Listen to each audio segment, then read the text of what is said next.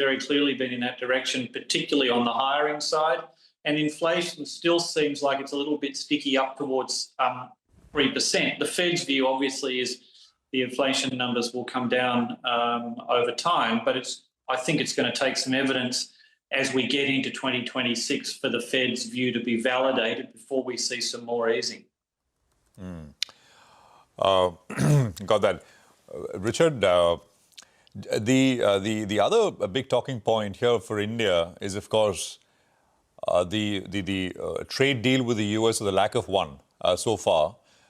We've got an important state visit. Russian President Putin is in India, and he's landing today evening. It's a 2-day visit. So assumes all the more significance, importance with what's been happening or not happening with the US. How do you think about this entire thing, Richard? Well, I'll leave the subtext and who's meeting who and when to the experts. What I might say is, if you put all of that together, India does look a little bit different from some of the other parts of Asia, where even if the trade agreements might not be viewed all that positively from a domestic perspective, at least the economy and business can kind of get on because there is a trade agreement in place with the US, even if the details have to be worked out, and look to 2026. Obviously, India is in a slightly different position. And my sense around the region is economies where you've been able to get a trade agreement in place has brought a certain degree of certainty, or at least reduced the uncertainty around conditions. And that may be one of the things which is a factor that's holding the markets in India back a little bit. Absolutely, and we really need to see what happens, because if indeed there are more defense deals for the S-500 defense systems or for these Su-57 fighter jets, and if that happens, how the US reacts, I think those are points of concern, and we'll have more answers over the next couple of days, Nigel. Well, that's right, Richard. Let's wind this down then. In terms of the Indian markets, I think the last time we chatted, you said maybe things look better for the Indian markets in 2026. Domestic money out here has been coming in, but the FI money has stayed away. You think we get flows in 2026, as well as the Indian markets get back to outperforming, which we got a little bit too used to? I think they will get flows at some stage. Of course, the dominant equity dynamic has been this huge AI story, very US-centric, but also very North Asia-centric. The strongest markets in the region this year have a real tech-heavy flavour. Hong Kong, Korea, Japan, Taiwan, India offers something different. So I think next year, if we maybe can see some return to reasonable expectations about what AI is likely to deliver, I think the Indian market comes back into its own. And also, of course, since we last spoke, we've had these incredible GDP numbers in India. I mean, maybe we should take things down a bit. When GDP said the economy was growing below 6, probably not quite right. The economy at 8 or more, probably not quite right. But somewhere even below that is still, I think, a really solid outcome in a world which is really struggling for economic growth. I think that'll be a feature of the Indian story in 2026. And Richard, very quickly, last 10 seconds, the currency, the Indian currency, would that be a concern? You seem, fairly optimistic on the growth, whatever that number is. Is the currency fall, will that be a concern for investors? Well, look, I think the currency story is a 2025 story. I think the rupee, it has a weaker bias, but I think 2026 will be a much better year for it. Ah, okay. All right. Good to know. Thank you so much for that. Good to get that perspective. You have a fabulous rest of the day, and we look forward to connecting again soon. Thank you. Well, one of the big stories of the day, obviously, is Russian President Vladimir Putin's visit to India. He's all set to arrive in New Delhi today. And the visit kicks off with a state dinner, which, of course, will be hosted by Prime Minister Narendra Modi. So what are the major things on the agenda? Will we see more defense deals? Will we see a rejig of the trade ties? Let's go across to Parikshit for the latest. Parikshit? India and Russia are all set to bolster economic ties as President Putin arrives in New Delhi on a state visit. This will be Putin's first official trip to India since the war in Ukraine began in February 2022. The two-day visit is scheduled to begin with a private dinner on Thursday at Prime Minister Modi's residence. The leaders are likely to discuss a free trade agreement which will be signed in future. So what does New Delhi want from Moscow? First on the agenda is boosting exports of pharmaceuticals, agriculture and textile products. India is also looking for stable fertilizer supply chains with Russia, along with higher exports overall. The two nations are also likely to sign an MOU on migration to enable mobility of skilled workers from India to Russia, and also boost connectivity between the two countries, which will help trade. Non-tariff barriers, regulatory impediments, defence co-development and export of defence equipment, including the BrahMos, to third countries will also be discussed. Remember, trade between India and Russia stood at $69 billion in FY25, with India importing $64 billion worth of goods and services. So clearly, India would want Russia to buy more and bridge the trade deficit. Okay, well, Parikshit, thank you very much for that. And this is an important state visit. Lots of attention, focus will be on that one as we sort of move forward over the next couple of days, especially. Let me just quickly run you through the interactions which are lined up here on the program. 9 o'clock, we'll be joined by ICICI Securities' Vikash Singh to discuss the JSW JFE deal. 9:20, Ashwini Agarwal of Demeter will take us through what he's making of markets now, quietened down sideways for a while. 9:35, IRFC management joins us to talk about them securing a $300 million loan from SMBC and, of course, the outlook going forward. We've got a discussion coming up on, the story that we did yesterday with regards to, the eligibility criteria for participating in the FNO segment. That's our colleague Yash's story, and we have a discussion planned at 9:45 around that. And Natha will discuss the outlook on the Indian rupee with Goldman Sachs' chief FX and EM strategist Kamaksha Trivedi. That's coming up at 10:15. Time to slip into a short break. We go full tilt on stocks in our special top 10 segment. On the other side of this break, we'll look at JSW Steel, Biocon, Petronet LNG, JK Cement, Godavari Power, IX, Railtel Corp, RVNL and Pine Labs. All of them will be reacting to positive news flow, while Interglobe Aviation will be reacting to negative news flow. Take that break, come back, get into further detail on all of these names.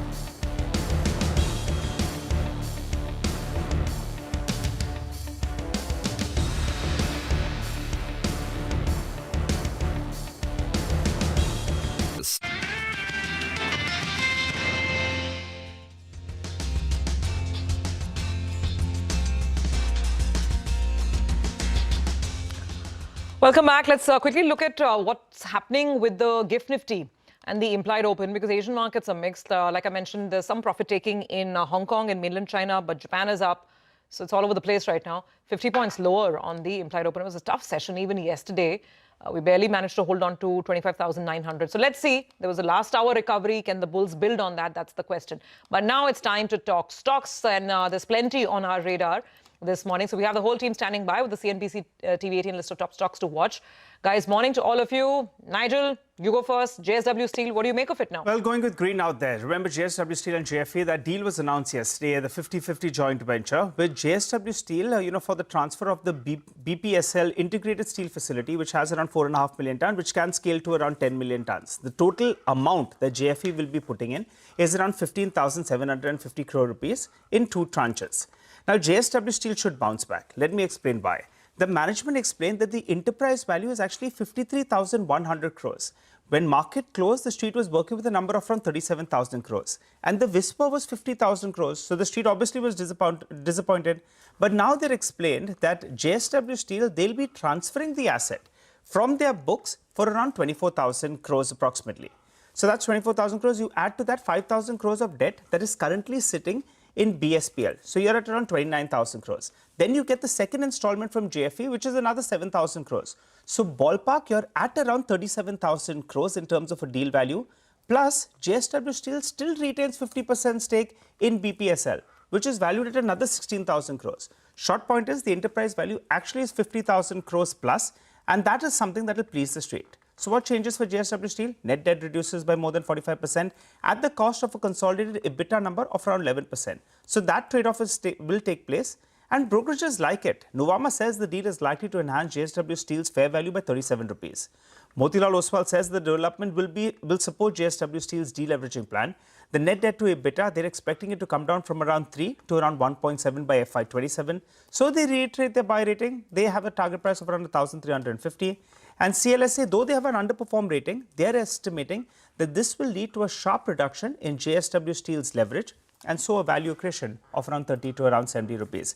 Net, that enterprise value at 50,000 crores will make the street happy. The stock may not run away, but expecting a bounce back to kickstart trade for sure, because now it's value accretive. Okay, all right. So that's JSW, and we'll see if the stock recovers today after that. Thanks, Nigel. Let's get to Ekta. She's watching out for some developments at Biocon. Ekta, tell us more. Morning. Well, yes, the buzz was on yesterday, and they did announce it post-markets, where there will be a board meet on December 6th, Saturday, to consider an investment in Biocon Biologics, which is basically their biologics subsidiary. And this would be by way of purchase of acquisition of securities from shareholders of Biocon Biologics. They will also be considering raising funds via QIP, rights issue, preferential issue, or a public offer in one or more tranches. Remember that the reason for that is because of the debt that Biocon has on its books. Biocon has around $1.2 billion of debt on its books, which it's been trying to, sort of clear off since the past couple of years. It did acquire Viatris's biologics business in 2022, and since then it has been one of the key focuses of the company in order to reduce debt. Now, the company separately, remember, a couple of weeks ago had mentioned that they've constituted a committee to look into the merger of Biocon Biologics and Biocon, though this board meet intimation doesn't talk about that specifically. If you just look at the history of Biocon, they have been looking at fundraising, have been undertaking fundraising continuously. So, for example, they raised 4,500 crores via QIP in June 2025. They've been selling stake in Syngene continuously. For example, they sold 1.19% stake in December 2024.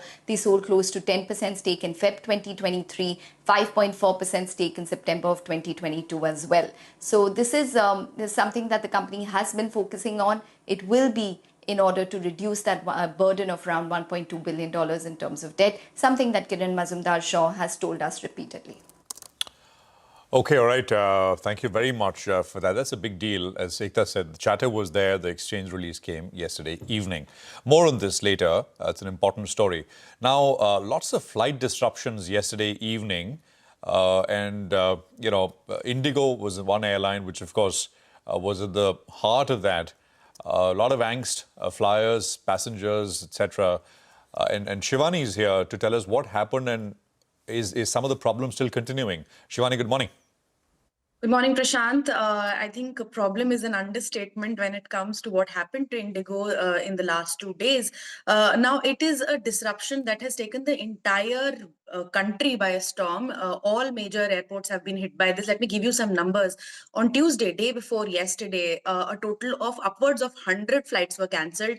And yesterday till 6 o'clock, we are sure that there were 130 plus flights that were cancelled, and delays mounted up at least 4 to 5 hours at major airports, which includes Delhi, Mumbai, Hyderabad, and Bangalore.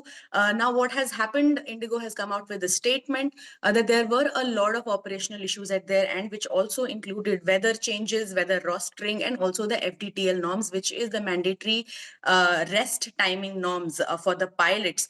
So that's the major and key issue over here. DGCA also last evening came out with a notice, and they've summoned the airline now. They've also given data for November, which is shocking. Almost November itself saw Indigo cancel 1,200 plus flights, out of which 755 were directly related to the new FDTL norms, which basically mandate pilots to not do more than 2 night landings, which stood at 6 before this. And among other things, 48 hours of mandatory rest. So all of this has piled up into a big disruption where we've seen, as I said, 130 plus flights cancelled yesterday. And because of this, there is chaos at the airport, there are waiting lines, and some of the passengers have been tweeting that there is no facility, there is no water for the passenger. The kids stranded on the airport. In Delhi, we got to know that there was an issue with the baggage belt as well. Of course, this is like a pile-on effect of what happened with 130 flights cancelled. And we are expecting that these cancellations will go on even today, because Indigo has said that it will take 48 hours at least to normalize operations. No, absolutely. Thanks very much, Shivani, for that. That's a sort of state of affairs right now, and we'll get you updates. It's an important story for anyone who's looking to take a flight and travel. Well, Petronet LNG is the next one we want to focus on. Sonal has got details on this one. Sonal, morning. Good morning, Prashant. Petronet LNG and ONGC, they have executed an agreement. This is for ethane unloading, handling and services. This is a binding term sheet for 15 years. And Petronet LNG says they expect to get a gross revenue of around 5,000 crore rupees over 15 years. Nomura says that assuming a conservative EBITDA margin of 60%, that also is a conservative number. They estimate in the first year, Petronet LNG can do EBITDA of 140 crore rupees, while 15th year EBITDA could reach 275 crore rupees. This is without taking into consideration any margin improvement. So good move. They have a buy rating on the stock with a target price of 360 rupees a share. Okay, all right. Thanks a lot for that, Sonal. Well, let's focus on a couple of other names then from my sector. We're looking at Godavari Power and Ispat, and you had an exchange notification that came out yesterday that the company has received the consent to operate additional 2 million tons of iron ore pellet plant from the Chhattisgarh Environment Conservation Board. Now, the pellet manufacturing facility itself, their capacity for the company on the whole, moves from around 2.7 million tons to 4.7 million tons. Bulk of the benefit will be seen in FY27. So the management had guided for this, and that's come about, going with green on that one. JK Cement, they have commissioned their 3.3 million ton clinker line, the second unit out there, and the Panna plant clinker capacity moves up from around 3.3 million tons to around 6.6 million tons. And for the company, the total capacity moves to around 17.5 million tons. On expected lines, management had guided green on both Godavari Power and Ispat and JK Cement. Well, let's get in Upasana. Upasana, morning. Tell us about some stocks and news.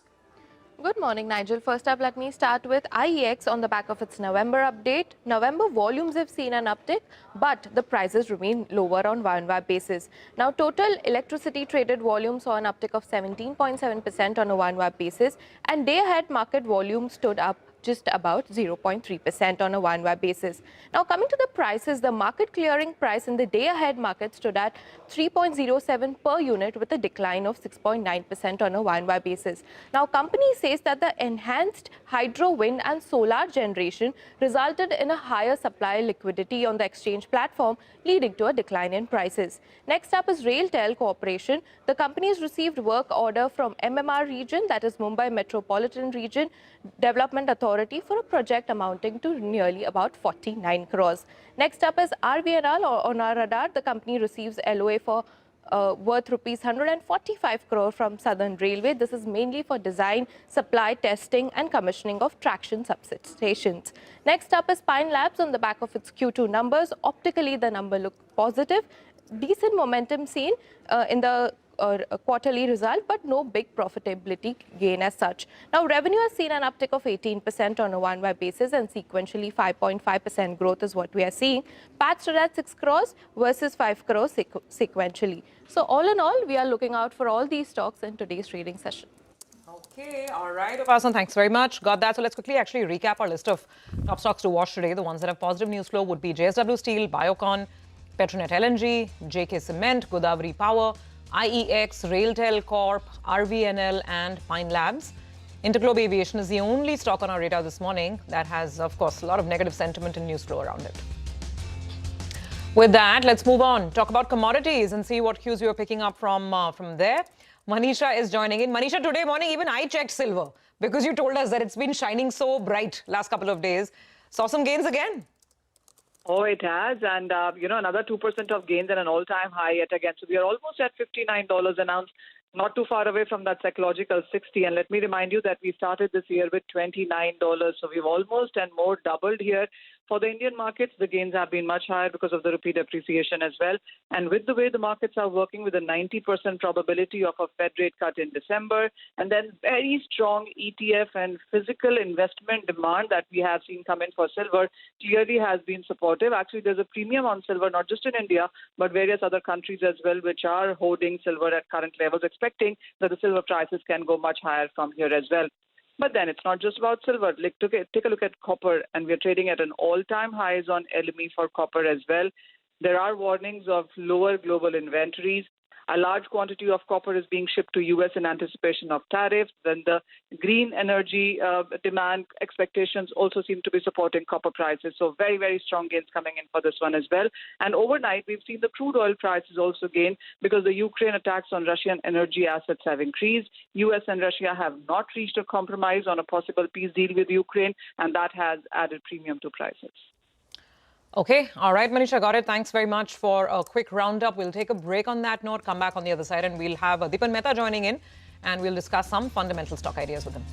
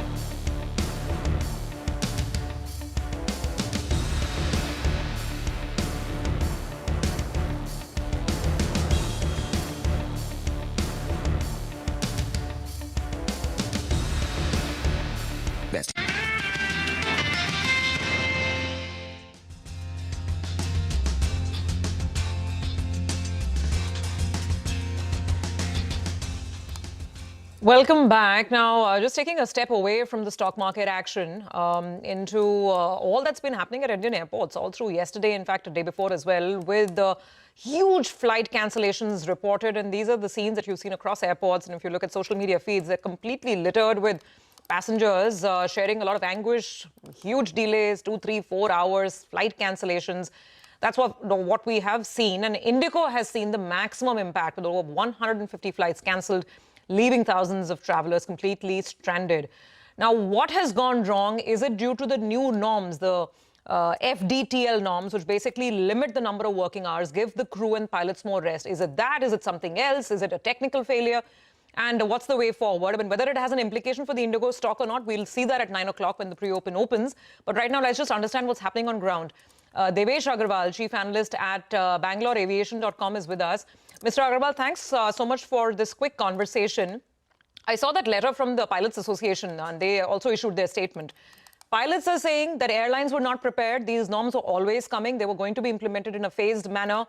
The airline seems to be saying that it's maybe some, runway or ATC or technical issue. What's really happening on ground? Hi, good morning. Firstly, thank you for having me on your show. The Chinese have a curse. They say, may you die of 1,000 cuts. So what you're seeing is essentially things that have been happening for about a week now, in the sense that there was issues with weather down in Colombo and in Chennai. Then you had this Airbus A320 software issue come up. You have failure of a baggage belt in Delhi. You have some issue going on in Bangalore. You have some issue going on in Hyderabad. And these are all in and of itself very minor. But on top of this whole thing, as you very rightly said, it was the new norms, and it was partly driven by the AI 171 crash, where the world's focus suddenly turned on India. Yeah. And up till now, the DGCA kind of listened to the airlines. And if you see, the issue is not just limited to Indigo. Even Air India a few days back said, we had a technical issue with a third-party provider of services. Who the third party was. So, I'm told that even in Indigo, there was an issue with a major software company. They are facing their own issues. I think Microsoft Azure services went down. So it's all these very small things. But the coup de grace, so to speak, is this FDTL issue, which airlines all these years have been, along with DGCA, they've been managing to postpone it. And things came to a head. Yeah. And this year, they expected that, again, they will get an extension. And when the DGCA give them an extension, things have gone a bit haywire. Yeah, absolutely. And that's what I think that letter, the Pilots Union letter, also seems to be indicating, almost alleging that at some level, this is airlines trying to arm twist the DGCA back. Saying that, we simply cannot meet the new norms, so give us another extension. Perhaps that's one piece of the story. So, my limited question now, because we're running into market open and Interglobe Aviation is a listed stock.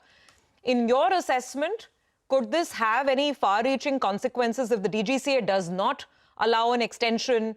I don't know how quickly they can get more pilots. Is there a pilot shortage at Indigo? And could it have real implications for the airline's day-to-day operations? Okay, so what you're already beginning to see is Indigo saying, I'm going to cut back my operation by about 10%. So in a way, it's a tacit admission. See, also another thing, please appreciate, is the way the Indigo network is constructed, unlike other airlines.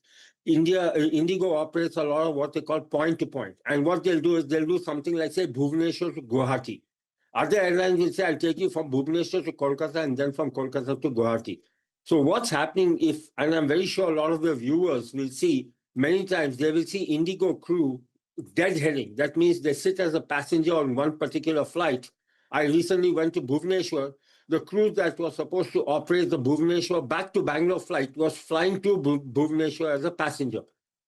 Now, Indigo is going to have to restructure their network. They are going to ask DGCA. They're going to do everything that they will to optimize the whole situation. Having said that, Indigo, in my opinion, is a very professionally run organization. And so I expect them within 48 hours at least they have been bold enough to say, yes, we are cutting back capacity in order to, kind of reset the whole situation. I don't see too many Indian corporations being willing to do that and say, I'm willing to cut back on capacity. So that's speaking positive. Indigo stock will definitely take a hit in the short term, and I must give a disclosure. I'm an Indigo shareholder myself. So, but I definitely feel that there will be a hit in the short term, but on the long term basis, I think it's shall we say, par for the course. The airline is very professionally run, and they will come. Sir, just a quick, small question here. The allotment of slots, now that is an ongoing thing, and slots are allotted not for 1 or 2 days, right? Now, if Indigo's capacity cut continues, it's 10% now, then we run into the winter schedule. Is there any risk of Indigo being asked to give up some slots? The winter schedule already began. It always begins on the last Sunday in October. So if anything, Indigo is assured of its slots during this winter season, and it needs to operate the slots. Even there's like a minimum set of operations. If you notice, another airline based out of Delhi, I don't want to name them, but they've been repeatedly failing on meeting their slot assignments, and still they, somehow operate just the right number of flights to retain those slots. Okay. I don't see that happening at Indigo. What I see is, what will happen is you will see the passenger load factors of Indigo increasing because their number of flights will reduce. Has reduced. So the same number of passengers are going to travel on that airline, albeit on a fewer number of flights. No, absolutely. You may have a few passengers shifting to other airlines, but Indigo still has the best reputation in terms of on time and we'll leave it there. We'll leave it there. Thanks very much for joining us. Good speaking with you, and appreciate you coming on. We can continue this discussion. Sorry, apologies. We're running at a market open. 15 minutes away is where the market open is at. We'll come back. Deepens Mehta, Director, Elixir Equities, is joining us in just a bit.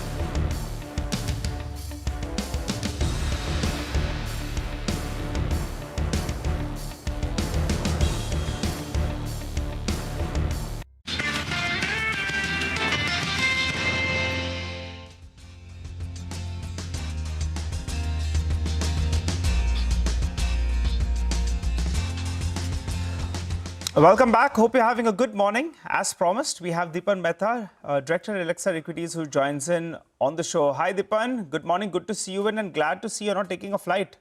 Going by what the visuals that are coming in there. Let's address that stock first. Indigo Aviation, been the leader, gained market share. If I look at the last 1 year, I think from 62% to 65%. I'm going by a Jeffries note. But now there's a near-term headwind that's taking place. What do you do with the stock? It's not cheap, but it's the leader.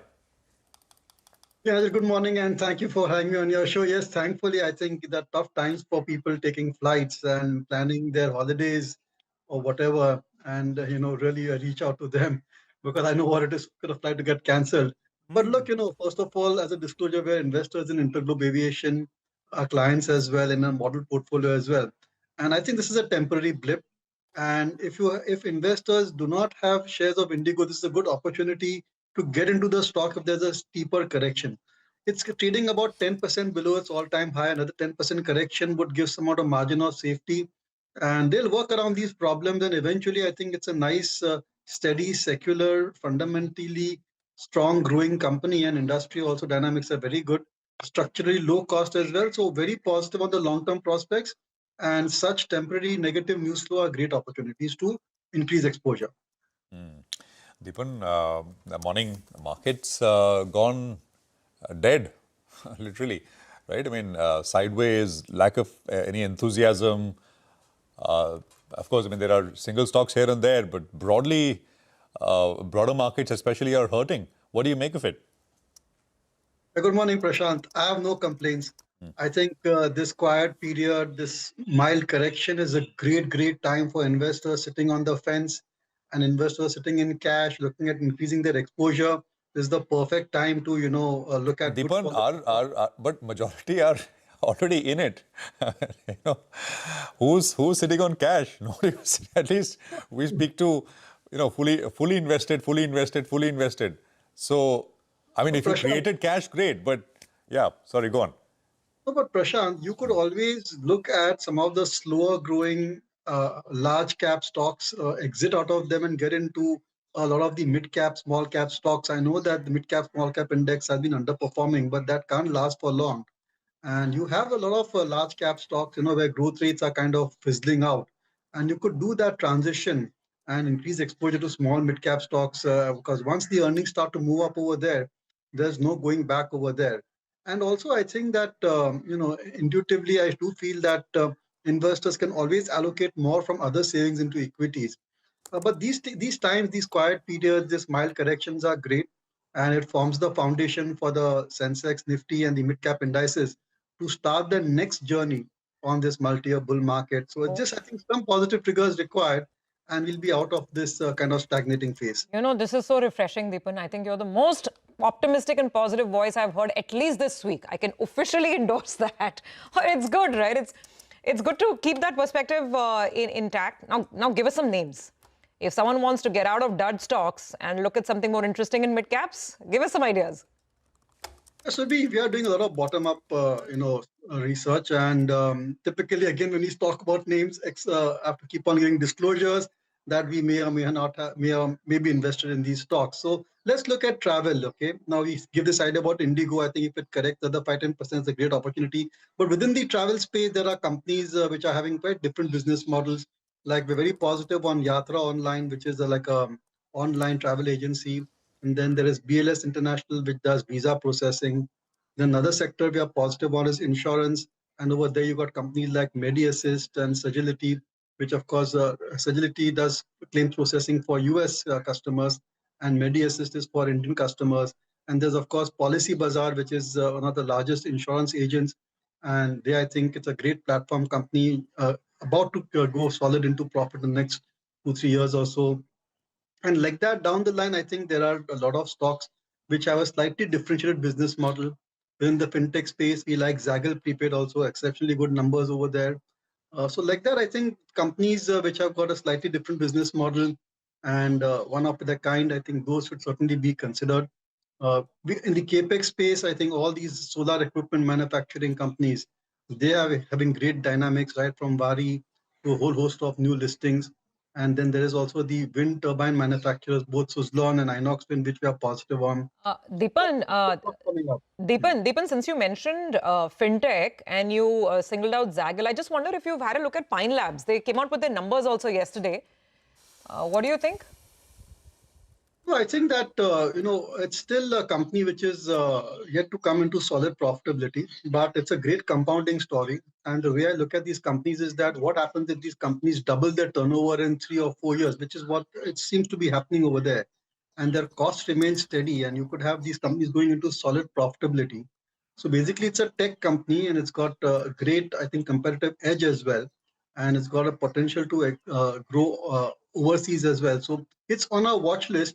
And I think, a quarter or two will come when you know that now, okay, this is poised to take off and go into solid profitability. That may be a good entry point. So I always keep a watch on these companies, maybe not investing in them right now, but trying to see if the business model is evolving into a phase where they'll now go into solid profitability. Deepan, stay with us. Just a quick look at the movers from yesterday, the big movers and the heavy volumes. Hormuz is here with that. Hormuz, take it away. Morning, Prashant. Start off with Hikal, and the biggest single-day gain since April that the stock saw yesterday. And volumes were the highest on record for the stock in yesterday's trading session. And yesterday's volumes were also the sum total of almost 140 sessions put together previously. For almost 4.5 crore shares traded yesterday. The 20-day average is just under 2 lakh shares, but only 4% of those 4.5 crore shares were marked for delivery. There's close to 20 lakh shares marked for delivery, 20-day average of 92,000, and the stock is now rebounding from its 52-week lows, but still 45% below those levels. GHCL saw its 5th straight day of gains yesterday. The volumes were the highest since January. 12 lakh shares were traded yesterday, the 20-day average being 2 lakh shares. Out of those 12 lakh shares, 4 lakh shares are marked for delivery, the 20-day average being just around 1.5 lakh, and this too is down around about 20% from its 52-week high levels. And lastly, Indian Bank among the top losers within the PSU banking space yesterday. Multiple factors contributing to this fall. They're down almost 8.5–9% now in the last 2 sessions, and declines on volumes that were the highest in the last 6 months. Close to 71 lakh shares traded, the 20-day average of around 15 lakh shares, and around 30 lakh shares marked for delivery, the 20-day average of just around 8 lakh shares. And the stock as recently as the 18th of November had hit a record high and was up almost 10x over the last 5 years. Okay, all right. Thanks very much for that, Hormuz. Appreciate it. Deepan, shorter chat today. Had a bunch of other questions, but I guess we'll pick it up on some of these later. Appreciate you joining us here this morning as well. We'll take a break. We're back. That big steel deal is in focus. Vikash Singh of ICICI Securities on it on the other side.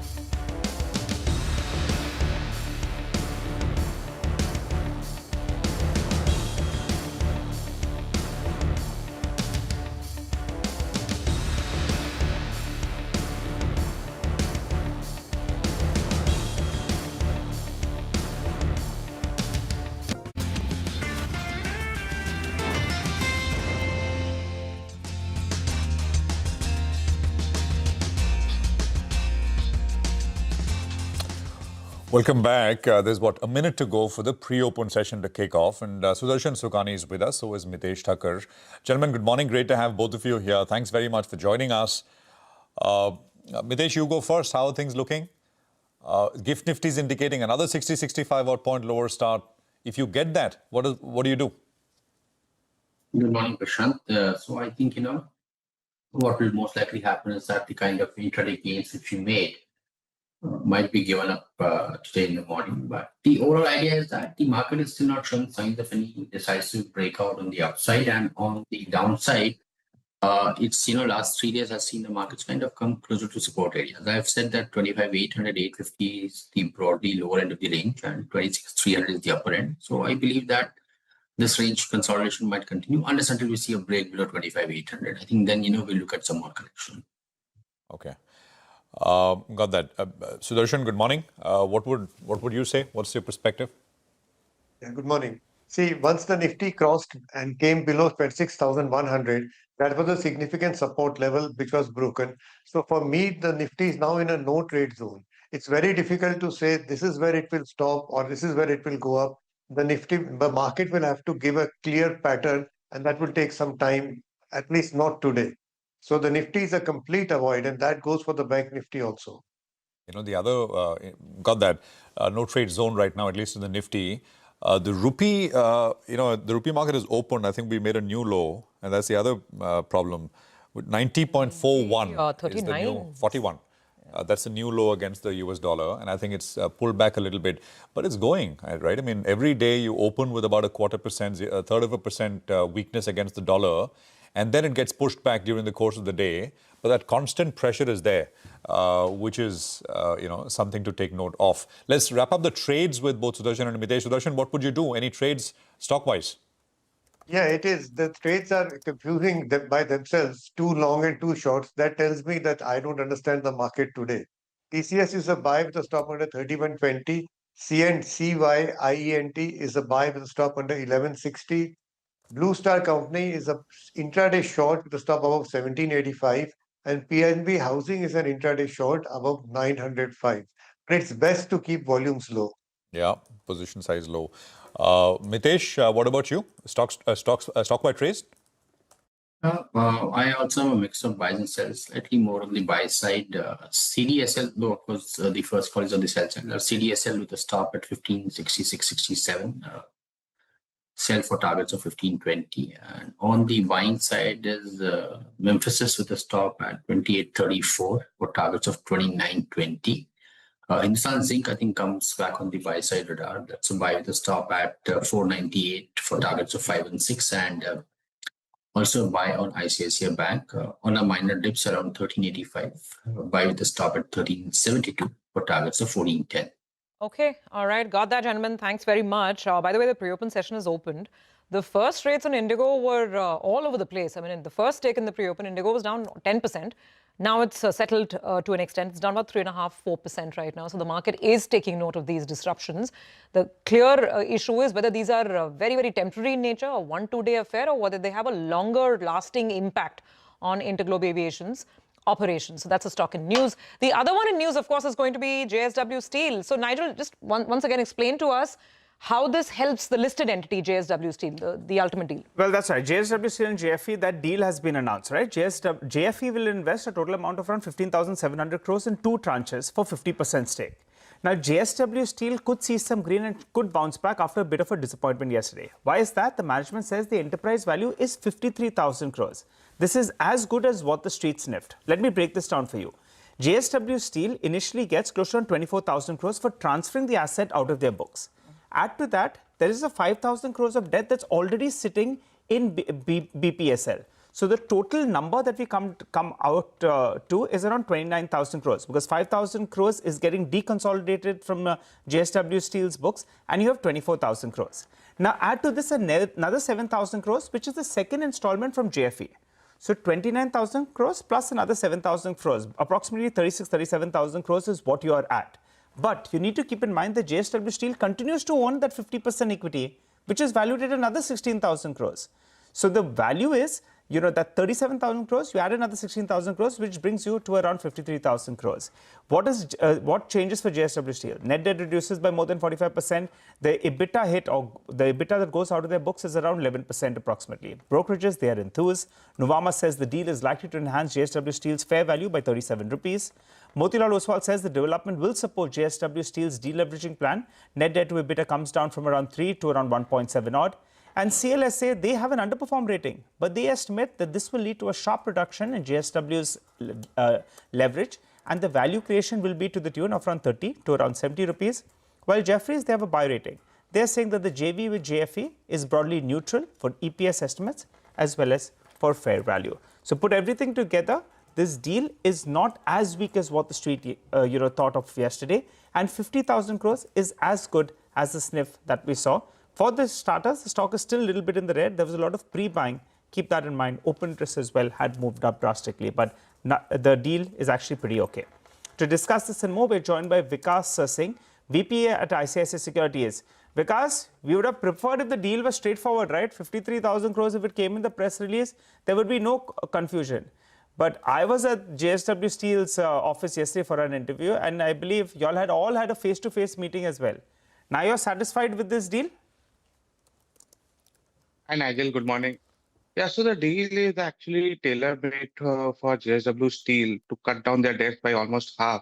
Yeah. And this would also give JSW Steel an opportunity basically to expedite their other projects like Dolvi and Odisha projects, basically.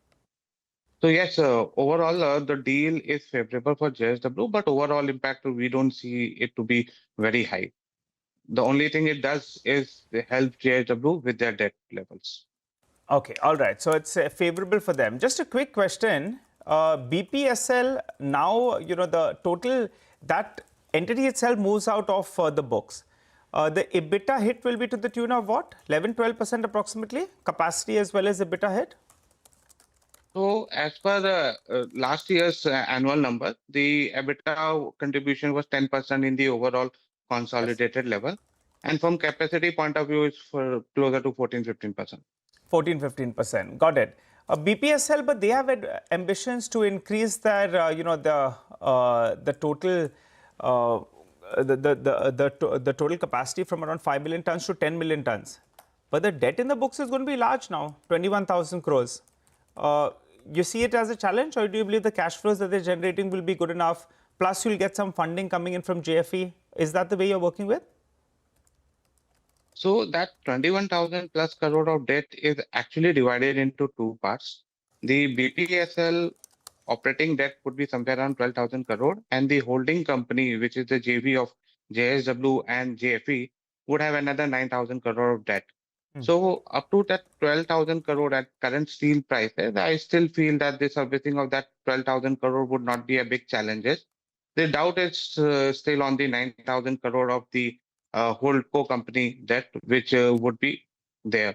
So because see, that money has to be serviced after paying taxes from the PAT and dividends. So currently at current steel prices, we have a slight doubt that they would be able to meet that or not. And any future capex, obviously, both the partners have to pitch in some money for the future capex, because current cash flow doesn't support 5 million ton of expansion at this point of time with 21,000 crore of debt. Correct. What about JFE?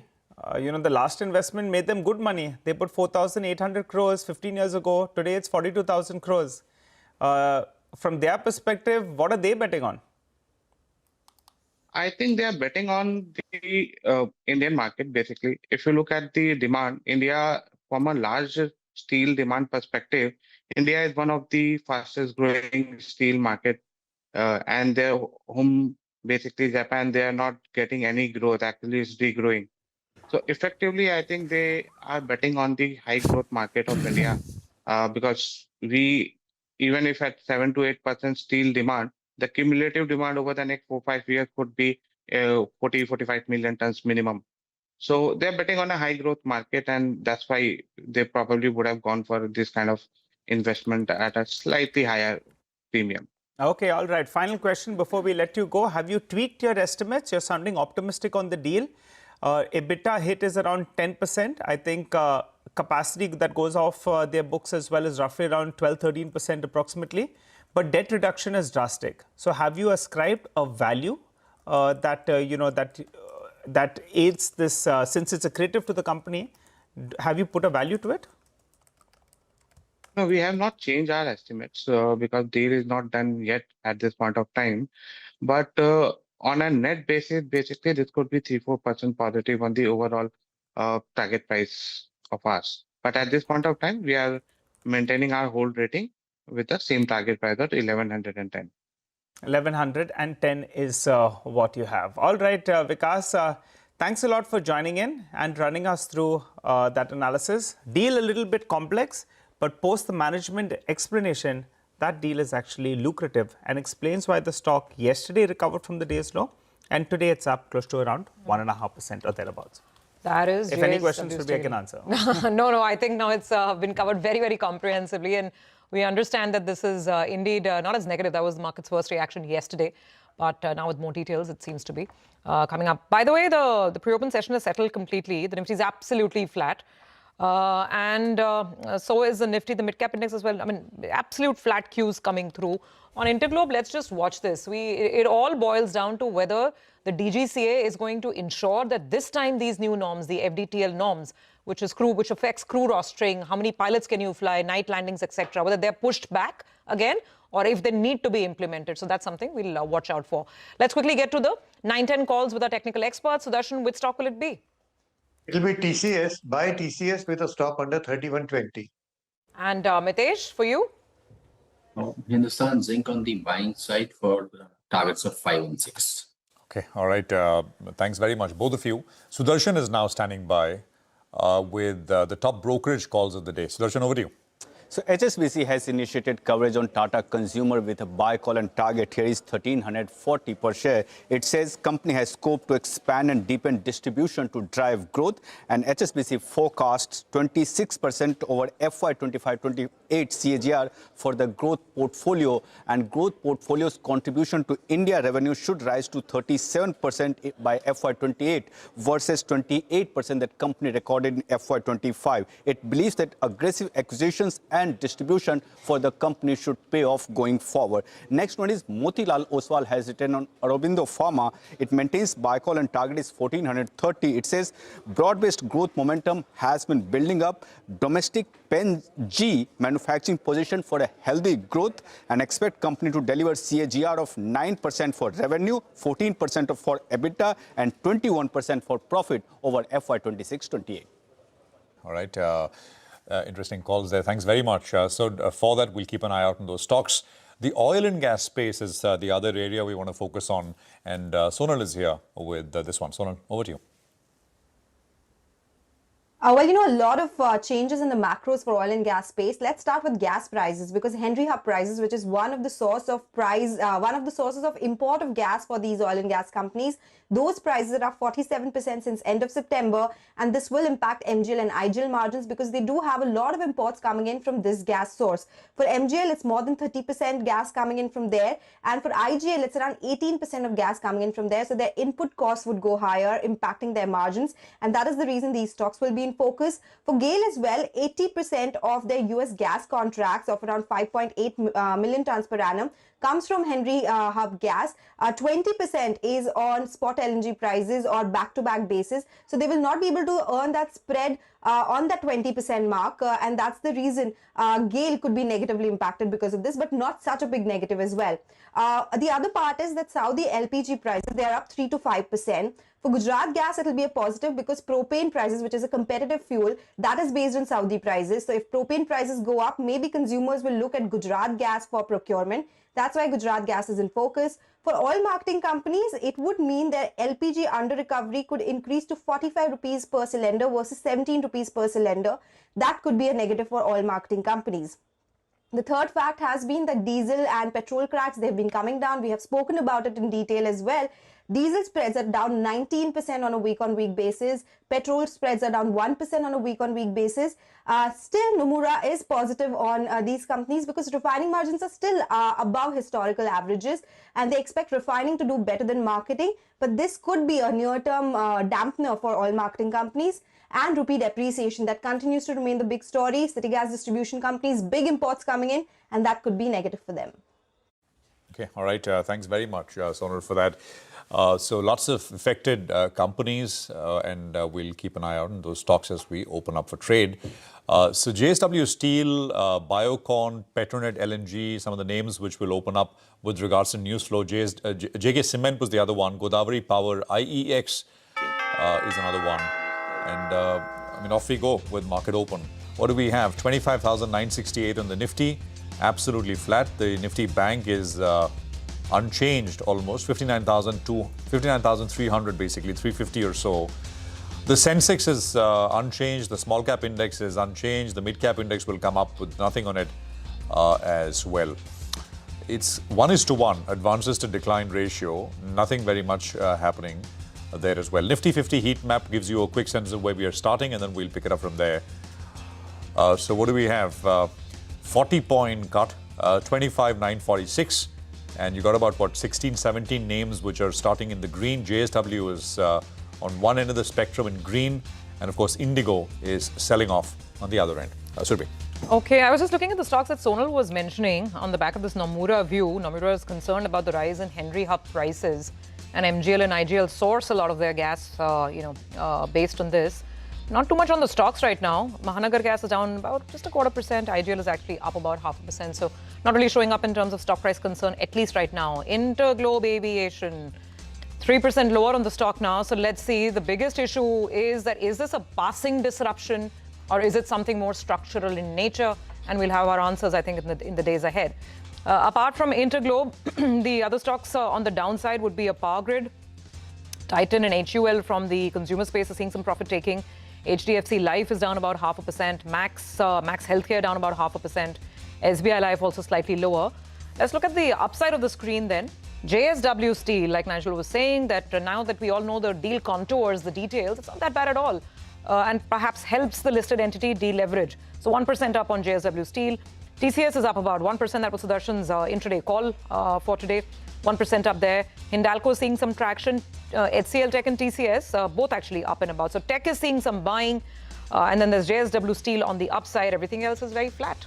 Well, that's right. You know, our colleague Yash had reported that that deal was in the works. And that deal actually has been announced. And now it appears, slice and dice everything. An EV of 53,000 crores. It's more favorable actually for the company. Explains why JSW Steel is up. What else is doing well? Spark getting back to its winning ways, up close to around 4%. Big move is what we're seeing out there. Petronet LNG, favorable news flow coming in overnight. Maybe in the longer term with that deal that they've done with ONGC. But for the timing, the street is celebrating that. It's up close to around 2.5%. Hikal is up close to around 4%, and the volumes are very, very high on that one. I'm not sure what's going on there. But big move is what we're seeing out there. Godavari Power and Ispat. Favorable news coming in there. Capacity going from around 2.7 million tons to around 4.7 million tons. Stock marginally up close to around 1.5% or thereabouts. What's coming for profit taking? Grow is actually coming for profit taking. Stock is down close to around 4%. So that one, actually, the volumes are quite high for the first few minutes. Ola Electric is another one. Remember, it went dancing away from around 35-40 rupees all the way to around 70 rupees. It's back at around 37 rupees. So that actually is coming for profit taking.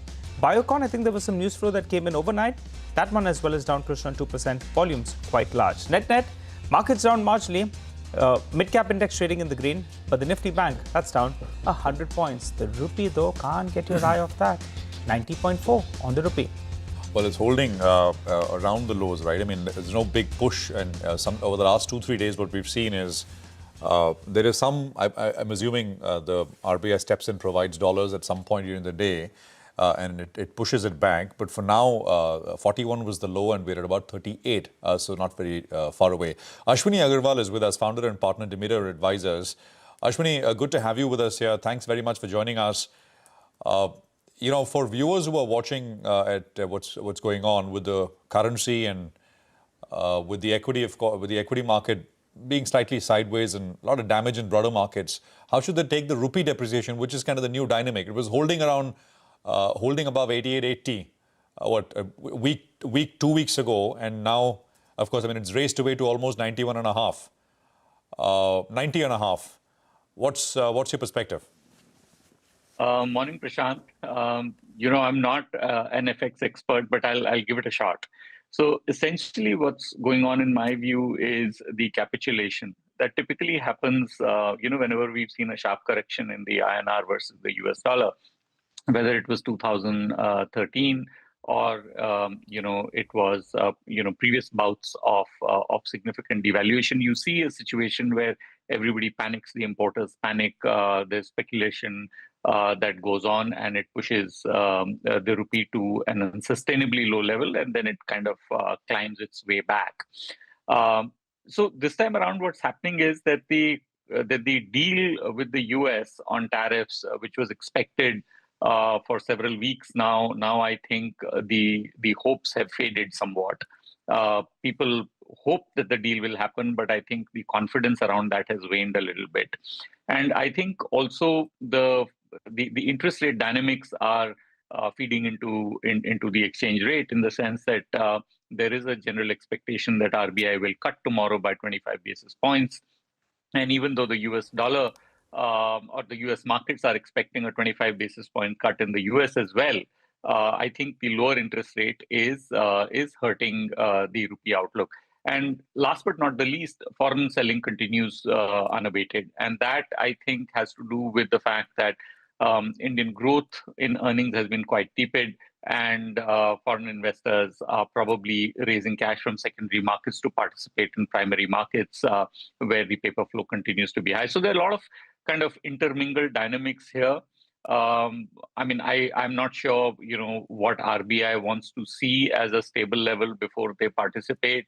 And I don't know what they feel about the reserve situation and how much they want to spend to defend the rupee.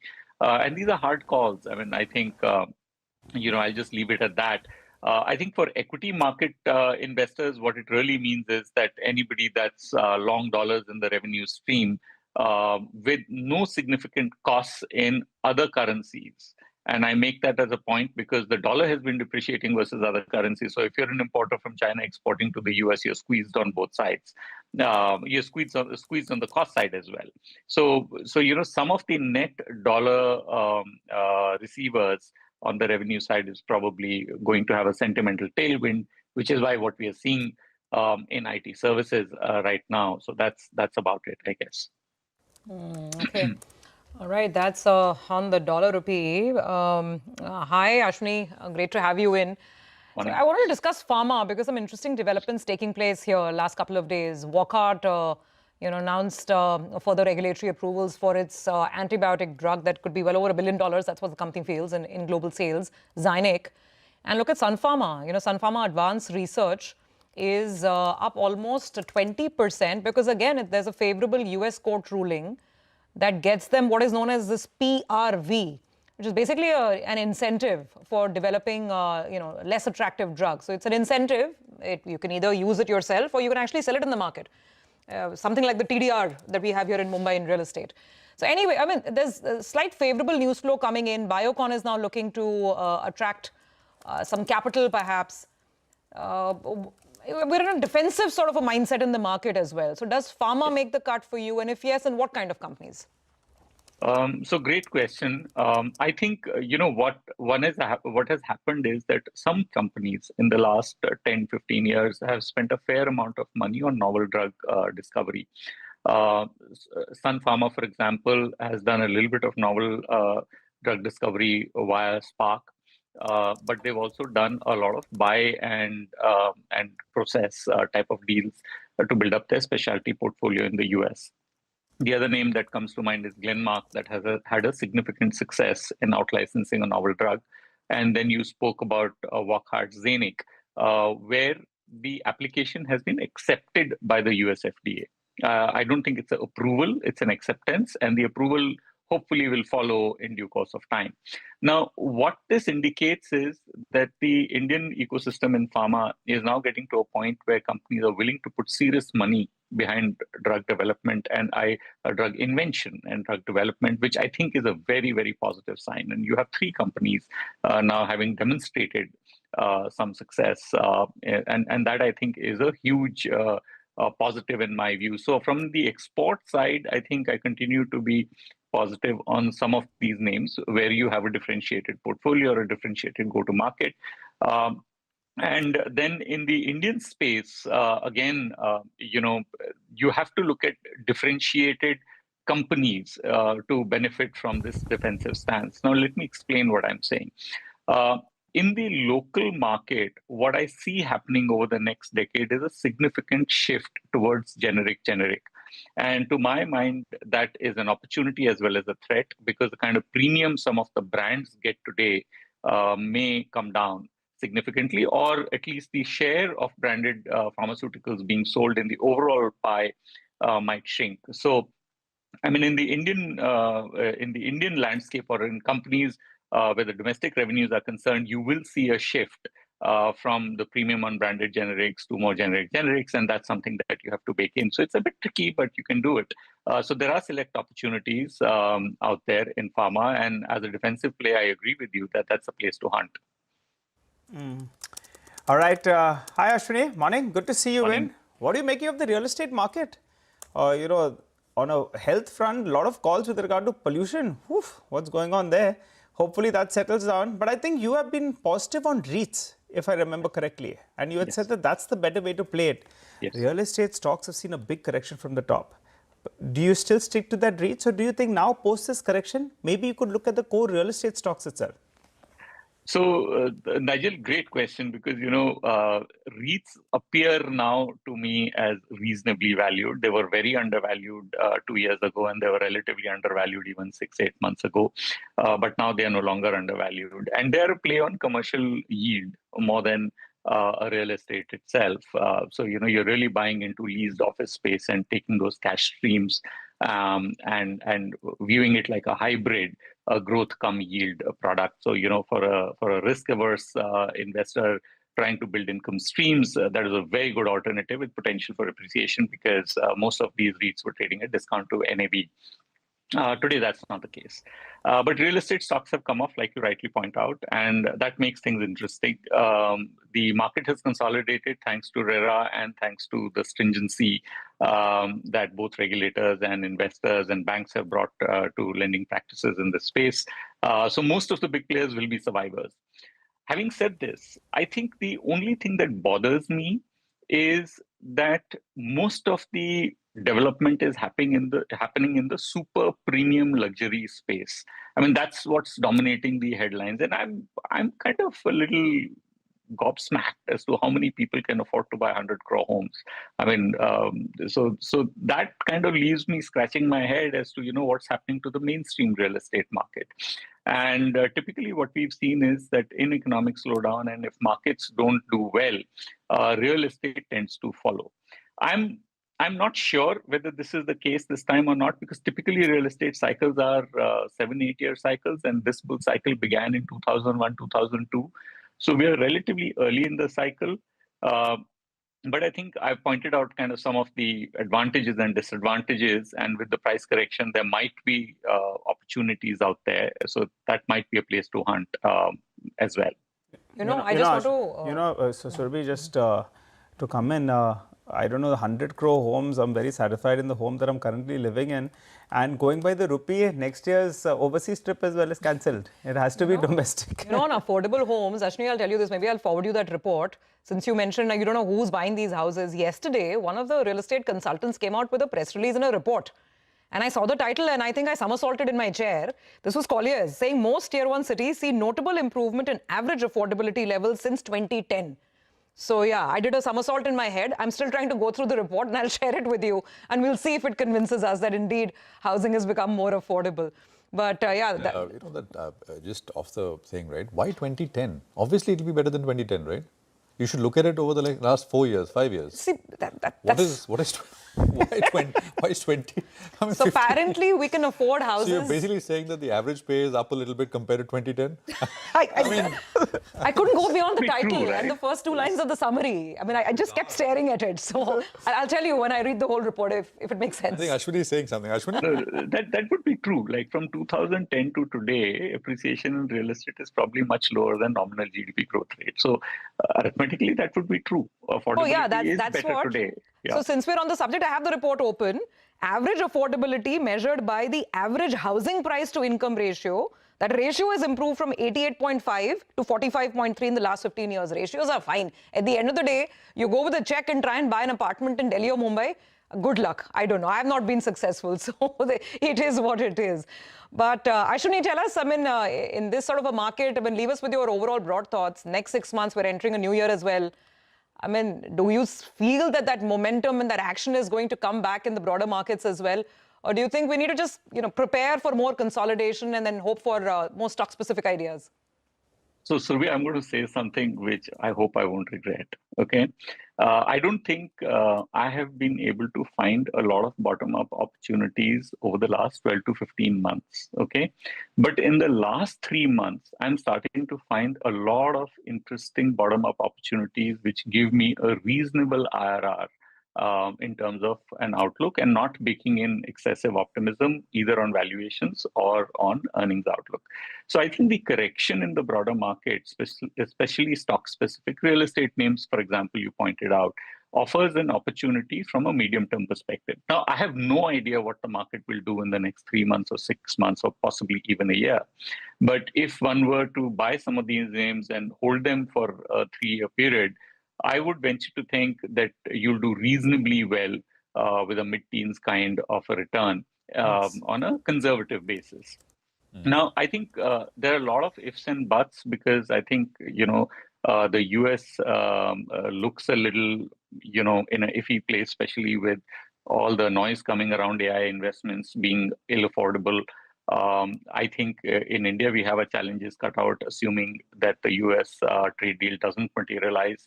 So I think we have to navigate these challenges, but I think medium-term outlook is good. So I feel a little more constructive today than I did a year ago, and that's a thought I want to leave you with. Relatively sort of more constructive in that sense.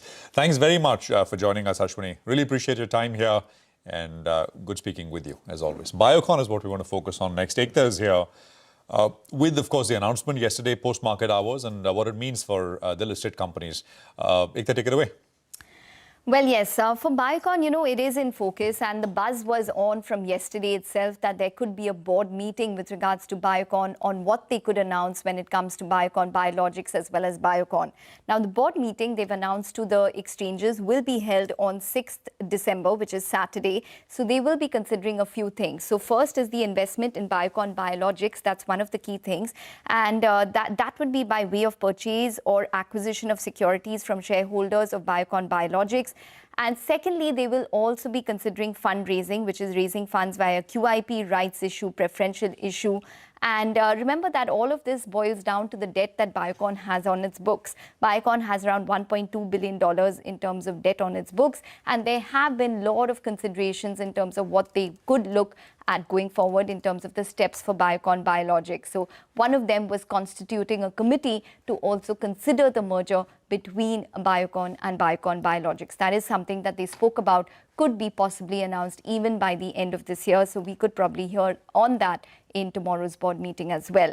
Remember that Biocon has been raising funds continuously. They raised 4,500 crores via QIP just in June 2025. They've been selling stake. They sold worth around 686 crores in terms of stake in December 2024 in Syngene, and in Feb 2023 worth around 2,240 odd crores. And in September of 2022, which is the year that they struck the deal with Viatris on the biologics business, they sold 5.4% stake worth around 1,220 odd crores. So the fundraising continues. Kiran Mazumdar-Shaw has indicated to us multiple times that as a company, they are very committed in terms of reducing that $1.2 billion debt on their books. And hence, all these steps are probably in line to do that. Okay. All right. Got that, Ekta. Thank you very much for giving us the details on Biocon. So stock continues to be in focus. Let's move on to our first management conversation on the show. Then Indian Railway Finance Corporation is in focus after it has returned to the external commercial borrowings market after 5 years. The PSU has raised about 300 million in yen from Sumitomo Mitsui. We have with us Mr. Manoj Kumar Dubey, CMD of IRFC, and we want to focus on three key points. One, of course, is the whole thought behind returning to the ECB market and what it really means for the cost of funds. And we want to understand what the asset diversification can spell for IRFC's margins, because they're looking at many more segments beyond just the railways when it comes to financing now. And finally, we'll get a check on the disbursement guidance for FY26 as well. Mr. Dubey, thank you so much for joining in. So let me take up the first point. You're going back to the ECB market and raising loans in yen. And so this is very interesting at a time when the general expectation is that interest rates in Japan will actually rise, or could actually rise, because of what's happening with inflation in that country. Just tell us how this makes sense for you. What will be the cost of servicing this debt? And what happens to the currency risk? Because, this borrowing is happening at a time when the rupee is, sliding to past 90. So, morning, Surabhi. There are a few corrections in the beginning. One, that we are re-entering into ECB market only after 3 years, not after 5 years. And two, this loan is for $300 million worth of yen that we signed day before yesterday in Gift City. So, we have a very long relation with the Japanese banks for raising ECB loans. And yes, yen is a bit fluctuating currency. But, once the rates go high in that side, the hedging cost comes down. So we have our own experiences, and we feel that going forward with the kind of hedging cost optimization, we feel that this is a very, very good opportunity to put yen also in our mix of borrowings. Okay, so now that you're back in the ECB market, what is the cost of this borrowing, the yen borrowing that you've done? How does it compare with your blended cost of borrowing? Yeah, so I won't tell you the rates, but as we have come to know that in the year 2025, this is the best ever rate that we have got by anybody who has raised the yen in the market. So that is a reinforcement of the fact that our zero NPA status and the kind of the fact that we are lending to the government entities, not limiting to railways now, still commands a very good respect in the lending market. A. B, to share with you, we are also opening one more bid on 8th of December itself for 400 million worth of dollar yen. So we are a little bullish on this regards for the fact that our disbursement have started now, picking up the pace with more than 50,000 crores of assets already being signed. So we want that in a healthy manner, 25% to 30% of my borrowings would come from the ECB, and right now we are focusing mainly on yen as one of the foreign currencies. Sir, but how does that make commercial sense for you? If you could help us understand, because interest rates here in India and the expectation is maybe we'll still get some kind of a rate cut. So I'm just trying to understand how borrowing in yen makes commercial sense versus, say, rupee loans here or loans elsewhere. The AAA bond market here or the bank rates that we are getting here, and of course taking into account for the fact that there may be a repo rate cut also again. For 5 to 10 years tenure, we feel that with the hedging cost, the lending will be around somewhere between 6% to 6.2% from the yen also. So that makes sense for us. We cannot put all eggs in one basket. So we feel that for the longer tenure, with all the things taking in together, this will be a very lucrative and attractive mix in the total basket that we are trying to create. Oh, okay. So hedging costs and all other costs put together, the cost of borrowing in yen should be around 6.2. So it should, yes. Okay, and you said that you want to shift almost 20 to 25% of your borrowings to the yen over what period of time? Not yen really. The kind of mix that we create in the total mix, nearly 50% kind of thing we go for domestic bond. Another 20% to 25% we look for lending from the banks. And the next 25% we always try to have the ECB kind of mix. And dollar is also one of the preferred currency. We'll have a look on that also. But right now we have done our own calculations, and we feel that to start the ECB market, yen is a better buy for us, having all our experience in the last decade or so.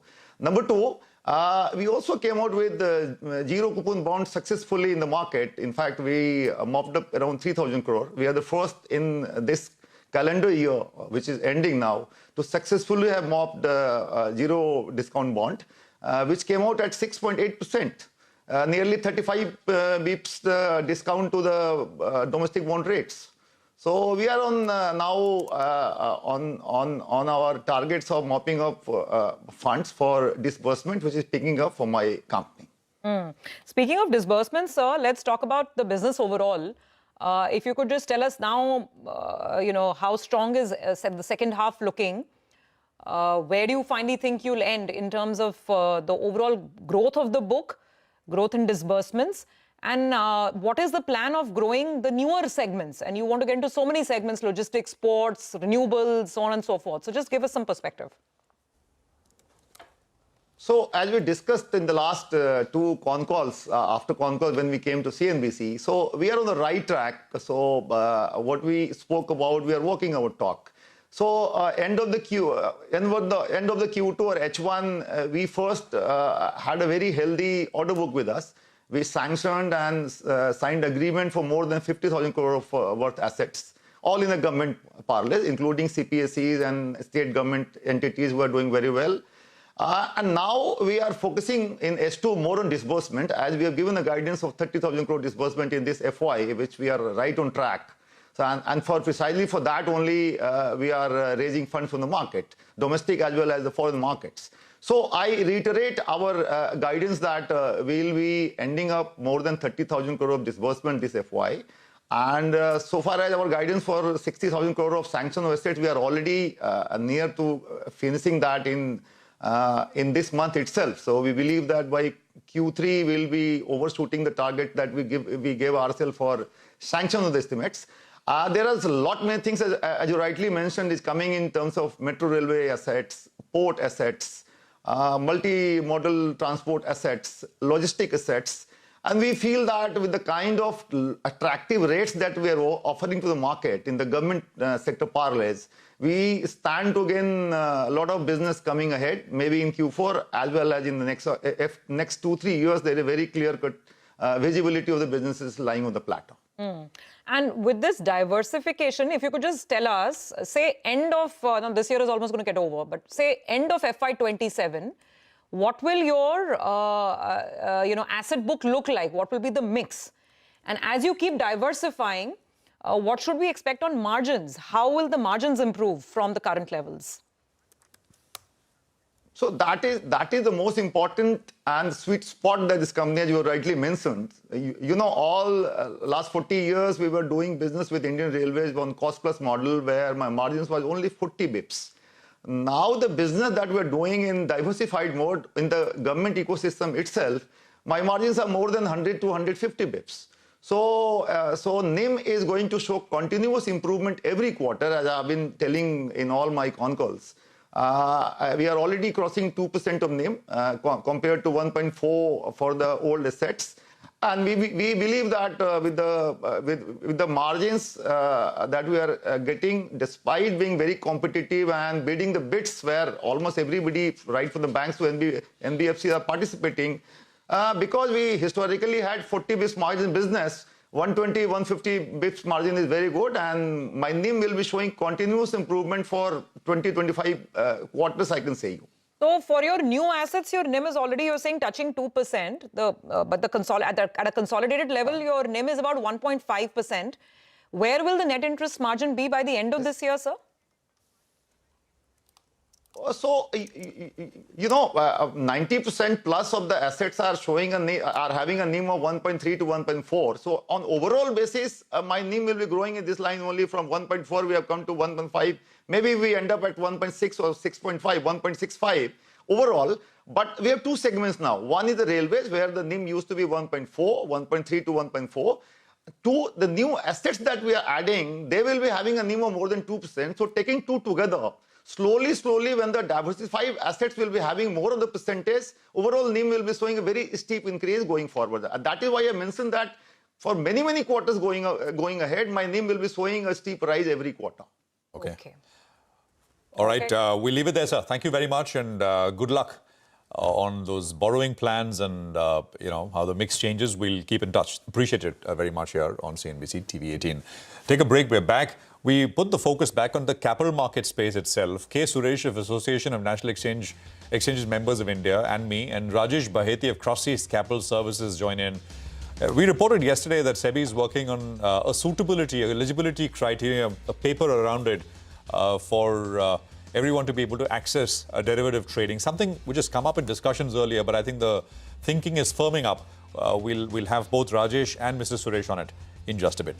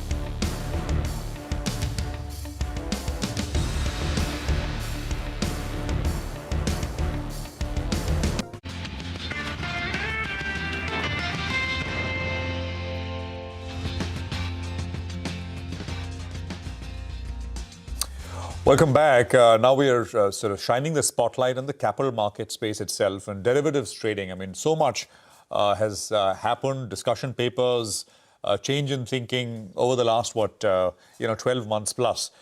Sources now tell CNBC-TV18, and we put this out yesterday, that SEBI may tighten access to derivative trading with new suitability norms.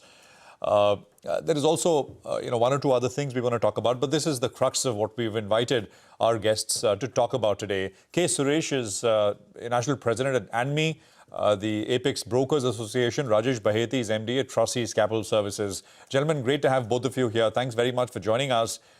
Rajesh, I remember, we've kind of talked about this earlier in the past, and correct me if I'm wrong, what I remember is you being in favor of something like this when there was, talk of doing other stuff. You said maybe eligibility criteria perhaps is a better way to go about this. Your first thoughts? Yeah, absolutely. Between the two, like tweaking of products or reducing the number of expiries and putting in an eligibility criteria, I was always favoring the eligibility criteria. But I think SEBI has gone on an overdrive to deny many, many rumors surrounding this after the changes they have introduced. And we clearly see that the exchange volumes have moderated, brokerage incomes have moderated.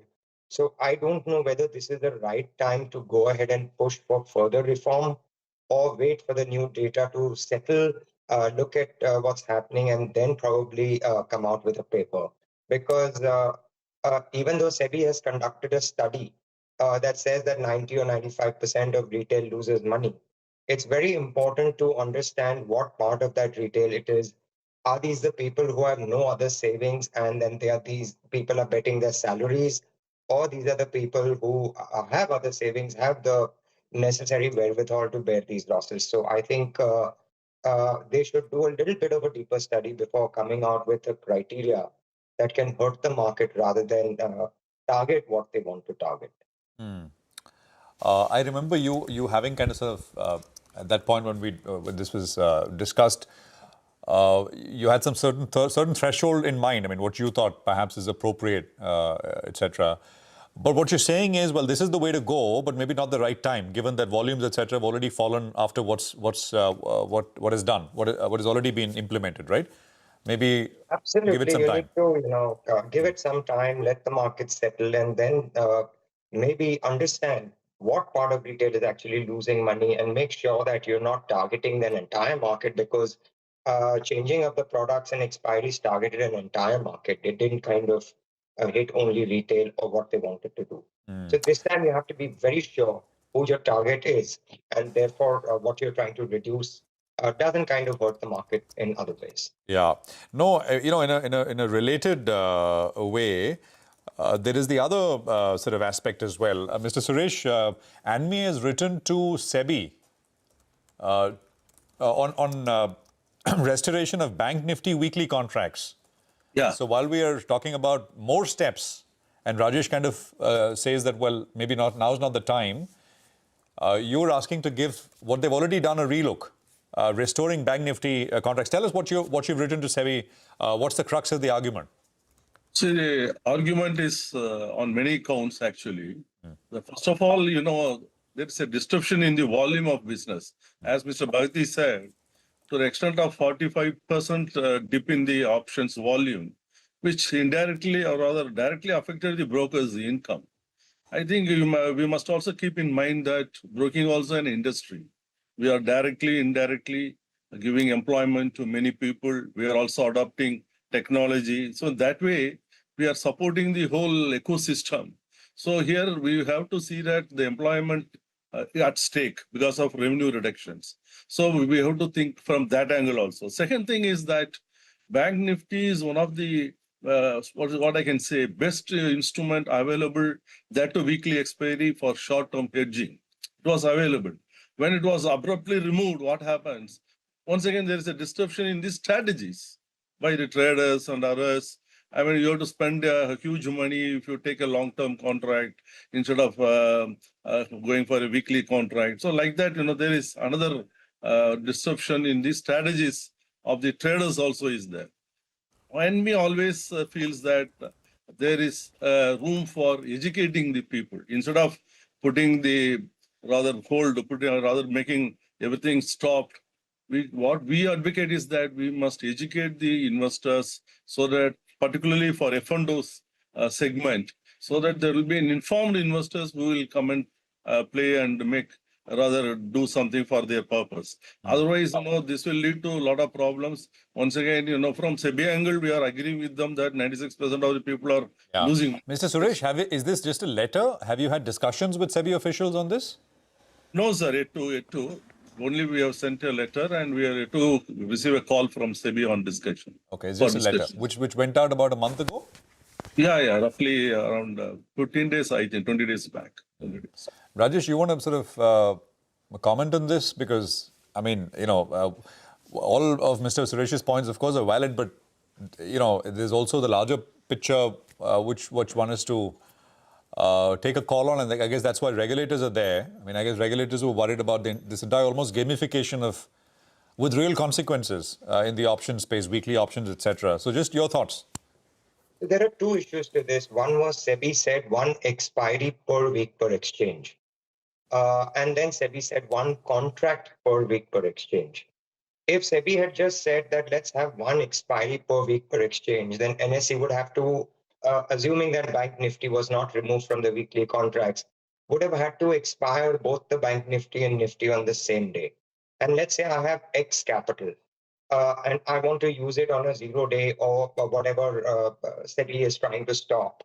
I only have that one opportunity 1 day a week on the NSE, and I can do it either on the Bank Nifty or Nifty. So to that extent, I think stopping the number of contracts was not such a great idea. Maybe you would have achieved exactly the same result by just saying one expiry per week per exchange. You can expire any number of contracts you want to during the same day, so that a capital can only be used once. You can either use it for this contract or that contract. And to that extent, I think would have had better diversification of risk across markets. So I agree with Andy that Bank Nifty can be reintroduced, but perhaps not on a separate expiry day. If SEBI wants to control the volumes, you have to merge it with the Nifty expiries. Yeah, we haven't heard the last of it and whether, there will be some change on that or not, because the indication that one also got was that obviously the NSE, and we spoke with the NSE officials just earlier this week, they were saying that why not look at reintroducing Bank Nifty, because obviously it's a product that was very widely accepted in the market. So let's see what happens. But gentlemen, to wrap this up, if I were to ask you, because the objective is to reduce what the regulator feels is excessive and harmful retail speculation. But then, you have to keep brokers' interests in mind, stock exchange interests in mind as well. Raja, if I could ask you, if there is to be some sort of a threshold to limit,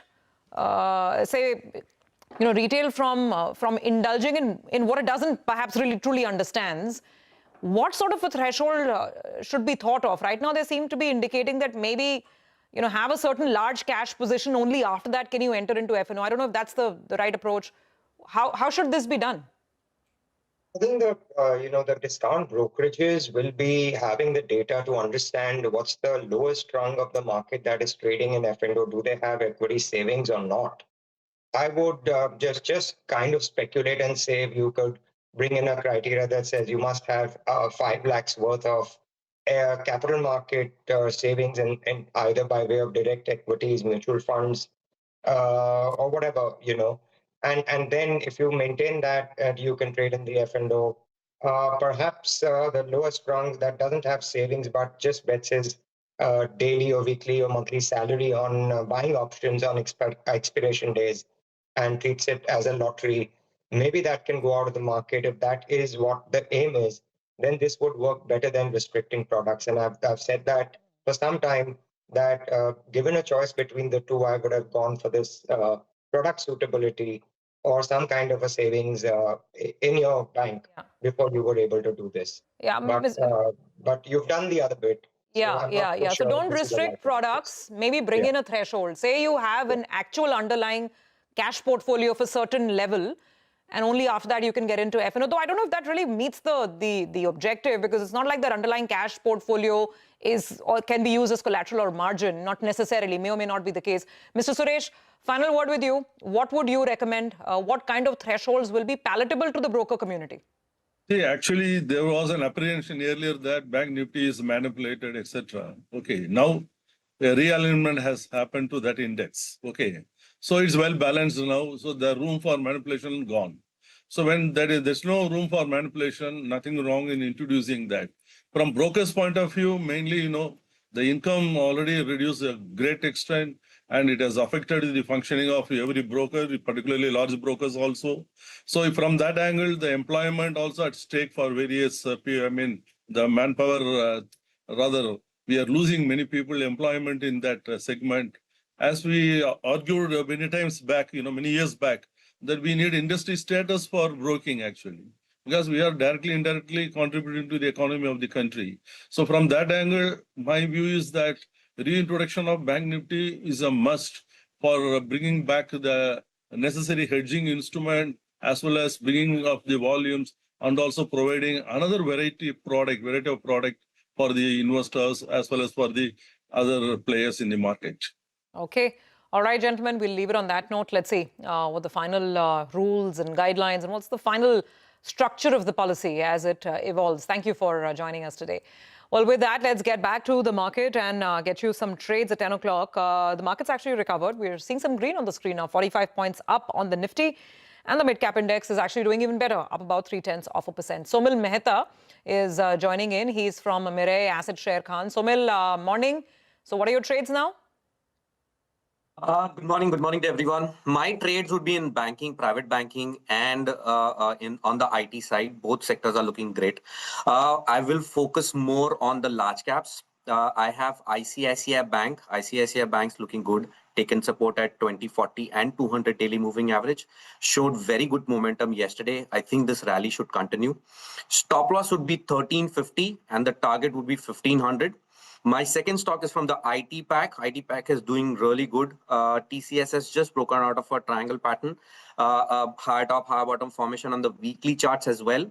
Great setup. Stop loss would be 3120 and target would be 3500.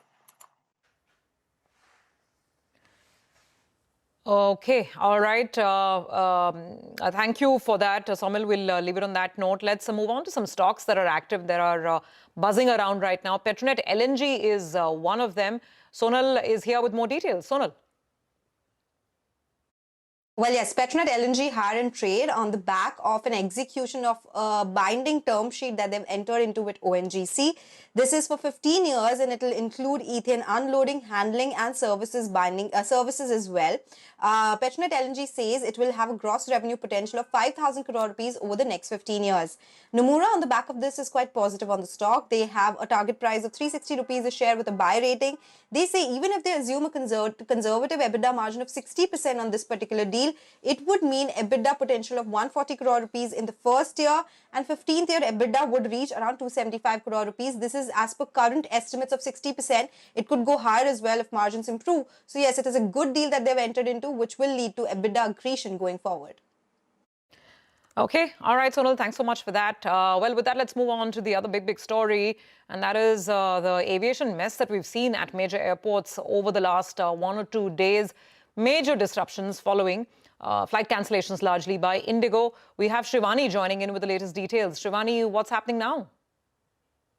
Yes, big disruptions across the country now. Indigo has seen a lot of flight cancellations, and what we are getting to know from sources at the Bangalore airport now is that since 12 a.m. This morning to right now at around 8 a.m., close to 72 flights have already been cancelled, and this number is going to go up during the day when we look at major airports, which is Delhi, Mumbai, Hyderabad, and Bangalore. So let's keep a track on how many flights are cancelled, and as I mentioned before as well, the delay timings are averaging around 5 to 6 hours at major airports. So this is like a nationwide disruption now. In what happened last evening, DGCA, the authority, has summoned Indigo Air and has asked them to present themselves in front of the authority and explain what has caused these delays. So we'll have to keep a check on what happens during the day, because these cancellations are going to increase today as well, because Indigo has said that it will take 48 hours to control the situation and manage the situation. So this is a developing story. Okay. All right, Shivani, and we'll keep coming back to you for more updates. It is indeed an important story. Right now, we'll take a break. On the other side, Manisha Gupta joining in with the latest in the commodity markets.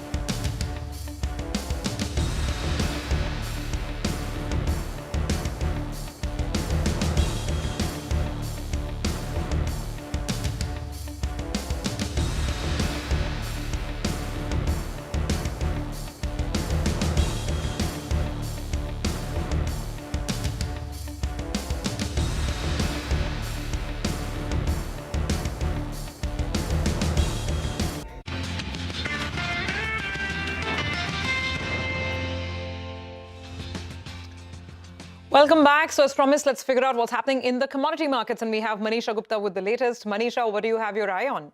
Well, metals, and I want to talk about two metals which have hit all-time highs in the overnight markets. One is silver, which is trading at around 58.98, which is an all-time high. So 59, consider that almost done, and $60 an ounce is what the markets are watching out for right now. If you look at the overall gains in this year in the dollar terms, well, we are up by 103% for the silver prices. So the prices have doubled up from where we started 2025 there. Well, the markets are now working with the probability of almost 90% of a US Fed rate cut in the month of December. That seems to be baked into the prices right now. And then you have the US private payrolls, which fell by 32,000 jobs. Markets were anticipating a jump of 10,000 jobs here. So not only did we not see any gains, but it is a sharp decline that we've seen in sense of job numbers there. Also, silver-backed ETFs have added 200 tons on December 3. The total holdings now stand at a 2022 highs. So this is something that was missing really, because the markets thought that ETF buying had peaked in 2022, but we seem to be closing to those numbers right now. The other thing is the record volume of silver, which seems to be moving to London in the month of November. Well, the Shanghai inventory is trading at the lowest in last 10 years. All of these factors have led silver on the higher side. I want to show you on what silver has done in sense of top yearly gains since 1979. And that was the year we saw silver prices gain up by 360%. So 2025 in that sense is the second best year on record with 103% of gains coming in. And the other best years in that sense have been anywhere between 40 to 80%. So this year clearly on the stronger side there. This is in the Indian rupee. So if you have seen 103% of gains in silver in the US dollar terms, because of rupee depreciation in the Indian rupee markets, we have seen 112% of gains come in for silver this year. Last year was 87,000 rupees. Currently, we're trading at 1,84,000 rupees. So that's clearly a doubling of silver prices that we have seen. And this is what we've seen in last many years. Barring 2021, the last 5 years actually have given you positive returns when it comes to silver prices. And as you can see, doubling in case of silver prices, 112% of gains in Indian markets for silver in this year till time. And we still have much of December left there. The other commodity I want to talk about is copper. That also has hit an all-time highs in the overnight markets. 34% of gains in 2025 till time, and all-time high has been $11,400 a ton. Well, there have been warnings of low global inventories coming in from companies, agencies, banks and brokers as well. And then you have large quantities of copper being shipped into US in anticipation of tariffs going forward. The producers also have announced record premium to their customers in Europe and Asia, and that has been keeping prices much higher with this part of the world. If you look at the mine outages that we've seen in Chile, Indonesia, Congo in this year, that have led to gains in copper prices. And then even now, as we speak, the Chinese smelters and miners are locked in conversation about supply for 2026. All of those factors clearly very supportive. And then when you look at the overall orders for copper, they are the largest since 2013. So whichever way you look, that is whether it's about demand, supply, inventory, mine outages, copper perhaps is the place to be. Okay, all right, Manisha, thank you very much for that. We'll take a quick break on that note, come back on the other side, and we'll have our special segment, It's the Economy. Today, Lata discusses the outlook on the Indian rupee with Kamaksha Trivedi of Goldman Sachs.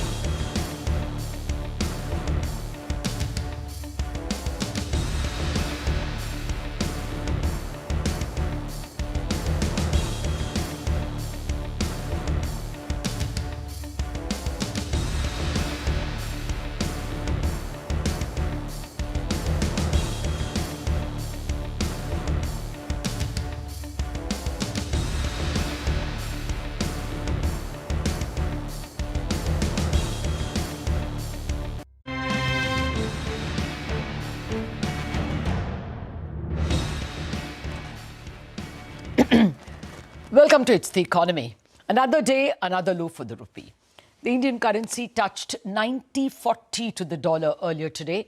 Yes, it has been the worst performing currency for a better part of 2025, but the 2% fall in the past 2 weeks has been particularly shocking. The Reserve Bank appears to have taken a more hands-off approach. In that case, where do we see this rupee headed? 90.40 today, is it worse? I have with me someone who has tracked the currency for a long time, Kamaksha Trivedi, the head of Global Forex, Interest Rates and Emerging Markets Research at Goldman Sachs. Kamaksha, thank you very much indeed for joining us. I know it must be a tumultuous day in the dealing room. To cut to the chase, it has been a slow grind for the rupee. First up, how do you explain this sudden collapse, over the last 2 weeks? It's been, quite a steep, move in the rupee, certainly weaker than we had anticipated. I think there's a couple of things going on here. I think the fact that, after a little bit of a better inflow picture into Indian equities in October, you've seen a little bit of a flattening out there. I think there was some anticipation built up that a trade deal with the US was imminent. That's obviously been, those expectations have been tempered somewhat. And I think equally on the other side, I think you've seen a shift in, the policymakers, the RBI's management of the currency. There definitely seems to be a greater willingness to accept volatility in the rupee. We've talked about that in the past. I think that's broadly a healthy thing. But I think what you've seen in the last couple of weeks is that tolerance for greater volatility, certainly on the weak side, seems even greater than we had anticipated. Okay, I'm still looking for reasons for the recent sharp fall. Kamaksha, the fall was sharp on December 1st. That's on Monday onwards.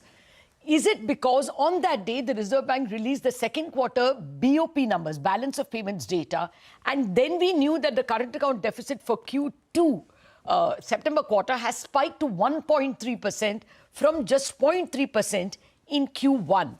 Do you think this data has triggered a fear that external factors are way weaker than we thought? I think that is, not just a fear. I think it's the reality. I think that the tariff hit against India has been, worse than, many people anticipated, more than we anticipated, certainly at the start of the year. The trade deal, like I said, I think there were some expectations that it was imminent, perhaps, even something that, ministers and others sort of pointed out, that sort of pushed back. And while that is happening, you've seen weakness on the external side. You mentioned the current account, that's certainly been weaker, but it's also been something that's visible in the forward-looking survey data. New export orders, for example, in the manufacturing survey that just came out, the PMI, that's one of the weakest it's been in the last several months and quarters. So this is having an impact. There's no question about that. I think currency weakness is one way to respond or one way to adjust to kind of that type of external shock. That's part of what's playing out. And I think the inflation picture, Lata, I think is also playing a role here. I mean, currency depreciation can be quite costly if it comes at a time when inflation is high and above target and accelerating. So I think the fact that the inflation picture looks pretty benign right now, that might also be giving more confidence to policymakers, the RBI, that they can allow a bit more currency weakness to offset this tariff hit, to adjust to this current account weakness that you mentioned without taking risks on the inflation side. No, actually, I don't know, maybe you heard the CEA, Chief Economic Advisor, yesterday. He said exactly that the rupee's fall doesn't give him sleepless nights. And that's because he said this is the best time to let it fall. We are not worried about imported inflation considering how low CPI is. Now, with this let go of approach, the rupee at 90.30, 90.40, do you think it becomes a screaming buy, not just from RBI, but from the market? I think that, you have to think about the starting point here. The rupee was starting from an overvalued level a few months ago and certainly a year ago, and we've essentially eroded all of that overvaluation in real trade weighted terms, and now you have, a small undervaluation. It's a small undervaluation. It's not a big one, so I don't know that in and of itself, that or the 90.3 level is sufficient to get, people come back in. I think the overall sentiment needs to change. But I'm quite optimistic. I think that the underlying macro picture in India is less negative than the sentiment suggests. We just had a bumper Q3 growth number. Inflation is pretty low. What is true, however, is that those positive macro fundamentals, notwithstanding the current account weakness that you mentioned, is more likely to show up in equity prices, more likely to show up in the fact that equity markets, start to perform again. That's our expectation. We have upgraded India equities after a year. And so I think slowly as those inflows start to pick up, I think they will find their way into stabilizing the rupee. But I'm not sure that 90.3 is the line in the sand where people come back into, because the undervaluation is just not deep enough yet. Your own forecast, I read a Goldman Sachs report of November 28, and that report said that the rupee will appreciate to 87.50 in 6 months and then to 86.50 in 12 months. Now, will you guys rethink your forecasts? I mean, if you look at the way, at least the spot exchange rate has behaved over not just the last few months, but over the last, I would say 5 to 10 years, you tend to have essentially these bouts of depreciation and then a kind of stability in the dollar INR cross rate. And that stability relative to inflation and relative to the rest of the currency complex is part of what contributes to the kind of real appreciation that you saw in the currency over the recent years. So I think it's, one of the things that we will have to see, and, we'll see the revealed preference here, is this new regime with higher volatility, something that even the IMF recognized in its change of classification, is that a two-way volatility in the currency? So is dollar INR, does it also go down like it went up? Or do you have essentially more volatility one way, which is on the way up, but then you go back to that kind of stable path going beyond? And I think that's the real question over here, which is that, the macro, as I said, I think I'm pretty optimistic. I think if you get that trade agreement, I think that there's, fundamental grounds for the equity market to do better, for earnings to pick up, for inflows to come back. But I think the important question at that point is this new regime one where, you also see kind of a move lower in dollar INR, or just a kind of stable move? I think given past behavior, I think stability is more likely than a sharp appreciation of the kind that we had forecast. I would agree with you there. First of all, RBI will want to buy dollars to replenish their reserves. As well, in a trade war regime, it's good to have a cheap currency. But let me come to the most important near-term question, the most important. Do you think the rupee's rapid fall will weigh on the Reserve Bank tomorrow when it makes its policy and, prevent it from cutting rates? I don't think so, to be honest. I think that there is room here to ease policy. I think inflation, not just in its last release where headline inflation fell to one of the record lows, near 0%, but I think just generally inflation has been reasonably benign. I think that, a rate cut seems appropriate here. And I think, the weakness that we've seen in the rupee, while, it feels, pretty bad in the last week, in the last few days, as I mentioned, only brings back the rupee to a modestly undervalued level on a real trade-weighted basis. And it comes against a backdrop where the current account is weak. India has faced some external shocks. Tariffs are high. And so a weaker currency is the most natural way to adjust to those shocks. I don't think that should stop the RBI from cutting rates. We think that they will cut rates. And so I think, I don't think as of now the moves we have seen yet are a cause to really halt that cut. Okay, let me dwell for a bit on the other central bank, the Federal Reserve. Your report also said that you'll expect about 3 cuts from the Federal Reserve starting in December itself. What will that do to the dollar? The DXY actually has fallen today. So what do you think will happen to the dollar? Yes, we expect the dollar to weaken further. If you again step back, the dollar came from a situation which was very highly overvalued at the start of this year.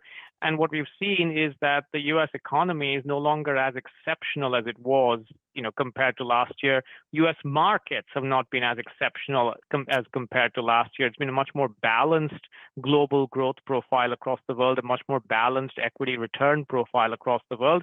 And that means that the dollar's high premium, the dollar's rich valuation needs to erode somewhat. That's already happened. We think more of that will happen as the Fed cuts further, as the weakness in the labor market becomes more apparent as you get the new data following the shutdown. Both of those forces, alongside that more balanced global growth profile, should push the dollar weaker from here. We think, another, 3-4% in trade-weighted terms is a kind of reasonable expectation over the coming 12 months. Okay. Well, speaking of interest rate differentials, let me come back to India. We have seen some 17 billion of equity outflows by foreign equity funds, but bonds have actually seen an inflow of $8 billion in 2025. Do you expect bond funds to be attracted now that the currency looks cheap and Indian yields are still high?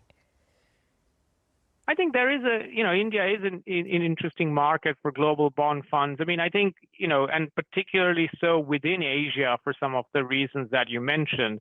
I think when you really zoom out across broader emerging markets, the truth of the matter is there are some other places which look even more attractive than India, right? I mean, you have places like Brazil with, 15% policy rates and, 4% inflation. There's a start of a sort of big cutting cycle that can come in Brazil. You look at, again, South Africa, they've had sort of, some structural shifts in their inflation target.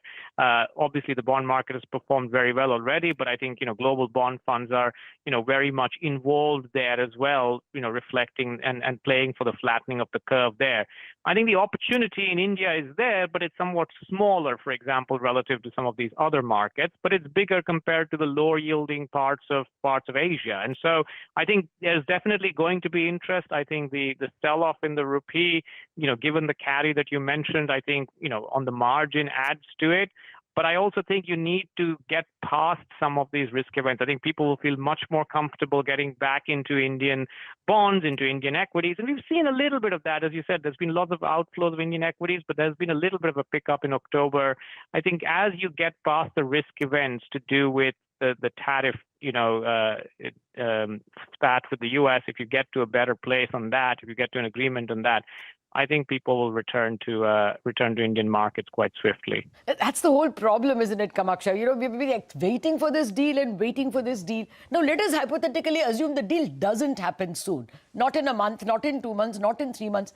Will foreign investors continue to shun India? Is this deal such a big deal? I don't think it's such a binary event, but I think it probably will help sentiment. And I think, it's not just what is going on with respect to India. I mean, global investors have a choice. And so to the extent that, it's leading to better trade outcomes and better market outcomes in other parts of emerging markets, for example, China, which were a big underweight for a lot of emerging market fund managers for a long time, even as India was an overweight, you're seeing a little bit of that shift. And I think that to change the kind of sentiment dynamic, I think, the trade deal could be a kind of quite important catalyst. Without that, it can still happen, and we think it will still happen, but it's going to be a much more slower moving process. It's going to rely on earnings gradually getting better. It's going to rely on that fundamental basis for the Indian economy gradually getting better. And it is better. It is resilient, like I said, but I think it will take more time. Whereas I think something like that trade agreement, I think, could really catalyze that shift in sentiment much more quickly. Oh, yes, we've all been hoping for that. Thank you very much, Kamaksha Trivedi, for joining us. At the moment, the rupee has just recovered a wee bit from that 90-40 level or 42 level that it touched earlier today. The feeling is that Reserve Bank may defend 90-25 to 30 for some time now. And the next line in the sand is seen as 90-45-50. They seem to be defending these whole numbers, 25, 50, 100. So 50 is the next level the market is watching out for. On that note, wrap up on Bazaar. Chartbusters coming.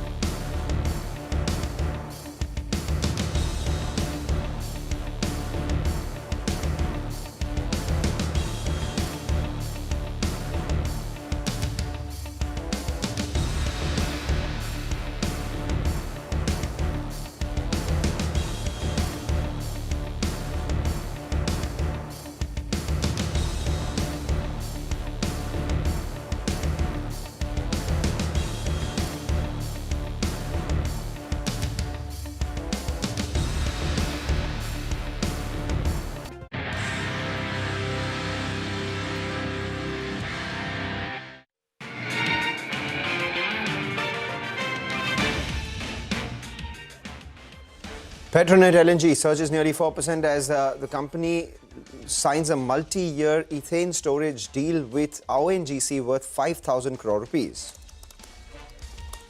Biocon comes under pressure after it announces its board will mull an investment in biologics on the 6th of December. Interglobe Aviation's lower by about 1% as it's announced that it suffered mass flight cancellations in November with over 1,200 flights cancelled due to updated flight duty time limit norms. Tech stocks continue to surge as the rupee's free fall continues. IT stocks are the top sectorial gainers on the street. Well, hello and welcome to Chartbusters. We're coming to you live from the CNBC-TV18 Motilal Oswal studio. I'm Nigel. With me is Mangalam. And after a while on Chartbusters, the Nifty is standing tall and hit a good century as we speak. The Nifty up 100 points. You have the Nifty Bank as well that's doing pretty well as we speak, 200 points higher.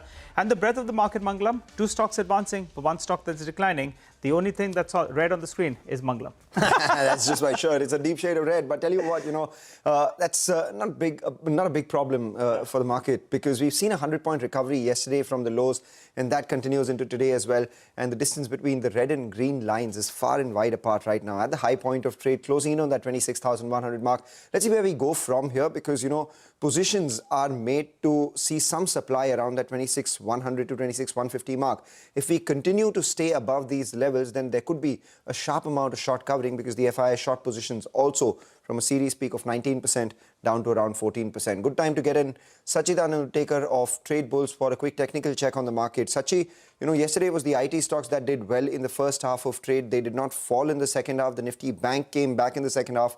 The market recovered. Today, right from the word go, both the IT index and the Nifty Bank is doing well. And to add to it, the third element, which is Reliance, that's too holding up right now. And all of that has caused a near 95-point rally on the frontline index. Do you think this sustains? Good morning, Mangalam. Good morning, Nigel. And clearly, I think the constituents have significantly placed. I think this particular momentum will continue towards 26,220 initially, and we may see an extended move towards 26,300. So I think one can still chase this particular momentum even from a trading perspective. One can keep a stop loss somewhere close to around 26,050 kind of a zone, from an India type perspective. But positionally, I think one should retain their positions until 26,220 is not achieved.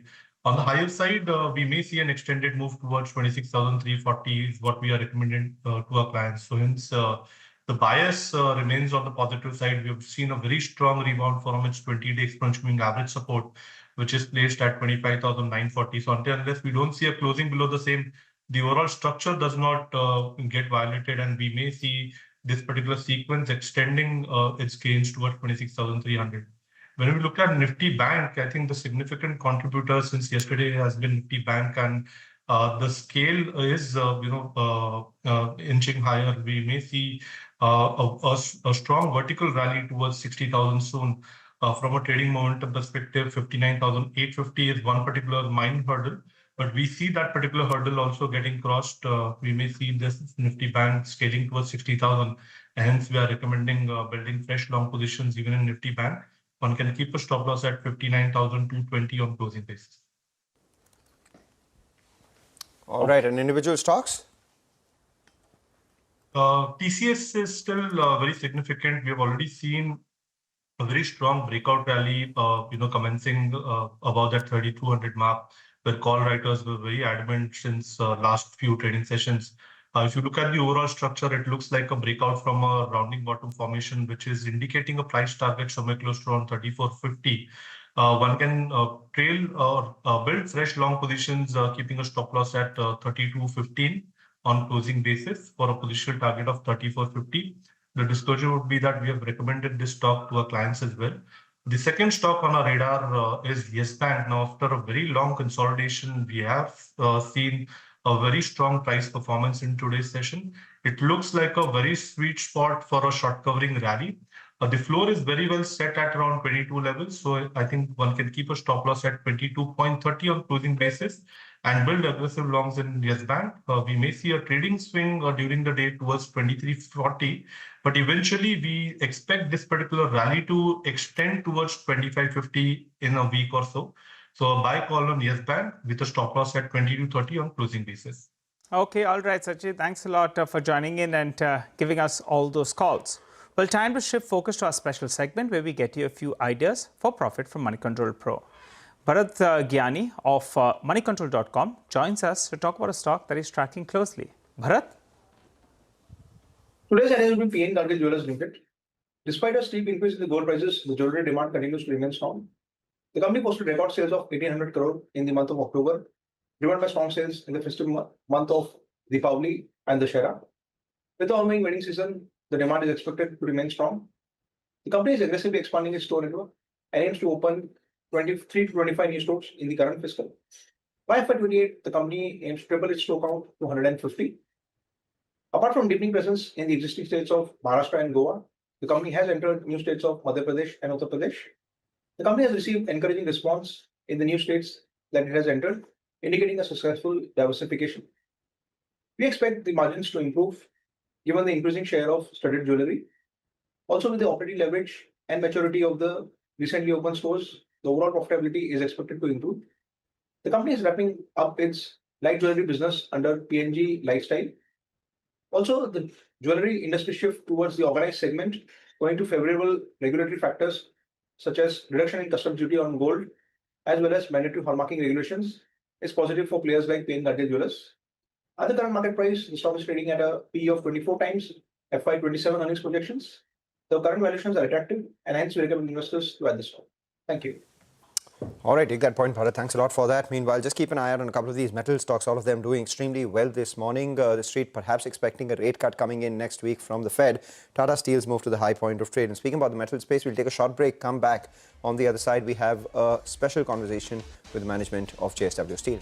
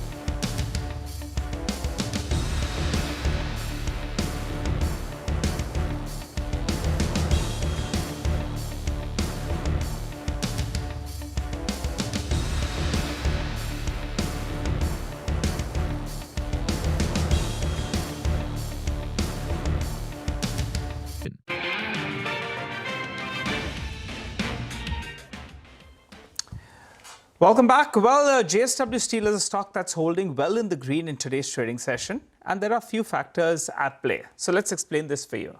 Well, yesterday's trading session, the stock ended lower because there was some disappointment on the deal. But now things have seemed to be aligned post the management clarification. So basic details, they're forming a 50-50 joint venture with JFE for BPSL.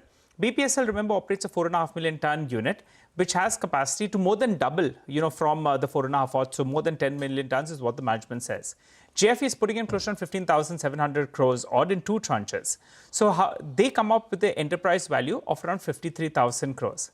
How is that possible? Well, JFE is putting close to around 15,750 crores for close to around 50% stake. So the equity valuation will be roughly around 31,500 crores odd.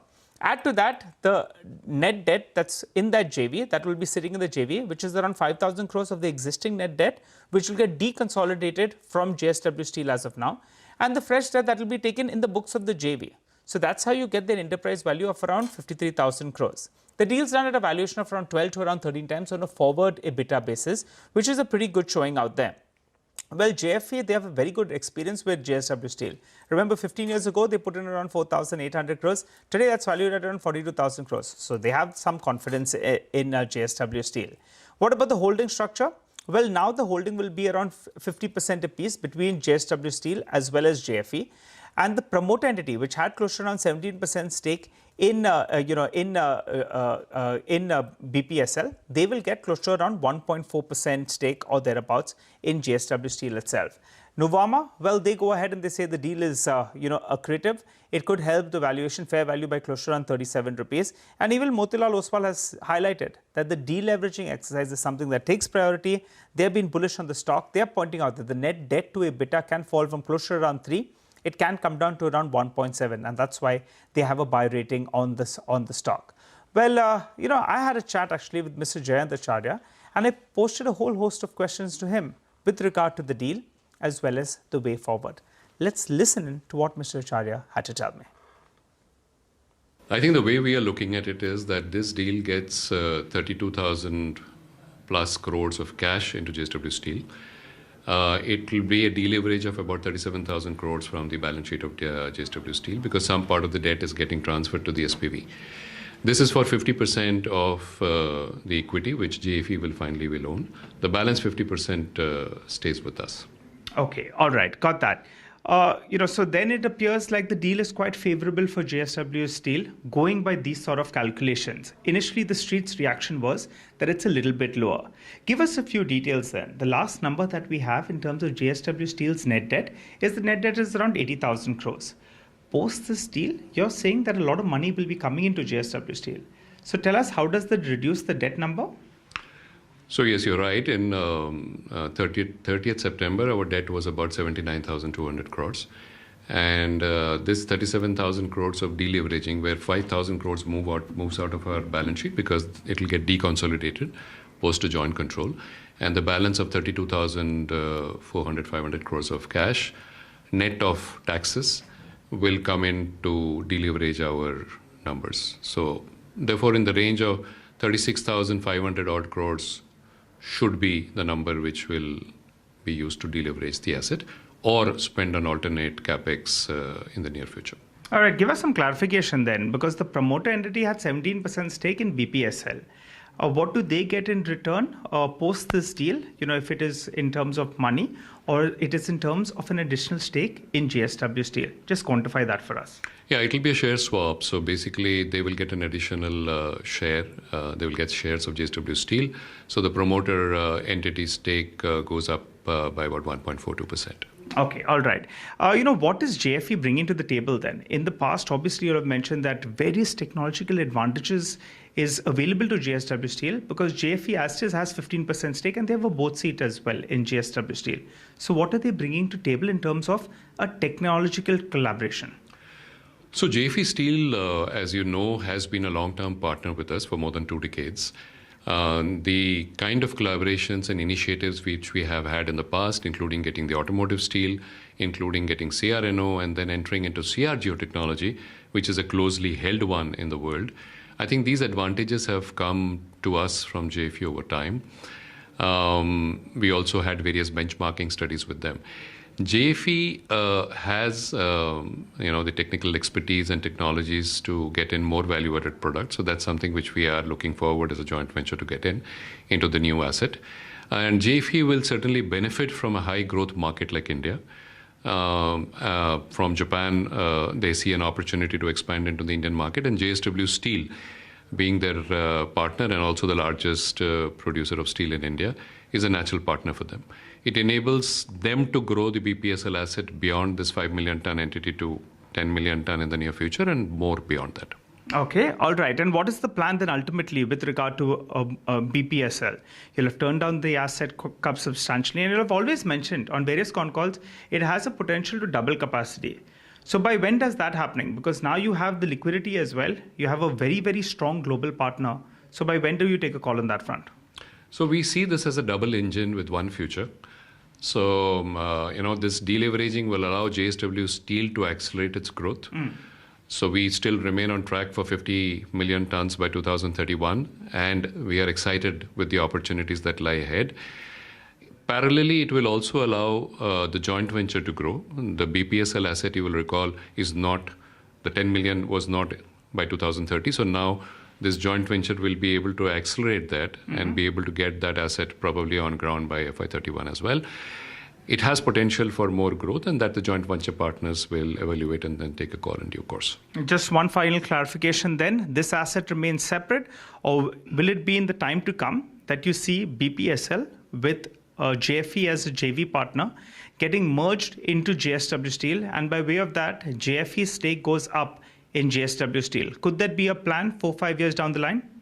We do not envisage that now. This joint venture will remain as a separate entity, and there are no plans to merge it with JSW Steel. Will you look at an IPO for this particular entity? That's a long-term story which we'll evaluate over time.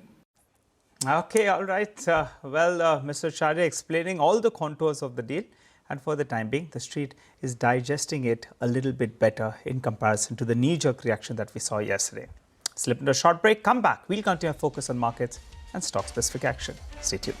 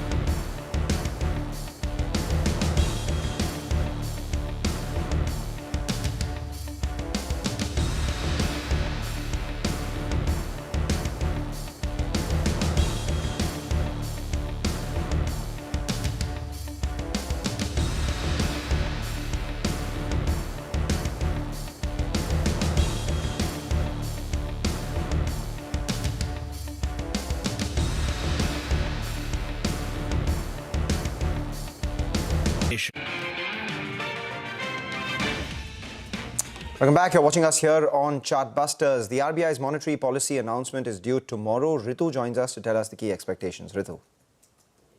Will it or will it not? The decision of the Reserve Bank's Monetary Policy Committee has the street deeply divided.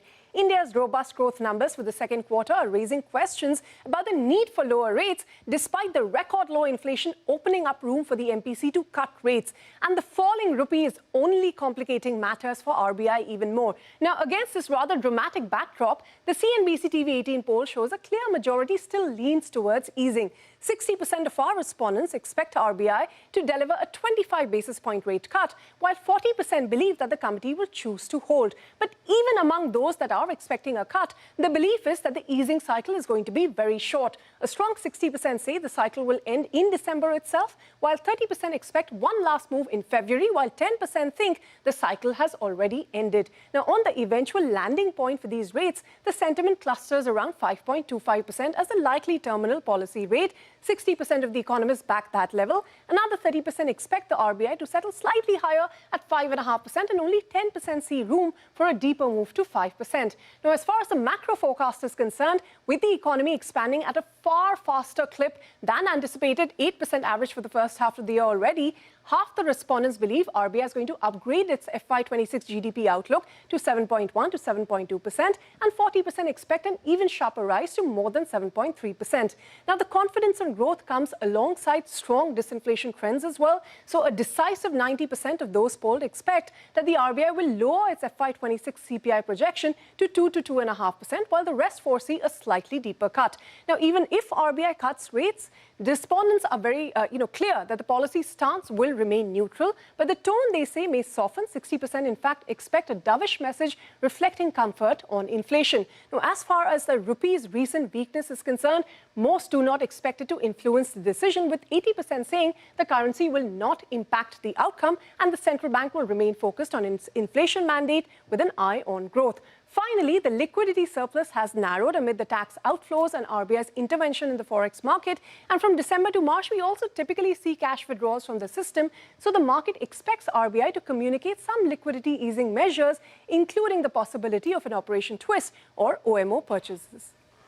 Thanks a lot for that, Ritu. Well, Russian President Putin is said to arrive in New Delhi for a two-day visit. Parikshit Luthra gets us more on Putin's New Delhi agenda. Parikshit? India and Russia are all set to bolster economic ties as President Putin arrives in New Delhi on a state visit. This will be Putin's first official trip to India since the war in Ukraine began in February 2022. The two-day visit is scheduled to begin with a private dinner on Thursday at Prime Minister Modi's residence. The leaders are likely to discuss a free trade agreement which will be signed in future. So what does New Delhi want from Moscow? First on the agenda is boosting exports of pharmaceuticals, agriculture and textile products.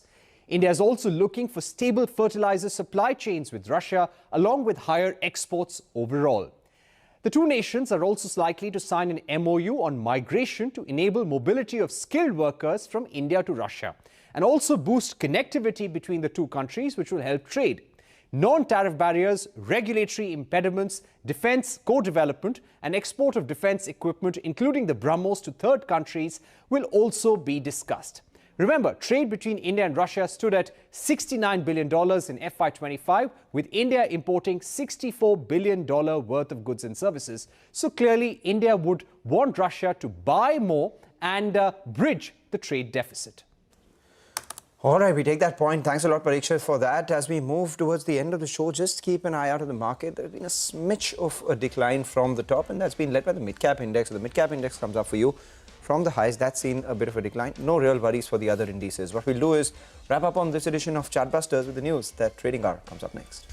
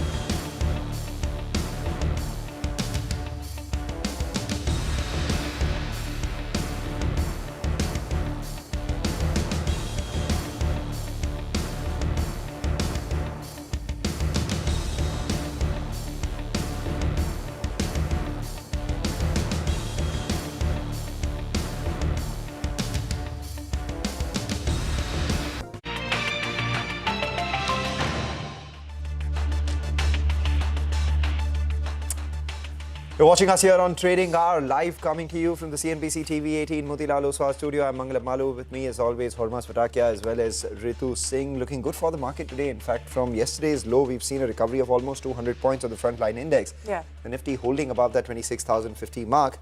And the good part today is that it's been led by all three engines. We have the Nifty Bank, which is doing well, though it's a smidge off the highs ahead of the RBI policy meeting. Yeah. We have the IT index, which has been doing well. And alongside that, we also have Reliance, the big weight on the frontline index that comes up for you at the high point of trade. At some point, the contribution chart comes up, and that tells you the top contributor on the Nifty on the way up today has to be Reliance. Well, yes, Nifty, IT, metal, all of them, in the green today. Only pharma and media are the two ones that are, dragging a little lower in trade. But yes, let's get to Hormaz for the buzzing stocks of the day. Hormaz? The broader markets are doing well in today's session, and that is something that will come as a sigh of relief for the bulls, because the broader market breadth was a bit of a concern over the last few trading sessions. And you start off with the movers today. The Nectar Life Sciences is among the top gainers on the small cap index today, 17% higher on the stock. And the stock had a bit of a whiff of an impending share buyback coming in. In the last 5 sessions, the stock is up 43%. The buyback size is almost 20% of its overall market cap. And today's volumes, the highest in the last 5 months, had 2.5 crore shares that have been traded on Nectar Life Sciences today, compared to a 20-day average of around about 11 lakh shares. But the stock has been an underperformer. It's almost halved in 2025 so far, despite this 40-odd% move that you have seen in the last 5 trading sessions. Lakshmi Dental is the other mover today. It snapped an 8-day losing streak, 7.5% higher on the stock. The volumes today, the highest in 3 months. 23.5 lakh shares have already been traded on Lakshmi Dental today, 20-day average of just around 61,000 shares. The stock had hit a 52-week low today itself in early trading of 244, and then it has staged a bit of a rebound from those levels. And from its 52-week high, which is well over 580, the stock is down almost 60%, and from its IPO price of around 430, the stock is down 40%. Lastly, Hindustan Copper, metal stocks continuing to do well on anticipations of rate cuts. Of course, copper price is also being at record highs, the top gainer on the Nifty 500 today. The stock is up in 4 out of the last 5 sessions. Over a crore shares have been traded here as well. The 20-day average of around 32 lakh shares, so close to triple its 20-day average. The stock took support at its 50 DMA at 335 and has rebounded from those levels and has had a pretty good year as well so far. The stock is up around 42% on a year-to-date basis. All right, Hormaz, thanks very much for bringing us up to speed with what's buzzing. But the big story today, that major airports across the country are facing a lot of disruption following Indigo flight cancellations and delays. The DGCA has summoned Indigo over flight cancellations and delays. And to give you some context, more than 1,200 flights have been cancelled in just the last 1 month, out of which 755 were cancelled because of crew FDTL, which is, flight duty time limitation, the new norms that have come in expiry chaos across airports, because passengers were left stranded for hours on the back of that, leading to long queues, rebookings and last-minute rescheduling. Now, Captain M.R. Vadia, who's the founder president of the Federation of Indian Pilots, is joining us now on the show. Captain Vadia, thank you so much, for being here. How do you assess the current situation at Indigo? Is it a, manpower management failure, or is there a deeper issue here with pilot fatigue that perhaps plagues the wider industry, not just Indigo? It's not only affecting Indigo, it affects all the airlines. And there's a very significant fact that most people are not aware of. That is, the safety comes first. The flight and duty time limitation, the DGCA has constantly played around with these figures. These flight and duty time limitations are not mandated by DGCA. There are research done on the subject on daytime flying, nighttime flying, and the FDTL is mandated by various international organizations. Here, unfortunately, in India, very often the commercial aspects takes over or supersedes safety. Flight and duty time limitations are not for the benefit of pilots, not for the luxury or relaxation, but it is essential to safety of flights. Therefore, this cannot be meddled with. And if today the pilots are not available because of FDTL, it is perfectly okay. You cannot compromise on these figures at all. So that no one is to be blamed for that. So what happens next, Captain Wadia? Because, on the one hand, there are a lot of passengers who need to get to places. On the other, there are airports which are bursting with people outside. And then there is a fair amount of uncertainty. The DGCA has been asking for clarifications, and then there is this issue that we're talking about. How does this... Very good question.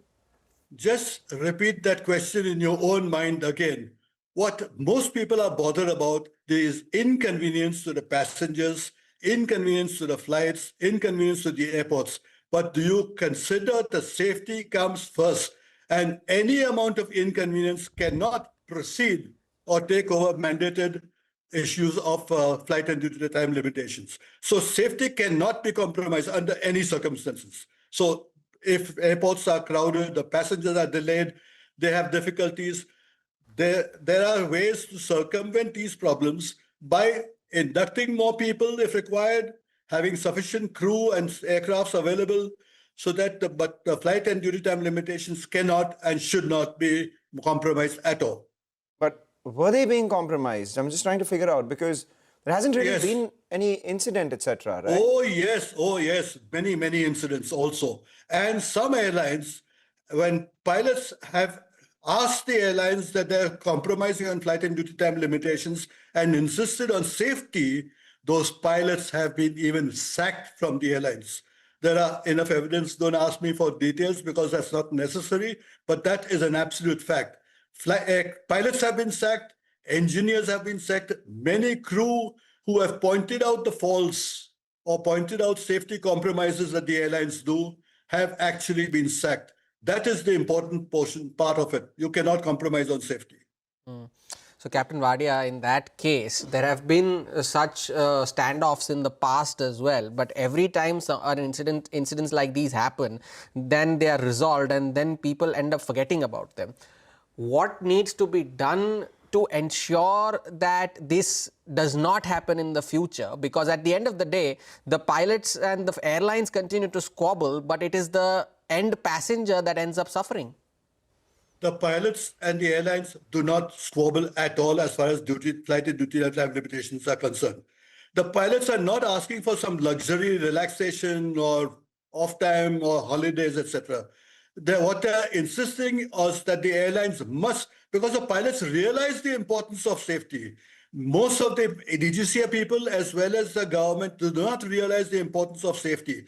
Please understand, today the DGCA has a few technical people, but some years back, when I started this Federation of Indian Pilots, can you believe it, that DGCA did not have even one aviator in the whole office of the DGCA. Not one aviator. And therefore, they do not understand the importance of flight safety.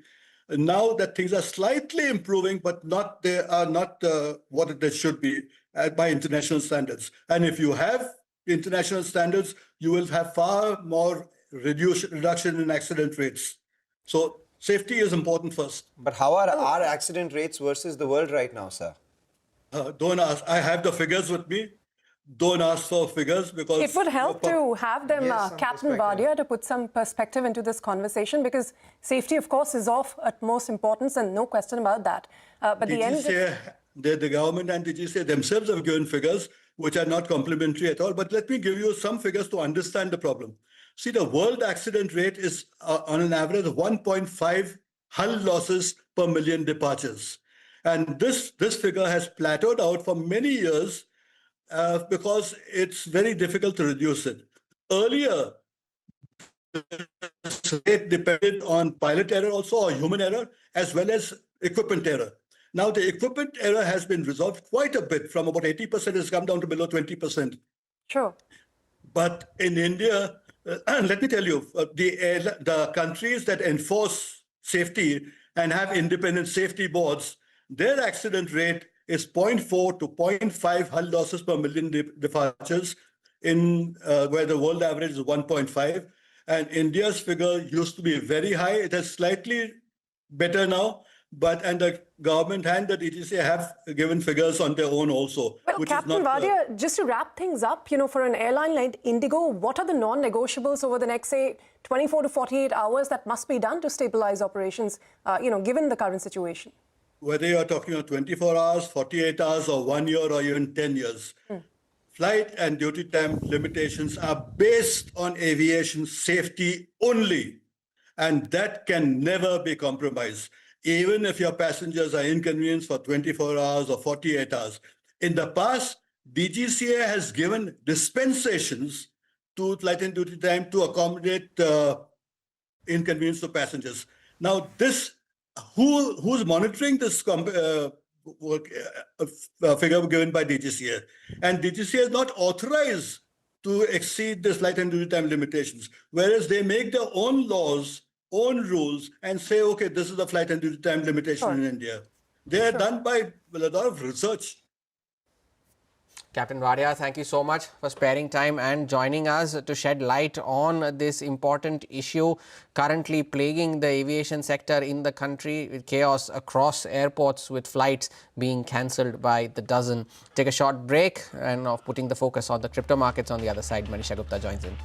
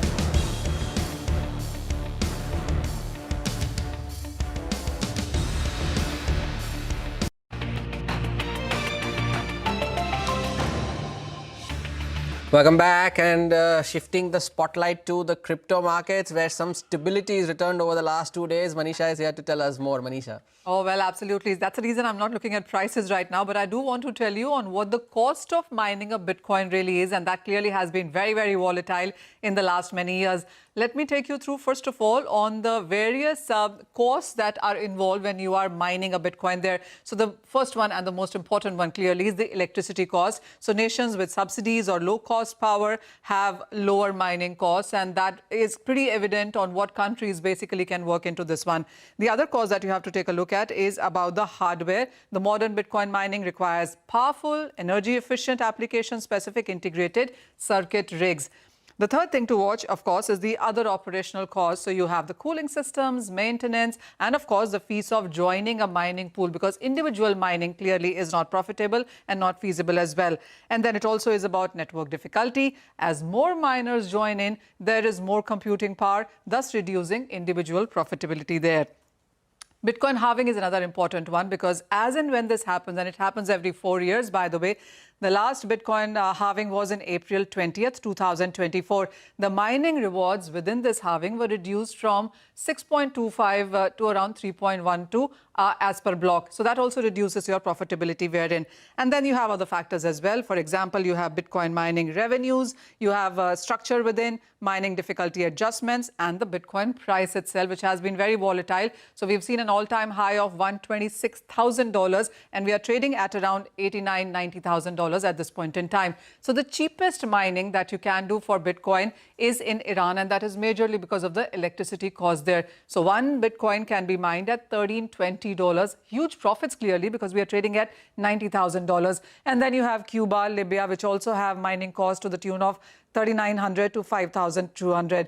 Bahamas within US is very expensive, $280,000. Bitcoin price is at $90,000. So clearly not profitable. And the most expensive place to mine a Bitcoin is Italy at around $306,000, with Bitcoin trading at $90,000 right now. So there are a few countries which are absolutely not feasible or profitable to mine Bitcoin therein.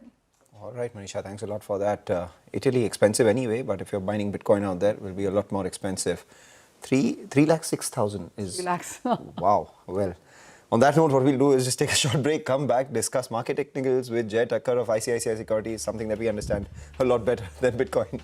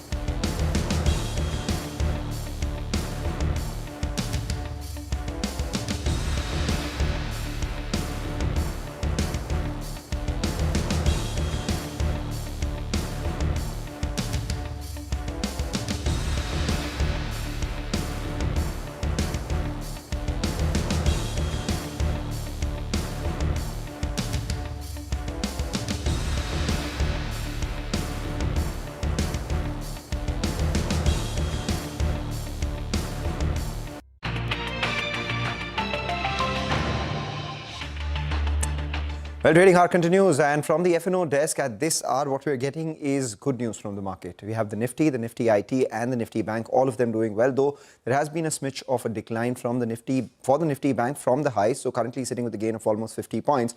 But from yesterday's low, it has seen a strong recovery as well. The top contributor to the Nifty on the way up is Reliance today. The stocks moved to the high point of trade as we speak, around that 1,560 rupee mark, and all of this with a declining VIX bodes well for the bull. So the India VIX is down by about 1.5% as well, closer to that 10.96 mark, just below that 11 mark. And the market breadth too, firmly in favor of advances. So we have a fair number of stocks, almost 1,700 stocks in the green for about 1,000 stocks which are in the red. So, the lines are firmly above, the green line above the red line. That comes up for you on the screen. There you have it. And as far as the options are concerned, 26,000 put has been fairly well written, telling you that the support for the market is around that 25,950 thereabouts, a little over yesterday's high, and 25,950 is also the 20-day moving average on the Nifty. The up move can also be attributed to the short covering that we're seeing at the 25,950 call. As we see, the open interest is down, the premium is up by almost 33 rupees. So there is short covering that has led the market above this 26,000 mark, but not much beyond 26,100, because that's where bears are still fairly active. 26,100 call has a premium of almost 100 rupees. So that's telling you between 26,150 to 26,200, there would be some supply, which is close to today's high as well. So we'll watch out for that. So by and large, the range on the Nifty, 25,950 to 26,000 is the support, 26,100 to 26,150 is where the resistance lies. Interesting, Mangalam. Thank you for that update there from the FNO desk, taking the conversation on the markets forward with Sumit Rora from Smart Sun Capital. Sumit, good morning. Thank you for joining in. The rupee depreciation has been a big talking point, and the IT stocks, as a result of which, have seen a very, very smart rebound over the last couple of trading sessions. But do you believe that this rupee depreciation would be enough for margin boost? Yes, but for this quarter, at least from what a lot of the companies have mentioned, things on the ground have not changed quite materially. Absolutely correct, Hormaz. Thank you for having me on your show. I completely agree. I mean, the rupee depreciation has become more of a issue in everyone's mind today, and sentimentally it is kind of giving an uplift to the IT stocks. But also on one side, if you look at it, you have the IT stocks which are offering a yield of about 2-3%, and and these stocks actually haven't performed, if you see, over the last maybe 2-3 years, because the earnings has been quite muted. So I think that this is more like just a catch-up play. But coming to the bigger picture, which I really think is that the way I see it today, you've got two parts of the market, right? I mean, you've got one part of the market which is offering you excellent earnings, fantastic dividend yields, very high ROEs, and you've got the second part of the market which are all the new IPOs coming. Now, my only point is that if you just go back a bit, and look at markets over a 5-year period, I mean, the public sector stocks in India have done very well. I mean, just let me share some data with you. I mean, the matter of fact is that, the earnings of public sector have grown from 1,10,000 crore, to about 5.5 lakh crore. And my assumption is that this is going to grow, higher than the nominal GDP. So, you're going to have the sector growing at at a cumulative profit of 6.5 lakh crore. And today, these companies are trading, at a single-digit multiples.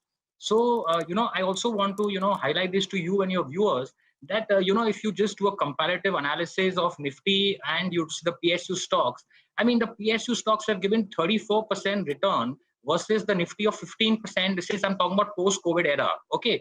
And the earnings growth has been 5x. So, I clearly believe that, you're going to see another leg of public sector stocks rallying up. And maybe the catalyst could be very around the corner of the Russia-Ukraine war ending, or you'll have maybe some catalyst. But it's clearly seen over the last 5 years, public sector has been dominating the market in terms of returns and earnings. But we saw some disappointment, Sumit, coming in yesterday after the government said there's no plan to really hike that FDI stake in public sector banks, on the back of which we had seen those stocks rallying, since October.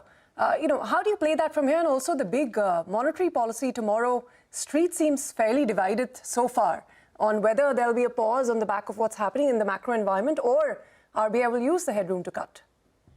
Yes, absolutely. So, I mean, I completely appreciate the fact that, that the announcement yesterday was made.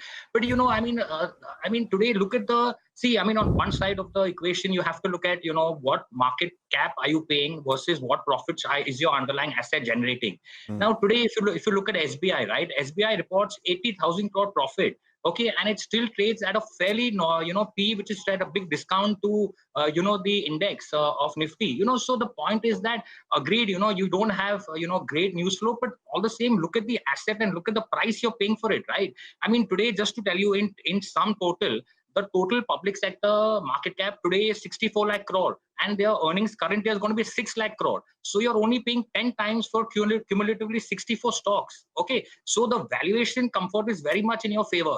Where I think your risk reward is, much in your favor. I mean, you can see over the last maybe 4 years, the defense stocks went up, 5x, 6x, 10x, right? Now, today, I'll give you a simple example. A company like Indian Oil, okay, they will report a profit of, say, 30,000 crore, which is equal to the profit of the defense sector of India, but it trades at a 2 lakh crore market cap. So, you have public sector stocks where, there is absolutely inherent value, which have still not been, captured by the market, is the way, we look at it. What do you make of the valuations of the new age companies, the recent IPOs that have come in? Now, that's the whole point, right? I mean, when you buy companies at 7 times, 8 times, 10 times sales, I mean, what is your upside? Whereas, if you buy companies at 0.3 times sales, also, going to the same consumer, what is your upside? So that is the question, which you need to ask yourself is that, what are you paying for? What are you getting? So today, you have companies, in the new age space, you have companies in the oil marketing space. So, you're ultimately serving the consumer, right? And the thing is that on one side, you're paying 0.3 times sales, and one side, you're paying 8 times sales. So now, as an investor, you have to decide, what is your payoff? What is your risk profile? Are you happy with the dividend yield? Or are you not happy with getting paid dividend for the next 20 years? So that's the call an investor makes. But in this side of the market, you've got very high safety. And, you've got divergent views from, several, analyst community, which keeps the valuation suppressed. So make your point, Sumit. Thank you so much for that. We'll, have another conversation another day. For now, the street would, look at PE and also divide that by growth and look at the PEG ratio for looking at PSUs as well as these guys. But take your point. Dividend yield, yes, but capital gains is the other thing that everyone will be looking at too. Take a short break, come back, discuss market technicals with Jay Thakkar.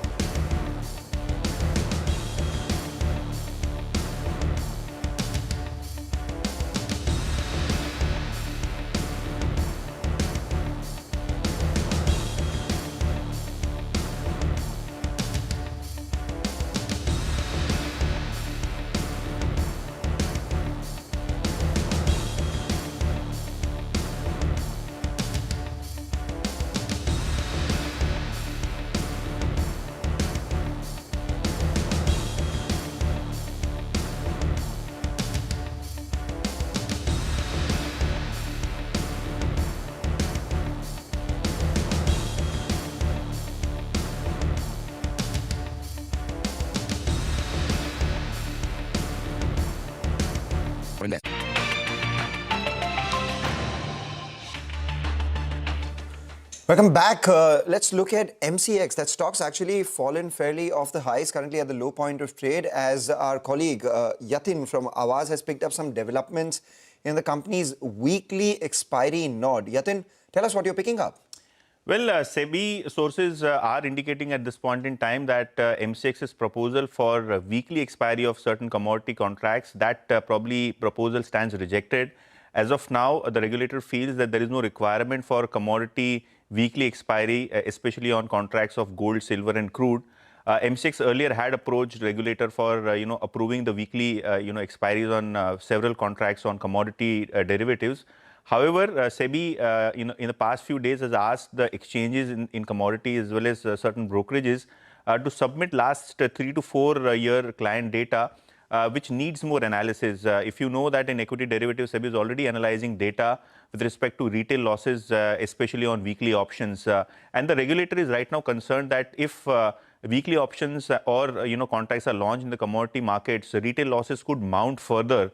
Adding to the concerns that regulator already has for equity exchanges and equity derivative contracts. So clearly at this point in time, SEBI is not in favor of getting weekly expiry contracts for MCX on several commodity contracts.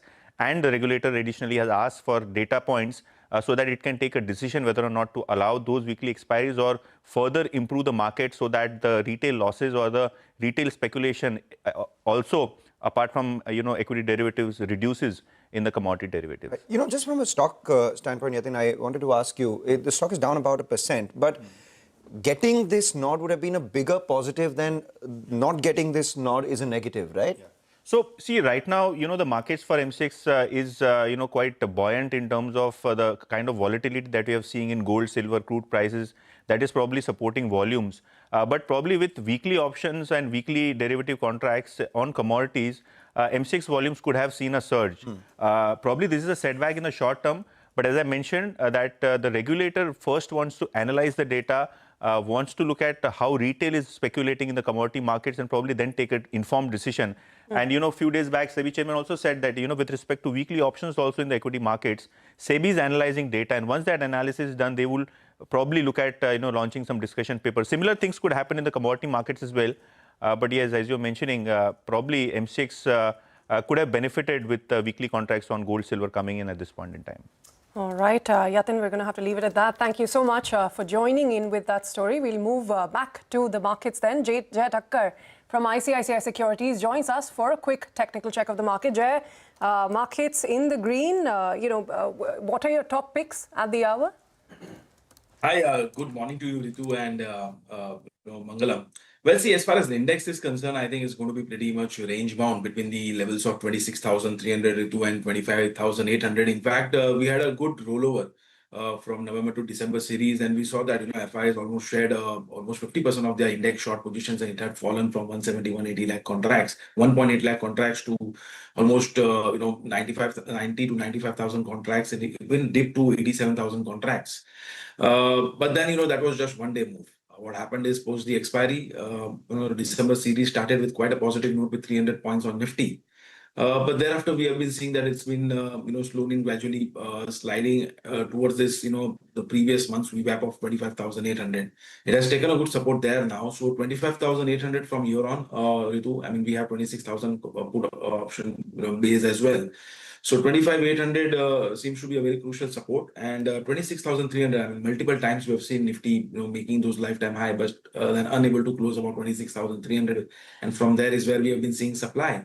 So that clearly indicates a resistance. So I think that Nifty is likely to trade within this 500 points range unless we get a meaningful breakout from this range. There is going to be quite much of stock-specific momentum, and within which we have seen Nifty IT outperforming the overall Nifty as of now in the short term. So I've got emphasis on the buy side from Nifty IT. I think that emphasis is likely to inch towards the levels of at least 3,100 in the near term. On the downside, 2,800 now will act as a very critical support. We have seen some good short covering happening there.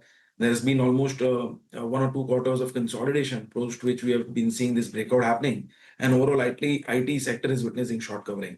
So emphasis is my top bet from here in the short term, and second would be on Hindustan Zinc. Ritu, if this stock is likely to inch towards the levels of 535 to 550 in the near term. On the downside now, 400 80-85 zone seems to be a critical support. We have seen silver moving up quite sharply again, and that is one of the reasons also Hindustan Zinc is trading higher. But apart from that, we have seen the global metals overall are rallying quite well, and Nifty Metal or Commodity Index recently have done quite good. We have seen good long build up there as well. So both technically as well as from the derivative point of view, from the global point of view, I think Hindustan Zinc also looks quite positive in the near term. So these are my two top bets as of now. All right, Jay, and thanks very much for bringing us those updates. On that note, we're going to have to take a very short break, but when we return, we'll get a quick check of the markets and, of course, get the management of BKG Foods. So stay tuned for that.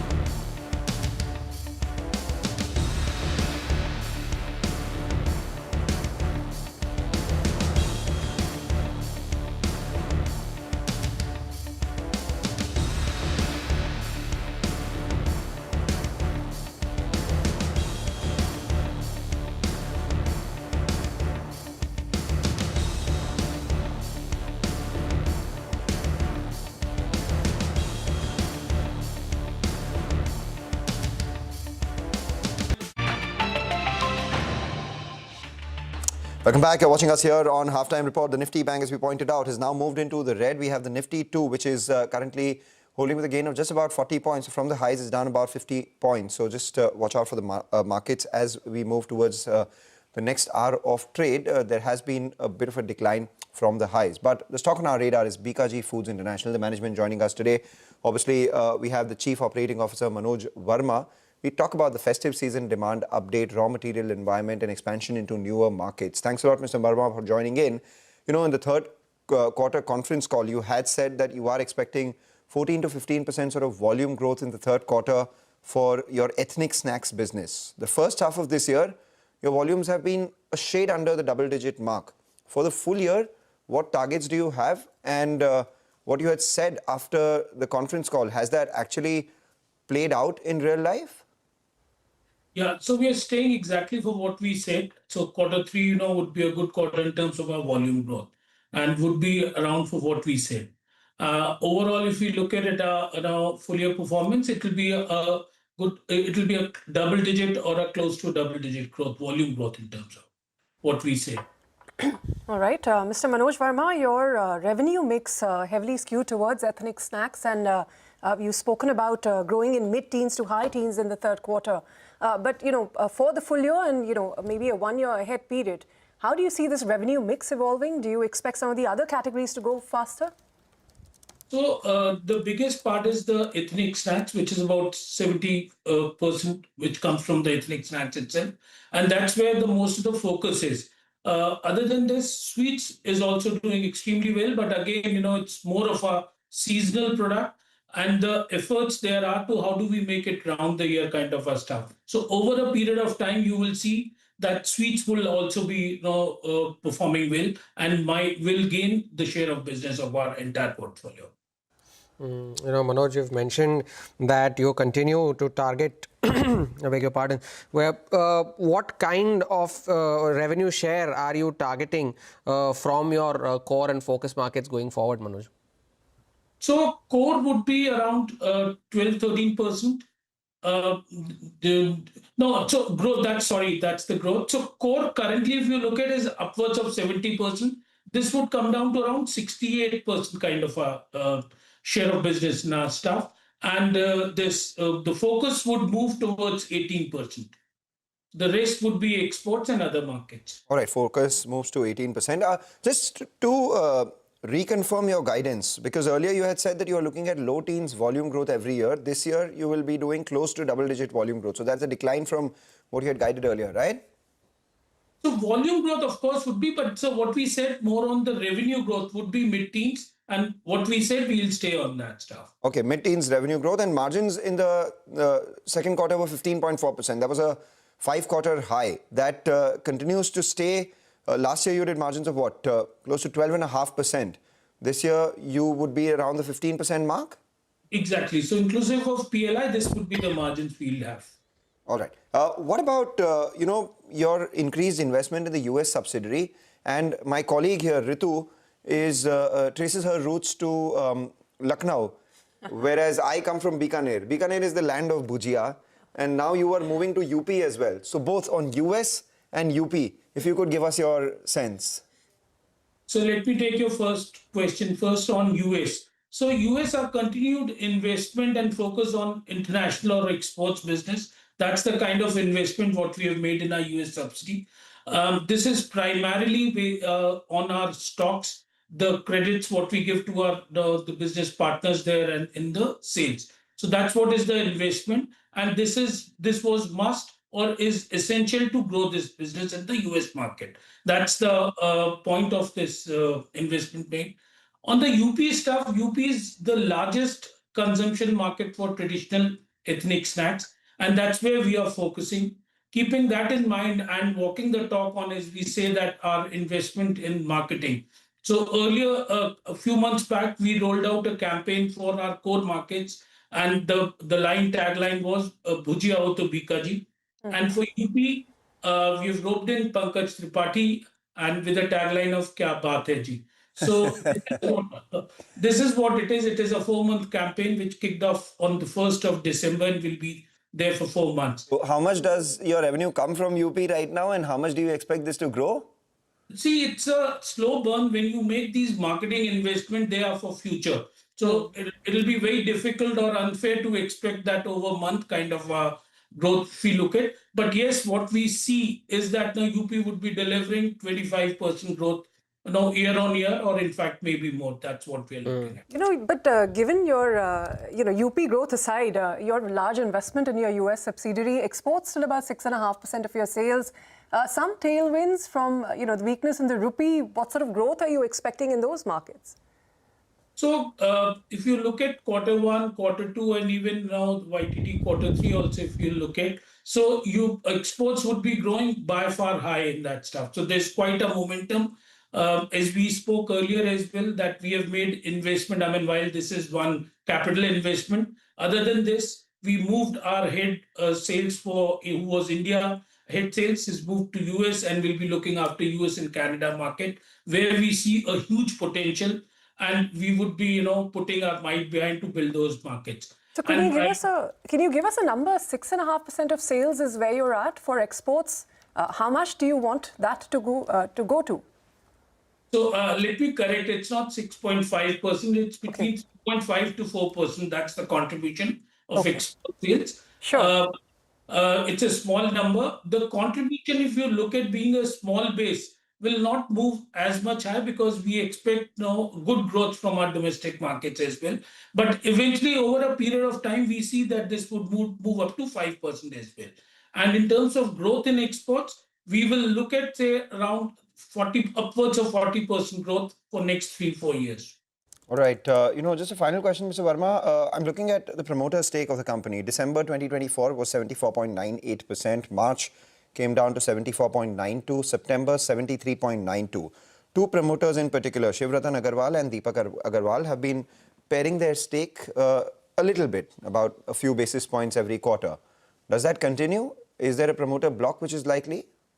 No, that's not. I mean, so this was to create some funds for family office. That was the sole objective of this dilution. And the family office has created enough funds now? No more selling? Not for now. I mean, so there's enough and more to invest, and then maybe at a later date, not for now. All right, take that point. Thank you so much for joining in and giving us clarity on that. We take a short break, come back, more on the markets on the other side.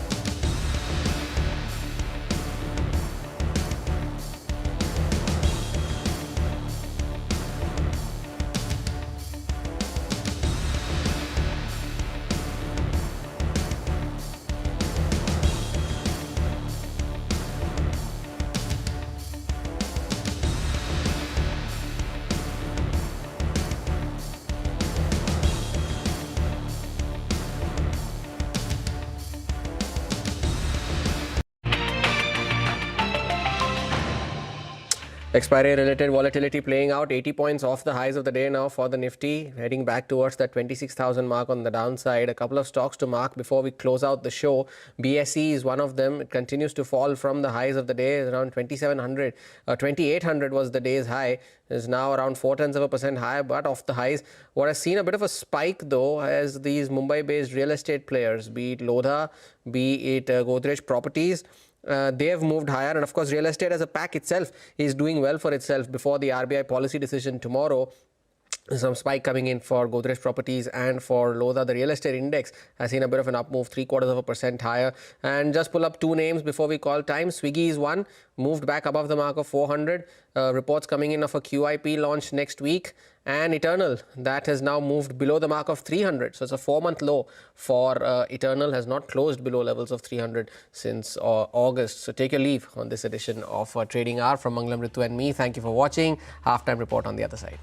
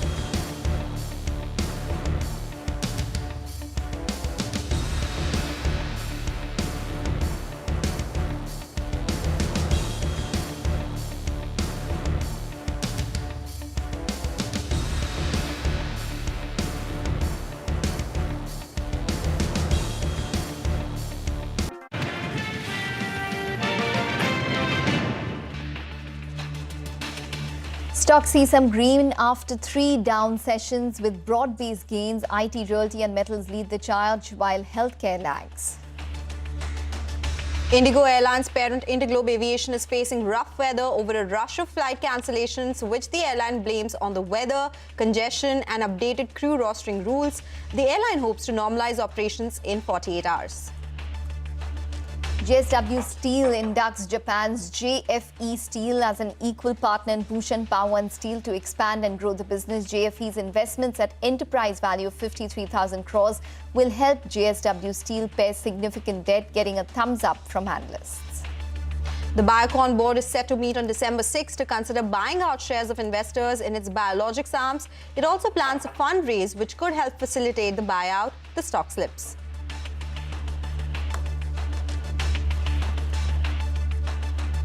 Hello and welcome to Halftime Report live from the CNBC-TV18 Motilal Oswal studio. I'm Ekta Batra and with me is Sonal Bhutra. Well, it's turning out to be a session where we're seeing some amount of reprieve, at least on the equity side in today's trading session.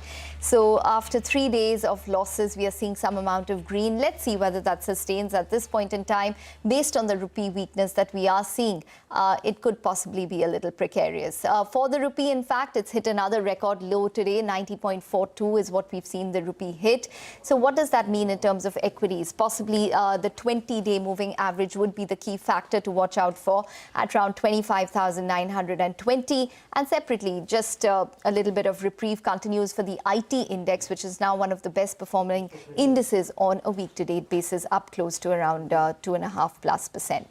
Lots of news to watch out for, Sonal. We have the Putin visit as well as the RBI policy, especially in light of the rupee depreciation, I think is going to be extremely important in terms of commentary. Yeah, absolutely. In fact, yesterday, the comments coming in from the chief economic advisor on rupee, where they did indicate that they are not losing sleep over rupee depreciation. So it'll be key to watch out for any commentary in the RBI policy as well. As Ekta pointed out, IT second day running, doing really well in trade today. It is a beneficiary of rupee depreciation. Plus, it has been an underperformer for a long time.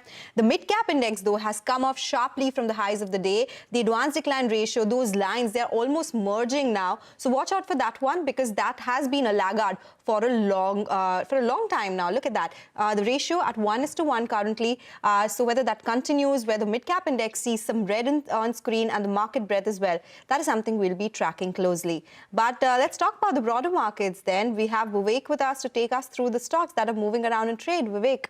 Well, thank you so much for that. It's been an extremely volatile trading session, and especially in the last half hour or so, we've seen the breadth considerably weaken. In terms of individual stocks, the ones that we're tracking, first on the list has to be Petronet LNG, an arrangement with ONGC over a 15-year period. The company has revenue visibility of close to 5,000 crore, something that the street clearly likes. The entire PSU banking basket, yesterday we saw a sharp sell-off. Today, a wee bit of a recovery across the entire space. The IT rally, something that we've seen ever since the rupee weakness has started, that continues today. Coforge higher by almost 2.5%. L&T Tech Services higher by over 4%. Hindustan Copper, clearly one of the outliers in today's market, up almost 5%, the top gainer as far as the NSE 500 index is concerned, and IndusInd Bank, on the back of various news reports, that particular stock amongst one of the top gainers as far as the FNO space is concerned. On the other hand, Biocon, you did see the news come about as far as Biocon is concerned in terms of both considering the merger of Biocon Biologics as well as the fundraise. Street clearly selling off ahead of that planned board meeting. Wockhardt Pharma, the stock has seen a one-way upward rally today, seeing a bit of profit booking. And lastly, Keynes, one of the top laggards as far as the FNO space is concerned, has seen considerable weakness, especially in the last 3 weeks or so. Today, volumes to are quite high. Okay, all right, Vivek, thanks very much for that. So those are a lot of the buzzing stocks in today's trading session. Well, the equities might be volatile, but there's no stopping the primary market action. We have Nefro Plus IPO, which opens for subscription on the 10th of December. The price band for this offering is around 438 to 460 rupees per share. It is an IPO, which is a combination of a fresh issue as well as an OFS. We have with us the Nefro Plus founder and CMD, Vikram Vupula, and we also have have the Chief Financial Officer, Prashant Goenka, joining in. Vikram as well as Prashant, thank you very much for taking the time out and talking to us. Well, NephroPlus, y'all run dialysis centers across India. You'll also have international operations in the likes of Uzbekistan, Nepal, etc., and a total of over 500 all dialysis clinics. Just give us a sense in terms of what y'all are probably going to do with the fresh issue of funds that y'all have, which is a part of the IPO. It's to the tune of around 350 odd crores. And how much are the promoters also selling via an OFS, and what is the reason behind that? Vikram. Sure. Thanks so much, Ekta and Sonal, for having us. NephroPlus is not only India's largest dialysis network, it's also the Asia's largest network from a volume of treatments perspective. We run 519 clinics across 350 cities in 5 countries. And the whole IPO is consists of 353 crore of primary issue and about 14% of shares in OFS. Now, this 353 crore is split into capex investment of about 129 crore. It's about 135 crores of debt repayment and about 80 odd crores of general corporate expenses. Now, the company strategy is to continue to grow in India, for which the capex investment we are raising in primary issue. We'll continue to grow in Philippines, Uzbekistan, and also we are launching in Saudi Arabia. And that's the plan. Roughly 40% of the revenue comes from international business, and that will continue going forward as well.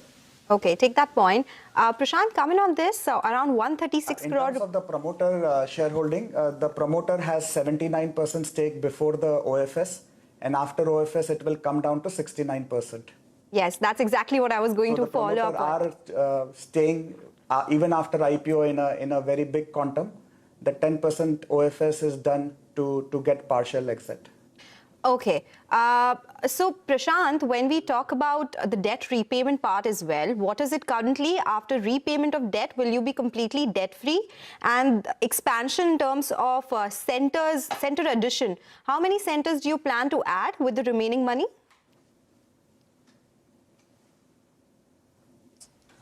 So, I can take that question. We, from a debt perspective, if you look at our cash and near cash instruments, we are net debt negative.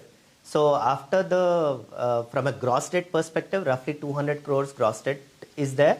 And after the IPO, we'll pretty much be a debt-free company, which puts us in a very strong position to invest in any new strategic initiatives and geography expansion activities. Okay. All right. Well, Vikram, you know, I just wanted to narrow down on the competition part of the dialysis market in India.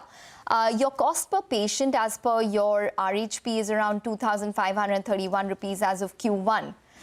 So just give us a sense in terms of how that compares with the other dialysis centers or hospitals in terms of a cost per patient. Is it higher? Is it lower? Is it the same? And why should one come to a NephroPlus when there are also public hospitals which are available, which do provide dialysis as well, charitable trusts, etc.? Yeah, absolutely. From a price point perspective, if you look at our scale, we are doing more than 3.25 lakh treatments, Ekta, in India per month basis. And if you look from because of that scale, it puts us in a very good lean cost structure, which helps us to create that margins and hence the ROCE perspective. If you look at large hospitals, they have dialysis centers, and many of these hospitals are partnered with NephroPlus as well, where we run the dialysis program inside their hospitals.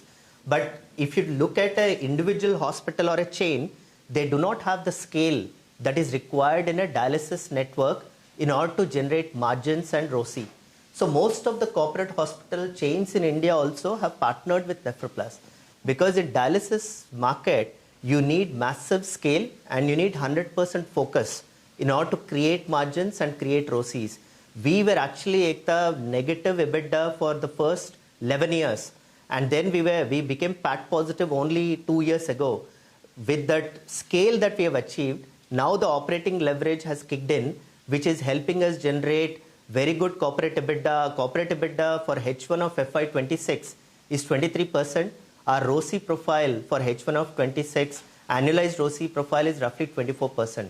So if patients are looking for good clinical quality outcomes, good affordable access, then Nephroplus is the facility that they should visit.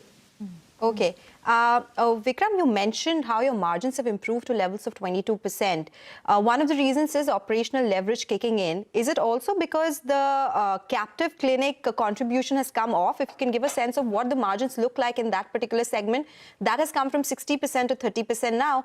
And will this be the margin number that will continue for coming years as well? What are the growth levers from here on? Yeah, we operate in these three core segments, Ekta. The one is the captive model with private hospitals, second is partnership with governments, and the third is outpatient standalone clinics. The margin profile for Nephroplus is roughly the same, regardless of which model you look at in India. Because of our scale, regardless of the price point at which you start, the end margin that we are making is roughly equivalent. The ROCE profile is roughly equivalent. So as Nephroplus, we are equipped to take advantage of increase in captive clinics, which is the core growth strategy for us. We are also equipped to take advantage of occasional partnerships with the governments. And we can also run standalones as the government and the state governments acknowledge standalone dialysis centers as a new model, which will happen over the next several years. From our perspective, we are agnostic to the model. We look at our scaled up platform in India, which is this 3.25 lakh treatments that I'm talking about on a monthly basis, which enables us to utilize the economies of scale and create similar good margins in all the models. So we are agnostic to the specific model per se. Okay, all right. Quickly, Prashant, just before we let you go, just wanted an idea in terms of what the longer-term vision for Nephroplus would be. Would it just be dialysis centers, or would you probably look to diversify into different medical treatments as well? Maybe, something in oncology, which is basically chemotherapy, radiation, which is also just a day procedure. So anything on those thoughts which you can share with us? As Vikram mentioned, Nephroplus is India and Asia's largest dialysis center. If you look at the global total addressable market, it's $80 billion. Nephroplus story has just about started. We have a big addressable market that we can capture in India and overseas. In India, only 9% of the dialysis patient who need dialysis today gets it. So there's a very big market that remains to be addressed. And same is the situation in many markets. So Nephroplus will remain very strongly focused on dialysis, and our strategy is to continue to consolidate our leadership position in India, grow in the international market where we have already opened Philippines, Uzbekistan, and open new geographies like Saudi. Okay. So to answer your question, we will remain focused on dialysis. Take that point, Prashant and Vikram. Thank you so much for joining in today and explaining your business and most importantly, the reason for this fresh issue and offer for sale as well. With that, we'll do one thing. We'll slip into a short break. When we come back, we'll connect with the management of Thyrocare. The company has launched a GLP-1 health check package, so we'll understand the implications of this.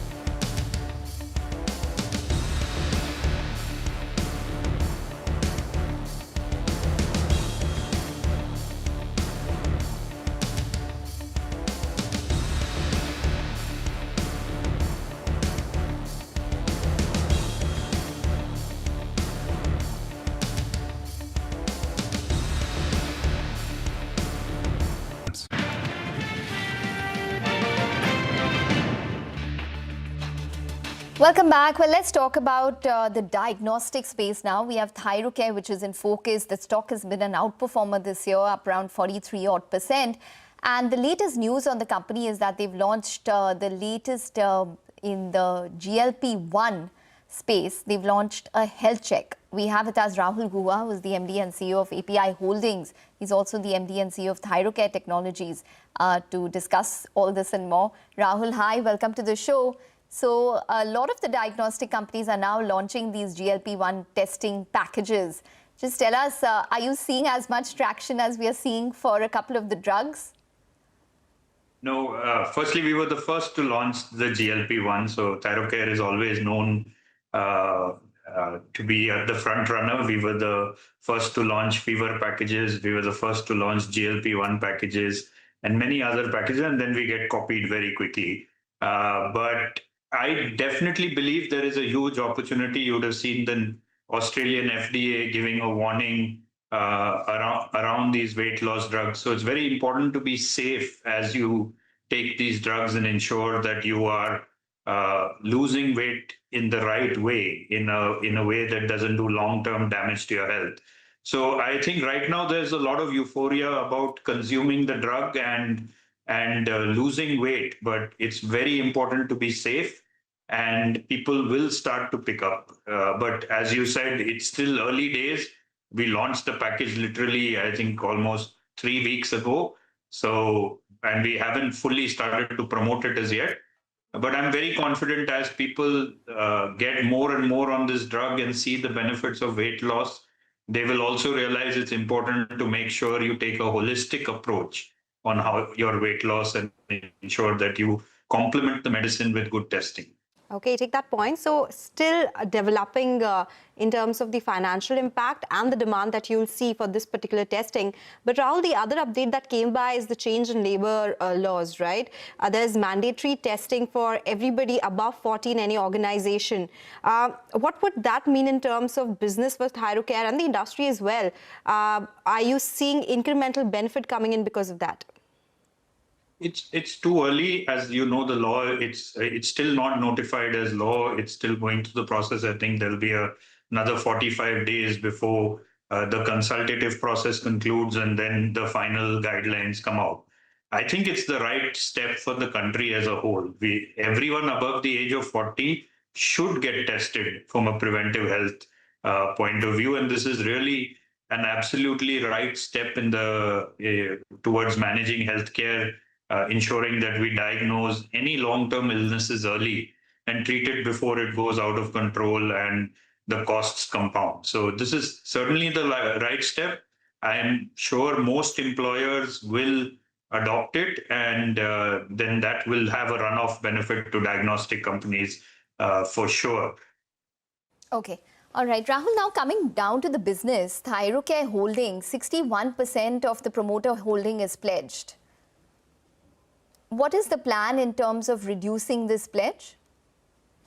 We have already been doing a lot of work on the pledge front. As you know, at the promoter level, the debt outstanding is about 1,200 crores. So if you look at it, we are pledging far more than we need to pledge at this point. If you even take a normal loan against share cover, the coverage should be 2,500 crores of market cap, whereas we've pledged almost 5,000 crores at this point in time. We have just been abundantly cautious because, it sends a very poor signal if the pledge goes up, down during the course of the loan. But we are pledging, I think, far in excess of what we need to pledge at this point in time. We're just being cautious on that. But then the plan on reduction? That we've anyway been doing a lot of work on that front. As you know, earlier this year, we had, actually just a couple of months ago, we had placed 10% of Thyrocare to effectively pay down the loan and reduce the overall debt outstanding. We're not planning any further stake sale of Thyrocare at this point in time, but we're looking at other assets in the group which can be monetized to help pay down the loan. Rahul, is there a timeline that maybe by this time 10% will be depledged, by this time 20%, and a timeline to completely depledge yourself? We are targeting towards a March 27 of, basically the entire shareholding being unpledged. But I cannot commit to that at this point in time. But the internal plan is to ensure that we are at a rational, or we have rationalized the debt to a significant level where the pledge can be negligible by March of 27. Okay. All right, Rahul. A lot to discuss, but run out of time.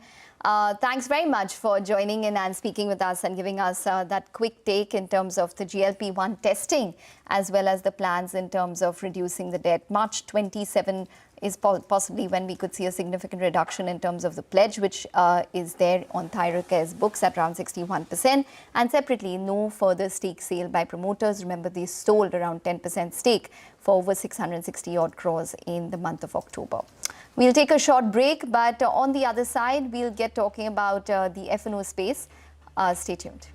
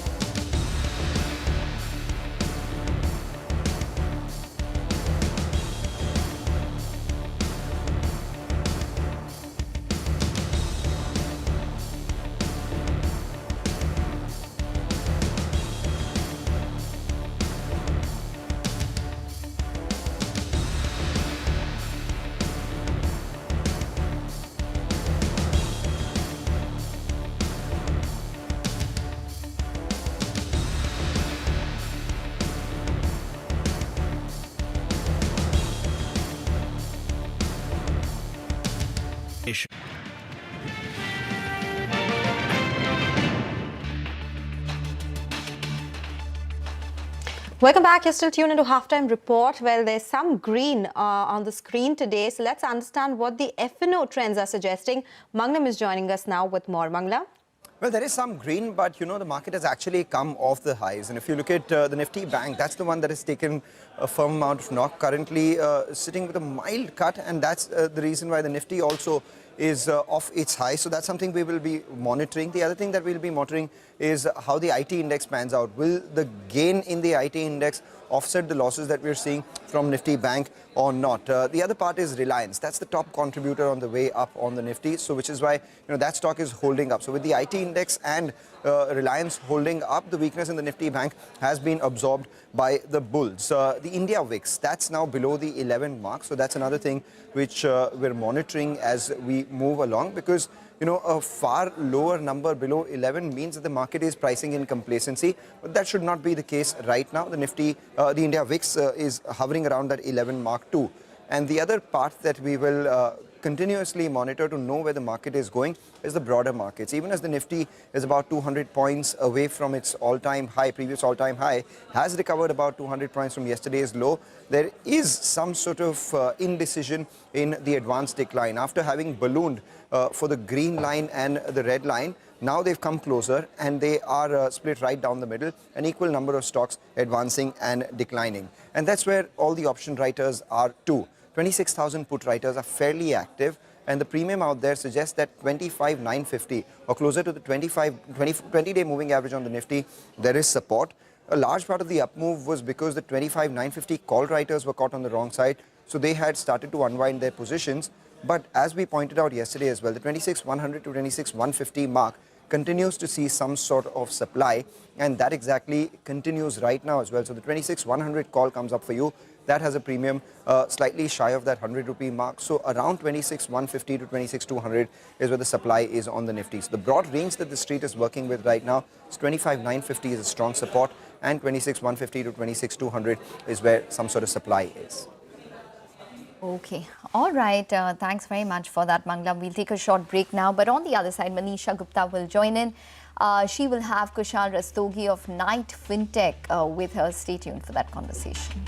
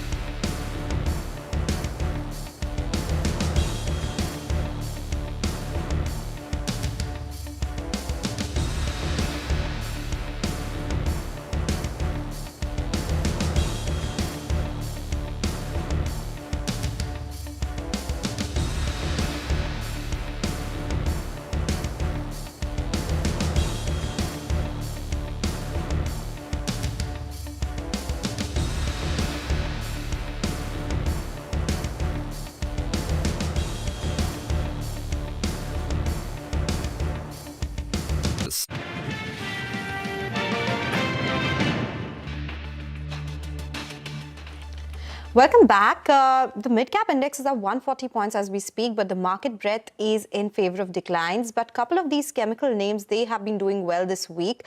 For instance, Himadri Chemicals, that stock is up around 10% this week itself. That one is on our radar. We spoke about Hikal yesterday, another 2% higher on that one. Also, something like a Deepak Fertilizer is gaining in trade, 1.5% higher on that one.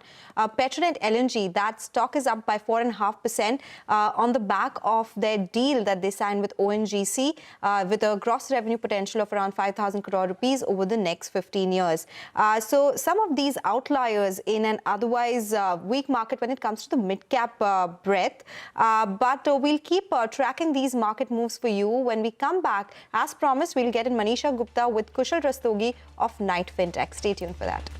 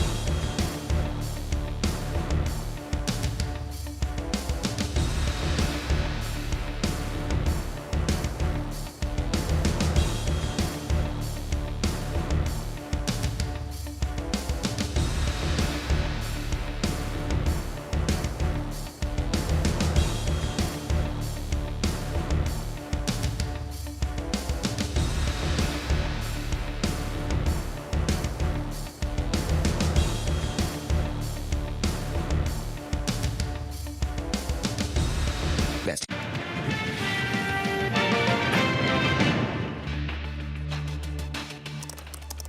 Welcome back. Well, for the markets, it's just about consolidating, but the Bank Nifty is now slipped into the red. So let's see whether it sustains or not in terms of the green that we're at least seeing on the screen at this point in time.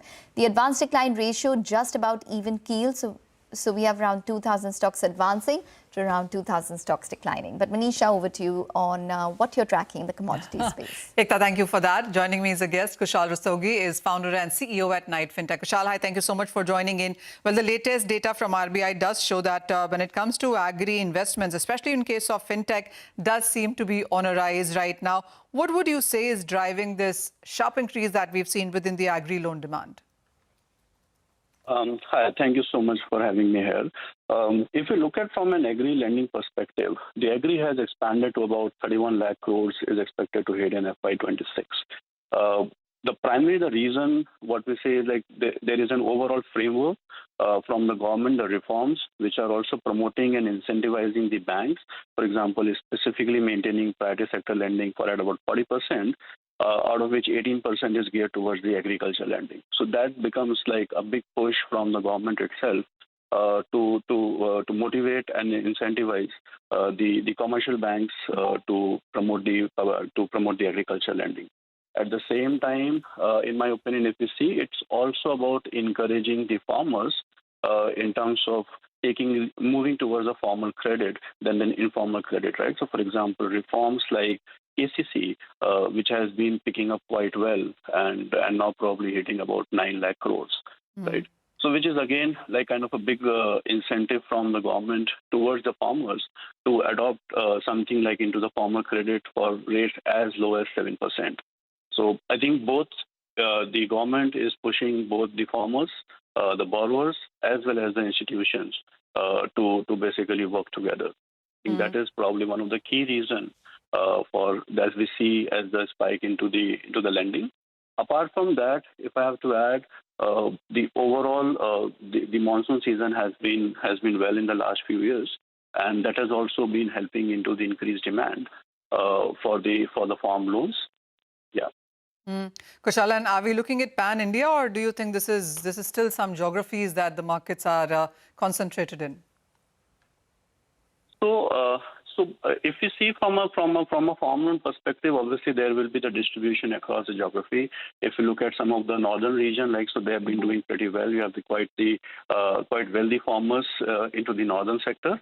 But yes, and if you look at some of the Maharashtra alone, like if you see that some sectors the farmer has been doing very well, and for some of the sectors the farmers are not doing so well. So yes, there is a distribution which is a function of the geography, what kind of land is there, what kind of crop can be grown there, and accordingly the buying pattern is also gets reflected into that. What are the specific types of which geographies the farmers are looking for, what kind of loans, right? Whether it's more into the crop loans, whether it's more into the equipment loans, etc. Kushal, also, how would you look at farmer level credit access get better? Do you think technology or AI, or does it have to be more technology driven in that sense? No, yeah, definitely. I think the overall, if we look at the India stack, like especially the new things which so the agri stack which is being brought by the government, right? So I think there are pretty interesting steps being taken in terms of formalizing of the land records, formalizing of the farmer identity, and having the digitization process. So overall technology, including AI, right? So whether the use cases are in terms of digitization of the records, identifying the fraud checks, use case into the credit underwriting, use case into the early warning signals, in identifying that what could be the patterns where which could give them early signals for the lenders to pick the certain patterns that can indicate that the farmer could get into the delinquent. That also helps the lenders themselves in terms of reducing their operational cost and the credit cost by leveraging the technology and having the digital processes end to end, and at the same time identifying the early delinquencies. Yeah. Kushal, Manisha, thank you so much for joining in today and taking us through that discussion. That's all the update that we have from the commodity space. For now, we'll get into another break. When we come back, we'll focus on Biocon. That stock is under pressure ahead of the board meet they have on December 6th. We'll discuss the reasons and a lot more. Stay tuned.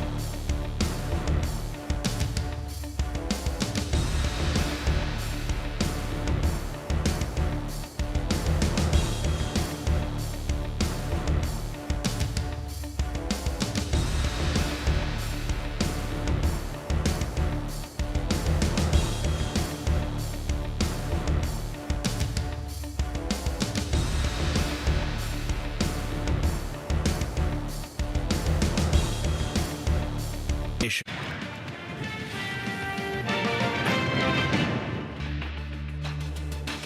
Welcome back. Well, let's focus on one stock, Biocon, which is under pressure ahead of its board meet on the 6th of December, Saturday, where the company will be considering investment in Biocon Biologics via purchase or acquisition. And also, they will be considering fundraising. We have with us Vishal Manchanda, who's a pharma analyst at Systematics Group, joining in. Vishal, thank you very much for taking the time out. Just give us a sense in terms of what the street can possibly expect on Saturday from the Biocon board meet.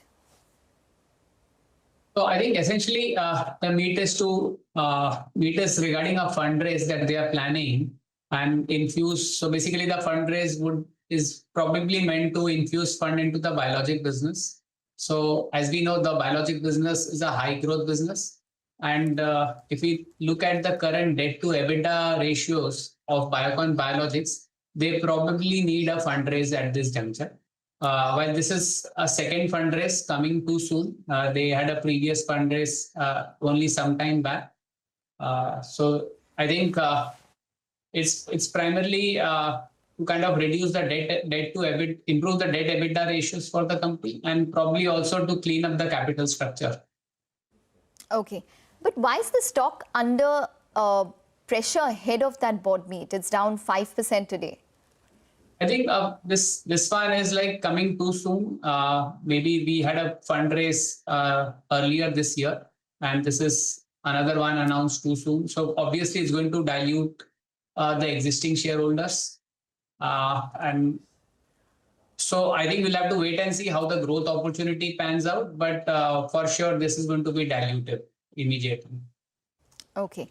Just give us a sense in terms of, the debt on Biocon's books, and what do you think will possibly be a strategy in terms of reducing it? It's around $1.2 billion. So is that going to be the key focus for this board meet? So right, about 1.2 billion is the plain vanilla debt on the books right now. And with this fundraise, obviously the ratios would get better. Their equity would improve, and hence they'll be in a better position to chase growth going forward. Because as we know, biologics is a very high growth business, and they'll need to kind of invest a lot in capex. And so I think this fundraise is essential for them. But the perception, according to you, now, Vishal, what would it be, considering that there's been a string of fundraising which the company has gone through? QIP was 4,500 crores in the month of June, but before that as well, since 2022, they have been consistently selling stake in Syngene in order to raise funds. So on a perception basis, what do you think investors are concerned about at this point in time? I think it's all triggered by the Viatris buyout, which was a hefty one. About $3.3 billion is what they had paid, and that led to the entire debt on the books. So probably that's where everything has been triggered. I'm not sure whether that was required, the Viatris buyout, but that's what it is. You kind of have taken that decision to own the front end, and now probably. So I think it will take time for Biocon to kind of normalize its balance sheet and kind of build from there. Okay. Do you think that the opportunities, or maybe there is some amount of price pressure which is taking place in the biologics segment, which is possibly not allowing as much growth as anticipated for that particular segment? So I think the competition has led to a lot of pricing pressure in the category. Earlier it was anticipated, so not earlier. So when I say when we all were thinking about the biologic business in the US, we were kind of assuming it's going to be a high ROI business. Probably it has not panned out that way. It has not been a very high ROI business for the entrants. It's also because a lot of innovators in the US are not losing market share to biosimilars. They continue to retain a lot of market share. They kind of are also competing with biosimilars on pricing. So they are kind of ready to go as low as biosimilars in terms of the prices that biosimilars are offering. So I think the situation is not that great on the biosimilar market, but as it expands, number of biosimilars that lose patent protection, as the market expands, probably there'll be room for everyone to kind of make money. So we'll have more patent expiries in the next 5 to 7 years. Okay, so more patent expiries in the next 5 to 7 years is what we could expect. But, you know, we do have the entire GLP-1 space, which they are looking at. I think they're looking to enter the entire space with regards to Mounjaro generic, etc., or tirzepatide by 2029. And before that is liraglutide is the other drug that they're selling in the UK right now. Do you think that portfolio is going to be a game changer in terms of revenues for a company such as Biocon, which has such a strong portfolio of diabetes drugs in any case?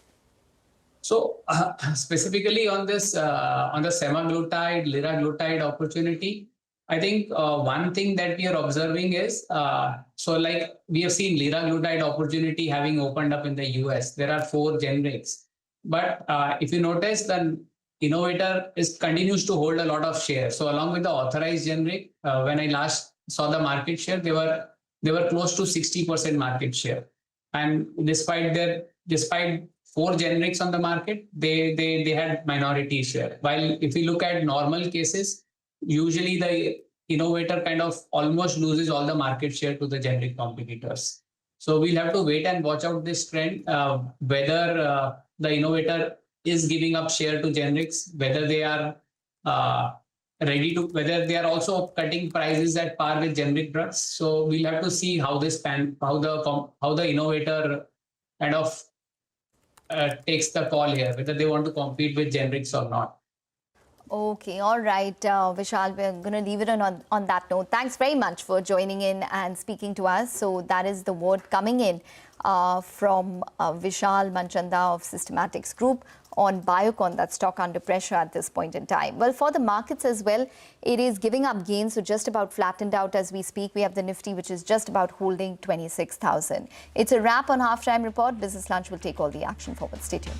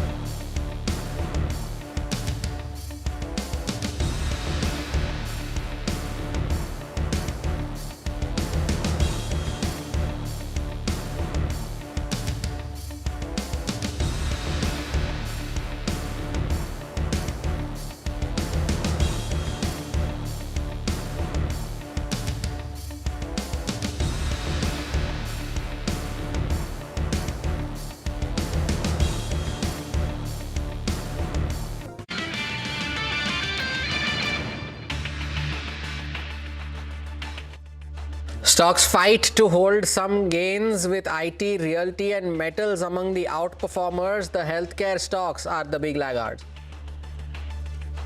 Indigo Airlines parent Interglobe Aviation is facing rough weather over a rush of flight cancellations, which the airline blames on the weather, congestion and updated crew rostering rules. The airline hopes to normalize operations in 48 hours. JSW Steel inducts Japan's JFE Steel as an equal partner in Bhushan Power and Steel to expand and grow the business. JFE's investment at an enterprise value of 53,000 crore rupees will help JSW Steel pare down debt significantly, and that gets a thumbs up from analysts. The Biocon board is set to meet on December 6 to consider buying out shares of investors in its biologics arm. It also plans a fundraise which could help facilitate the buyout. The stock slips.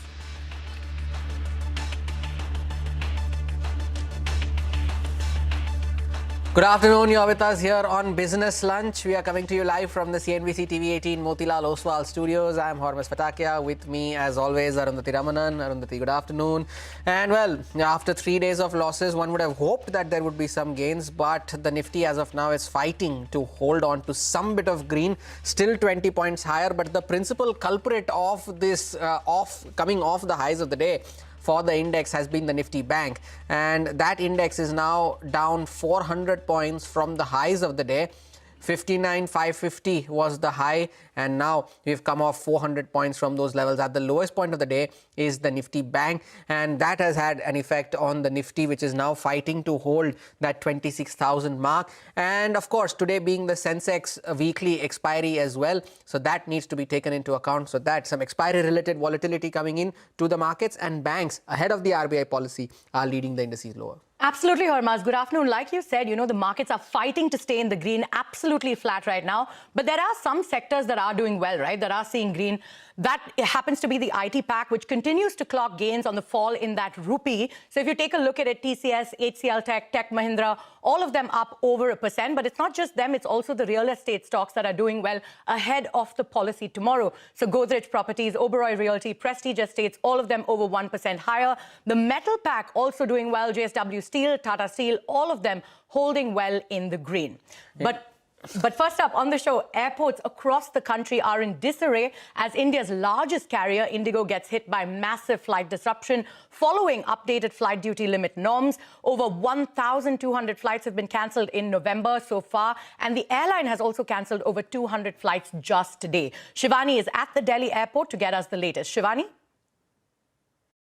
Well, yes, I'm standing at the Delhi International Airport's Terminal 1 right now, and sources in the Delhi airport team have told us that a total of 33 Indigo flights have been cancelled since 12 a.m. this morning, and these cancellation numbers are likely to rise during the day. Bangalore airport sources have also suggested that a total of 73 flights, both incoming and outgoing, have been cancelled by Indigo from the Bangalore airport, and similarly from Hyderabad a total of 18 flights have already been cancelled this morning till 9 a.m. So this takes the total upwards of 120 total flights being cancelled today, and it's just half the day we have seen pass. So this number is likely to be to go up a lot during the day.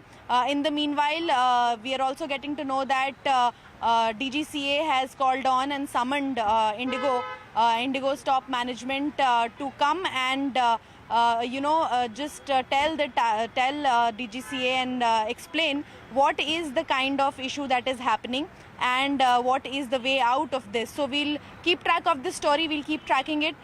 So far 120 plus cancellations already across 3 major airports in India. Shivani, thank you for that update. And from one major airport to another, from Delhi to Mumbai, and Santya is here with the latest from the Mumbai airport. The Indigo airline chaos at major airports across the nation continues for the 4th consecutive day. On Wednesday till 5 p.m, as many as 33 flights were cancelled and 51 flights were delayed at Mumbai airport alone. Indigo has cited a technical glitch and crew shortage due to winter season rostering as the reasons behind the disruption. However, aviation experts say the situation has worsened due to a lack of proper planning while implementing the revised flight duty time limitations, which led to an acute pilot shortage. Experts also point out that an Airbus software patch rolled out over the weekend played a significant role. Right now, we are at Mumbai Airport, and this is a queue outside Indigo counter. These passengers here are waiting for information regarding their cancelled flights, and they're also trying to reschedule their flights. Now, if we talk about all these factors, whether it's the crew shortage because of winter season rostering, or technical glitch, or Airbus software patch, or the lack of proper planning for revised FTTL, all this has led, have had a domino effect on the operations, and the DGCA has now summoned the airlines. Indigo, in the meantime, has said that it's working round the clock to rectify the situation, but also admits that it may take another 48 hours to fully normalize operations. Indigo claims that it is providing, it is making proper food and accommodation related arrangements for the passengers. However, the passengers we spoke to had a different experience. I've been trying to contact even the customer care, but no one is lifting the phone. But we are waiting here for a long time. My Mumbai flight was cancelled. From Surat, they are on their own. They are postponing it to 6th.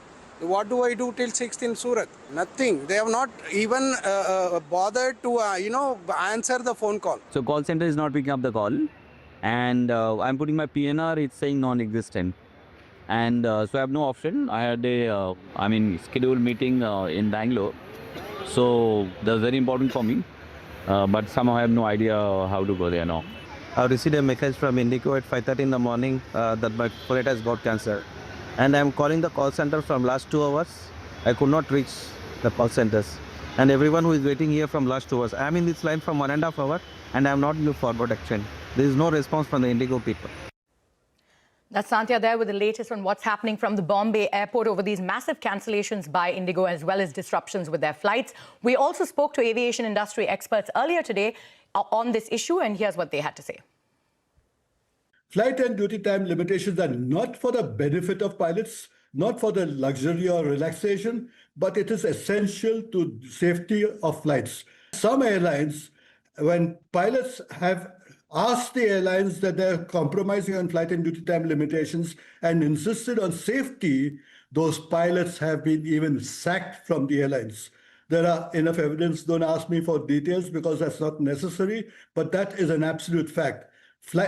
Pilots have been sacked, engineers have been sacked, many crew who have pointed out the faults or pointed out safety compromises that the airlines do have actually been sacked. That is the important part of it. You cannot compromise on safety.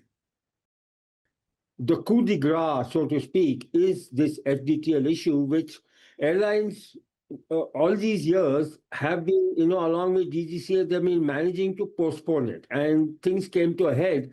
And this year, they expected that, again, they will get an extension. And when the DGCA did not give them an extension, things have gone a bit haywire. I expect them within 48 hours, at least they have been bold enough to say, yes, we are cutting back capacity in order to, kind of reset the whole situation. Indigo stock will definitely take a hit in the short term, and I must give a disclosure. I'm an Indigo shareholder myself. So, but I definitely feel that there will be a hit in the short term, but on the long-term basis, I think it's shall we say, par for the course. The airline is very professionally run, and they will come back to it. Time for a short break. More news and updates on the other side. Stay tuned.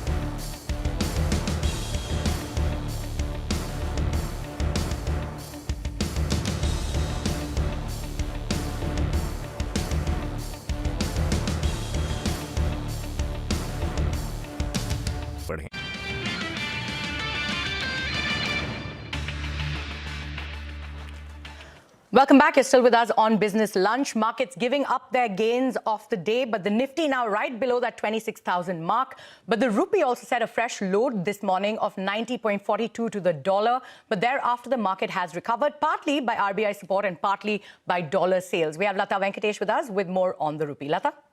Well, that's true. The rupee started lower, 90.42, because the NDF market, the offshore market where the rupee is traded, was at 90.40 when we started trading. So it immediately started at that level. But it appears at that level that there is not just RBI supplies, which is, everyone tells you, is limited. It is there, but it's not trying to influence the market. The natural support for the dollar to go higher seems to have ebbed.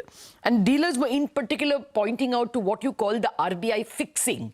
That fixing is a period when month-ago sales are, forward sales are settled. At that point, a lot of people thought that banks will come to buy dollars to supply to the RBI. Looks like all those banks had already bought. So the dollar demand also did not materialize. And then we started seeing the dollar getting a little cheaper. It came towards the 90.17 mark. And later on, towards noon, we also saw it going, to 90.05, 90.06 levels. The impression in the market I got is that RBI is not there in full scale. It's also possible that the market does not want to take too many decisions ahead of the policy. There were quite a few dealers who told me that the natural demand for dollars itself is less today. Either importers have covered, or yesterday everyone was caught napping. They had short dollar positions above 90, and suddenly the dollar became 90.30, and they had to come and cover the short positions by buying dollars to square off those short positions. Today, there are no such shocks in the market. So the natural demand for dollars also is less.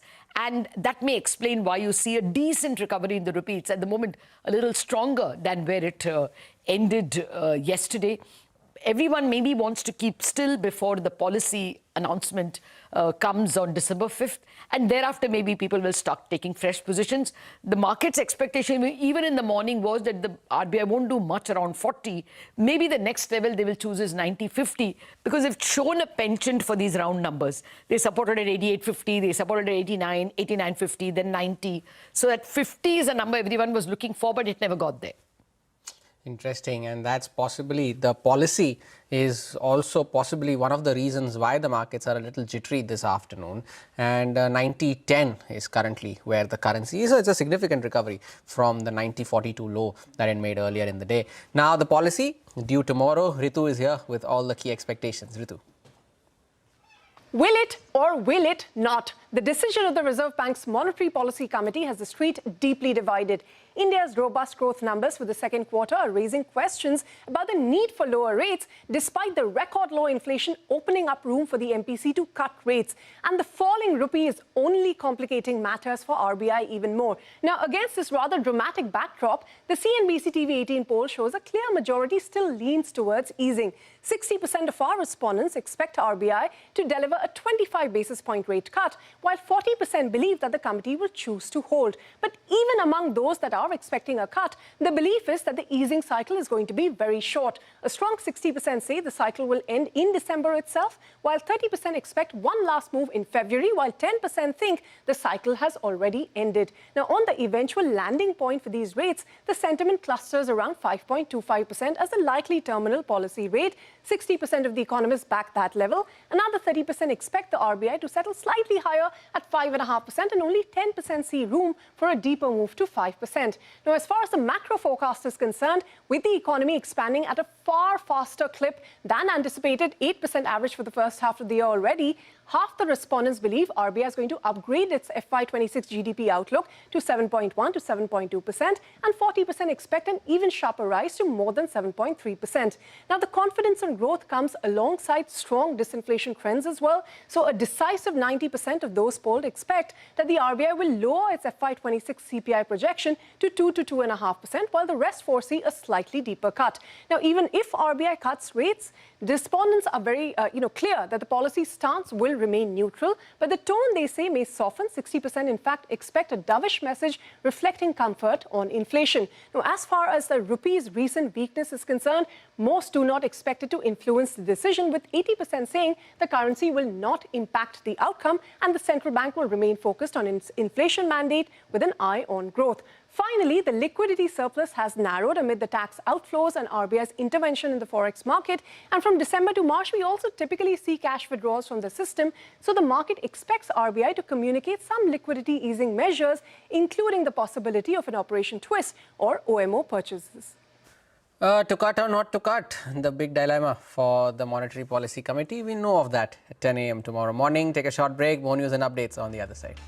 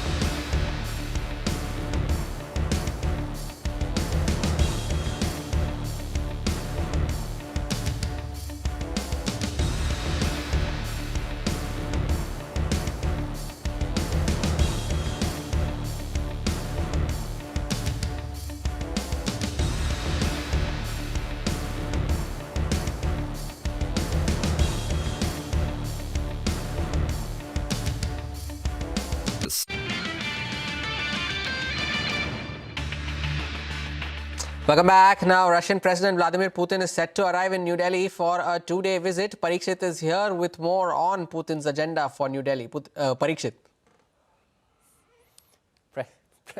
President Putin will spend 27 hours in India. Tonight, after landing, he has a private dinner with Prime Minister Modi. Tomorrow, he receives a ceremonial reception at the Rashtrapati Bhavan. He will visit Rajghat and then hold extensive discussions with Prime Minister Modi. And then both leaders will address a press conference. President Putin and Prime Minister Modi will address business leaders.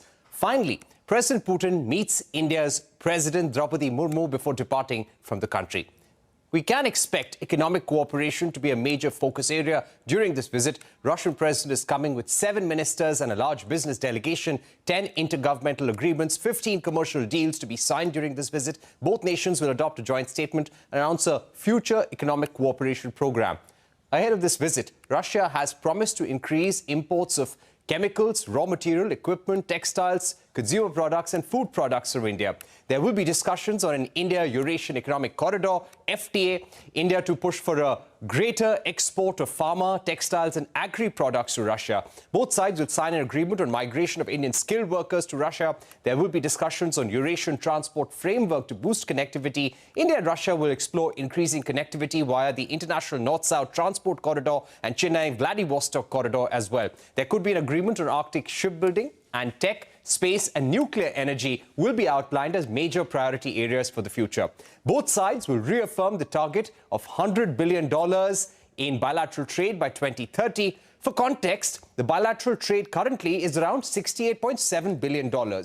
Indian exports stand at $4.9 billion, include pharma, chemical, steel, marine products. India's imports were $63.8 billion, and this includes crude oil, sunflower oil, fertilizers, coking coal and precious metals. On the defense front, there will be an announcement on ratification of the Military Logistics Pact, which will allow India and Russia to access each other's military bases. Russia is like to make a strong pitch for full technology transfer for the Su-57. But India won't make any commitments just yet. Russia to propose selling S-500 air defense systems to India, but no decision is likely during this visit. India and Russia will explore co-development and co-production in several areas. Now, when it comes to energy, Indian entities are likely to continue importing Russian oil. 35% of India's crude imports in November came from Russia. Russian oil imports were around 1.9 million barrels per day till the 21st of November, when the sanctions came into effect, and our crude imports from Russia will continue in the range of 800,000 barrels per day in December. Now, this is because Indian entities can still buy oil from non-sanctioned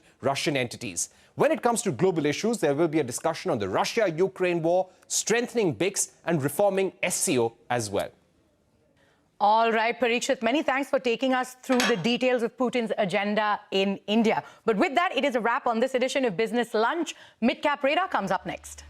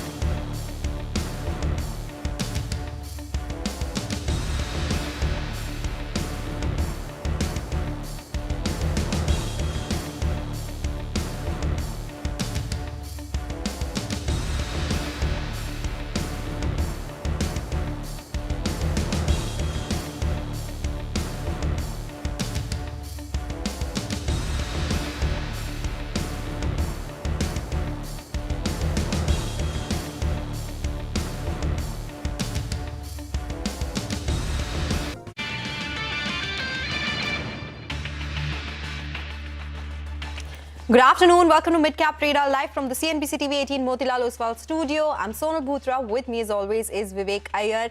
Nifty continues to be above that 26,000 mark, but sharply off the high. So consolidating at these levels, 26,000 continues to be an important level to track. Midcap, so well, they are in the green today, but the advanced decline ratio, that is in favor of declines as we speak. So that will be important to track, Vivek. Good afternoon, Sonal. You're absolutely right. It's been an extremely volatile trading session, a certain recovery seen especially in the last half hour or so. But today we have a lot lined up on the show, an important corporate conversation as well. So let's start off with the top headlines. Benchmark indices fall from highs to trade near the flat line. Nifty trades at near the 26,000 level. IT and realty notch gains while consumer durables drag. Petronet LNG is higher in trade by 4% after it signs a 15-year ethane storage deal with ONGC worth 5,000 crore rupees. That will be the revenue addition for them. Nomura has a buy rating on the stock with a target, and they say the EBITDA addition will be 140 crore rupees in the first year. Indigo Airlines parent Interglobe Aviation is facing rough weather over a rush of flight cancellations, which the airline blames on the weather, congestion and updated crew rostering rules. The airline hopes to normalize operations in the next 48 hours. And shares of Biocon trade with cuts as the board is set to meet on December 6th to consider buying out shares of investors in its biologics arm. It also plans a fundraise which could help facilitate the buyout. Okay, all right. Those are the top headlines that we are tracking for you. We'll discuss some of them in greater detail. For now, the Nifty at that 26,012 mark, it is coming off from the highs of the day. The mid-caps up 80 points, but there is some pressure coming in on Bank Nifty. So what happens to that index will be key to watch because that could move the needle for the Nifty as well. Nifty IT doing really well. Realty also adding to the gains that we are seeing today. The CPSE index also doing well. But we do have, as I said earlier, the banking index seeing some pressure. And the small cap index too is in the red as we speak. That's right, Sonal. Quite a lot of stocks. One amongst them yesterday that we did highlight, towards the end of the show was Biocon. An update coming to the exchanges where the companies are looking at both the share swap as well as the fundraise. That particular stock today has sold off significantly post that development. But this and a whole host of other stocks is what our association has on its radar. It's a special segment, Midcap Movers. So I'll start with Biocon. As you were talking about, the board is going to consider fundraise on 6th of December, and ahead of that, the stock has moved sharply lower, down currently more than 5%, while Petronet LNG is currently higher, up almost 5% after company has announced an agreement with ONGC and revenue potential is seen around 5,000 crore. On the back of that, stock is sharply higher. IndusInd Bank, there was a positive note from the promoter and the tracking that development, this stock also has moved higher, currently up more than 2%. Some of the other mid-cap gainers, most of the IT names are today trading with gains, and yesterday also most of the names were higher because we have seen a sharp fall in the rupee over the last few sessions, and because of that, you can see Coforge currently high more than 3%, Persist and Emphasis, all the other names are higher too. Hindustan Copper tracking the copper prices which have moved to record high, and because of that the stock has seen a gain of 7%. Majority of the defense names are today trading with gains ahead of Russian president's visit. Bharat Dynamics is one of the top gainers, currently up almost 2%. Last one in this list is Nectar Life. Yesterday, company had announced that board has approved share buyback of rupees 81 crore, and because of that, this stock too has moved higher, currently up more than 14%. Some of the stocks are trading with cuts. First on the list is Hitachi Energy, down for second straight day. Yesterday also was down almost 4%. Today it's down almost 7%. Recently, there was a government order related to renewable energy, and might be because of that, the stock has been falling. Second one is Keynes Technologies. For the last 6 or 7 straight days, this stock has been falling. Today also down almost 5%. MV Photovoltaic and Wockhardt have been seeing profit booking today after a big surge that both these stocks have seen over the last few sessions. And last one is Ola Electric, another 52-week low that stock has hit today. Okay, a big fall there, 36 on Ola Electric as we speak. Thank you so much, Sudarshan, for joining us with those names which are in focus in the mid-cap space. We'll slip into a break now. When we come back, we'll connect with the management of Pine Labs to discuss their Q2 numbers and the business outlook. Stay tuned for that.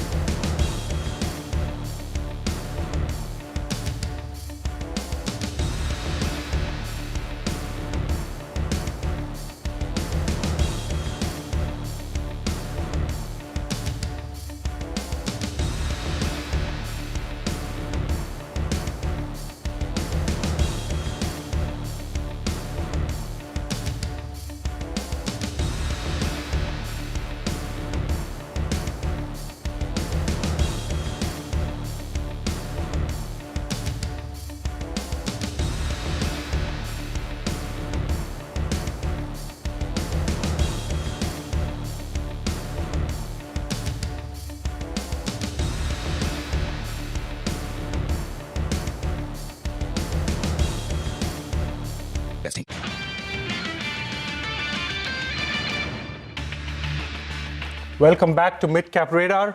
Well, one particular stock and within the past space that we highlighted on November 27th, saying that there could be a very important development as far as Tata Power is concerned.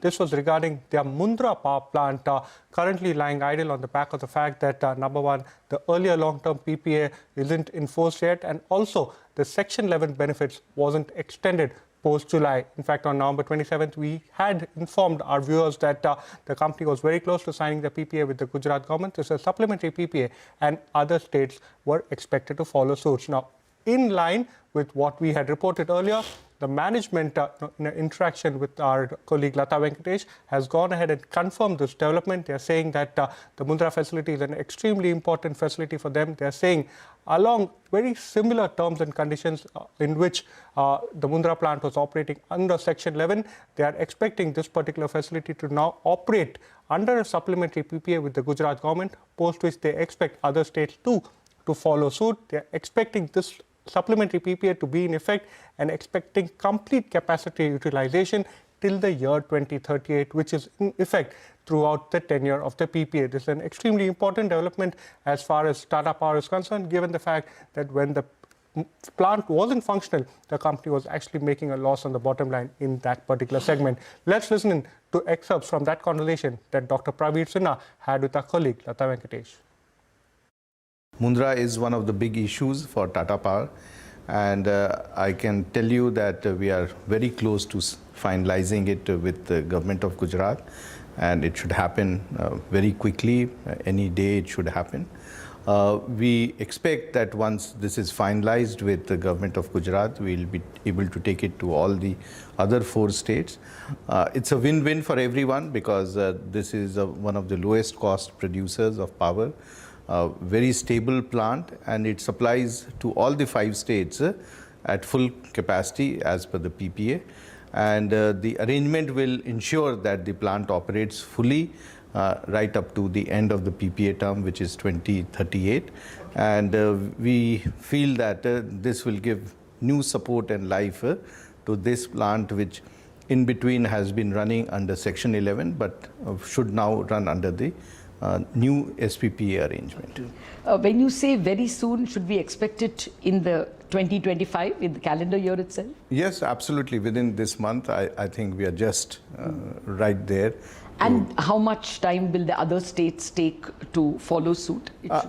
We already had discussions with all the 4 states, and they have said that as soon as the terms are finalized with Gujarat, because Gujarat is the major procurer of power, nearly 47.5%. So once that is done, they will also go ahead on the similar terms. Okay. And I think there is a lot of understanding amongst all the procurers that this is a good plant and they want power from this plant because it's a substantial quantum of overall supply that goes Absolutely, to each. and the country needs power. What is the return? Will it be somewhat similar to what it was before this stoppage? Will it be similar to the Section 11 returns? We are trying to work something closer to that. The actual details will come once the final approval comes from the government. But I think we'll be very close to that sort of an arrangement. Okay, that is an important update for Tata Power, and it is expected to come by the end of this month itself. So we'll keep tracking that update. With that, we'll do one thing. We'll slip into a short break now. When we come back, we'll connect with the management of Pine Labs to discuss their Q2 numbers and the business outlook. Stay tuned.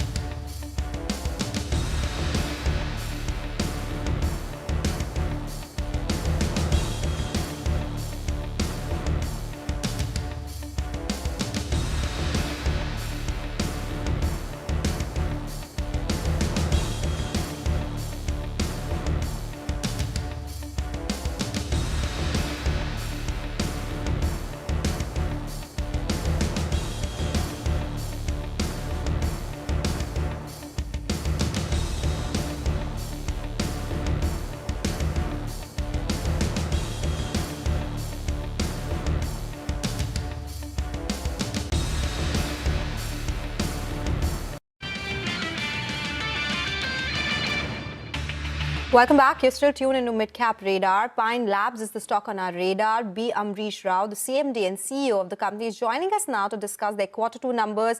We'll be discussing three main points today. Growth outlook in competition. The second will be contribution and margin outlook. The third will be ESOP cost trend and profit target as well. Mr. Rao, thank you so much for joining us today. Your growth in the quarter gone by, on a YOY basis, it has come in at 18%. On a quarter-on-quarter basis, it is 5.5%. What is the outlook for the rest of the fiscal? Do you think you'll grow better than that? What are the targets? A couple of things. Over the last 5 years, we've generally trended to grow by about 25% on a year-on-year basis. The first two quarters are seasonally weak quarter because we are in the payments industry. As you know, the payments industry goes up along with consumption and purchases in the market. So generally Q3 and Q4 are the stronger quarters for us. Over the last 2 years, we've grown by about 30% on a revenue level.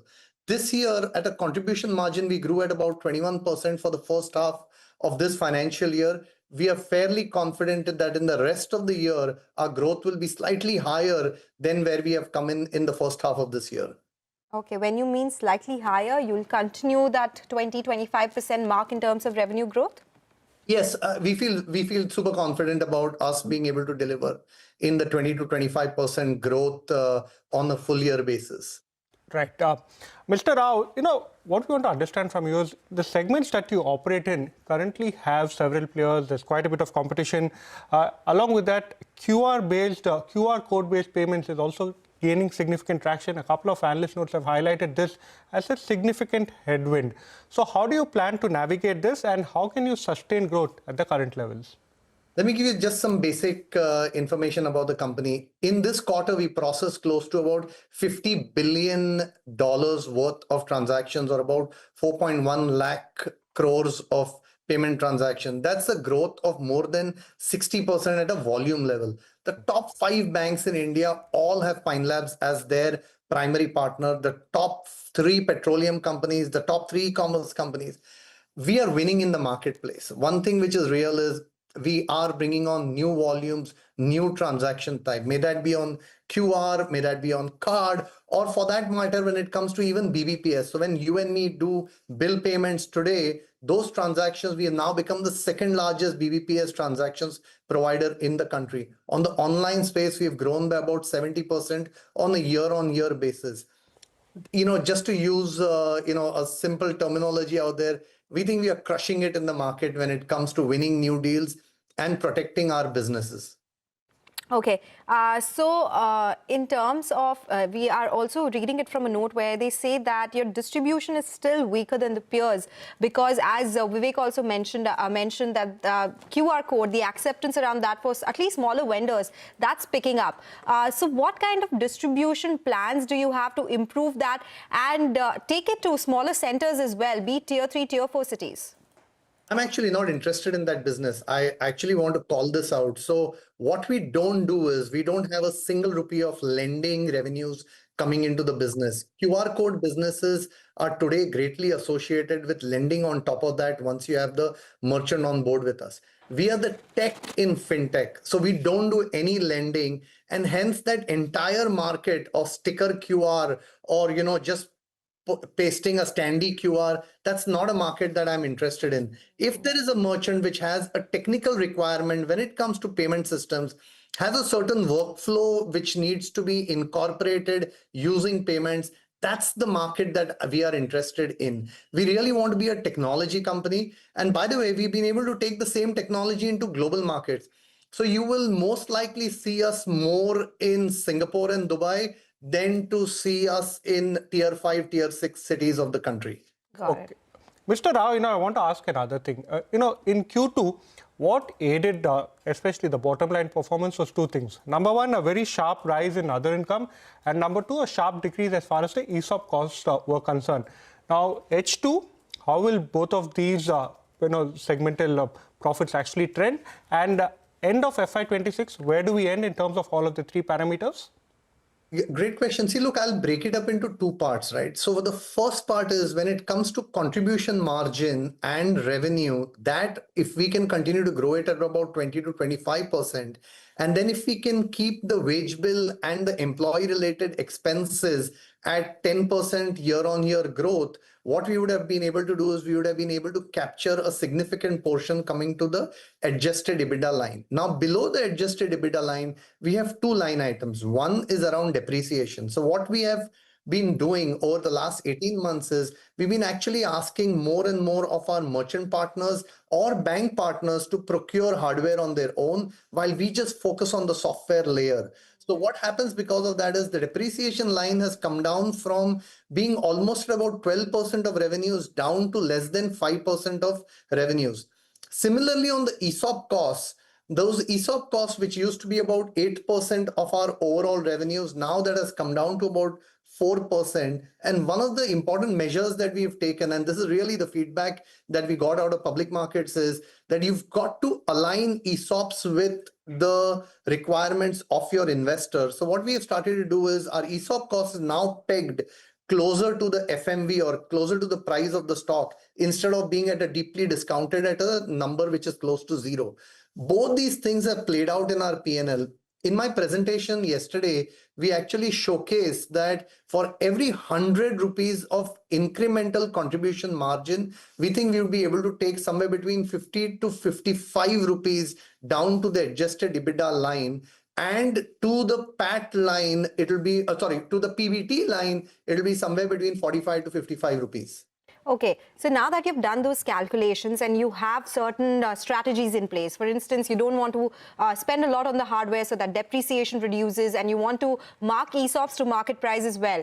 What does it mean for your long-term strategy when it comes to revenue growth, contribution margins, and will it also mean that you will continue to be profitable? Because as we pointed out in Q2, had it not been for other income, it would have been a loss, right? So what is... No, I'm clarifying. In Q2, we are a clean PAT positive. In Q1, yes, there were some changes because of which the PAT came out positive. But Q2 was a clean PAT positive.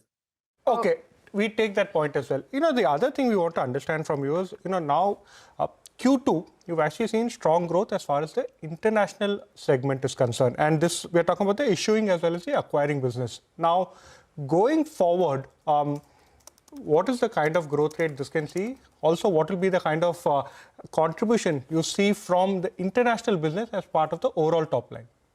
See, first of all, let me just explain to you the lay of the land. See, what's happening is when we as a technology company, as a market leader in payments in India, are actually going out and speaking to global clients, for the first time, I'm getting to see that clients truly believe that you can deliver for them in global markets. So may that be in Philippines or in UAE or Singapore, they are no more doubting Indian fintech. Second, when you say that you're a market leader in that space, people really want to come in and work with you because the technology that we have created in India is ahead of what has been happening in some of these other markets. So for us, we do believe that there is an immediate product market fit when we go into global markets.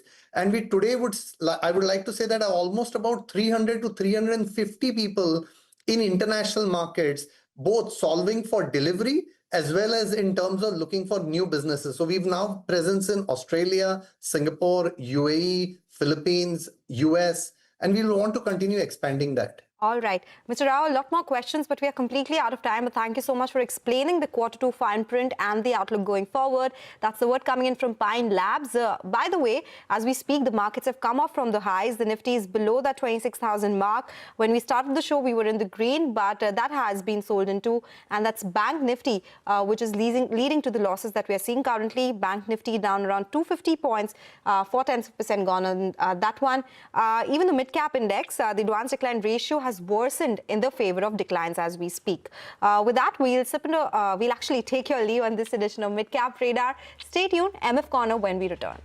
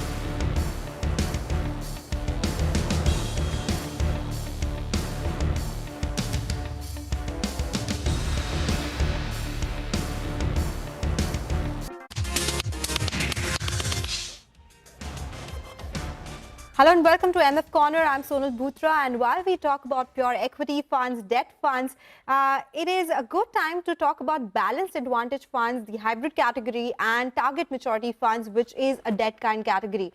Before we go to our guest today, let's quickly take a look at how balanced advantage funds fared this time around. Now remember, this category did see a lot of inflows in last couple of months, but October did not work out so well for them. So 540 crore rupees in the month of October versus 1689 crores in September. So it has been gradually coming off after that surge that it saw in the month of July. And if we talk about hybrid category in general, that did see a lot of flows come by, especially in the month of July. Inflows were 28,880 crore rupees, and since then it has been a one-way down move, and now it stands at 14,156 crore rupees. A lot of changes that we saw on the market move, so investors did move to the hybrid category. So let's understand what the outlook is on balanced advantage funds, understand the nitty-gritties of this category, and also then focus on target maturity funds after we understand the first one. So let's focus on balanced advantage funds, investments that adjust automatically between stocks and debt. But how do they differ from regular hybrid funds? Are they the safer option in an investor's portfolio in a volatile market? We discuss all this and more with Amitabh Verma, director and co-founder of Fission Wealth. Amitabh, good afternoon. Thank you so much for joining in. You know, there was a point in time we used to discuss balanced advantage funds and target maturity funds on an everyday basis, but now looks like that excitement has come down. For someone who is just beginning, what exactly is balanced advantage fund and how is it different from a regular hybrid fund?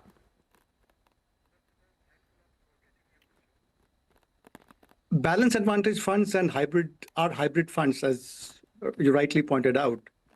See, in the case of regular hybrid funds, they have a much more fixed allocation between equity and debt. Typically, if it's an equity-oriented hybrid fund, then it will be equity is closer to 65%. It could move a little bit here and there, but it's there. While in a conservative hybrid fund, it would be much lower. In the case of a balanced advantage fund, the leeway for movement of equity and debt is a lot more. Equity tends to move between 30 to 80%, depending on various market conditions and models which are used. So in a short way, balanced advantage funds are far more dynamic in terms of managing equity and debt. Often they are rule-based. And if you look at these in a broader sense, they offer much better risk-adjusted returns as compared to traditional hybrid funds. Okay, so we'll come to the return metric in just a bit. You said the changes are rule-based. So they dynamically change equity and debt allocation. But what are some of the factors that a fund manager considers when they decide whether to increase or reduce equity exposure? If you can give us some examples here. Right. So for fund managers to look at, clearly the market levels, market conditions come into play. So what would they look at? Valuations is a very important factor. There could be some metrics like price to equity, good price to book value. So these are a very important category or aspects to look at. The other factor is really sentiments, could be market, what is the kind of, whether it's bullish, bearish. So the sentiment and momentum also plays an important role. And third, there are several other factors. Bond yields could be there, the volatility or VIX indicator could be there, and a whole host of other things. So when you look at all these factors, then you try and build a model, a rule-based model. When an equity fund or when a balanced advantage fund manager look at all these models, so they build proprietary models. And on the basis of that, it would indicate what is the right level of equity. If it's an equity-oriented fund, then whatever is the equity mix, for example, it's 40%, I'm just putting it as a number, then the balance they would cover through an arbitrage fund and the rest would be debt. If if the fund has more leeway, it could move all the way from, as I said, 30 to 80%, depending on where or what is the model indicating. So in short, there are various factors which come into play in determining a model. These are back-tested. Fund managers spend a lot of time in testing, looking forward, how do this change? They adjust it sometime daily, weekly, monthly, depending on what is the mandate of the fund. And based on these, they come to a conclusion of what is the right level of equity in the fund. Okay. So, you know, investors believe that BAFs will guarantee protection in market falls because it does have two asset classes in the portfolio. Is this the right expectation to set? There's nothing guaranteed in that sense. The only thing guaranteed in a way is our government bonds. But even government bonds come in with interest rate risk. So I don't think one should be looking at guaranteed as a form of for any category, including this category. But having said that, it's a question of probability. And the probability of a balance advantage fund that it would preserve capital is far higher than many other categories. And that is where the strength of this category or strength comes in. Just if you look at it and if we increase horizon, and if you look at past data, as you increase horizon, the number of times a balance advantage category would have given negative returns keep diminishing to a point of near zero. I'm not saying that past returns would be a reflection of the future, but clearly this demonstrates a certain strength of balance advantage in being able to manage market falls. So I wouldn't take it as guaranteed, but I would definitely look at it as a much more conducive to managing both ups and downs of the market. Okay, so there's nothing guaranteed because there's a significant equity portion as well. So in that case, Amitabh, how should a retail investor judge performances in different BAFs? What metrics should they track? And also, if they are little better than, the regular funds or specific asset funds, do you think they should definitely be a part of anyone's portfolio? Yes, definitely. So essentially, what is BAF trying to do? A BAF is trying to capture some part of the upside and minimize some of the downsides. So if you look at it, so if a fund is, I'm just giving it as an example, if the fund is able to capture 75% of the upside, and when the markets go down, only experiences 50% of the drawdown, chances are that it would have given near nifty returns in a full cycle, as well as with much lower volatility. So that, to my mind, would be an excellent BAF fund. Closer to this, whatever the performance is, and depending on the mandate and time period, is what you would get in experience. If you are looking for a slightly shorter period, and when I say cycle, it's 5 to 7 years, then also it should give you better than fixed or debt returns, but with lower volatility than equity. So if you are getting 2 to 3% higher returns than a debt fund, but with much lower volatility in the shorter term, I think that's also a great way for a retail investor to look at it.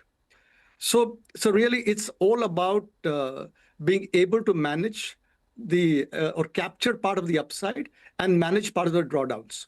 Got it. So like any other fund, which is say pure equity fund, pure debt fund, sometimes people just do lump sum in debt funds, right? Because it is capturing a duration as well. So are BAFs better suited for lump sum investment, or should one go about with SIP here? In my mind, lump sum or SIP is far more a question of availability of funds with the client or investor, because really it's not a one or either. If you have funds today, you're looking at lump sum. If you don't have funds today, you're looking at SIPs. To me, a question would be far more whether it's lump sum or is it staggered through something like a systematic transfer plan? Because if you have funds today, then should you go it all in today or later? When I look at BAFs, the whole mandate of the fund manager is to manage different market cycles in a balanced way. So therefore, I don't think data suggests that having a significantly staggered approach would give you higher returns as compared to going all in as a category. If a fund is not dynamic enough to adjust, then anyway, you should not be investing in that fund. But that's a different point. So if a fund is dynamic, I would say that it doesn't really matter if you're doing lump sum or doing a small stagger. It's all about the investor's comfort. From a returns perspective, I don't think there will be any measurable difference. Okay. And what about the holding period? Like any other investment criteria or investment goal, the holding period should be long enough to actually see the benefit of dynamic asset allocation? Yes, absolutely.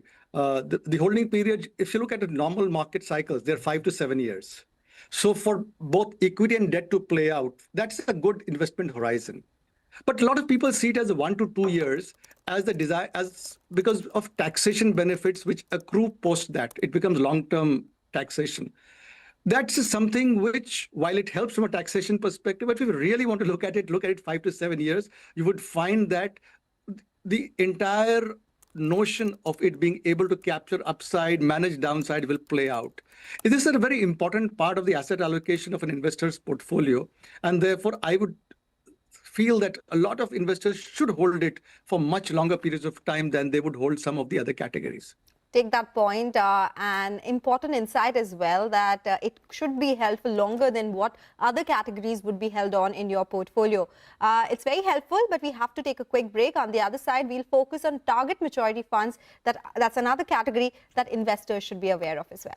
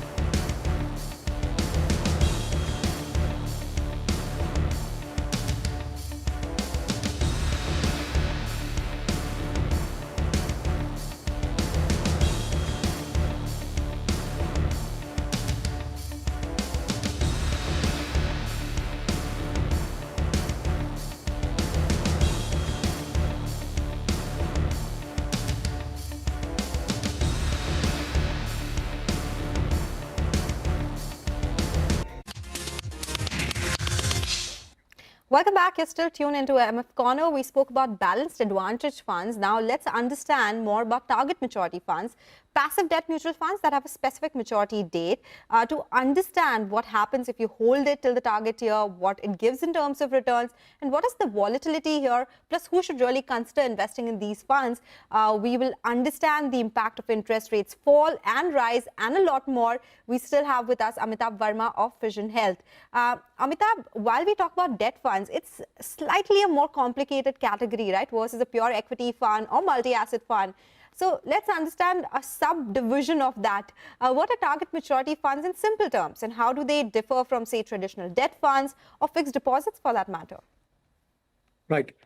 Target maturity funds are passive debt funds, which typically, as the name suggests, have papers which mature to a fixed date or a fixed time frame.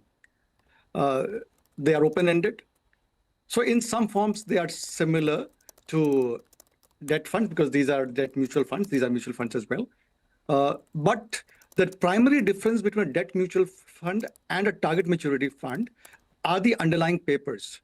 In target maturity funds, you hold the underlying papers to maturity, while in a typical debt mutual fund, you could be rolling or buying new papers, as it's an open-ended fund where the maturity, the fund manager determines at what level of maturity they should be, and they buy and sell papers accordingly. Okay, so, there was a point in time we spoke about target maturity funds and balanced advantage funds a lot. They were very popular some time back.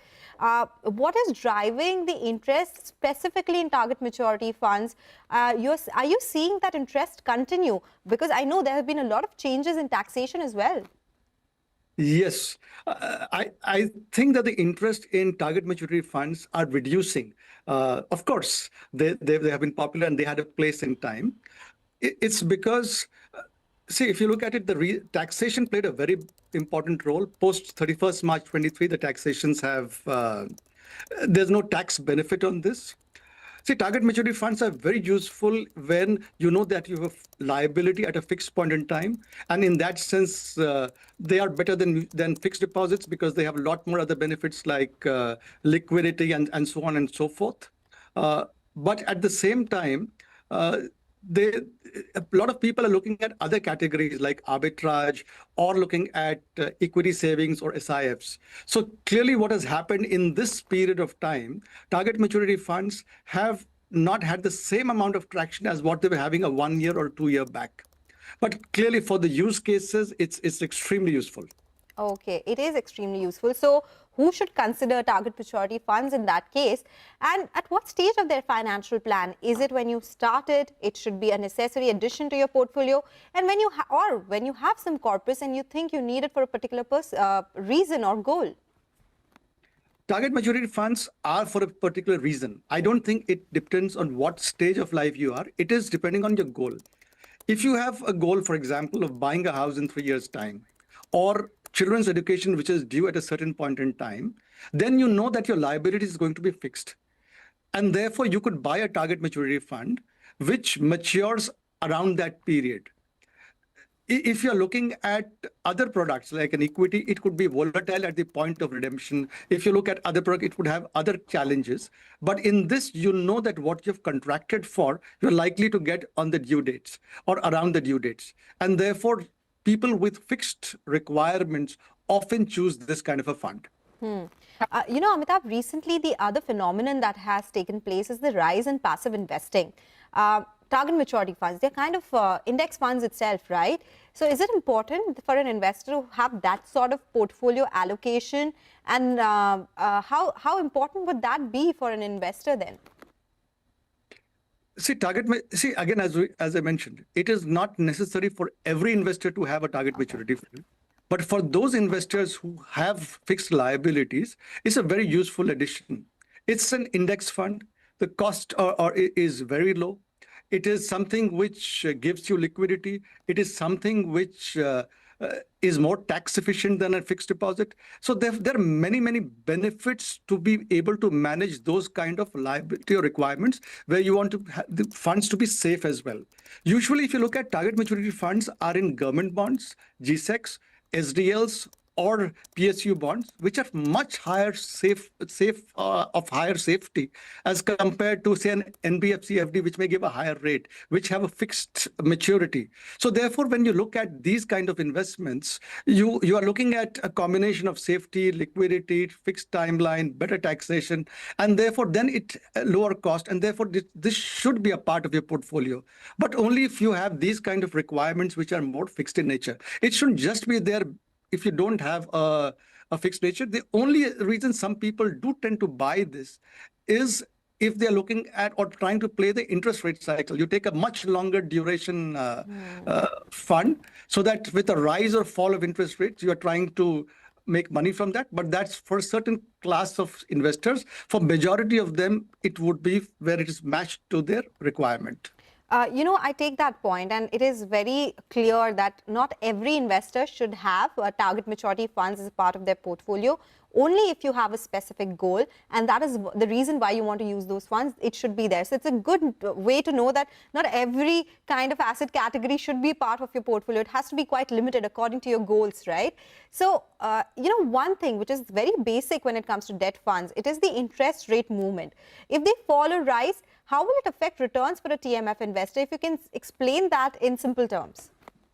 Right. So if the interest rate falls, there is mark-to-market gain on a TMF fund. Let me try and explain that, as you said, in simple terms, without using jargon. See, what happens if the interest rate of a fund is 7%, and if the interest rates have fallen by 0.5%, if the average duration of the fund is 5 years or longer, then typically you're looking at a 0.5 into 5, roughly 2.5% mark-to-market gain. So therefore, I have oversimplified it, and I'm just indicating it to show that there's a gain which happens, which accrues at the point in time when the interest rate falls. So a falling interest rate tends to give you a higher yield at the point. Similarly, a converse of that happens when the interest rates rise. If the interest rates rise, then the fund suffers a mark-to-market loss. Both these mark-to-market gains or mark-to-market loss means nothing if you're holding it to maturity, because in that case it plays out and you get the effective yield. So really the interplay is if you are looking at selling the fund at an intermediate period, or how it reflects in your portfolio during the journey. Okay, so it is only if you take out the money or make changes to your portfolio before the targeted maturity date will the rise in interest rates or fall in interest rates impact the return that you'll get. Have we understood that correctly? Yes, absolutely. Okay, all right. Take that point. So that is how it differs from the debt funds as well, right? Because not everyone holds on a debt fund till maturity. And that is the reason why interest rates, when they go higher, you'll see lower yields and vice versa as well. And that's how debt funds were in focus when there was an expectation of more interest rate cuts. And we'll, of course, also have to see what happens with RBI policy outcome tomorrow. There are so many things to talk about, the inflation number, the rupee fall, and their commentary as well. Of course, that will have an impact on debt funds as well. Thank you so much, Amitabh, for joining in today and patiently explaining these two categories. Very important to understand. They were in focus a while back in focus, but not so much interest specifically in target maturity funds, as Amitabh mentioned. With that, we'll take your leave on this edition of MF Corner, but stay tuned for Closing Bell to take you through the last hour of trade.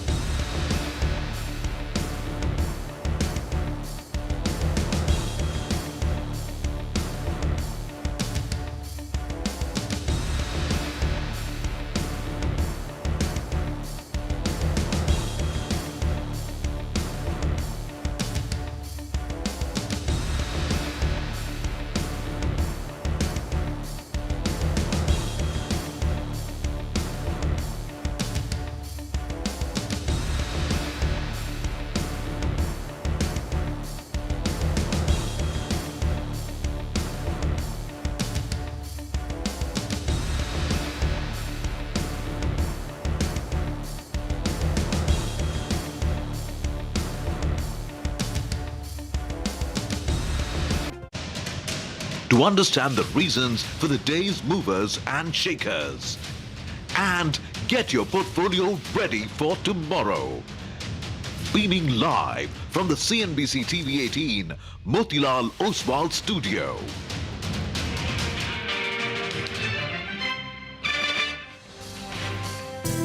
It's a relatively mixed picture compared to the handover that we received from Wall Street overnight. The leaders are likely to discuss a free trade agreement, which will be signed in future. So that's the support on the Nifty Bank. 58,848 is the 20-day moving average for the Nifty Bank as well. The total amount that JFE will be putting in is around 15,750 crore rupees in 2 tranches. There will be a board meet on December 6th, Saturday, to consider an investment in Biocon Biologics. 25,968 on the Nifty, absolutely flat. Some of the net dollar receivers on the revenue side is probably going to have a sentimental tailwind. The CNBC-TV18 poll shows a clear majority still leans towards easing. The Nifty holding above that 26,050 mark. Passengers were left stranded for hours on the back of that, leading to long queues, rebookings and last-minute rescheduling. Rupee started lower, 90.40.42, because the NDF market, the offshore market where the rupee is traded, was at 90.40 when we started trading. Nifty continues to be above that 26,000 mark, but sharply off the high. So consolidating at these levels, 26,000 continues to be an important level to track. Well, it is a slow day once again, but not a bad day. We're up about 25 points in the Nifty, which means that from the lows, the market's actually picked up quite a bit. Nifty Bank not doing very much. It's broadly sideways. That enthusiasm, end of the year enthusiasm is missing so far. Hopefully comes back. We're coming to you from the CNBC-TV18 Motilal Oswal studios, and it's me and Nigel today. Nigel, hi. Well, that's right, Prashant. We're more or less sideways. Enthusiasm is missing. 20 DMA, important on the Nifty and the Nifty Bank to at least hold out, to give the bulls a bit of a fighting chance, and then hope that the RBI delivers, Mr. Trump delivers, some kind of deal comes out of the way. But for the time being, we need to defend that 20 DMA, which last couple of trading sessions, we're managing to do that. And our star batsman, the Nifty Bank, is actually taken a bit of a backseat today. That's down 200 points, while the Nifty is up 30 points or thereabouts. So that support as well is missing. Absolutely. And I think, well, let's hope that the Nifty Bank, by the way, is closer, is getting closer and closer to the 20. The Nifty, by the way, yesterday at the day's low broke through the 20-day. It ended above it. So those remain kind of the pivotal points in that sense. Maybe just a quick look at where those levels now lie. And this, of course, is as of yesterday's close. So, you know, for the Nifty, it's 25,942. And we're at about 50 points away right now. And for the Bank Nifty, it is 58,848. And I think there as well, we're getting closer, but we've not broken it. 59,165 is where we are at this point. So 300 points away, about 350 points away on the Nifty Bank from its 20-day moving average. Lots of stocks are moving around, and you know, we want to get to some of these movers in short order, but let me just quickly run you through what's coming up here over the next 60 minutes or so. So, of course, markets are going to be in focus, and we're going to get you details there in terms of directions, etc., with our guests. Technical trading ideas coming up. IT, FMCG, real estate, etc., are moving. Financials are seeing some mild selling pressure. Biocon is down about 5%, even though the deals come through. But I guess there's more fundraising afoot, which I think is keeping the stock under pressure. So details there are coming up. There is, you know, a story with regards to an exchange, but it's not the NSE or the BSE. It's the commodity exchange, MCX. And our colleague Yatin is going to join in to talk about that. Stock, of course, is off the highs. And the rupees in focus. Tomorrow there is the Reserve Bank of India policy editor's take with Lata coming up in terms of how the rupee plays into RBI's decision tomorrow. You know, that's the lineup which is coming up right now. Nigel. All right. Well, let's get in some positioning then with regard to the trade setup. Mitesh Thakkar from Bonanza Portfolio joins us with his closing strategies. Hi, Mitesh. Good afternoon. Well, another sideways day. It appears with a bit of a negative bias for the time being, particularly on the Nifty Bank. What's your view? Do you think that the Nifty is trying to form some sort of a base, and would you take heart from the fact that at least the 20 DMA is getting protected? Your view on the Nifty, and fill us in with your trading calls. Good afternoon, Nigel. So, you know, last few days I've been maintaining that we'll do a range of about 26,300 to about 25,850 broadly, given 30-40 points, and I think that's where that's how it's panning out. But what is important is that slowly the the 2 hourly indicators are turning flat, which means that we might still have more consolidation, or in case we start seeing them turn down, then a bit more of pullback. So for the time being, in the near term, unless until there's some kind of news flow which is positive, I think I'll rule out that an immediate breakout will happen, and chances are of consolidation, which is on the higher side. In case the bank Nifty starts getting past 59,600-700 zones, then I think it'll be positive. Similarly, for the Nifty, the corresponding levels are about 26,150-200. I think till that happens, I think the markets might be under some kind of choppiness with a mild downside bias, and that's how we'll position ourselves. On the stock side, I have a sell on Ember with a stop at about 6,900 for targets of around 6,650. And on the buying side is Exide. It's a conditional buy, so Exide is looking good, but I would want to see the stock get past 383, 383 half, and then buy with the stock below 378 and a target of 395. Okay, all right. Thanks very much, Mitesh, for that. So those are trades coming through. Now to a CNBC-TV18 exclusive, there are some developments in the merger talks between Devyani and Sapphire. The flash is at the bottom of the screen. Merger talks in an advanced stage. Rachna, tell us more. What are you picking up? Well, sources have told us that Devyani-Sapphire merger is now in an advanced stage. The plan on the table would bring all KFC and Pizza Hut India operations under one umbrella. From what we understand is that Yum Brands is leading this consolidation push. Now, the expectation is that the combined structure will deliver cost synergies and a smoother supply chain.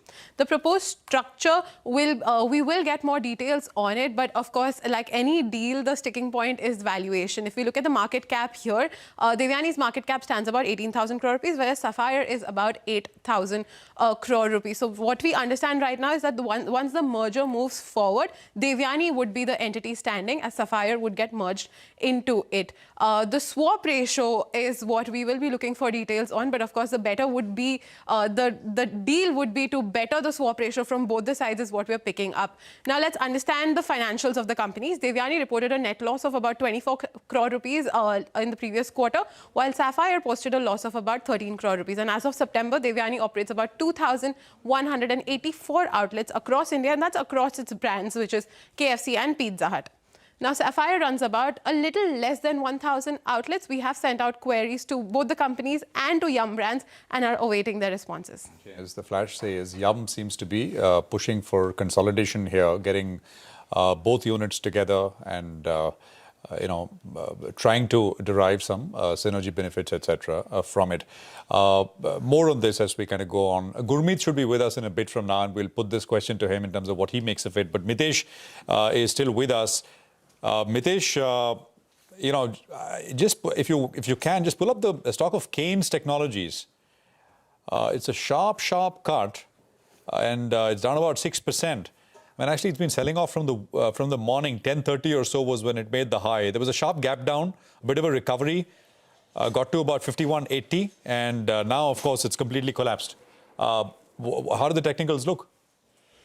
Prashant, actually, the stock has been in a selling mode since 7,000 rupees, and it's been falling without any kind of support. I was expecting, and we had some sell calls earlier, that around 54.50 or so we'll get, bounce and support from the previous weekly lows, but it's been broken that. So I think the next level should be close to about 46.50, 46.30 zone. So maybe we're heading close to those levels.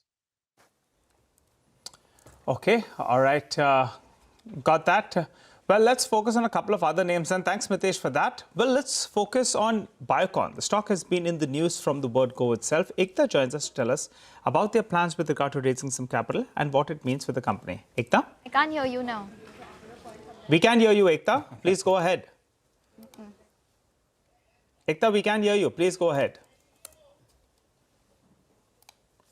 All right. We'll get that in just a bit from now. We'll get Ekta, who will be joining in. Gurmeet Chadda joins in. Gurmeet, how are you feeling this afternoon? Lunch done? We just had a flash on the screen. My colleague Rachna, she's breaking a story with regard to Devyani as well as Sapphire. They're going to be attempting a potential merger. And Devyani will be the company that will continue to remain listed. Explains why Devyani has perked up a little bit. And the ratio, I think I read a few weeks ago as well, that Devyani could be the potential beneficiary of this. We'll have to wait for the ratio though. Gurmeet, any view on these names and what do you like?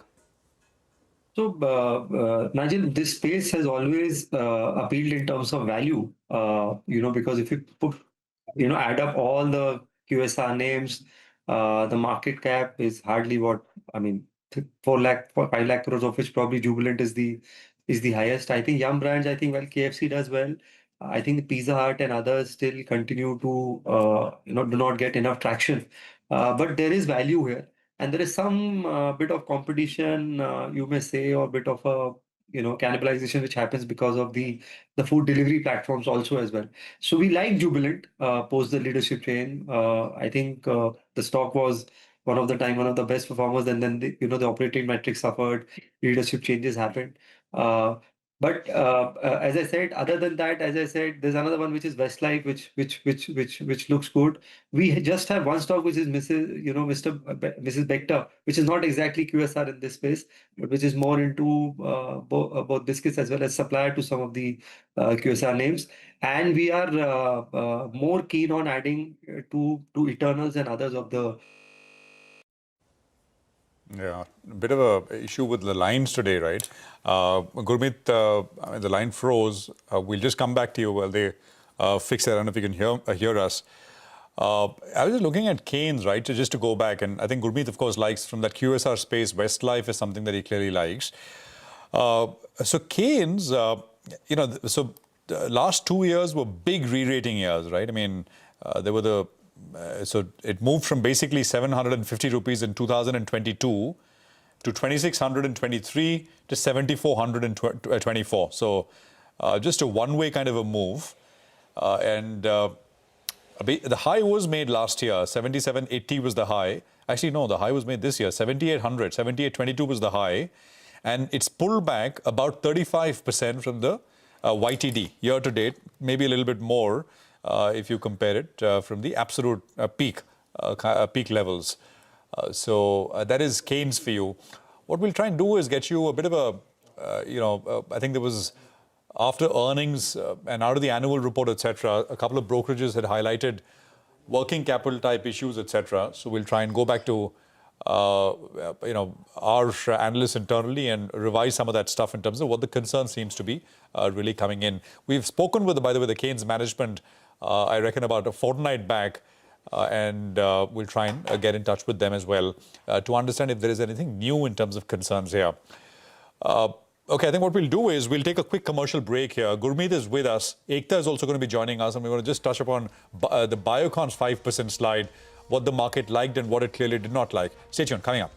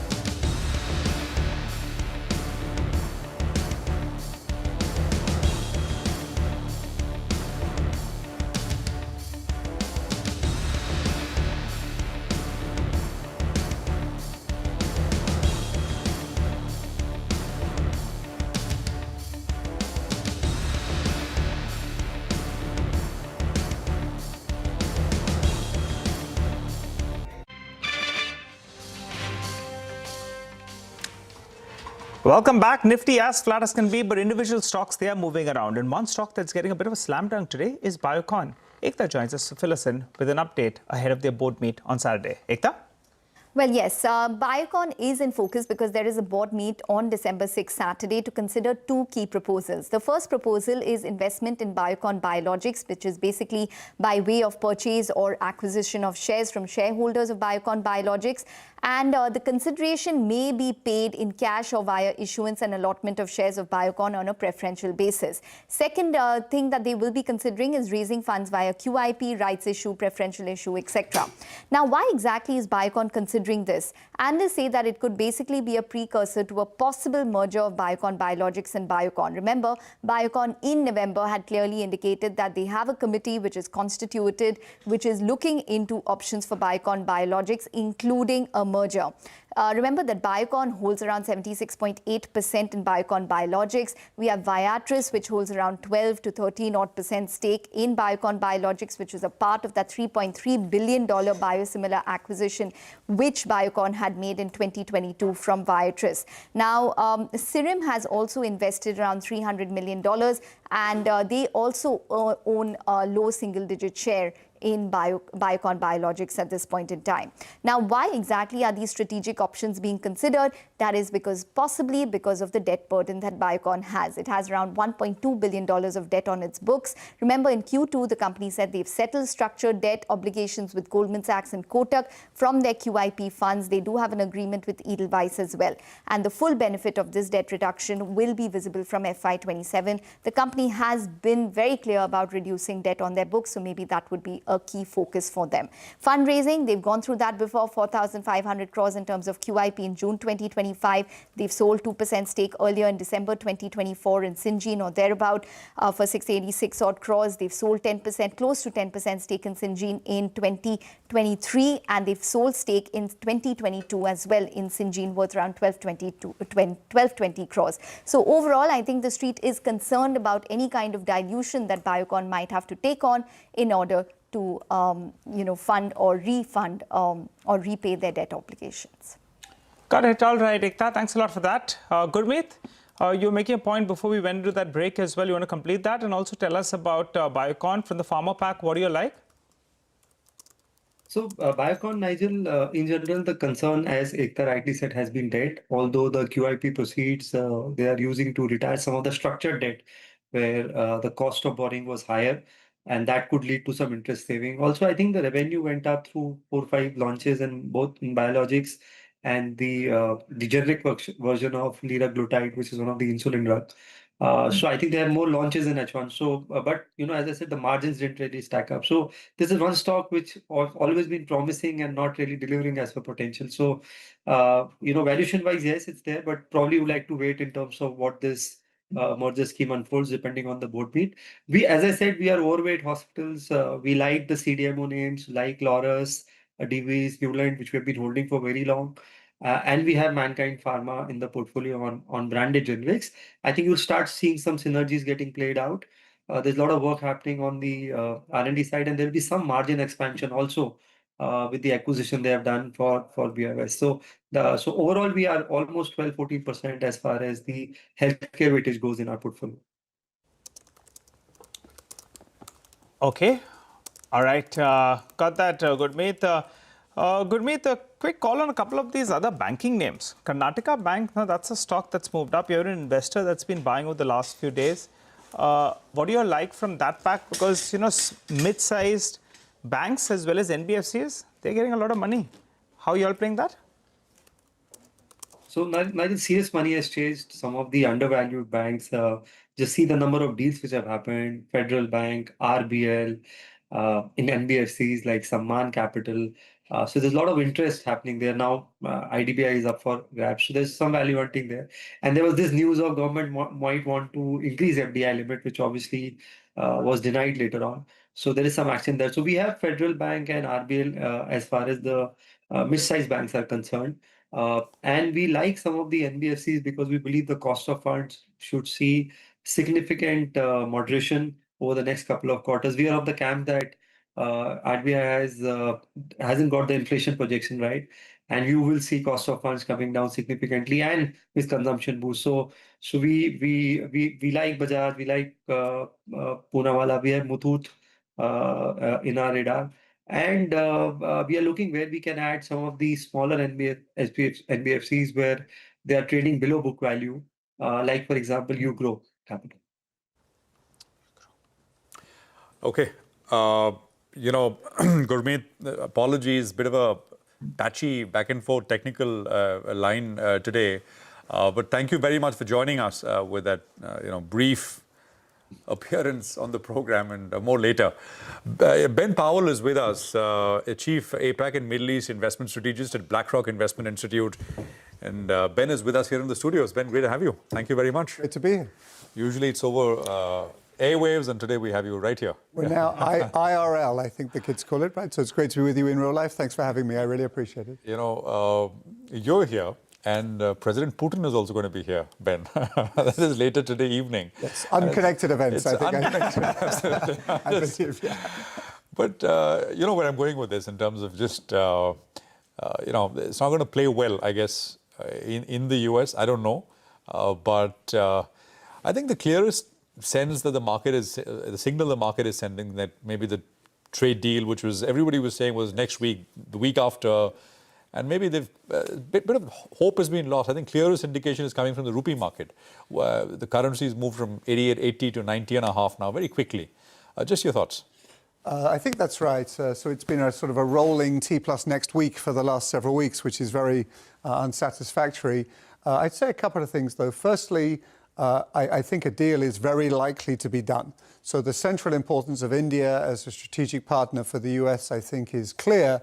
But maybe the US feels currently that they have a little bit of leverage and they can a little bit relax and take their time and maybe get a better deal. For the market's perspective, I don't want to say any deal is a good deal. That would not be true. But we desperately need some clarity, actually, some certainty. So we are looking forward to this critical catalyst. And then it seems to me, from the perspective of BlackRock, a large global investor, there's so much to like about India, for sure. We can get into it. But we're just confronted with this huge uncertainty. And as they say, capital is a coward. Nobody wants to be so brave in front of a big uncertainty. Any clarity here, and I think we can be off to the races, but we are a little bit stuck for now.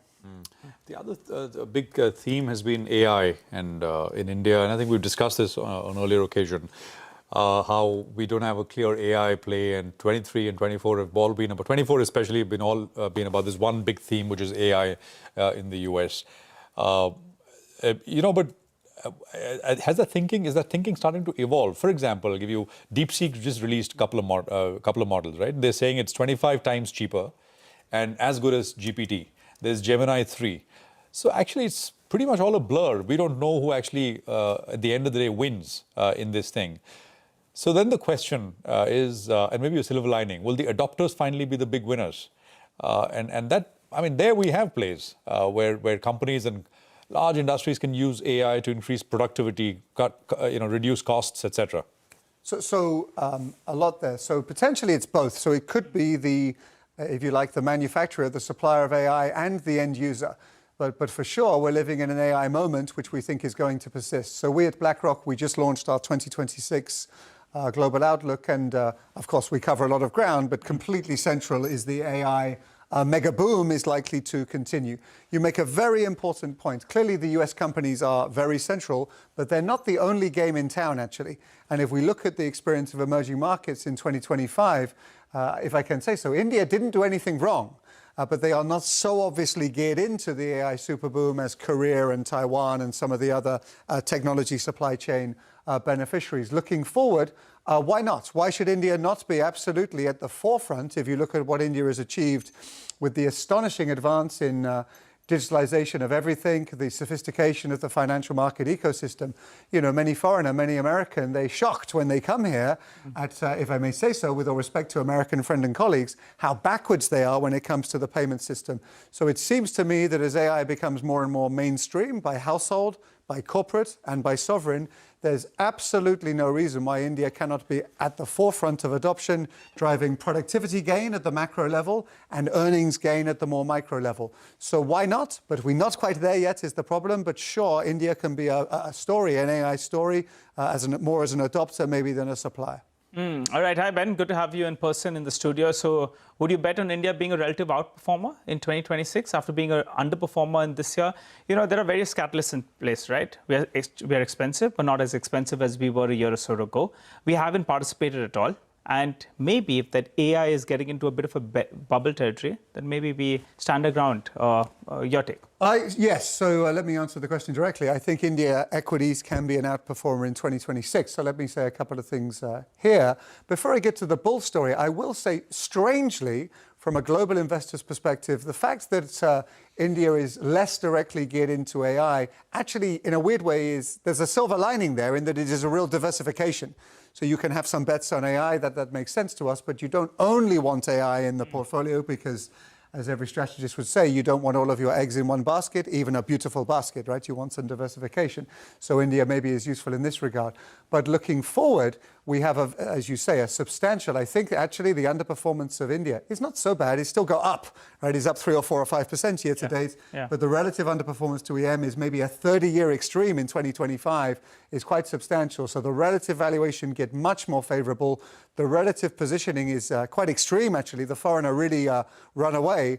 And my thought would be, if and when we get this catalyst, will likely be the domestic bid come through, and the global guys were sort of happy to miss the first 10 or 15%. We don't want to be so brave, but when we get confirmation, we can get back to the structural story of demography and productivity. We're ready and we're waiting. We just need the starter gun to go, and then we can pile in, but we need the critical catalyst to come. All right, good to hear. They're sounding very optimistic on India, at least for 2026. What about the mother market, the US market? You know, people have been calling for the top for quite some time now. I think the last few months that sound has got increasingly loud, that maybe the US market, the mother market, is getting too expensive. Maybe data points are not supporting it. But that one continues to chug along, and moving from strength to strength. Is it reaching us, a time where, in fact, we do see some kind of consolidation or possibly a pullback? We were consistently bullish through 2025, largely because of AI. So I think it's very important. We live in such a chaotic world, frankly, at a time with so much news and so much uncertainty. You need to stay very close to your core conviction. And AI is a core conviction of ours. So even back in April with Liberation Day, when we have the tariff on the penguin and all of this kind of uncertainty, we still stayed very fixated on our core conviction, and that kept us bullish for 25, and it keeps us bullish for 2026. I want to be very honest with you guys in the audience. We're a bit nervous because it's a very concentrated AI bet. If you buy US equities, you may think it's a diversified range of 500 stocks. Not really. It's actually quite an active bet on the AI theme. We are happy to make this bet. We are on board with AI, but we are appropriately nervous about the concentration risk because, as we know, but is true and important, is relatively few companies that completely dominate the overall index. Got that. But you have a bird's eye view across markets. Which other markets are looking, interesting in that sense? And there are people who do that. I mean, of course, subject to limits. You can only move so much money out. But there are people look active different country sort of exposure, which are looking really good from an absolute return perspective now. From here, let me say something which might be more relevant to the audience directly, which is still the importance of precious metals and other inflation hedges. So we continue. Of course, India has a very different situation where inflation is very low, historically low. But in America and other countries globally, we still have an inflation problem. We think this is likely to persist. So when we're thinking about a portfolio, one very important thing is we want to keep up with, they call it the thief in the night. Inflation, it robs you. You don't realize, but you try and buy another cup of coffee and somehow your money doesn't go as far. This is inflation. We think inflation is going to persist. You want to hedge against this. You want to have a resilience in the portfolio with particular regard to inflation. This is many things, but on the list for sure continues to be gold. So gold of course, has an amazing performance in 2025, but given the inflation context, we think actually the precious metal can continue to play an important role in portfolio. All right. One quick question with regard to the Fed. What kind of action are you expecting? Next week we have, a probable rate cut. What about 2026? And we'll have a new Fed chair. What do you make of that? Part of the street is very, very optimistic that we get a higher amount of rate cuts, which ultimately could be a little bit, dangerous. Your take? So we think they'll cut next week. That seems close to a done deal. But at that stage, we think it gets much harder. So we have, a slightly simple view. Inflation is too high. So inflation is too high. Maybe some of the tariff consequences are yet to work through. And the Fed, fair enough, they can focus a little bit on the growth employment side of the mandate. That's reasonable. But they can't ignore the other side of the mandate. It's called a mandate. It means mandatory, means you can't ignore. So we think they can cut next week. Then they're a little bit stuck. So not so much tailwind from the Fed cutting. Again, that takes us back to the importance of these mega forces, as we call them, driving earnings. And AI is really front and center in this regard. Do you have a strong conviction on China from here? I was just listening to this interview with Louis Gavikal when he was making this point, the 10-year bull market in China. And this is a week old. So I checked the date. I said, well, it's not 5 years in, right? This is just last week. You think possible from here? So China, a couple of things here. I think there are great opportunities in China. They have, a continent-sized economy, 1.4 billion people. But what we are reminded of back in Q1 is they are absolutely in the AI game. That's for sure. You mentioned DeepSeek. They have some amazing model. They also have a lot of power, meaning electricity generation. So as the AI becomes more and more energy hungry, they actually might have a competitive advantage moving forward. So they have some headwind, demography, property, US tension is likely to persist for decades to come, I think, all of this. So it's not all plain sailing. But if we can pick our spot and technology really comes to mind, they have some real strengths going forward. And I think, yes, this is likely to persist for a long time. So some exposure does make sense. And I think this is a broader point we want to make in our outlook, which is to be active and to really try and pick our spots to benefit from these tailwinds rather than just be broadly exposed to so-called risk on. We're all going to have to work a little bit harder maybe and try and pick our spots where we can really get the benefits of these mega forces. Okay, right. And I think you're not going to wait for Putin to get out of India. You're going out first. If you want to go first, you can, you can go. Thanks a lot, Ben, for coming down. Have a safe flight back. And we'd like to have you back in the studio. Good end to the year for you. And see you in 2026. Look forward. Thanks for having me. Thank you. Thank you. All right, well, time to slip into a short break. Come back, as always. Nimesh is waiting. He's going to tell us what's going to be going on in D-Street Chatter. I'll give you an update on the FNO market. Stay tuned.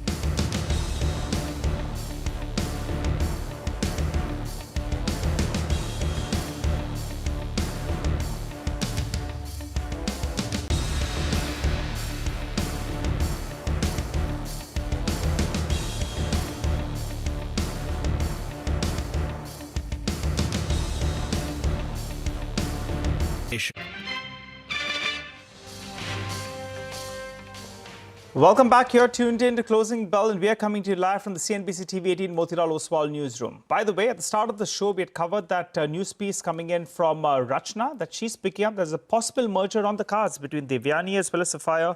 The street's taking note of that. Both the stocks have spiked up. Sapphire's on the verge of moving to the green, and Devyani, that's the one that's up close to around 3% from the time that story broke. So keep an eye out on both of them.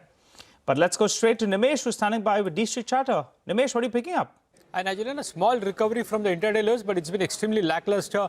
Clearly the market, the range-bound move suggests that there is lack of participation as well from institutional investors, for that matter, retail investors as well in the last couple of days. A flat, mid-cap index actually is a bit of a relief rally because of late we've seen massive correction in the broader market names. Though the breadth is quite weak, even in today's market, a bit of relief that on the index it's pretty much flat. I'm talking about the mid-cap index. I guess from a flow perspective, another day of selling from the larger FI. So that trend of FI selling in cash market continues, and they've been net short as well in the FNO market. I think all eyes will be on the RBI policy tomorrow. The way to read would be, if there is a rate cut, a potential uptick for the NBFCs. But if there is not, you might see a bit of a covering rally in the private bank names. So that's overall feedback. But lackluster day of trade, and clearly after such a painful period in the mid and small cap, there is a lack of participation as well from retail and HNI investors. All right, Nimesh, what about individual stocks? What are you picking up? So the first stock on my list is Eternal. That's been under pressure of late, largely on back of sell flows. I understand there is a selling pressure from a leading FI. Seems like that's going to end very soon. They've been selling for the last many days. Potentially, today or tomorrow could be the last, as in when they sell out. So that's something to watch out for in Eternal. Second stock is Hitachi. Surprisingly, in 2 days, that stock is almost down 12%. And there has been a big chatter in the market as well that maybe there is a fear in the market that that company is likely to lose a very large contract to a private peer, and that explains that Hitachi is down 12% in 2 days. The third name is Religare. That's been again pretty much range bound, consolidating in a narrow range. But I understand there could be a block soon. A domestic PMS owns a large stake, and they might be looking to fully exit in Religare via block deal. And the last name is Gujarat Pipavav. Again, a cash name, but surprisingly, for the last many days, consistently there is FI buying in Gujarat Pipavav. It was part of my charter list a few days back as well. And now there is a sense that maybe some corporate development is around the corner. Maybe a big capex announcement could be something that the city is hoping for, and hence a bit of buying in Gujarat Pipavav from larger FIs. Nimesh, thanks very much for that. By the way, you want to dwell on Hitachi a bit longer, Nimesh? Anything more you can tell us? So again, Prashant, so I checked with some of those large holders, some of those analysts as well who've been tracking the space very closely. The sense is that there is a competitive bid, so they might lose out to a peer. But the positive way to look would be a lot of holders believe that if indeed Hitachi loses out and a competitor wins in, the capacity for the competitor will go up and will be in full capacity. So in that sense, the pricing power can come for all those players. So that in a way is going to be positive. But if they lose out a very large contract, that's something which the street is worrying and fearing about, and hence you've seen a correction in that name in the last 2 days. Got that, Nimesh. Thanks very much for that. Just such a star performer, right? I think for the year it's up 40%. For the month it's down. I mean, all of the correction, of course, is coming through today. It's down 9% today, 9% for the month. The low this year, by the way, unbelievably, is under 10,000. 8,800 rupees is the low that was made in April. The Liberation Day low was 8,800 rupees. Stocks at 20,075 right now. So just an outstanding performer. Mitesh is with us with what she'd want you to do in terms of specific trades. Mitesh, take it away. What do you have? A couple of BTSC calls. I think, Havells, which has been in a declining mode for many days now, it's rebounding today from oversold levels, closing near the day's high. So BTSC with a stop at 1424 for targets of 1455. And Infi in the IQ pack remains strong. So BTSC here with a stop at 1589 for targets of 1615. Okay. By the way, this Hitachi, ever traded it or have a view, Mitesh? I haven't been tracking the stock, so very difficult to comment. Okay, that entire space has done very well. Let's look at CG. Maybe CG is at about 662. G Vernova is another one which has been an outstanding performer over the years. power as a theme, not the power utilities, but transformer companies, the grid guys. I mean, they've all done very, very well. What's the FNO positioning looking like now? Nigel has walked across for the latest year. Nigel, over to you. Well, that's right. The markets, in fact, are seeing a bit of a recovery from the low point of the day as we speak. And the Nifty is seeing a bit of a perk up. Now, a couple of observations here. The Nifty as well as the India VIX. Well, the India VIX continues to remain well-behaved. It continues to hold below that 11-odd mark. That tells you there's a bit of a tinge of bullishness that's taking place out there. What about the PCR? Well, the PCR continues to come down. It's at around 0.9 the last time I checked. Why is that? The call writers, they are in play and they're being very, very aggressive. But in today's trading session, I'm observing both the call as well as the puts. They're getting written quite aggressively. So the 26,000 put, just take a look at that. The premium is down big time, close to around, it was 110 rupees. That's come down as well. Well, if you look at the 26,000 call as well, you are seeing a fair bit of action on that front as well. The premium has moved up a little bit because that is in the money. But net, if you take the premium of both those two together at the start of today's trading session, ballpark comes to around 250 to around 300 rupees, which is telling you that the markets are bracing for a bit of a range. Maybe on the downside, around that 25,750. On the upside, 26,350 or thereabouts. That's the rough range that you're working with. Moving to individual stocks then that are in focus in today's trading session. Some of the stocks are coming in for a short covering bounce. So Sona BLW, a bit of a bounce is what we're seeing on that particular name. And the other one that we're looking at is, a couple of other names that have come in for a bit of a short covering bounce in today's trading session. CAMS, that's the one that's seen a bit of a correction. That's come in for a bit of a bounce. And Keynes is a stock that's seeing some fresh short addition.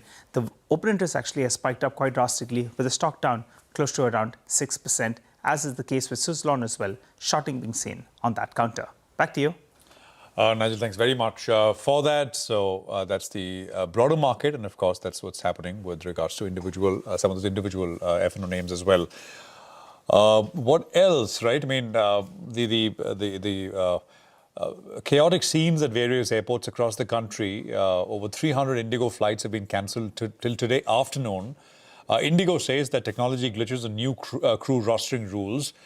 The main reasons for the disruption. The Indigo team at the DGCA office, after the aviation regulators summoned the airline. Sudarshan has collated some data on the airline's recent performance. Let's go across them. So over to you.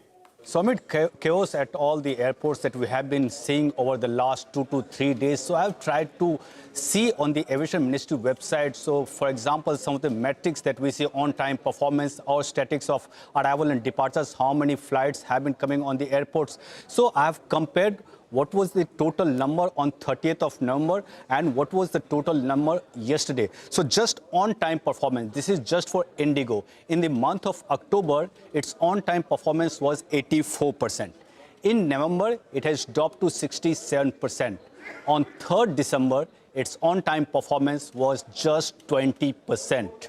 Now coming to another data, that is total domestic traffic. It's for all the airlines. Now on November 30, total traffic was 5.36 lakh. Now there was a significant drop, and on December 3, it fell to 4.74 lakh. Another important metric is daily number of flights that we see from all the airlines. So November 30, it was almost 6,700. Now, considering the cancellations over the last few days, on December 3, it was just 6,000. So it tells you that almost 600 flights were cancelled if you compare from November 30th to December 3, so on a daily basis. Now coming to the last daily airport footfalls. On November 30th, it was 10.72 lakh. It fell to 9.50 lakh, almost a fall of almost more than a lakh if you compare again from November 30th to December 3. So it tells you the amount of cancellations that we are seeing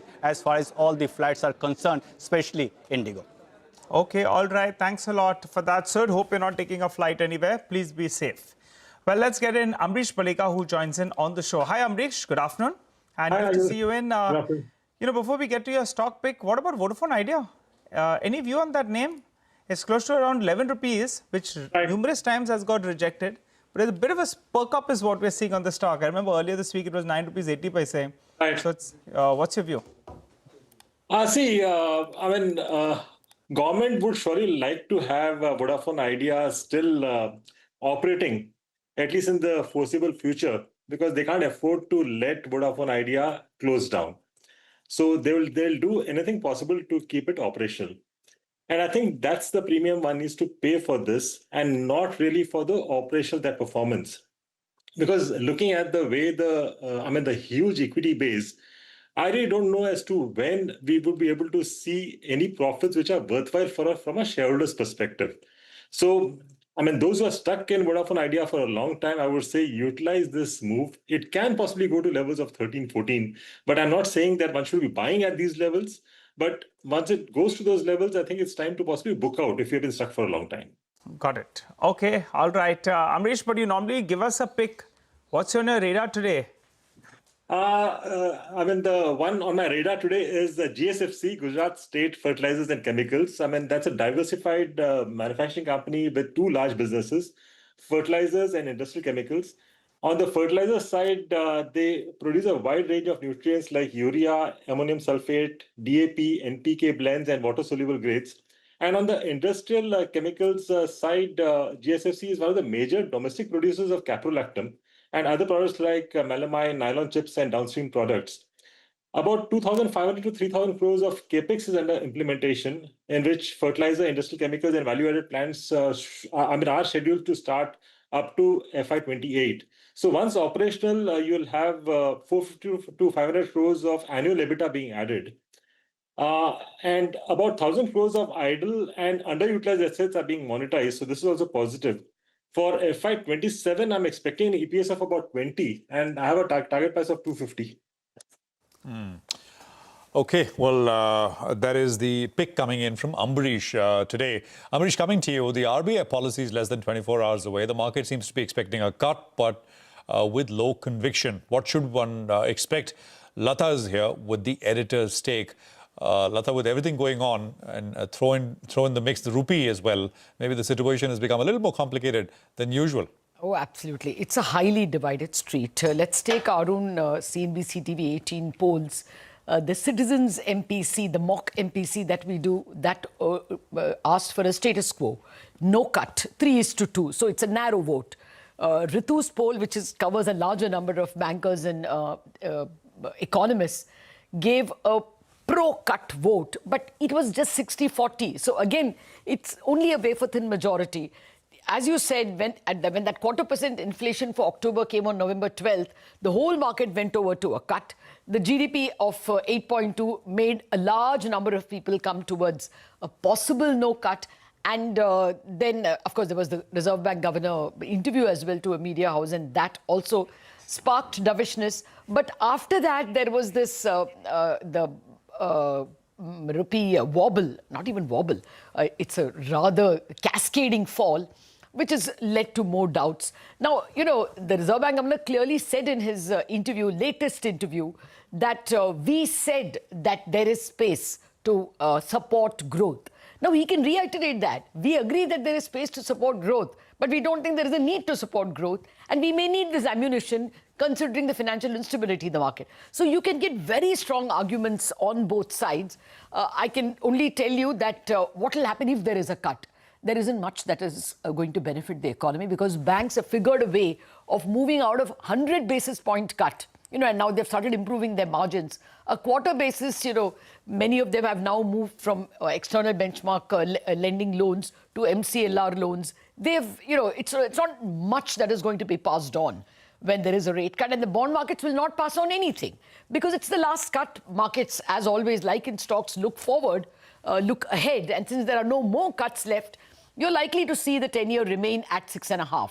So the incremental advantage of a cut is not very much as far as markets and banks are concerned, but you will definitely see a positive impact on auto stocks, on real estate stocks, etc. I think the biggest thing the market will watch out for will be guidance, what he says. If he says always ready to support the economy or something extremely dovish, that will be positive, but even bigger will be his liquidity hints. Does he say he will come out and buy bonds? That OMO, purchase of bonds, is the biggest thing that the market is watching out for. And if he says anything to steady the currency. So what he says on currency and what he says on liquidity is what is going to be important. Rate cut has actually gone down in terms of what the market's watching.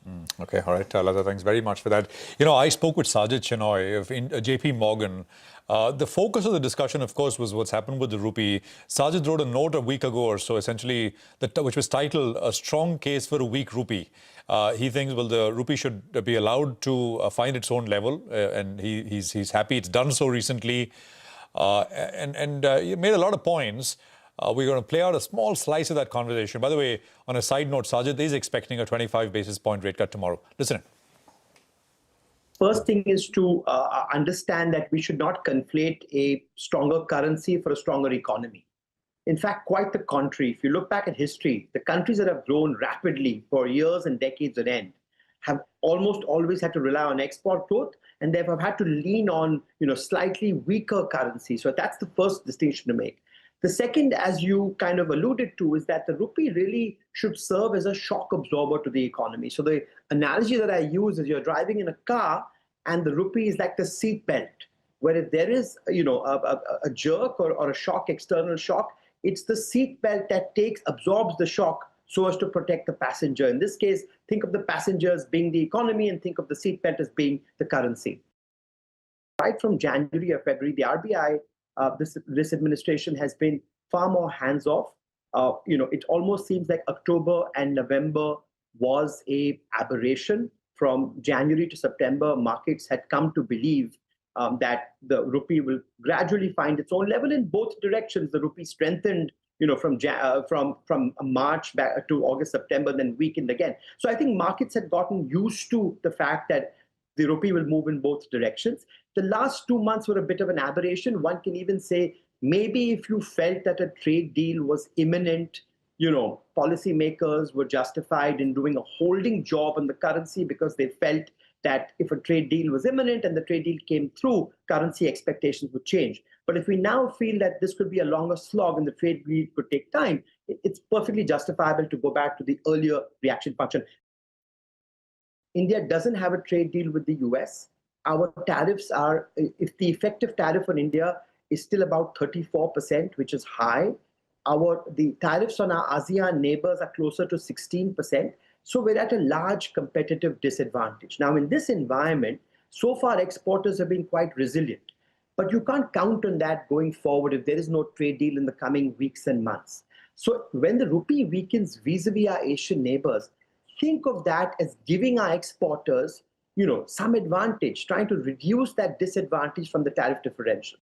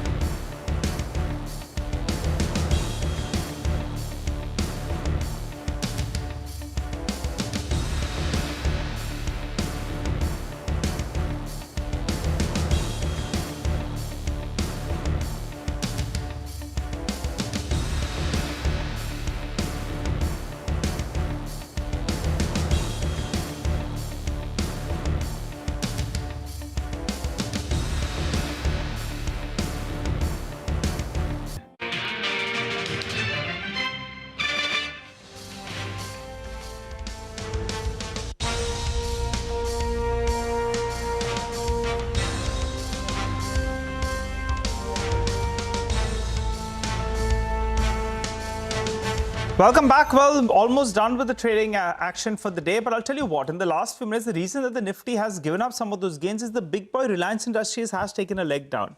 And that one's seen a sharp correction actually from the day's high. And all of this has happened in a matter of close to around, 10 to around 15 minutes. It was holding strong.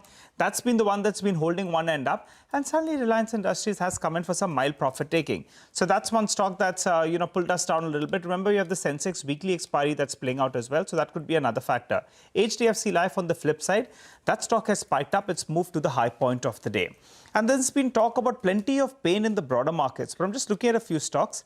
Hikal has moved to the high point of the day. I think we should get the intraday chart up for you on the screen. The stock has been moving with good volumes today. So Hikal's at the day's high. Maharashtra Seamless, the promoter entity, has been buying from the open market. The stock has seen a big correction from the peak of close to around 1,000 rupees. It's sub 600 rupees. But all through the week, I've been seeing in the last 7 days or so, there's a substantial amount of buying from the promoter entity. Close to around 1% has been bought. So that spikes up. And the other one is Gateway Distriparks as well. Another stock that's seen quite a big correction from the peak. There was hope that Concord, the valuation gap between the two, that one could narrow the gap. But that one is another stock that's suddenly seen a bit of a perk up in the last few minutes. 10% up now. Big up move is what we're seeing on that particular name. Well, that said, we're at the end of the trading action, so let's wind it down. Nifty goes home with a gain of just around 20-30 points or thereabouts. After averaging, it should be around 30-35 points. What didn't do well in today's trading session? Indigo Aviation. Problems on ground, reflecting in the stock price, stock down 2.5%. Hindalco was down close to 100%. Reliance Industries down close to 100% as well. What did well? Tech did well. TCS, Tech Mahindra, both of them were up in today's trading session. Add to the list a couple of life insurance companies. You had HDFC Life as well as SBI Life. Both of them did well. From the broader markets, there were plenty of movers in trade. Gateway Distriparks, one of the stocks that perked up close to around 10%. Hindustan Copper, the street is optimistic that the Fed goes ahead and cuts rates. There's a bit of a supply issue as well globally, and demand is expected to be strong. Hindustan Copper up 7%. Petronet LNG, they're willing to deal with ONGC. The benefits flow in only in the next few years, but the street likes it. That stock as well goes on with sharp gains. And add to the list something like a Yatra. On the flip side, you had Growth that was down 5%, Biocon that was down close to around 5%, and Ola Electric, another stock that came in for profit taking. Pine Labs, the management joined in here on CNBC-TV18 talking about a growth of around 20-25% or thereabouts. But for today's trading session, that as well did come in for some profit taking. Well, on that note, we'll wrap up on this edition of Closing Bell. You don't go anywhere. The team of Markets Forward is waiting for you on the other side of the short break.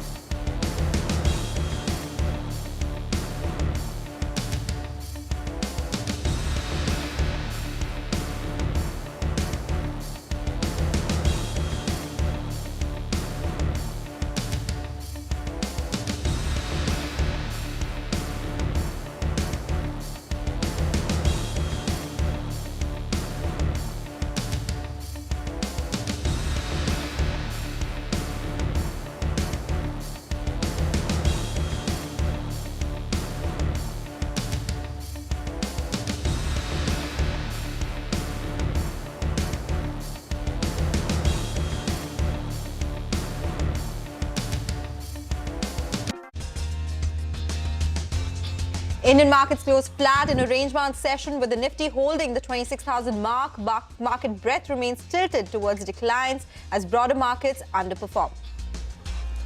The IT outperformance story continues. All stocks in the index end in the green on the back of a weakening rupee. Coforge, Tech Mahindra and TCS have gained up to 3% this week so far. The Biocon board will meet on December 6 to consider buying out investor stakes in its biologics arm. The company is also planning a fundraise to support the transaction. The stock slips. Aviation regulator summons Indigo as flight disruptions leave thousands of passengers stranded for the third day. Close to 350 flights have been cancelled till the afternoon from 4 major airports alone.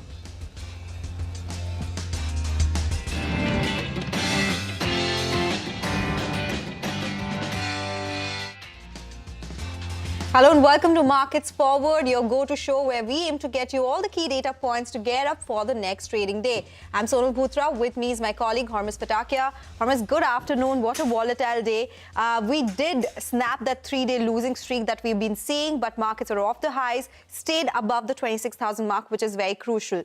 Mid-cap underperformance, that continues. The advance of decline ratio absolutely in favor of declines by the end of the trading session. But IT, that did really well. Top gainer, the rupee appreciation and underperformance so far this year helped some moves on the upside. FMCG, Realty, CPSE, these were the other top gainers. But we do have some disappointment coming in from the banking index. That was down, but that too saw a lot of volatility in today's trading session. Extremely choppy going into a very important event tomorrow. So unsurprisingly, the fact that we get to see this kind of choppiness on the street. But here's what we have lined up in store for you over the next 20 minutes. Starting off with the top movers and shakers of the day with Vivek. Biocon was under pressure today after the company said that the board will mull an investment in its biologics arm. The meeting will be held on Saturday. Petronet LNG was an outperformer today, buoyed by a 15-year agreement with ONGC. And of course, the big talking point with Indigo facing operational challenges which leads to cancellation of around 350 flights. Last but not the least, we delve into the key market events, no bigger than the RBI policy for tomorrow's trading session. Over to the first moving part of the show. Vivek is here with all the top movers and shakers this evening. Vivek, over to you. Well, thank you so much for that. Again, another session where you actually saw significant volatility and turbulence as far as the markets were concerned. Advanced decline ratio at the end of the session actually buoyed by a little bit of buying that came in towards the last half hour or so. In terms of individual stocks, the first one on the radar, Petronet LNG, the deal with ONGC, expected to generate close to 5,000 crore over the next 15 years. On the back of that, stock ended higher by over 4.5%. The entire IT pack, that particular rally continued. Coforge, Tech, LTTS, all of these stocks doing quite well in the session. LTTS outperforming over 3.5% higher over there. Hindustan Copper prices, remember, globally are at a record high. That particular stock ended higher by almost 8%, one of the top NSE 500 gainers as well. And IndusInd Bank, on the back of various news reports indicating some kind of corporate action could be around the corner. That particular stock ended higher by over 2%. On the other hand, Biocon, a lot of anticipation was built into the fact ahead of the corporate action in terms of the Biocon biologics arm, but the street going into that particular board meeting sold a little bit, probably on the back of the fact that there could be some fundraising around the corner. Wockhardt, it's seen a significant rally in the last few weeks. Today saw a bit of profit booking. And another stock, Keynes Technology, that particular stock, Kotak Institutional report indicating some worries in terms of disclosures by the company. That stock ended lower by 6%. And lastly, select capital goods stocks, Hitachi Energy, one of the top drags in the session today, down over 8%. Okay, some interesting moves there. That stock, Hitachi in particular, has seen quite a downtick in the last 2 trading sessions. Let's move on now. Travelers are facing turbulence as Indigo has cancelled over 350 flights till this afternoon across 4 major airports. The aviation regulator and the government have summoned the airline's management as disruptions continue for a 3rd straight day. Our colleague Shivani Bajaj is joining us from the Delhi airport. Shivani, how grim is this situation? Well, Sonal, it has been a major disruption across the country. Let me just give you some number. As Hormuz rightly pointed out, 350 plus flight cancellations so far, and these are numbers till 2 p.m. this day. So this number is likely to rise as the day proceeds. But as of now, the numbers that we have is that 90 flights cancelled by Indigo from the Delhi airport, 85 from Mumbai, 84 from Bangalore, and 74 from Hyderabad. So it is a big number. And as I said, these are numbers till 2 p.m. and this number is likely to rise. And apart from the cancellations, the delays are piling up. There's an average delay of 4 to 5 hours at all major airports, and hence the chaos is there at all major airports. People are waiting, and this has been happening now this is the third straight day. On Monday, we saw 100 plus cancellations throughout the day. Tuesday, we saw 130 plus, and today we have already crossed 350 with Indigo cancellation. So that is the number, and the on-time performance has taken a massive nosedive for Indigo. The OTP that stood at 80% in October stood at 67% in November, and in a day, it has sharply fell to 19% on 3rd of December. That is the data that we are getting. And since Indigo is the biggest domestic carrier, this has impacted the travel schedules of a lot of people. So as I said, the situation looks grim. And we know that Indigo was summoned by DGCA. What comes out of that meeting, we'll have to wait and watch. But right now, delays and cancellations are piling up. Back to you. Shivani, thank you for that update there. Let's go across to our guests now. Ruchit Jain of Motilal Oswal Financial Services and Amrish Baliga, market expert, joining in on the show. Ruchit, before we get to you on your levels for Indigo and on the index as well, Amrish, a word from you first. Largest airline of the country, biggest by market share. If this is not enough, they also now have an additional headwind of a depreciating rupee, and that may translate into even more forex losses. So do you believe that this quarter might just end up being a washout for Indigo? And does this subsequent share price correction become a buying opportunity? No, I think we'll have to wait a while longer. For it to become a buying opportunity, because like rightly said, the depreciation in the rupee will clearly, have pressure on the margins. And what's been happening now in the last 2-3 days is clearly bad publicity for Indigo. I mean, though most of us don't have much of a choice because Indigo is the largest airline, and I think every 2 out of the 3 passengers have to use Indigo. But post this issue, I think people would look at some other airline if it's available as compared to Indigo. So at least for the next couple of months, we may see that their overall passenger, the capacity, in fact, may come down compared to what we have seen in the recent past. So overall, at least if you're talking of the next 2 to 3 months, I think it's going to be negative for Indigo. Oh, negative for Indigo, and there's no scope for, or would that be a buying opportunity, Amrish, if it did come to levels that would mean comfortable valuations? Yeah, for example, if we see levels of closer to about, say, 4,500, 600, yes, surely I think it will become a buying opportunity. But as of now, for me to say that it will go to 4,500, it's quite difficult. But then in case it comes to those levels, yes, surely it will be a buying opportunity. Take that point. Ruchit, what about you? Technically, what are the important levels to watch out for Interglobe Aviation? Yeah, hi, very good afternoon. Well, last 3 months, I think the stock has been more into a consolidation phase, and post these news flows in last couple of trading sessions, the prices are on the verge of breakdown from that support. So in case of a continuation of the down move, if the support gets breached, then next major level to be watched out for Indigo would be around 5,000 to 5,100 range, where September 2024 highs were there, and then a breakout was seen from that levels in the month of March. So maybe around 5,000, 5,100 range if the stock comes, and then the risk reward ratio could come favorable to take counter trade at longs over there. 5,000 to 5,100, so still more downside on the charts left for Indigo. Now on to the other underperformer of the day, that was Biocon, and that slipped after the company announced that its board is going to meet on Saturday to consider an investment in its biologics arm. The board is also going to review fundraising options to back this investment. Ekta is now joining in with more on this. Ekta. Well, yes, Biocon was under pressure in today's trading session ahead of the board meet on the 6th of December on Saturday, where they will be considering 2 proposals. The first is investment in Biocon Biologics by way of purchase or acquisition of shares from shareholders of Biocon Biologics, and second, raising funds via QIP, etc. Now, why exactly is Biocon considering this? It could be a possible precursor, according to analysts, to a merger consideration between Biocon and Biocon Biologics. Remember that there is a committee already constituted to think of strategic options for Biocon Biologics, and a possible merger is also something that they would be considering. Remember, Biocon holds around 76.8% stake in Biocon Biologics. Other shareholders include Viatris, which holds around 12 to 13% stake, which they had bought as a part of the deal in 2022. And also, we have the likes of Serum, which holds around low single-digit stake. Remember that they've invested around $300 million over the period of 2022 and 2023. Now, why are these strategic options being considered? Remember that there is debt on the books of around $1.2 billion because of the Viatris acquisition of the biosimilar business, which took place in 2022. And hence, the company has been focused in terms of reducing that debt. They have already settled in terms of structured debt when it comes to Goldman Sachs and Kotak. They've signed with Edelweiss as well, so they are on track to do so. So maybe, reducing the debt burden would be one of the key focus areas for Biocon.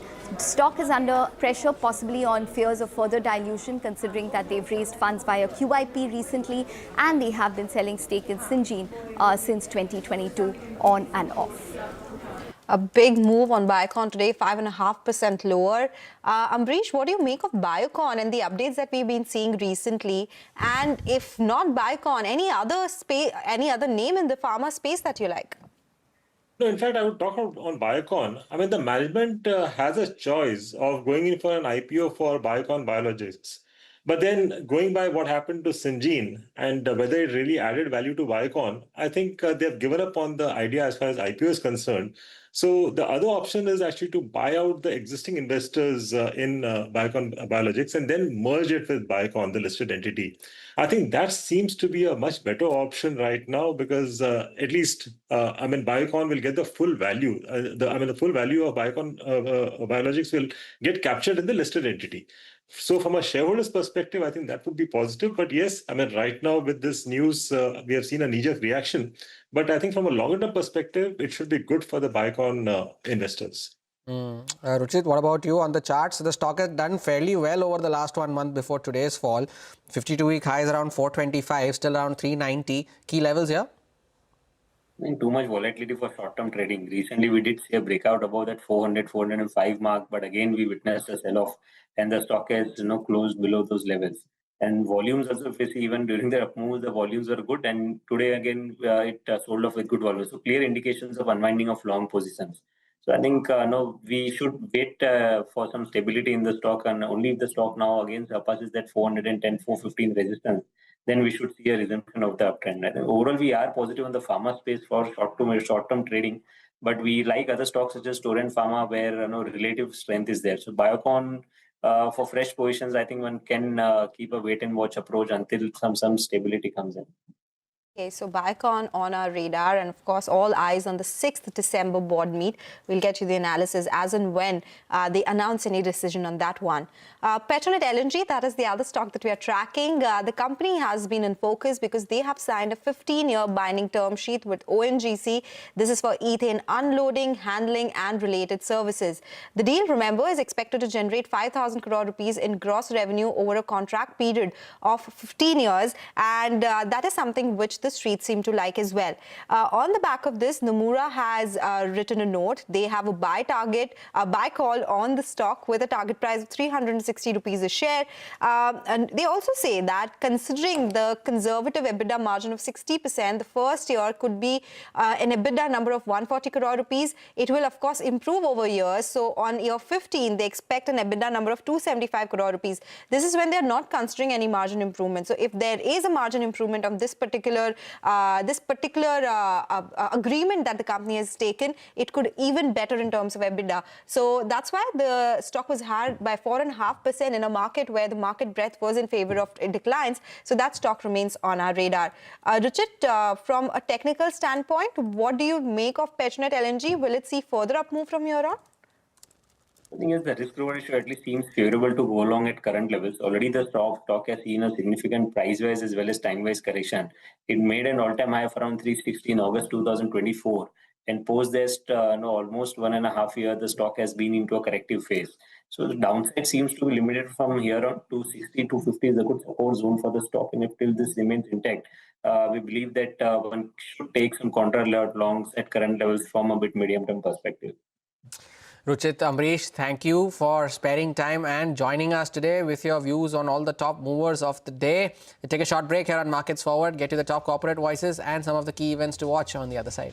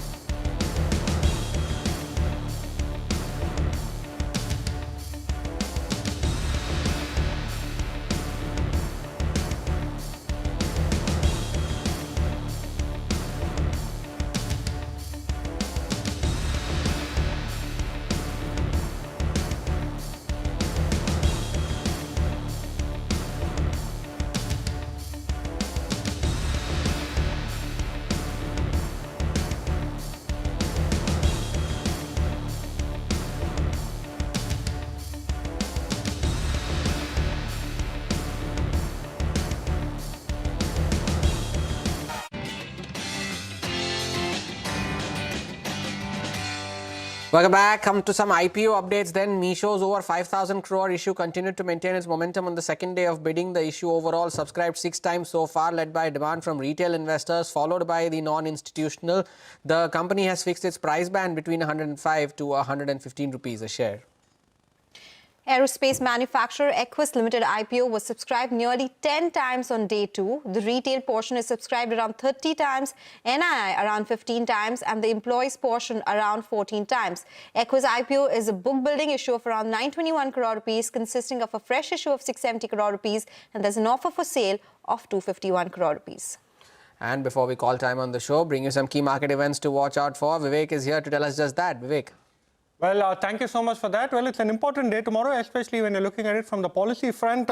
Remember, tomorrow at 10 a.m., the RBI policy outcome will come. Markets hoping for a 25 basis point cut. The other thing to watch out for will be what are the key developments that take place in the dinner tonight, especially between Russian President Vladimir Putin as well as PM Narendra Modi. The other stock on our radar will continue to remain Interglobe Aviation. Remember, there has been significant turbulence as far as the flight schedules are concerned, and some clarity as to when normal resumption can happen is something both the street as well as passengers will look forward to. You spoke about a couple of IPOs tomorrow. Remember, the last day to subscribe to these 3 IPOs, Meesho, Equus as well as Vidya Wires. And lastly, it's an important development as far as Hindustan Unilever is concerned. Tomorrow is the demerger date where shareholders will receive the quality walls as far as their portfolio is concerned. And this also will have an impact on the Nifty. Temporarily, the Nifty will have 50 on constituents. Quality walls will actually be part of the Nifty for a few days come tomorrow. Okay, all right. We'll keep an eye out on these events. And before we wrap, of course, the big market cue for tomorrow has to be the Reserve Bank of India announcing its monetary policy decision. A CNBC-TV18 poll indicates that a majority of respondents still expect a 25 basis point cut in rates. Ritu Singh is joining us now. Ritu, what are the key factors weighing on the policy and what are the expectations this time around? Will it or will it not? The decision of the Reserve Bank's Monetary Policy Committee has the street deeply divided. India's robust growth numbers for the second quarter are raising questions about the need for lower rates, despite the record low inflation opening up room for the MPC to cut rates. And the falling rupee is only complicating matters for RBI even more. Now, against this rather dramatic backdrop, the CNBC-TV18 poll shows a clear majority still leans towards easing. 60% of our respondents expect RBI to deliver a 25 basis point rate cut, while 40% believe that the committee will choose to hold. But even among those that are are expecting a cut, the belief is that the easing cycle is going to be very short. A strong 60% say the cycle will end in December itself, while 30% expect one last move in February, while 10% think the cycle has already ended. Now, on the eventual landing point for these rates, the sentiment clusters around 5.25% as the likely terminal policy rate. 60% of the economists back that level. Another 30% expect the RBI to settle slightly higher at 5.5%, and only 10% see room for a deeper move to 5%. Now, as far as the macro forecast is concerned, with the economy expanding at a far faster clip than anticipated, 8% average for the first half of the year already, half the respondents believe RBI is going to upgrade its FY26 GDP outlook to 7.1 to 7.2%, and 40% expect an even sharper rise to more than 7.3%. Now, the confidence in growth comes alongside strong disinflation trends as well. So a decisive 90% of those polled expect that the RBI will lower its FY26 CPI projection to 2 to 2.5%, while the rest foresee a slightly deeper cut. Now, even if RBI cuts rates, the respondents are very clear that the policy stance will remain neutral, but the tone, they say, may soften. 60% in fact expect a dovish message reflecting comfort on inflation. Now, as far as the rupee's recent weakness is concerned, most do not expect it to influence the decision, with 80% saying the currency will not impact the outcome and the central bank will remain focused on its inflation mandate with an eye on growth. Finally, the liquidity surplus has narrowed amid the tax outflows and RBI's intervention in the forex market. And from December to March, we also typically see cash withdrawals from the system. So the market expects RBI to communicate some liquidity easing measures, including the possibility of an Operation Twist or OMO purchases. Thank you so much, Ritu, for joining in with what to expect from RBI's monetary policy meet tomorrow. And of course, you have to tune into CNBC TV18 for all the updates and analysis as well. With that, it's a wrap on this edition of Markets Forward. We'll come back with more news and updates on the other side.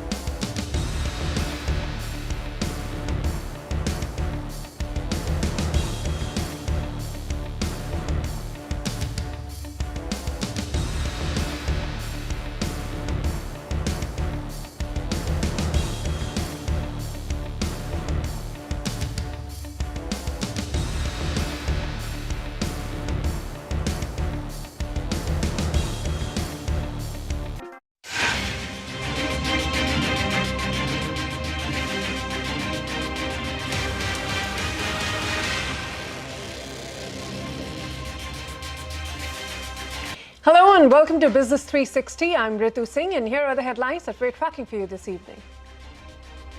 Sensex and Nifty snap a 4-day losing streak. The Nifty reclaims 2600,000, but broader markets underperform. The rupee recovers sharply after hitting a new low of 90.42 against the dollar. 60% of market participants expect a rate cut tomorrow as the RBI gears up for the monetary policy decision. Some expect the central bank to keep ammunition dry after the steep decline in the rupee. Aviation regulator summons Indigo as flight disruptions leave thousands of passengers stranded for the third day now. Close to 350 flights cancelled till afternoon from 4 major airports alone. The airline cites a multitude of unforeseen operational challenges, including technology glitches and updated crew rostering rules.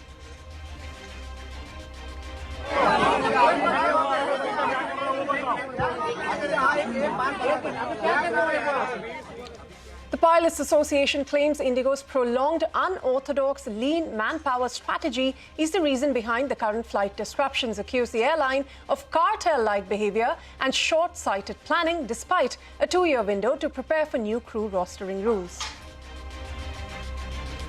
Russian President Vladimir Putin lands in New Delhi this evening. Prime Minister Modi will host him at a private dinner at his official residence. Several bilateral agreements, commercial deals, FTA, and defense talks are on the agenda.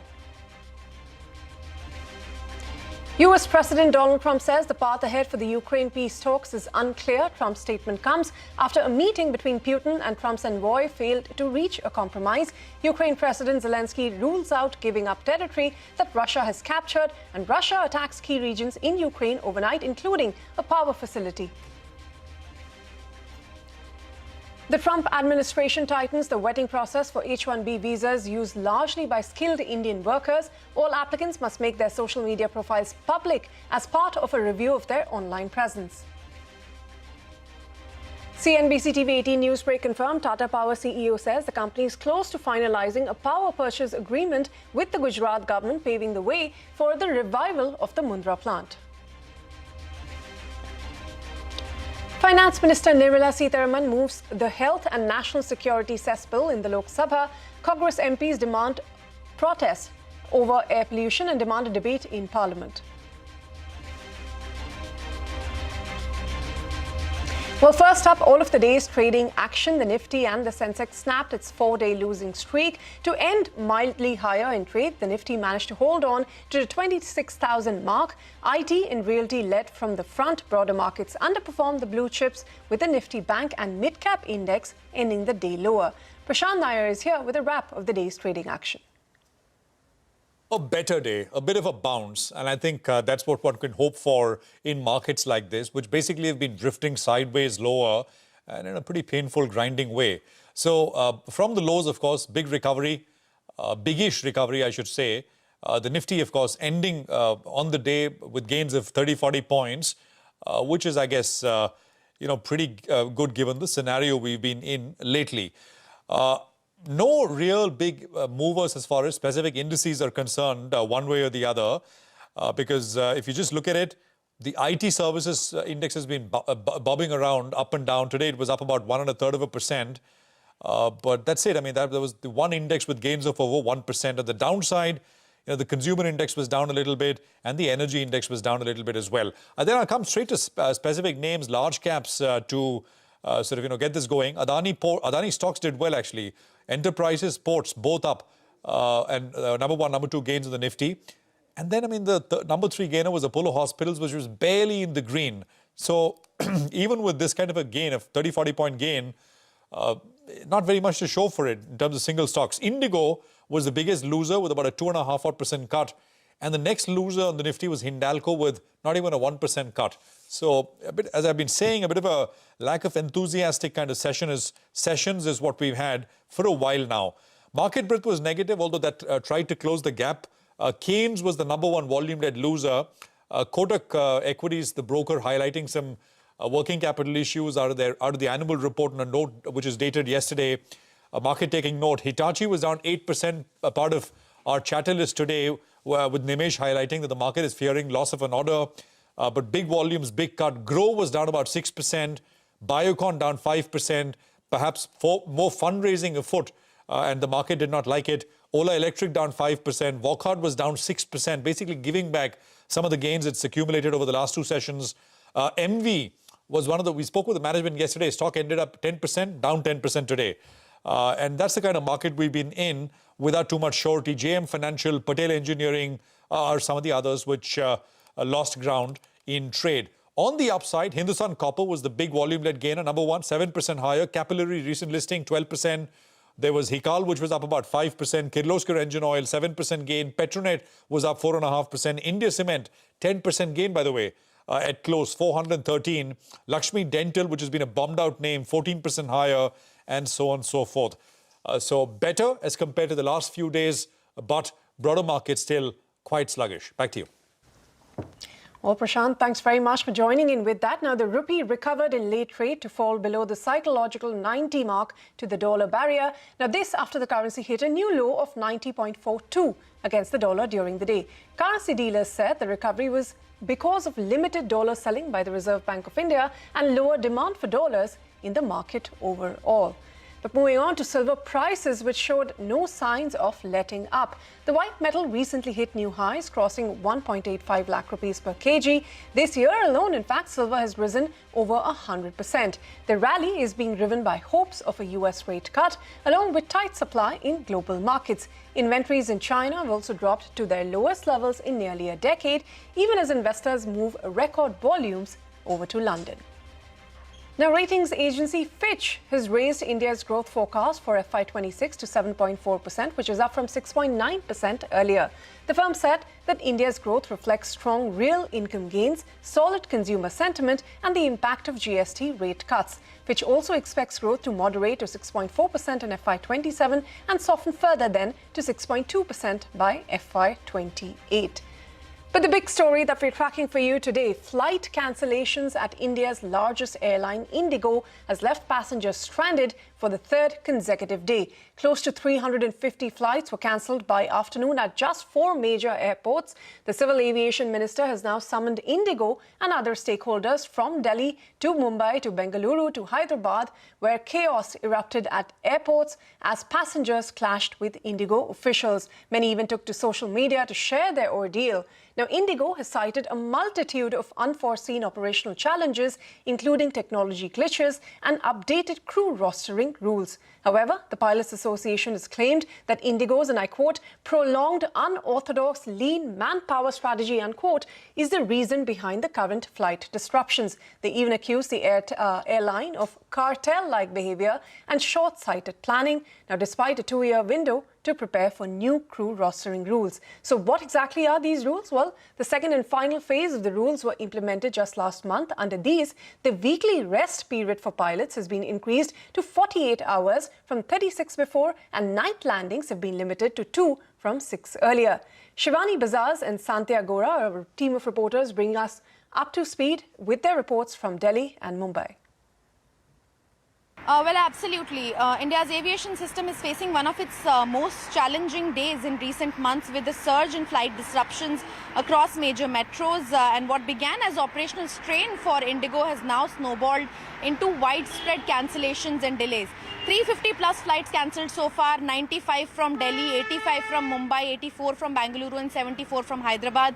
And these 4 cities together accounted for the bulk of the day's cancellations. And not just cancellations, the delays added to the chaos. 5 to 6 hours average delays on all major airports.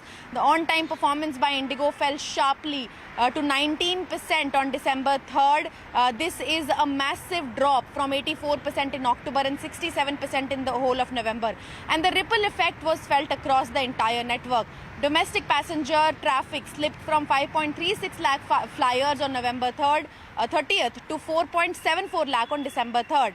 And total domestic flights operated also fell during this time.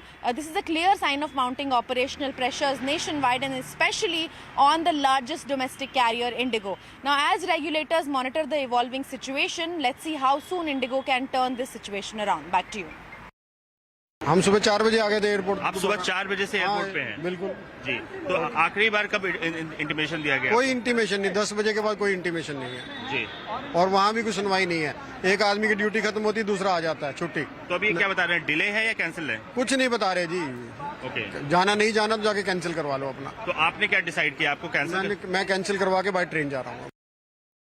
रात में 11:30 को मालूम हुआ, मुझे message आया जी कि आपका ticket flight cancel हो गया बोल के। तो मैं एयरपोर्ट में गया, वहाँ पे जाने के बाद मैंने रिपोर्ट करने के बाद मुझे उन्होंने बोला आपको ऑप्शन अगर दूसरा हो ना, आपको या तो रिफंड पेमेंट मिल जाएंगे, नहीं तो फिर आपको दूसरा फ्लाइट दिया जाएगा। वो दूसरा फ्लाइट दीजिए मुझे जो फास्ट होना। तो उसके वजह से मुझे ये फ्लाइट दिया वाला है। अभी भी फ्लाइट देरी है, यहाँ पे दिखा रहा 8 बजे का दिखा रहा। आपको अभी भी उम्मीद नहीं है कि समय से आएगी? मुश्किल है। The Indigo airline chaos at major airports across the nation continues for the 4th consecutive day. On Wednesday till 5 p.m. as many as 33 flights were cancelled and 51 flights were delayed at Mumbai airport alone. Indigo has cited a technical glitch and crew shortage due to winter season rostering as the reasons behind the disruption. However, aviation experts say the situation has worsened due to a lack of proper planning while implementing the revised flight duty time limitations, which led to an acute pilot shortage. Experts also point out that an Airbus software patch rolled out over the weekend played a significant role. Right now we are at Mumbai airport and this is a queue outside Indigo counter. These passengers here are waiting for information regarding their cancelled flights and they are also trying to reschedule their flights. Now if we talk about all these factors, whether it's the crew shortage because of winter season rostering or technical glitch or Airbus software patch or the lack of proper planning for revised FTTL, all this has led, have had a domino effect on the operations, and the DGCA has now summoned the airlines. Indigo, in the meantime, has said that it's working round the clock to rectify the situation, but also admits that it may take another 48 hours to fully normalize operations. Indigo claims that it is providing, it is making proper food and accommodation related arrangements for the passengers. However, the passengers we spoke to had a different experience. From Mumbai to Hyderabad, I've received a message from Indigo at 5:30 in the morning that my flight has got cancelled. And I'm calling the call center from last 2 hours. I could not reach the call centers. And everyone who is waiting here from last 2 hours. I'm in this line from 1.5 hours and I have not moved forward actually. There is no response from the Indigo people. Continue our focus on that big story, and Madiha Mujawar joins us now from outside the Ministry of Civil Aviation, which has summoned Indigo and other stakeholders over the issue. Madiha, take us through what you're picking up from there. Well, top Indigo officials visited the DGCA to explain about the large-scale cancellations across Indian airports. Today, we saw over 300 flights that were cancelled across airports, and at the heart of the issue is the new FDTL norms, the new flight duty time limitation norms that have come into effect. So I'll tell you what the FDTL norms are. The new norms require more rest for the crew. So weekly rest has increased from 36 hours to 48 hours, and the night landings have decreased from 6 landings per night to 2 landings per night. And the definition of night has changed from 12 a.m. to 5 a.m. to 12 a.m. to 6 a.m. And this means that lesser number of crew is now available for Indigo to be rostered on different flights. And adding to that is the winter season and the cancellations leading to the fog. So when the flights are delayed and the crew is hitting the FDTL, which means lesser number of crew is available for Indigo to be rostered, and that is why we are seeing these large-scale cancellations. On top of it, Indigo has added more aircraft, and Indigo has also increased its schedule for the winter season, which means it has increased its capacity and it doesn't have adequate crew to operate these flights, which is also leading to these large-scale cancellations. Indigo, remember, operates 2,200 flights, and which is why the scale of the cancellations is so huge. And now what is happening is that the pilot unions are not agreeing with this. They say that this is poor planning on part of Indigo. Indigo already knew that these norms were coming. The norms were introduced in January 2024 and were to be implemented in 2 phases. So the first phase was implemented implemented on the 1st of July, and the second phase was implemented on the 1st of November. So pilot unions are alleging that Indigo had enough time to hire more pilots and to get their rosters and their schedules back on track. So they're saying that this is poor planning on part of Indigo. They could have hired more pilots.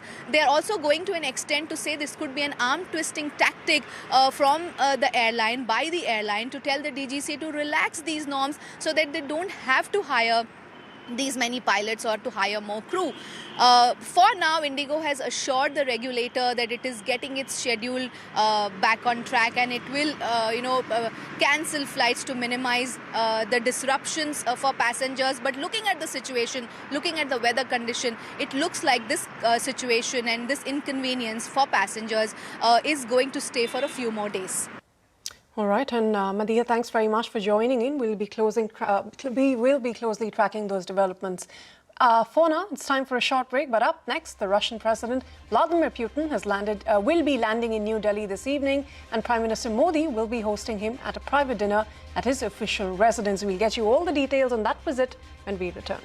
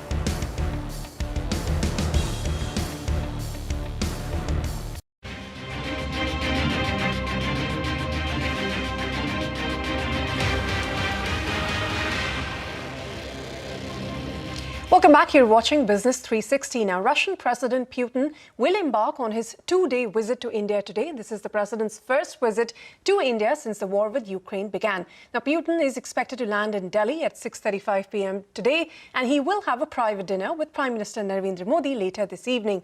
Talks between the two leaders are likely to focus on boosting defense ties and strengthening bilateral trade ties. Now, this visit comes at a time when U.S. President Donald Trump has claimed that India will be significantly reducing its purchases of Russian oil. Parikshit Luthra is standing by with more details on this visit. Parikshit, take us through the Russian president's agenda in here for the next 27 hours.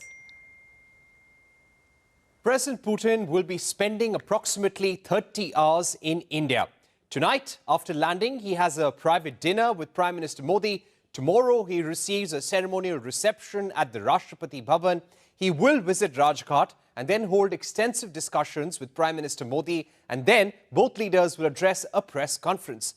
President Putin and Prime Minister Modi will address business leaders. Finally, President Putin meets India's President Draupadi Murmu at Rashtrapati Bhavan before departing from India. We can expect economic cooperation to be a major focus area during this visit. The President is coming with 7 ministers, a large business delegation, 10 intergovernmental agreements, 15 commercial deals are likely to be signed during this visit. Both nations will adopt a joint statement and announce a future economic cooperation program 2030. Ahead of this visit, Russia has promised to increase imports of chemicals, raw materials, textiles, consumer goods and food products as well from India. There will be discussions on an India-Eurasian Economic Union FTA as well, but don't expect to be signed anytime soon. India is going to push for greater exports of pharma, textiles, agriculture products to Russia. Both sides will sign an agreement on migration of Indian skilled workers to Russia. There will be discussions on Eurasian transport framework to boost connectivity. India and Russia will explore increasing connectivity via International North-South Transport Corridor and the Chennai-Vladivostok Corridor as well. There could be an agreement on Arctic shipbuilding. Tech, space and nuclear energy sectors will be outlined as major priority areas for the future. Both sides will reaffirm target of $100 billion in bilateral trade by 2030. For context, total bilateral trade was $68.7 billion in FY25. Exports stood at around $4.9 billion, and this included pharma, chemicals, steel, marine products to Russia. India imports $63 billion worth of crude, sunflower oil, fertilizers, coking coal and precious metals when it comes to from Russia. Now, on the defense front, there will be an announcement on ratification of a military logistics pact which will allow India and Russia to access each other's military bases. Russia is likely to make a strong pitch for full technology transfer for the Su-57, but India won't make any commitments. Russia will propose selling S-500 air defense system to India, but no decision is likely during this visit. India and Russia will explore co-development and co-production in several areas. Now, when it comes to energy, Indian entities are likely to continue importing Russian oil. 35% of India's crude imports in November came from Russia. Russian oil imports were around 1.9 million barrels per day till November 21st, and our crude imports from Russia will continue in the range of 800,000 barrels per day in December. Now, this is because Indian entities can buy oil from non-sanctioned entities as of now. No secondary sanctions has been imposed by US as of now. When it comes to global issues, there will be extensive discussions on the Russia-Ukraine war, also on strengthening BRICS and reforming the Shanghai Cooperation Organization. All right, Parikshit, we'll leave it at that. Thanks very much for joining in. Now, the Russian Defense Ministry has said that its forces have claimed control over a village in southeastern Ukraine. Ukraine's military has said it struck 2 Russian oil depots in Russia, which sparked fires across the site. No casualties have been reported. Meanwhile, US President Trump has said that the path ahead for peace in Ukraine is unclear. This comes after the special envoy Steve Witkoff and Trump's advisor Jared Kushner had a reasonably good meeting with President Putin. Witkoff and Kushner reportedly spent hours at the Kremlin but departed with no breakthrough on ending the war. President Putin had a very good meeting yesterday with Jared Kushner and with Steve Witkoff. What comes out of that meeting, I can't tell you, because it does take 2 to tango. You know, Ukraine I think we have something pretty well worked out with them. They're very satisfied considering. But the sad part is if I were president, no war would have ever happened. They would have had 100% of their territory. Nothing would have happened. It's a very sad situation. And in other news, the Trump administration has ordered enhanced vetting of applications for H-1B visas for highly skilled workers. An internal State Department memo ordered officers to consider rejecting anyone that is involved in censorship or free speech. The officials have been asked to review resumes or LinkedIn profiles of H-1B applicants and family members. The enhanced vetting will apply to both new and repeat applicants as well. But back home in India, all eyes are on the Reserve Bank of India's monetary policy decision, which is now less than 24 hours away. And the market seems to be expecting a rate cut, but with very low conviction. According to a poll of economists by CNBC-TV18, 60% of the respondents are expecting the central bank's monetary policy committee to cut rates. Lata Venkatesh is here with more on what we can expect tomorrow at 10 a.m. It's a highly divided street. Let's take our own CNBC-TV18 polls. The Citizens MPC, the mock MPC that we do, that asked for a status quo. No cut, 3:2. So it's a narrow vote. Ritu's poll, which covers a larger number of bankers and economists, gave a pro-cut vote, but it was just 60-40. So again, it's only a wafer-thin majority. As you said, when that 0.25% inflation for October came on November 12th, the whole market went over to a cut. The GDP of 8.2 made a large number of people come towards a possible no cut. And then, of course, there was the Reserve Bank governor interview as well to a media house, and that also sparked dovishness. But after that, there was this, rupee wobble, not even wobble, it's a rather cascading fall, which has led to more doubts. Now, you know, the Reserve Bank governor clearly said in his latest interview, that we said that there is space to support growth. Now, he can reiterate that. We agree that there is space to support growth, but we don't think there is a need to support growth. And we may need this ammunition considering the financial instability in the market. So you can get very strong arguments on both sides. I can only tell you that what will happen if there is a cut.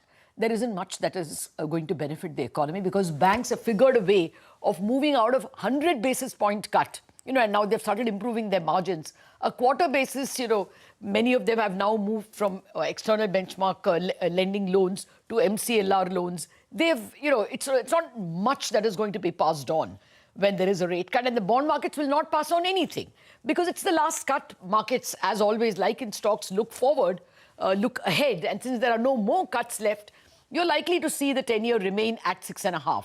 So the incremental advantage of a cut is not very much as far as markets and banks are concerned, but you will definitely see a positive impact on auto stocks, on real estate stocks, etc. I think the biggest thing the market will watch out for will be guidance, what he says. If he says always ready to support the economy or something extremely dovish, that will be positive, but even bigger will be his liquidity hints. Does he say he will come out and buy bonds? That OMO, purchase of bonds, is the biggest thing that the market is watching out for.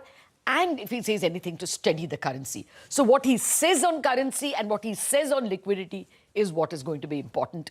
Rate cut has actually gone down in terms of what the market's watching. Well, Lata, thanks very much for joining in with that. On that note, we're going to wrap up this edition of Business 360, but stay with us. More news and updates will continue right here on CNBC TV18 after this short break.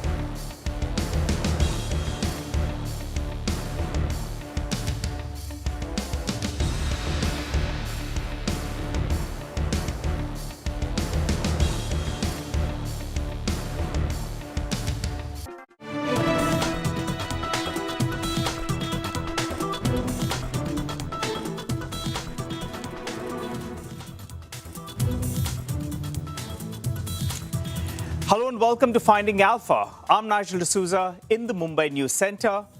Well, global steel markets are at crossroads. China's cutting production, but exports are staying elevated. Trump's tariffs are adding fresh uncertainty, while Indian steelmakers are seeking safeguard duties as domestic capacities do rise.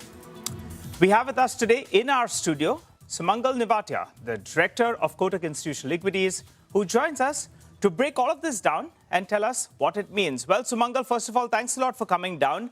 It's been close to a decade, I think, so that we have been talking and understanding the sector, and your inputs have been very, very valuable. But today, you're going to be shedding light on a lot of these stocks that we're going to be talking about and also on the sector. But thanks a lot for coming down. Yeah, thank you, Nigel, for having me here. So you're right. I mean, China has been a weak part and a drag on the overall commodities demand this year, right? But if you see what is holding commodities is the dollar weakness, right? Yes. So if you look at last 1 year, dollar has been lower by around 8-9%. So what a weak dollar does, it raises the cost curve. Because in the in terms of dollar, the cost curve increases because most of the producing countries are non-US. Yes. At the same time, it also increases commodities demand because commodities become a bit more cheaper for the non-US currencies, right? So a weak dollar has helped both in raising the cost curve in dollar terms and also boosting demand, which has held up the commodity prices this year. Okay. Right? Now, coming to your question on China. Yeah. So if you see, China set a 5% GDP growth target this year, and it is very close to achieving that, right? Correct. But the stimulus really hasn't lived up, right? That's right. That's right. So at the start of the year, we all were expecting a big property stimulus by China, yes. But that has not come. And despite that, they are close to achieving their GDP growth target. Correct. So what has helped is very strong exports, right? And that has been a big surprise element, yes, given all the noise around the US tariff war. Yes. Right? So if you see from a top-down perspective, what China is doing is it is on a two-speed growth trajectory. Yes. So you have exports and manufacturing on a strong track, and you have domestic consumption and real estate on a weak track. Yes. So till the time exports are strong, they are delaying the stimulus as far as property is concerned, right? So if you look at this year, exports are up 5%. Yes. US exports are down 20%, and they're diverting to non-US at around plus 9%. So this diversion is underway, and it's not just a 2025 phenomena. Now, this is happening since 2018 when Trump came in for the first time and the trade war started, right? Yes. Yes. So that time, if I remember correctly, US was around 20% of China's exports. Today, it is 10%. Latin America and ASEAN are the main diversion countries. That was around 18%. Today, it is almost 30%. Yes. Right? So till the time exports hold up, right, you will not see a property stimulus. Right?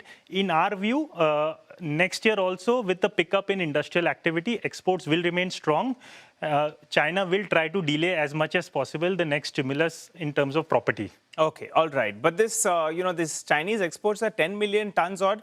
That's a little bit of an issue, but let's see how that goes in the time to come. All right, let's focus, since you mentioned Trump, let's focus on the United States Section 232. The tariffs out there, that's got implemented, and that's what's affecting aluminum price, players globally. Yeah. Particularly a company like Hindalco, which is listed here, because they get indirectly impacted or directly impacted by a Novelis. But there's some confusion.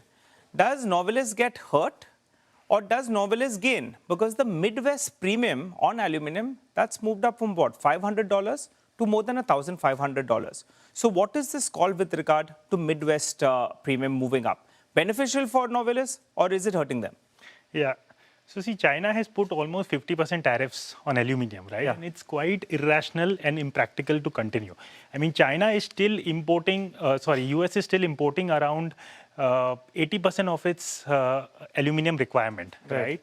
So aluminium has become 50% more expensive in US. And this should ideally reflect fully in the local physical premium, which is the Midwest premium. Correct. Right? Now, earlier, Midwest used to be around $500, as you said.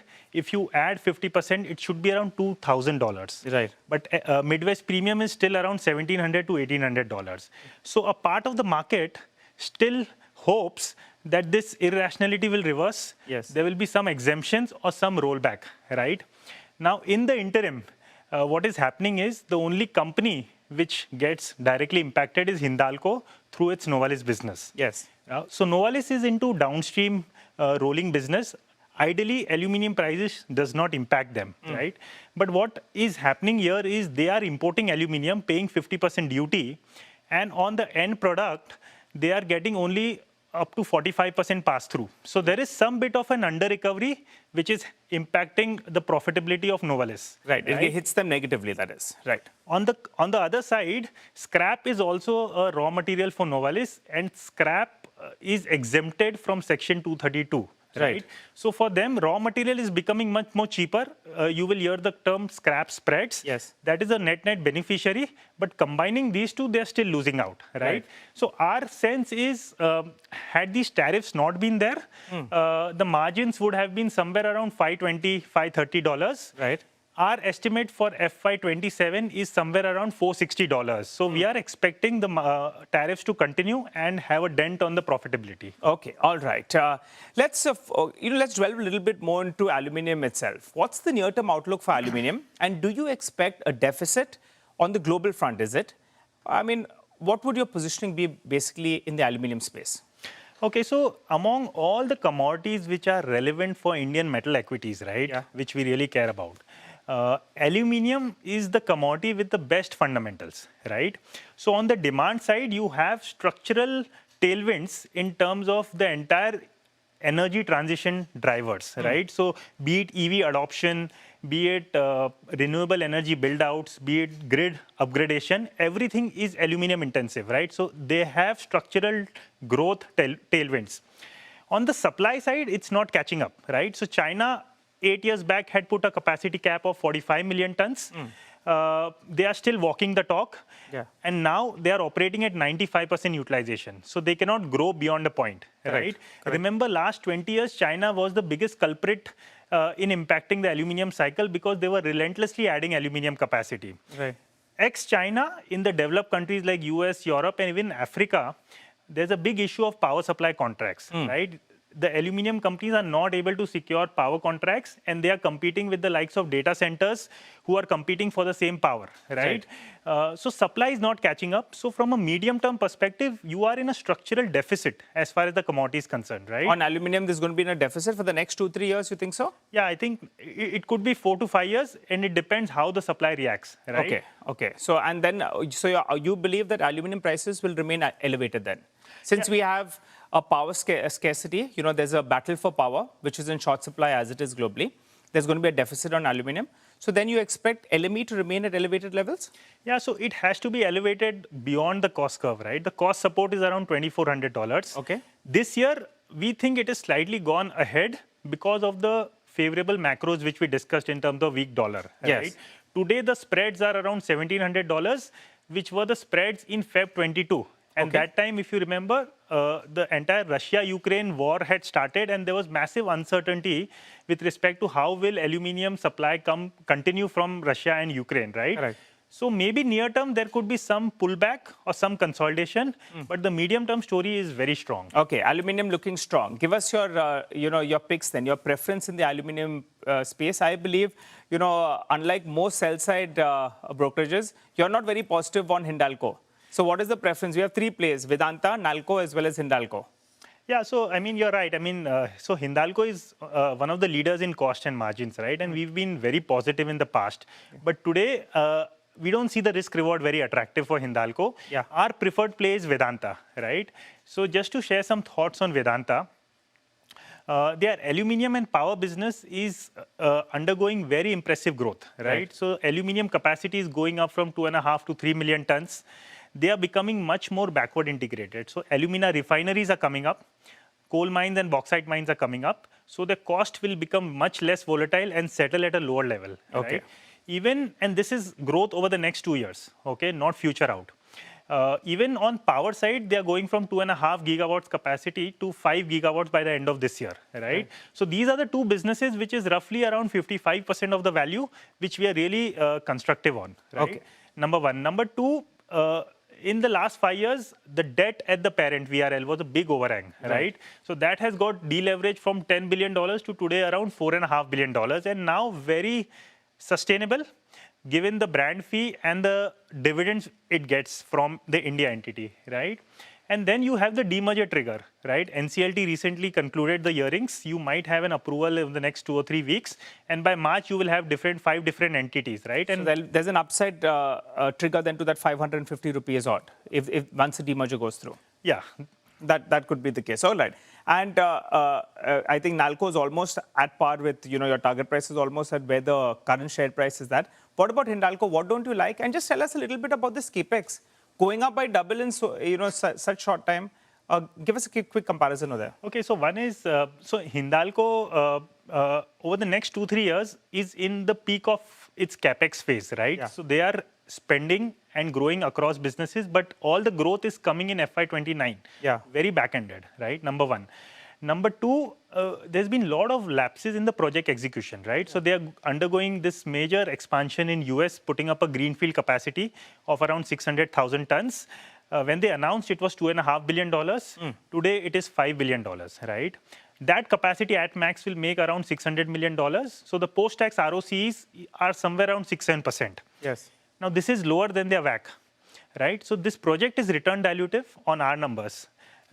So if you compare the execution of few peers like Steel Dynamics, they have announced the project 6 months later and now completed the project 1 year in advance at around $2.6, $2.7 million. Got it. So versus peers, execution has been disappointing. Yeah. Okay. Over the next 2-3 years, it will be negative free cash flow. Growth in India is coming from 29. Yeah. So these things, I think, are still not priced in the valuations at around 7 times. So that is why I think we look for a better entry point in future to get constructive on the name. Got it. So that's about aluminium. Let's focus now on the steel space. The government has withdrawn that quality control order. Yeah. If you could help us out, the rationale behind that, and also that provisional safeguard duty that was in place, that got expired. In fact, I had a chat with the steel secretary. I'm sure you would have had a look at that conversation. Yeah. Could you tell us, what are you factoring in? Do you believe the safeguard duty will come? Okay, so first on the quality control, right? So it was a recommendation by Niti Aayog to remove all these non-tariff barriers, right? So you had quality control orders, steel import monitoring system, you had NOC. Yeah. So what these barriers were doing, Nigel, was creating an artificial friction and bottlenecks, right? There was a lot of requirement of finished steel, downstream steel, which was not sufficient in India, but imports had these bottlenecks in between, right? And these measures were condemned a lot of international forums as well, okay, right? Because few requirements like certification at the factory gate of an exporter. I mean, India did not have the infrastructure to adhere to these compliances which it put, right? So it is good for the overall economy. Now, steel prices had gone from a discount to import parity to a premium to import parity because of these artificial barriers, right? Yes, quality so it will take some bit of a softening on that front, right? And then on your question on safeguard duty, right? I mean, that's $1 million question, right? But what are you all factoring in? It comes? So, I mean, before I give you a final answer, right? Let's go a little bit in the background, right? It was introduced 6 months back. Now, till FY24, India used to import around 6 million tons. FY25, we imported 9 million tons. So it was a 3 million ton increase on a 150 million ton base, right? Just 2%. Yeah. Right? Somehow the case of measure was very weak, but steel industry somehow pulled it off, right? Last time when these barriers were imposed in 2016-17, that time the entire steel industry was bleeding. Yeah. Right? Balance sheets had immense leverage and the banking sector shared the pain. So that time the case of an import duty, anti-dumping duty, MIP, all these things were much stronger. This time the case was much weaker, right? But yet they managed to pull it off. They pulled it off, right? So we were surprised that time. I mean, currently everyone's expecting it to be notified very soon. This year, even we are building in, but we are not building in from next year, right? Okay. So in case it doesn't come, which the likelihood is increasing with each passing day, right? Yeah. And given all the discussions the country is having in terms of FTA agreements with all the countries, there is a case of it not coming through, okay, right? So we are looking at some 5-7% kind of earnings downgrade for FY26 in case it doesn't come. Today, steel prices are at 2-3% premium to import parity without the duty. there will be some softening in terms of 2 to 3%, not very significant. So you're not sounding very, very enthused that it's likely to come out, or not very, very hopeful. But let's see whether or not it comes about. And if it doesn't come, then there could be some softening. What is the preference in this space between JSPL, JSW Steel, Tata Steel, as well as SAIL? What do you like the top pick? So I think before we get into stocks, right, let me, if we have time, explain the framework on how we are looking at the steel sector. And from a medium-term perspective, we are very constructive on the entire space, right? Okay. So one, there is a lot of, the entry barriers are very significant, right? So steel is the most complex manufacturing process and most land-intensive and capital-intensive, right? So for a single steel plant, you're looking at 2,000 acres of land, right? That is just to come in on that point. When was the last time? I mean, in the last 10 years, if you have a rough number on greenfield steel capacity that came on stream, how many projects came on, since you're saying it's so difficult? Yeah, so in the last 15, 18 years, you can actually count. There's been only 3 greenfield projects in India. Oh, okay. You had NMDC, you had JSPL's Angul, you had Tata Steel's Kalinganagar, right? So you had the likes of POSCO and ArcelorMittal trying for a decade to acquire land, eventually giving up after 5-6 years. POSCO looks like it has given up the India dream. ArcelorMittal entered India through acquisition of SR, right? And then JFE is playing the India growth through its equity in JSW. Yes. Right? And India is one of the only large countries which is growing at this pace. Yeah. So the market is consolidating in a big way, right? You have only 4 private companies who are able to add capacity. JSW, JSPL, Tata Steel and ArcelorMittal, and they are taking all the incremental demand, right? So first is on the this. Second, you have a structurally growing demand, right? Yeah. So last 5 years, it's been 8-9%. And given where India is in terms of infrastructure and manufacturing push, it looks like this high single digit can continue, right? And the third point is that you have a very favorable policy regime, right? So you have 7.5% import duty. The government taxes exports of iron ore at 30%, right? So when China is bleeding since last 3 years of the steel industry, Indian steel industry is still making mid-cycle margins because of this. And balance sheets are in good condition as well. Fourth point, yes, balance sheet is in very strong condition. I mean, currently, because of 2-3 good years post-COVID, these companies have reached to a level where they don't have to lever up to grow. They can just use the operating cash flows to add capacity. Got it. So with these 4 things, I think there is a very strong case of re-rating, and one has to use a slightly different lens to value steel companies versus the historical commodity lens. Got it. Got it. All right. And I think the top pick should come up for our viewers on the screen. We should just pull up a chart with regard to all the steel companies that Sumangal covers with their target price as well. I think JSPL is one of the stocks that Sumangal has liked in the past as well. That's the target price out there. And JSW Steel rather closer to that target price. So I think JSPL would be Jindal Steel and Power, now as it's called, is one of the top picks out there. I'll tell you what, take a short break, come back. We'll focus a little bit on the recycling theme as well as on graphite electrodes. Don't go anywhere.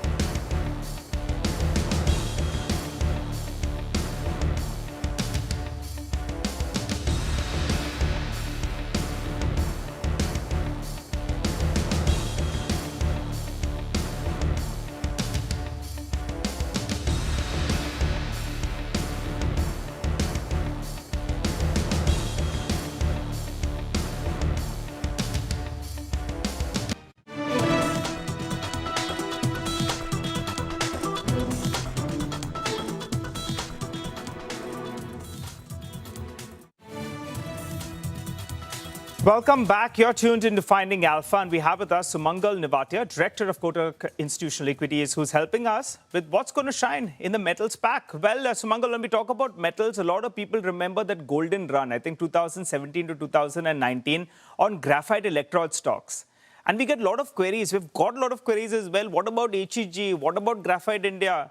You know, the management tells us when HEG joins in, they say that that was a golden period. We're never going to see 67%, 70% margins. But what about now, between the two? We have two listed players. What's the outlook out there? And what's the call on graphite electrodes? So, Nigel, we don't cover it. So, I will not have a view on the stocks. But let me just share some thoughts on the sector, right? Now, graphite electrode has a chronic issue with respect to competition with China, right? 10 years back, it was not there. In the last 4-5 years, Chinese electrode quality has caught up in terms of the quality, and now they are competing with the ex-China companies.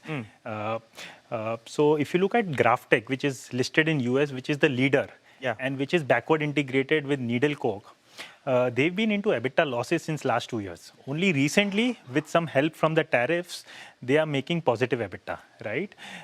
So competition from China is a real thing, which a lot of industry players do not appreciate, number one. Number two, the expectation of a lot of EAF capacity coming up and then the demand getting boosted is a gradual thing, right? I mean, we don't see it happening suddenly. It will happen over the next 3 to 5 years, but nothing in the next 1.5 years, right? So this space has always seen a very strong narrative after that 2018-19 bull years, right? When they made $10,000 per ton margin, right? But I think the reality will be lacking a little bit at least. So investors have to be a little bit more patient. So that's my view. So that's interesting because I think the Chinese quality actually is catching up with, normally we have our graphite electrode guys that say quality is a big differentiator. And maybe in the near term, they're still not out of the woods. The story could play out in the longer term. For the next 2 years, there could be some pain. Did I summarize it okay? Yeah. Okay. And just one more point, sorry, Nigel. Last time when they did that $10,000 margin, right, versus historical average of $700-800, it was more of a timing arbitrage, right? Their needle coke, which is the raw material, was locked for 1.5 years. But graphite electrode, they could sell on spot basis at the lower prices. So that is why the margin. So we will never see those levels again. That was a beautiful phase, and I think the managements admit as well, they may never ever see that again because the selling price went up and the raw material was secured at lower prices. But another space that you track is the recycling space. And we have Deepak, who writes to us from Jaipur. He holds around 100 shares of Gravita, 2,115. Wants to know what's the outlook on the stock. You were positive on this name. The stock has seen a fair correction, but it appears there is an industry tailwind. What's your view now? Yeah, so we picked up this theme sometime 1.5 years back, right? So the entire regulatory regime for recycling is turning out very favorable, right? So government is quite focused on pushing the circular economy and sustainability. And if you look at metal recycling, lead recycling, almost 70% of the industry is unorganized, right? In the organized space, you have Gravita, which a 6-7% market share. Last 20 years, they've grown at 20% CAGR. And because of these policy tailwinds, battery waste management rules 2022, EPR, you will see a gradual formalization of the industry, right? So Gravita is doubling its capacity from 3.5 lakh to 7 lakh in the next 2.5 years. So over the next 5-7 years, you will keep getting that 20-25% CAGR on volumes and earnings from this company, right? They also have a very strong presence in Africa, right? Which gives them access to cheap scrap. And they have invested for last 10-15 years in developing a supply network, which is the key business moat in the recycling industry. So we have a buy rating here, and we look at the space and the company very favorably. All right. So just to sum things up, Sumangal, from the, we'll be watching out for a Chinese stimulus. Maybe or maybe not, we get a domestic safeguard duty on steel. From the aluminium pack, Vedanta over Hindalco, at least as of now. And from the ferrous pack, you have Jindal Steel and Power, which will be your top pick. And graphite electrodes could still be in a space, a bit of a flux for the next few years. But between the two, HEG over Graphite India. Did I get that correct? Yeah, I mean, we don't have a preference between two. But HEG is the one which is more aggressive. You'll get better growth. Graphite India is one where you will get better balance sheet. Correct. And as you told us, Gravita is something that you like as well. A pleasure having you in the studio, Sumangal. Thanks a lot for joining in and helping us out with all that we need to understand in the metal space itself. Well, thanks for joining in. Thanks, Nigel. Well, on that note, we'll wrap up on this edition of Finding Alpha. I hope it was helpful. We told you all you need to know in the metals and mining space. Thanks a lot for watching.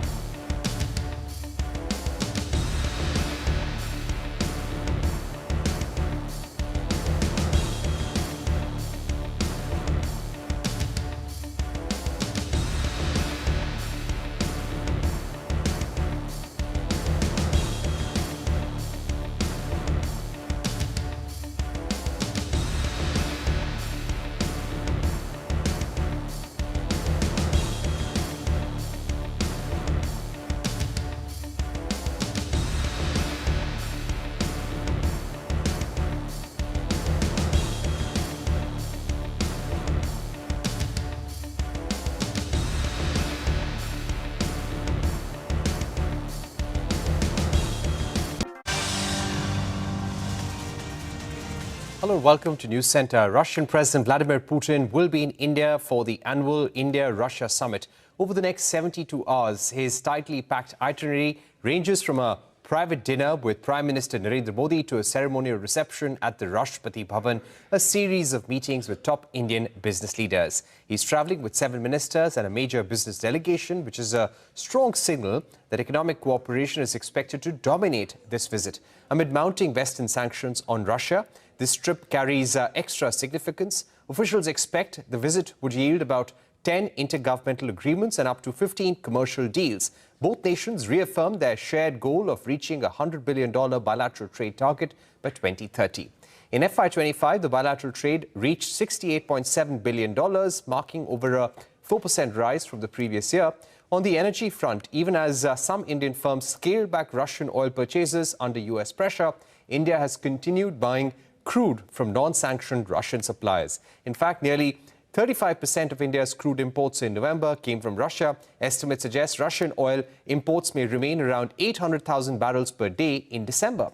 On defense, both sides are expected to announce ratification of a new military logistics pact, enabling each to access the other's military bases. Russia is also likely to push for full technology transfer for the Su-57 fighter jet and may propose selling the S-500 air defense system to India, though no decision is expected on that front during this visit. Both sides are set to ink an agreement on migration of Indian skilled workers to Russia as well. Joining us right now to take this forward is former Indian ambassador to Russia, Ajay Malhotra. Ambassador Malhotra, thank you very much for being with us on the program. At a time when the United States is watching India very closely, we don't have a trade deal, those differences still exist. How do you think India will balance ties with Putin and Donald Trump? You know, we are clear about one thing. We are not a regional balancing entity for anyone. India is looking to its own interests. India comes first, and everyone else needs to fall in place to the extent they can. And if not, we'll see how to adjust. So, we also have no aspirations to be anything less than a re-emerging power, which we are. We are not a vassal to anyone, nor do we want to be one. So if you look at it in that context, you understand what we mean by when we say strategic autonomy, when we say multi-alignment. We want to move forward in our relations with all countries to the best extent that we can. There's nobody out there who we feel deserves to be kind of rebuffed by us, no matter how bad the relationship. I would say perhaps with one exception, which is Pakistan at the moment, simply because of their support and sponsorship for terrorism, which has been harmful to us, and they have proved to be a very troublesome sort of neighbor. You know, I would also like to ask you about the size of President Putin's delegation.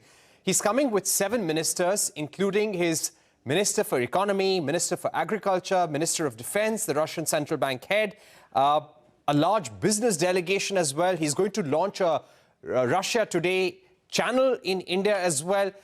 How big is this visit for Putin in terms of scale, in terms of impact, and also in terms of media outreach? Well, for the business part, let me say it is normal. They normally come at very large delegations, like some other countries do. The Americans travel with large delegations. We've seen that very often, and which is a good thing, which shows that whichever the country is, it is keen to develop business ties with the host. So it's not unusual, and it's a good sign, and it shows seriousness of intent. And also it gives assurance to the Indian business circles, bearing in mind that, you know, they are under sanctions. We are also under sanctions, as it were, due to the difficulties made in our purchasing oil from the Russians, from the Americans. So it's still useful for both sides to understand each other better. And it's good that the bankers will be coming, the Russian bankers will be coming, because you have to see beyond merely expanding payment settlement in national currencies. There are special accounts that have been drawn up, you know, what are known as Vostro accounts, which help to tackle the rupee accumulation that has taken place due to purchase of discounted crude in the past. So all this is reassuring for any business person that, yes, okay, I can come and ask, and I can understand and then take a decision. Do I want to get involved with this particular item or not, or do something else?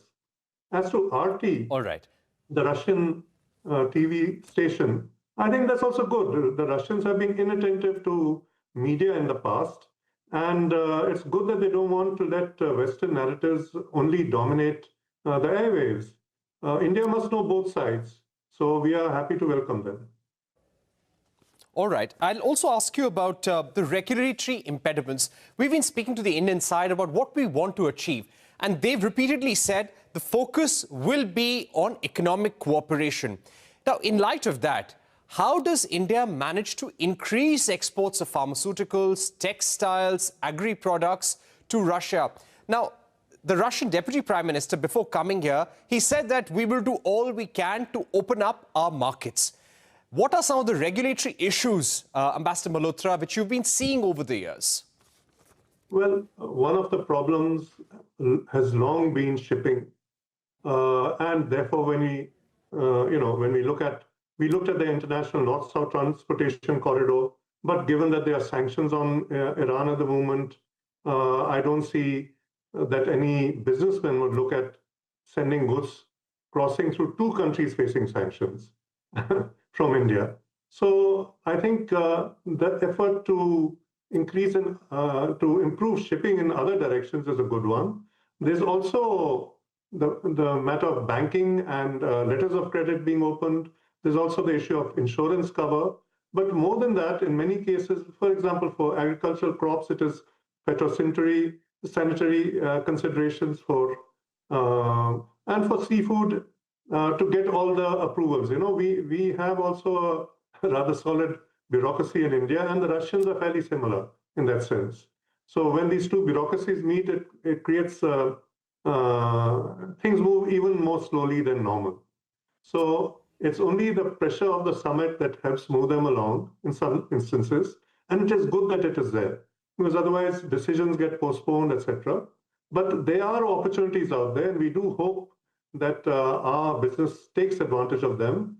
Pharma, fertilizers, nuclear energy, manpower deployment, as you mentioned, and we'll be signing in other spheres also, S&T, space, defense. There would be, as you said, the equivalent of the LIMOA, RELOS as they call it. So there would be things on which we can move forward. And it is good that you have a visit incoming, which pushes it along. You know, my final question to you, sir, would be around defense. We've been told that we'll not sign any big-ticket defense deal around this visit.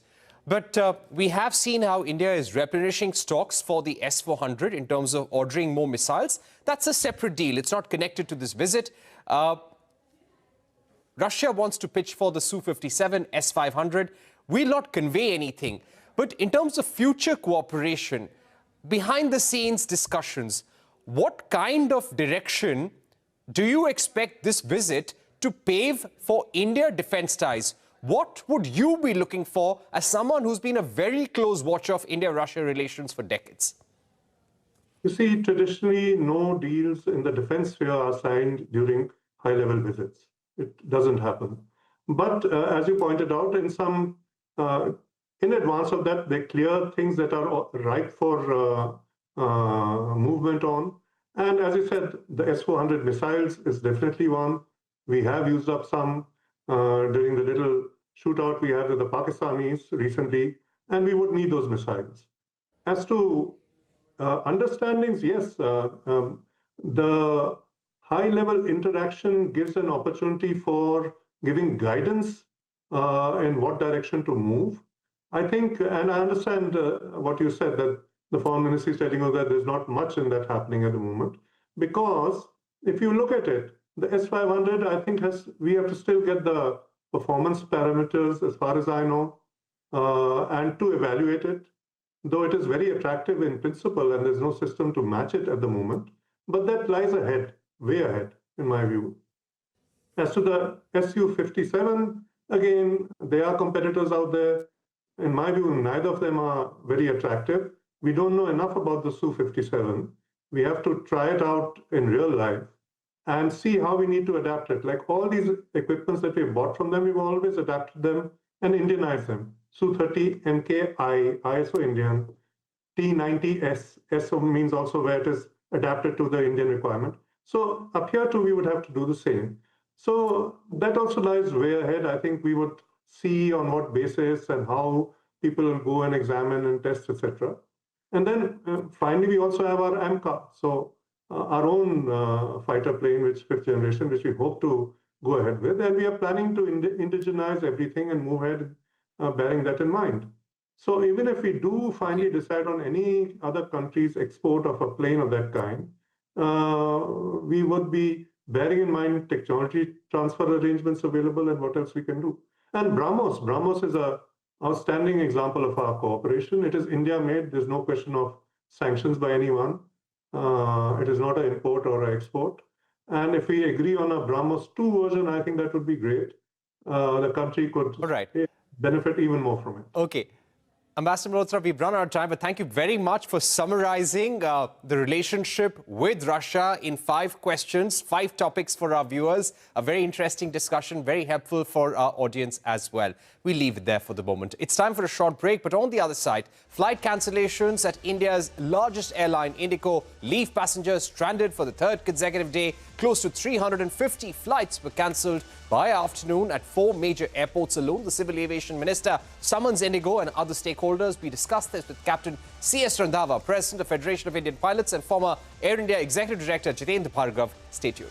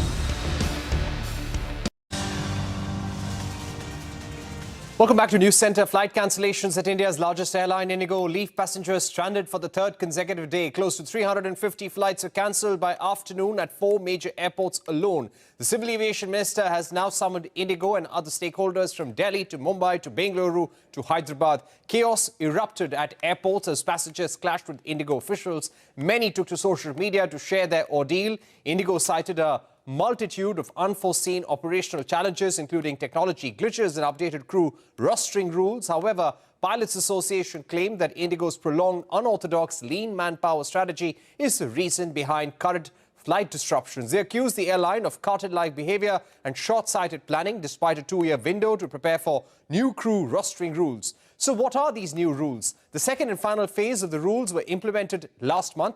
Under the new rules, the weekly rest period for pilots has been increased to 48 hours and 36 hours, and night landings have been limited to 2 from 6 earlier.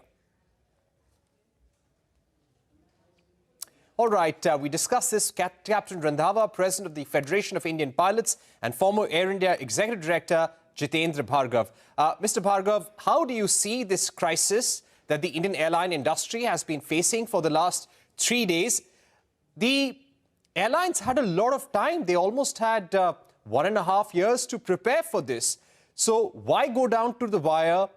Who do you think is accountable? And how soon can all this be put back on track? That will have to stop at the Indigo management. You're very right that the DGCA had come in with the new regulations quite some time ago. Indigo management did have adequate time to work for it, like other airlines. If DGCA new regulation was the cause of this large-scale cancellation, we would have also witnessed cancellation by Air India.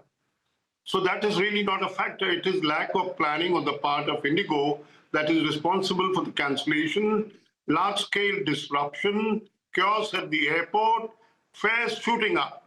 I was just told by a passenger traveling from Mumbai to Dehradun, the fare on Indigo is 74,000 rupees, as against the fare of only 17,000 on Mumbai-Dubai. So you look at the kind of crisis. So what Indigo management in a statement had given multitude of reasoning that this is possible, that is possible, etc. Irrespective of what are the reasons, shouldn't the Indigo management come forth and put it in public domain the causes of the likely disruption that will take place? Got on to the other airlines to say, let's have a collective effort. We are going to have a severe crisis here. You can't leave passengers at the mercy. And let's not also forget, we are getting a clear message this time that don't allow one single airline to have a market share of 2/3 of the domestic market. If you have a crisis, like you named the airports, Bangalore, Hyderabad, Mumbai, Delhi, etc., they're all major airports, metro airports, where Indigo has a large number of flights. Now, you can't really, and mind you, at certain airports like Pune, etc., even Air India flights have got impacted, not because of Air India own reason, because of the congestion due to Indigo's flight delays. So what we are witnessing is unprecedented. We've had kind of problems, but they were primarily natural problems, say the visibility issues at the Delhi airport, Northern India, fog, etc., etc. But to say 5 large airports, 350 plus cancellation, going on for the third day, I don't know how many of the traveling public would believe the Indigo statement that they are expecting the stabilization in the airline operation by tomorrow. All right, let me go across to Captain Randhawa, President of the Federation of Indian Pilots. Captain Randhawa, we've been seeing how different pilot associations have been saying that enough time was given to the airlines. This roster should have been adjusted at least 15 to 20 days in advance. It wasn't done till the last moment, and perhaps the airline was thinking that they'll manage to get another extension. How long do you think will it take for an airline like Indigo to set the roster right and increase the number of crew that they require for these kind of operations and this level of operations that they undertake? Okay, let me put some facts and figures. I agree with what Mr. Jitendra Bhargav has just mentioned. And I'll further add to that. Indigo at present, they're operating approximately 2,200 flights plus, close to 2,300 flights a day. It was operating every day. And it has got close to 5,800 to 6,000 pilots. highest pilot body strength in the country, out of which at least 40 to 45% are captains. So if you add that a pilot flies 900 hours a year into the number of captains they have, and you add that approximately 320 aircraft are flying for Indigo into 14 hours daily utilization into 365 days, you will come to know that there is hardly any shortage of captains. There could be some bit. The increase has been due to 6% increase in the schedule which has been approved by DGCA for Indigo Airlines in the winter schedule, which came effective on 1st of November. Now, from 1st of November, just see the sequence of action. The second phase of the FDTL CR was implemented due to the order of the High Court, and next day, Indigo and other airlines, including Air India, went running to DGCA to take dispensations. And 4 dispensations were granted, including one increase in the night landing, which was given by DGCA. Now, this CR, the airlines were given 2.5 years. They circumvented, did not allow the CR to be implemented. The commercial interests of the country were had taken precedence over the safety factors, and it was not being implemented. We approached the High Court, and we are happy that the High Court gave an order, and the first phase was implemented on 1st of July, and that is for the weekly rest and all that was coming in the first half. In the second half of the agreement, the CR was implemented on 1st of November. Then dispensations given. Now imagine there were no cancellations whatsoever of Indigo flight or delays in the month of November. Next thing, 28th of November, EASA and Airbus industry come out with a emergency advisory where the software upgrade had to be taken place on 29th and 30th of November. And from 28th of November till 5:30 in the morning on 30th, all aircraft were modified by Indigo. Not a single flight cancellation, not a single flight delay. What has cascaded in last 2 days? I will tell you. It is a total failure on the airline system, the crew rostering, the network planning. Both are responsible for this total mess. Media has been quoting it wrongly. There is no weather. There is no fog even in Srinagar and Leh. Forget about Delhi. And Delhi and all these major... So complete mismanagement when it comes to handling the roster. Let me get it. Okay, One sec. Let me. Secondly, they are talking about congestion at the airports. This congestion is same.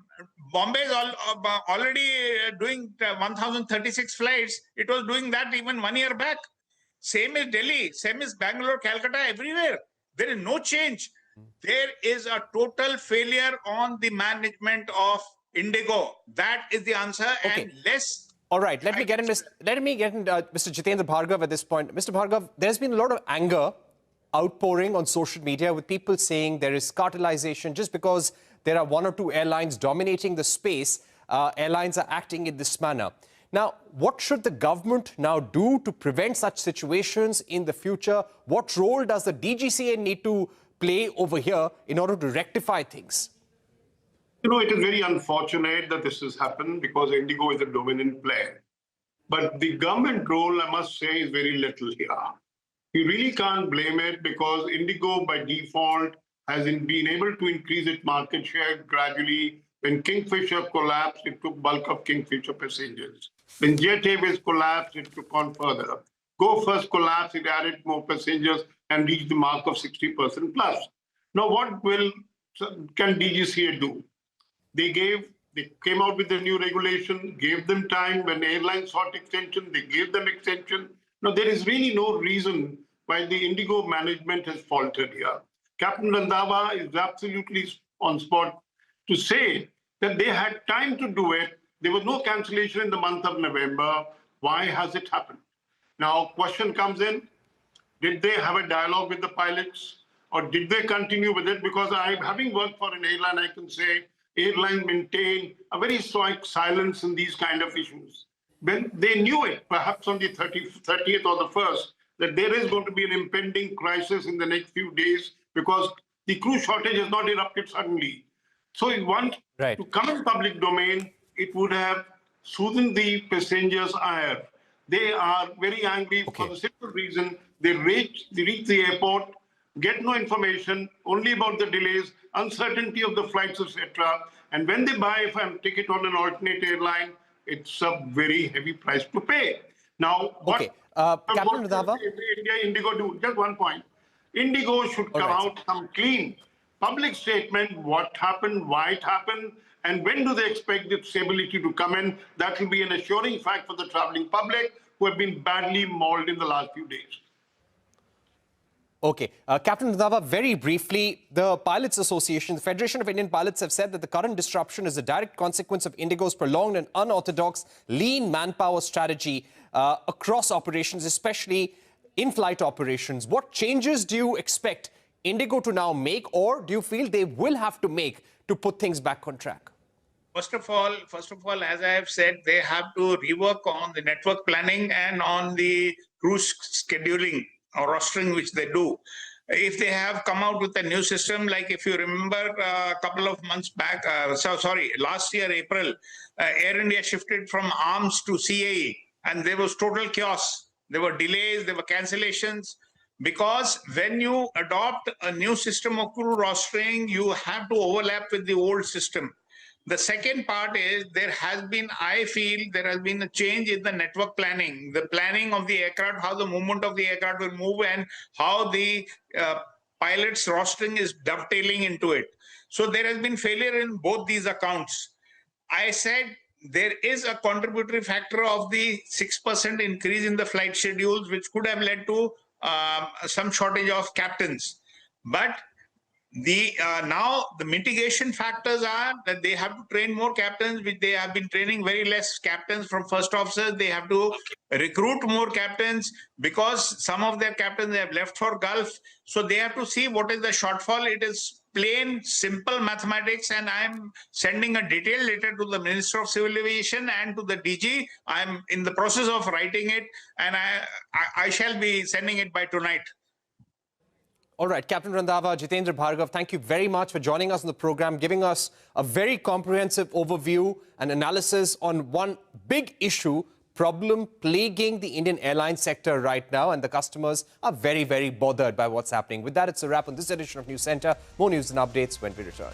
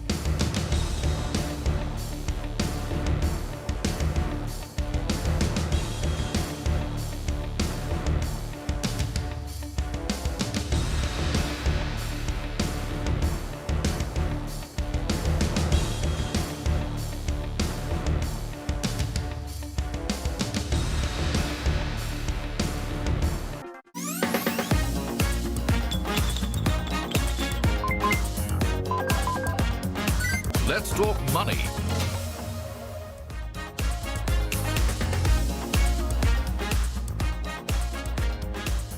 Hello and welcome to another edition of Let's Talk Money. I'm your host, Surabhi Upadhyay. As rising pollution levels become a pan-India problem for many months of the year, this week we have decided to turn the spotlight on health insurance. Now, claims relating to respiratory and other pollution-related ailments have been on the rise. So is our current health policy keeping us adequately protected? Or is there a need to do something more? Do we need more plans? Do we need add-on covers? Do we need to go back to the drawing board and check the math? Plus, we also need to understand how health plans are evolving in the zero GST era now that GST on health insurance has been cut down to nil. So joining me to discuss all of this are Priya Deshmukh of ICICI Lombard, Amit Chhabra of Policy Bazaar, and Sanjeev Bajaj from Bajaj Capital. Ladies and gentlemen, thank you so much for joining in. Really appreciate all of you taking out the time because we have an important issue at hand. You know, when I thought about this subject itself, because we were getting some queries on it, my first instinctive answer was, no, it shouldn't really matter. Your adequate, current policy should be adequate if it's regular respiratory or cardiac ailments. But then I thought, no, let's check with the experts. So here we are. And Amit, I want to open with you because I know Policy Bazaar has been doing some research, some survey on this. I think you've gone back and studied pollution-related trends in the last couple of years. And it's showing that indeed there is a marked increase in claims relating to pollution. Tell us more about it. Sure. So be a couple of interesting trends, came out, and we were looking at how the insurance claims data is linked to it, because one of the things that we hear from our customers a lot of times is that while pollution is an irritant, right, it probably causes a bit of headache, or you have a bad throat. It may or may not cause a long-term harm. That's part one. And the second thing is also, another view that a lot of people have is that if there is long-term harm, is it impacting me right now? So that's why we started looking at the claims data to understand what's happening. Now, a couple of, very serious trends came out. So one, and this we saw, across the years, there has been an increase in pollution-related claims post-Diwali. So typically around this October, November, December timeframe, we see an increase in claims related to pollution. Now, just to clarify, what does claim related to pollution mean? So these could be claims which are very directly attributable to air pollution. So typically respiratory problems, lung-related problems, these are the ones which get very directly attributed. There are a lot of longer-term effects as well, like for example, heart-related problems or cancer. Right now, these are the ones which typically happen over a longer term and may or may not have direct attribution to air pollution, but when it's directly caused, linked to throat or respiratory issues, that's why we sort of attribute it to air pollution. And there, one, we have seen a sharp increase. There's almost a 15% increase in pollution-linked claims. The second, and I would say, it's almost quite sad that the ones which are bearing the brunt, the most of this is actually children under the age of 10 years. So they form a very, very large proportion of the total claims coming. About 43% of the customers who are claiming are because of pollution are little children. Now that's also logical because the airwaves are smaller. They are also more susceptible to infections around pollution. So it's logical, but yeah, it's quite sad that is also happening. Now that's really important, and I think as the rest of our data, which is on the screen, will show our viewers that this is not just a Delhi problem. These claims have been rising in other cities as well, in Mumbai, in tier 2 towns, or in other cities like even Hyderabad and Bangalore for that matter. Bangalore was an interesting one that really struck me, that even in a city like Bangalore, which arguably has one of the best temperatures and climates in the country, there is an increasing incidence of claims relating to pollution-linked illnesses. Sanjeev, your opening thoughts. What are you observing? And that really critical question that could there be an outer chance that in my current policy, usual, health policy, there could be inclusions which keep me away? That's the biggest worry, I think, among the customer base. See, the biggest problem right now is that most of the people are not adequately insured. They are not keeping into the mind that, look, their salary is increasing in single digit, but the health insurance inflation is in double digit. So if a treatment which costs 20 lakh today is in 20 years is going to cost 2.8 crores. So, that is the kind of medical inflation that we are seeing. And most of the people are underinsured. And what they don't realize that the medical claims are very long, especially pollution related. If you get something happens to your lungs, or you are having severe asthma or asthma related, these are very expensive claims. This is not something you can go and pay 30,000, 50,000 or 1 lakh. What we have seen is not only the quantum of the claims, but it is also the amount per claim. In case of pollution claims is very high. People are getting sick, they're getting pneumonia, they're getting hospitalized in the hospitals for a longer term. So the average claim size is also gone up. And the first thing you need to do is increase your sum insured.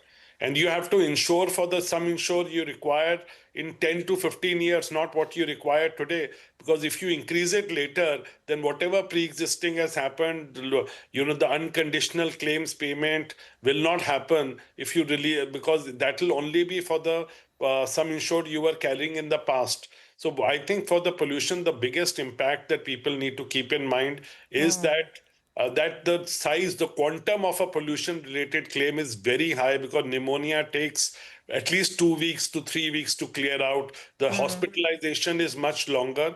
Also, another thing that people need to keep in mind is that claims for newborn babies which are being born during the high pollution time, there are a lot of problems they are facing. And most of the time, these babies are not covered in any policy.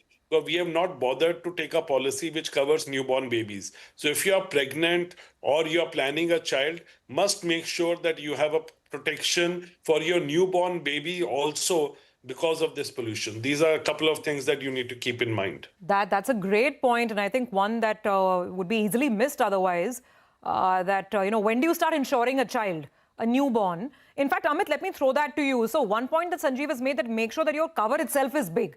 And by big, you gentlemen can define big. I'm guessing big these days has to be above maybe 1 crore. And then weigh in on the point of covering infants, because your study is also saying that it's children who are getting impacted the most. So I think very pertinent points, Surbhi. See, a question that we get a lot as well is, what is adequate sum insured?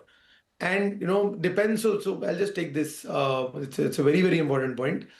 One, it depends on what city you're living in, because the cost of hospitalization in, let's say, a Delhi, Mumbai, Bangalore, Hyderabad versus a cost of hospitalization in a relatively smaller city is different. So if you are somebody who stays in a tier 1 city, you should at least look to have 10 lakh rupees per person of sum insured. So let's say if you're a family of 3, then you must have about at least 30 lakhs sum insured. If you're in a smaller town, you can live with a slightly lower sum insured as well. So you could live with, say, even 20 lakhs or 15 lakhs of sum insured instead of 30 lakhs for the same family type. But here is the catch. The cost of the higher sum insured is actually very, very minimal. So let me give you a perspective.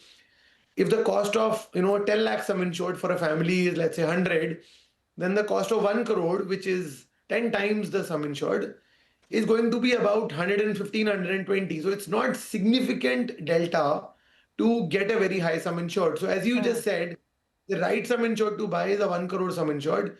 It protects you now, it protects you forever, because this is a lifelong renewable product.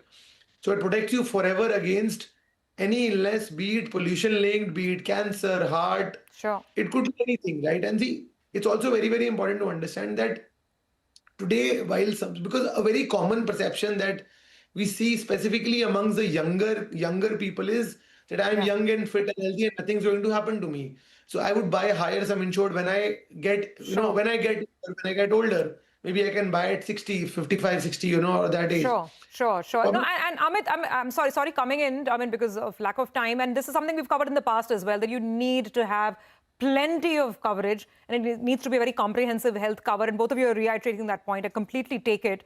But on the point of covering children and infant, now, if there's a newborn, I don't know if a family floater automatically covers the newborn. What should you do to ensure that, young children in the family are adequately protected, not just the mother and father? So, sorry, this is for me, I'm assuming. Yes, Amit. Yeah. So by default, every floater policy, in every floater policy, you can add a newborn after 90 days. Typically, that is the standard process that is there in health insurance right now. So after 90 days of childbirth, you can add. The only catch is if you've already bought a policy which covers for maternity, there are some special policies which cover the child from day one itself. So if you're somebody who's planning a family right now and this is something that does bother you, you may want to buy some specialized policies which cover the child from day one. If you have an existing policy already, don't worry. After 90 days, a child can be added by default. There is a good health declaration that is required. So, the insurance companies typically want to check that there is no pre-existing disease, something congenital that the child may already have. But beyond that, it's a very, very standard process. Children are covered. And if there's any problem linked to pollution or otherwise, they are all covered in the health insurance policy. Okay, that's helpful. That's helpful to know that you can take add-on covers for absolute newborn infants. But otherwise, after 90 days, a family floater can also cover the children. Priya, very quickly, to close the loop on the pollution-related subject, tell us what should be the most important questionnaire list, the checklist for us, the policy buyers, to ensure that we are fully covered and that we don't hit any exclusions when we actually go in for a claim, which could be related to lung. I mean, I don't know if insurers right now are making a distinction. You can have pneumonia due to X number of cases. Pollution could be one of them. That base insurance policies do cover pollution-related claims, and typically, these claims are related to upper respiratory tract, lower respiratory tract, so a couple of eye kind of ailments. So all of these are covered typically in the base insurance product. So from a checklist perspective, I guess, what is the sum insured that you're covering yourself and your family for? And any pre-existing disease that is, connected to any of these ailments that I mentioned should be very clearly declared. So I don't see a reason that, customers like yourself or any member should be concerned whether pollution-linked claims can be paid. Okay, all right. We'll take a very quick break on that note, come back on the other side. And then the other big development, right? Now, we don't have to pay 18% GST on our health insurance plans. What does that mean in terms of coverage, in terms of the features of the product? We'll discuss it with our panel of experts after the break.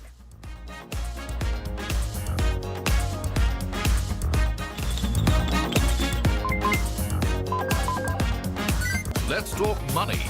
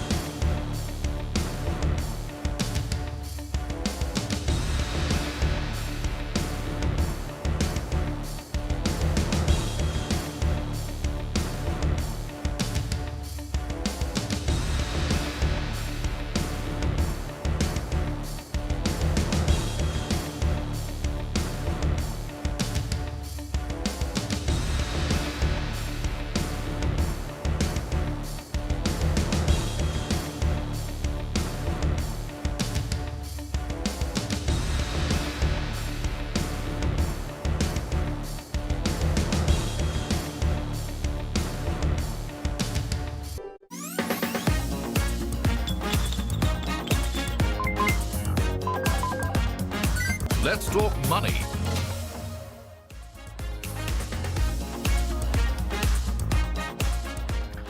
Welcome back. You're with us on Let's Talk Money. And this week we are putting the spotlight on health insurance because there's pollution on one side, rising claims. And then, of course, we're in a new era where there is no GST on health plans or nil GST, which has made it that much more easier for policy buyers to go ahead and buy the right plans. Let's ask our panel of experts what this really has meant in terms of product evolution, what's happening in the market.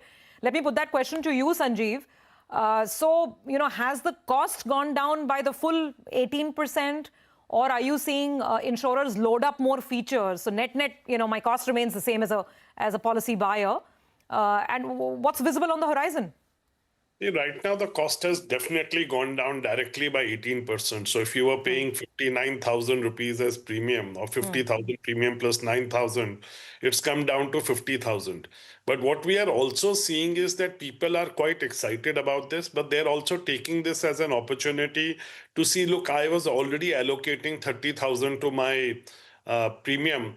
And, since the base cost has gone down, can I look at enhancing my cover? So at least what we are seeing is that as people are reaching the renewals, earlier about 10 to 15% used to reach out to us for reviewing the sum insured and others. So that has gone up to almost 40-45% as people are getting aware. And we are also getting a lot of surprised calls.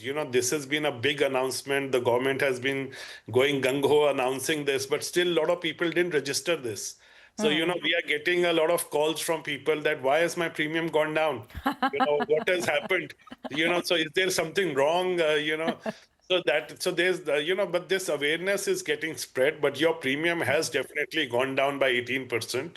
Yes, there are challenges which the companies are facing because the input credit is on GST is a challenge where clarity still is required that how that will otherwise the actual cost will eventually end up going up. But keeping that aside, the cost has gone down. People are looking at a higher sum insured, and you need to understand for the future that health insurance in India has been absolutely damn cheap.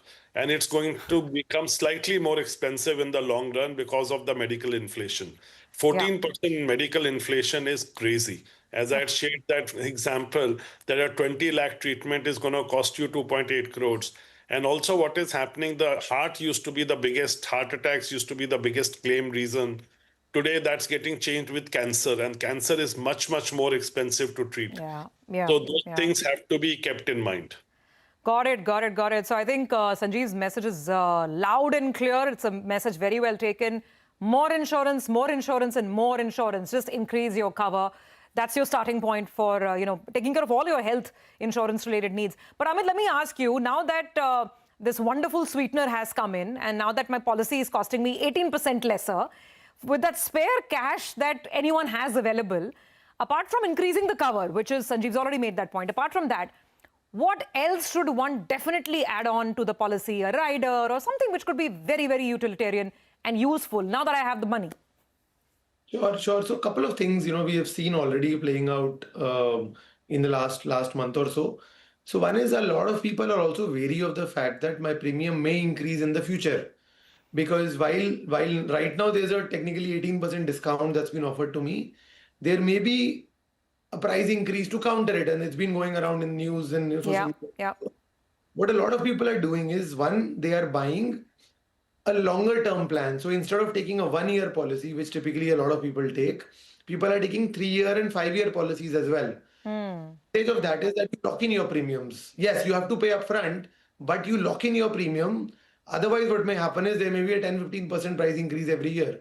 So effectively, over a longer period of time, the customer does save a lot of money there. So that's one very clear trend that is coming out. So the extra money being saved is being used to buy a longer term policy. That's one. Second thing, and a very interesting trend, we are seeing that there is a rise in people buying consumption-based plans, which are typically maternity plans and outpatient OPD plans.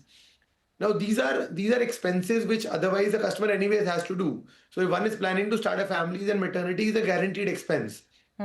Historically, there have not been great health insurance plans to cover for maternity and OPD because one of the reasons was GST comes in between, because there was an 18%.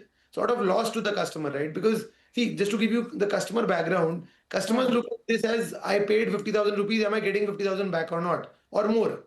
Now, what was happening was that the customer was paying 50,000 rupees, he was also paying 9,000 rupees extra because you know the GST was there. And now at least that has gone away. So now there is more attractiveness of maternity and OPD plans. So let me put you on the spot there. If you were to advise someone, and I think OPD plans are something, maternity is still specific to specific couples and people who might need it. And OPD cover, I think, given the rising cost of outpatient treatment, it would perhaps be definitely in order. So what OPD plans do you think are worth our while, and what are the features we should check in these OPD plans? Amit?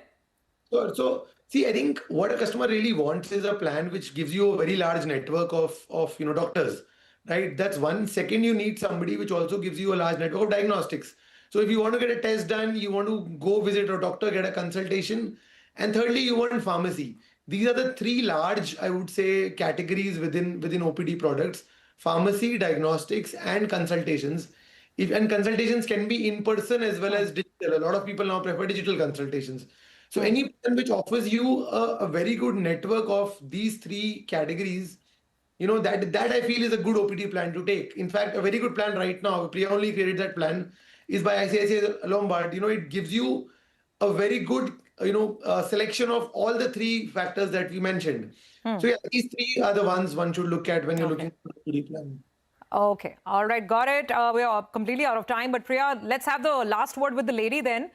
Entering a brand new year, 2026, health insurance, Priya, what to watch? You guys make the products, so tell us, what can we customers expect?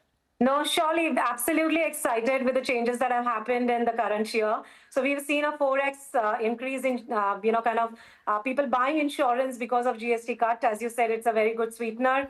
Amit mentioned more number of people are buying long-term, tenured policy. We've seen around 35 to 40% increase in such, consumer behavior.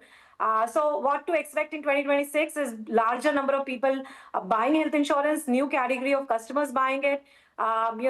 And customized product which are suiting the needs of the customers. That is another trend. And we are seeing immense amount of increase in everyday care kind of product around OPD and, care management. So driven by AI and technology, customer focused kind of solutions. So those are the things that we see are going to propel. And of course, a lot of changes from a regulatory standpoint in the favor of the consumer is what we are expecting for us to, disrupt this space as we go ahead.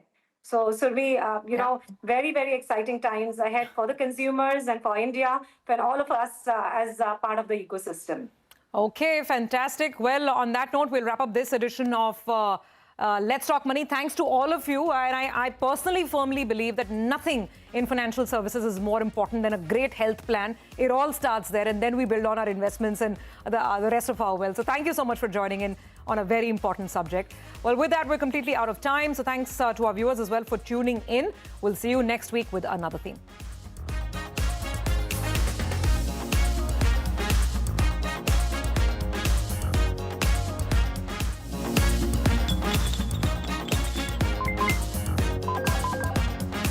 Let's Talk Money.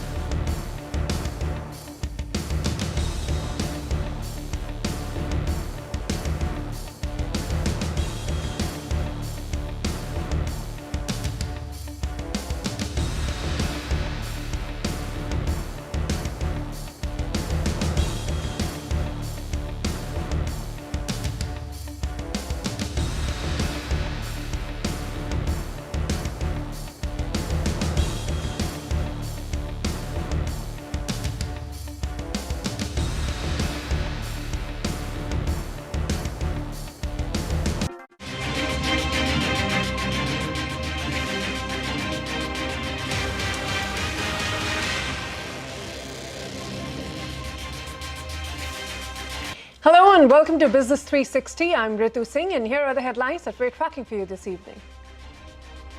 Sensex and Nifty snap a 4-day losing streak. The Nifty reclaims 2600,000, but broader markets underperform. The rupee recovers sharply after hitting a new low of 90.42 against the dollar. 60% of market participants expect a rate cut tomorrow as the RBI gears up for the monetary policy decision. Some expect the central bank to keep ammunition dry after the steep decline in the rupee. Aviation regulator summons Indigo as flight disruptions leave thousands of passengers stranded for the third day now. Close to 350 flights cancelled till afternoon from 4 major airports alone. The airline cites a multitude of unforeseen operational challenges, including technology glitches and updated crew rostering rules.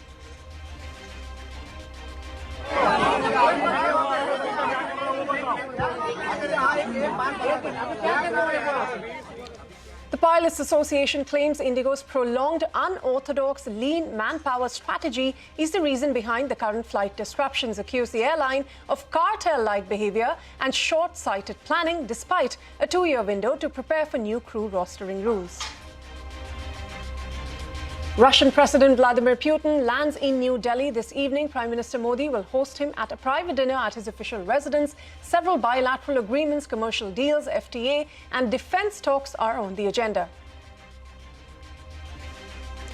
US President Donald Trump says the path ahead for the Ukraine peace talks is unclear. Trump's statement comes after a meeting between Putin and Trump's envoy failed to reach a compromise. Ukraine President Zelensky rules out giving up territory that Russia has captured, and Russia attacks key regions in Ukraine overnight, including a power facility.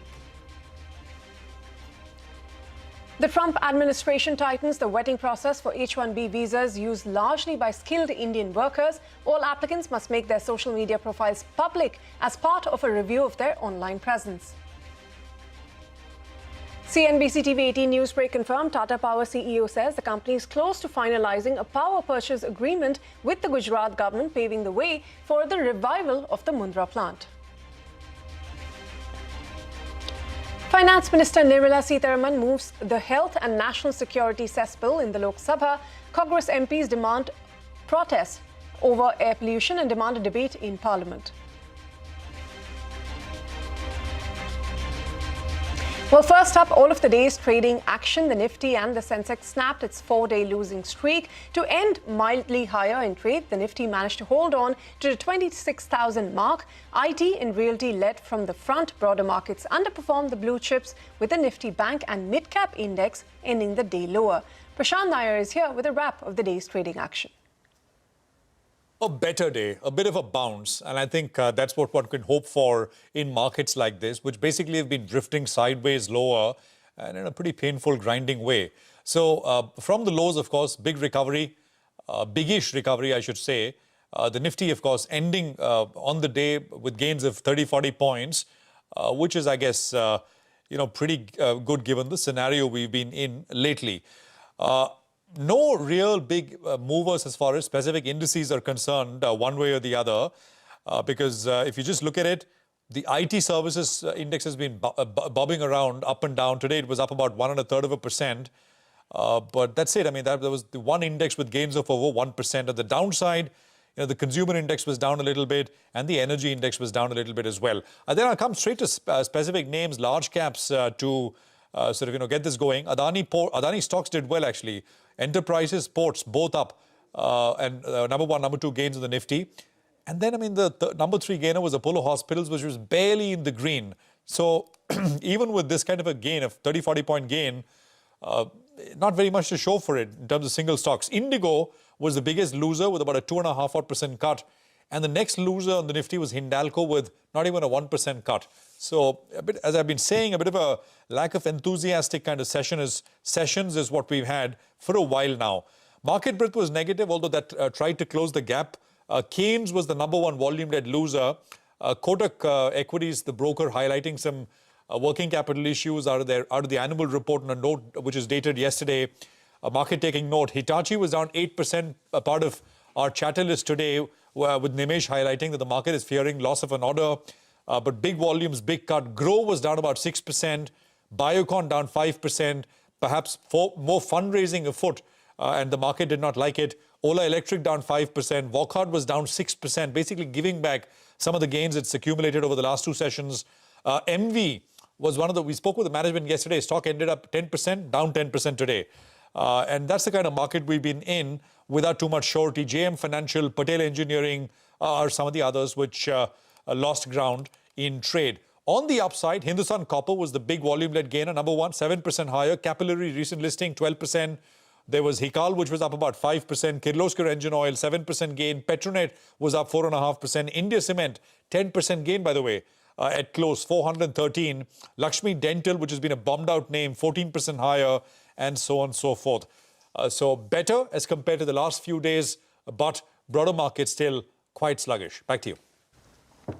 Well, Prashant, thanks very much for joining in with that. Now, the rupee recovered in late trade to fall below the psychological 90 mark to the dollar barrier. Now, this after the currency hit a new low of 90.42 against the dollar during the day. Currency dealers said the recovery was because of limited dollar selling by the Reserve Bank of India and lower demand for dollars in the market overall. But moving on to silver prices, which showed no signs of letting up. The white metal recently hit new highs, crossing 1.85 lakh rupees per kg. This year alone, in fact, silver has risen over 100%. The rally is being driven by hopes of a US rate cut, along with tight supply in global markets. Inventories in China have also dropped to their lowest levels in nearly a decade, even as investors move record volumes over to London.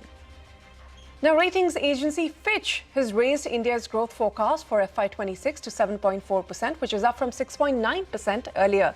The firm said that India's growth reflects strong real income gains, solid consumer sentiment, and the impact of GST rate cuts. Fitch also expects growth to moderate to 6.4% in FY27 and soften further then to 6.2% by FY28.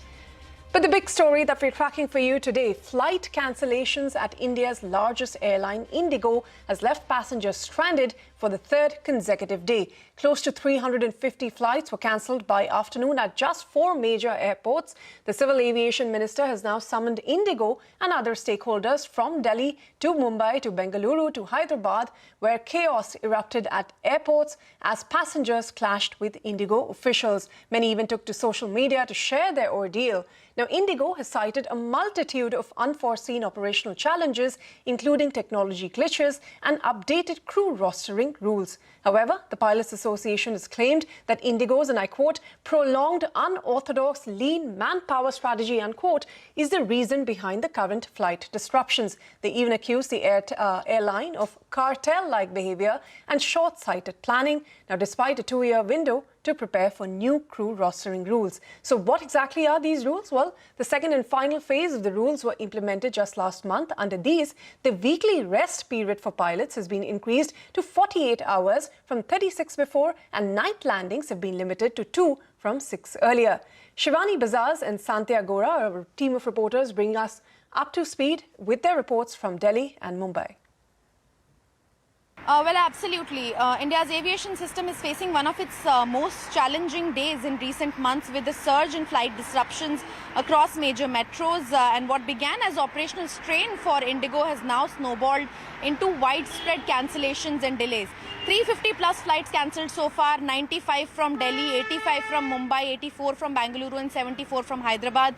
And these 4 cities together accounted for the bulk of the day's cancellations. And not just cancellations, the delays added to the chaos. 5 to 6 hours average delays on all major airports.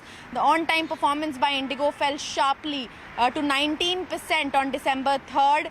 This is a massive drop from 84% in October and 67% in the whole of November. And the ripple effect was felt across the entire network.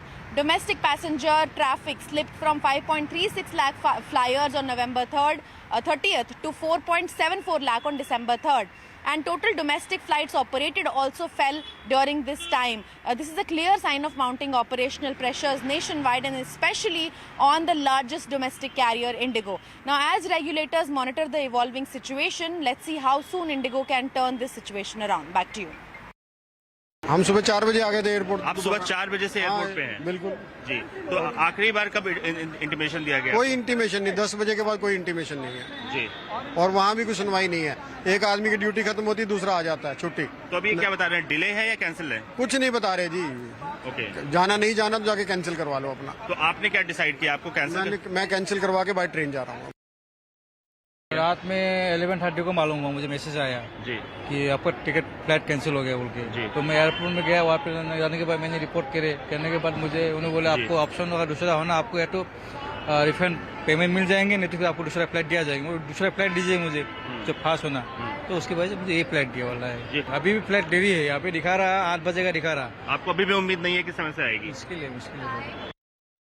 The Indigo airline chaos at major airports across the nation continues for the 4th consecutive day. On Wednesday till 5 p.m. as many as 33 flights were cancelled and 51 flights were delayed at Mumbai airport alone.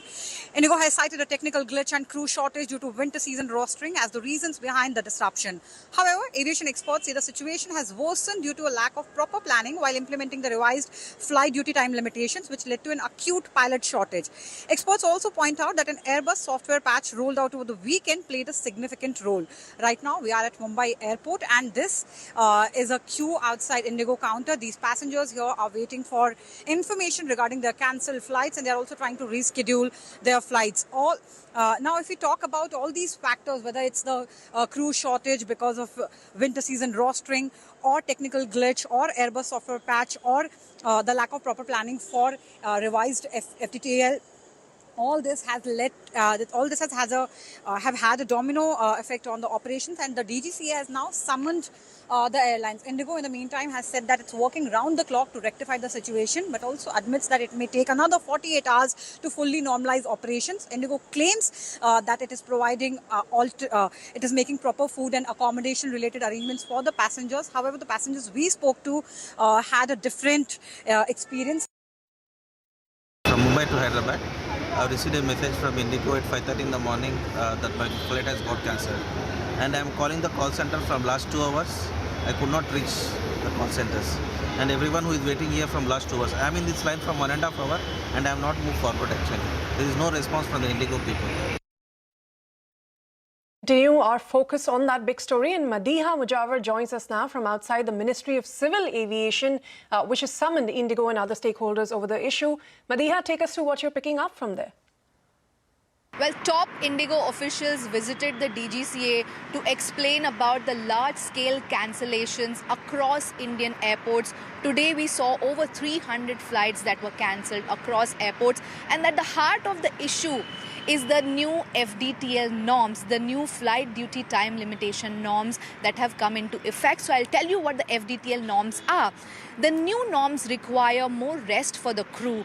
So weekly rest has increased from 36 hours to 48 hours, and the night landings have decreased from 6 landings per night to 2 landings per night. And the definition of night has changed from 12 a.m. to 5 a.m. to 12 a.m. to 6 a.m. And this means that lesser number of crew is now available for Indigo to be rostered on different flights. And adding to that is the winter season and the cancellations leading to the fog.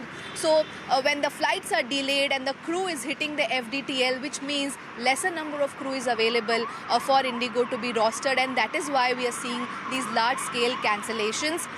On top of it, Indigo has added more aircraft, and Indigo has also increased its schedule for the winter season, which means it has increased its capacity and it doesn't have adequate crew to operate these flights, which is also leading to these large-scale cancellations. Indigo, remember, operates 2,200 flights, and which is why the scale of the cancellations is so huge.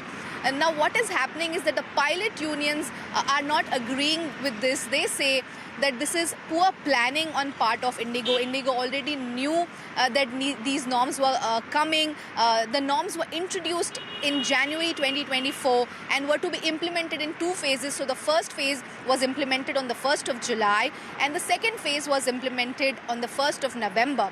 So pilot unions are alleging that Indigo had enough time to hire more pilots and to get their rosters and their schedules back on track. So they're saying that this is poor planning on part of Indigo. They could have hired more pilots.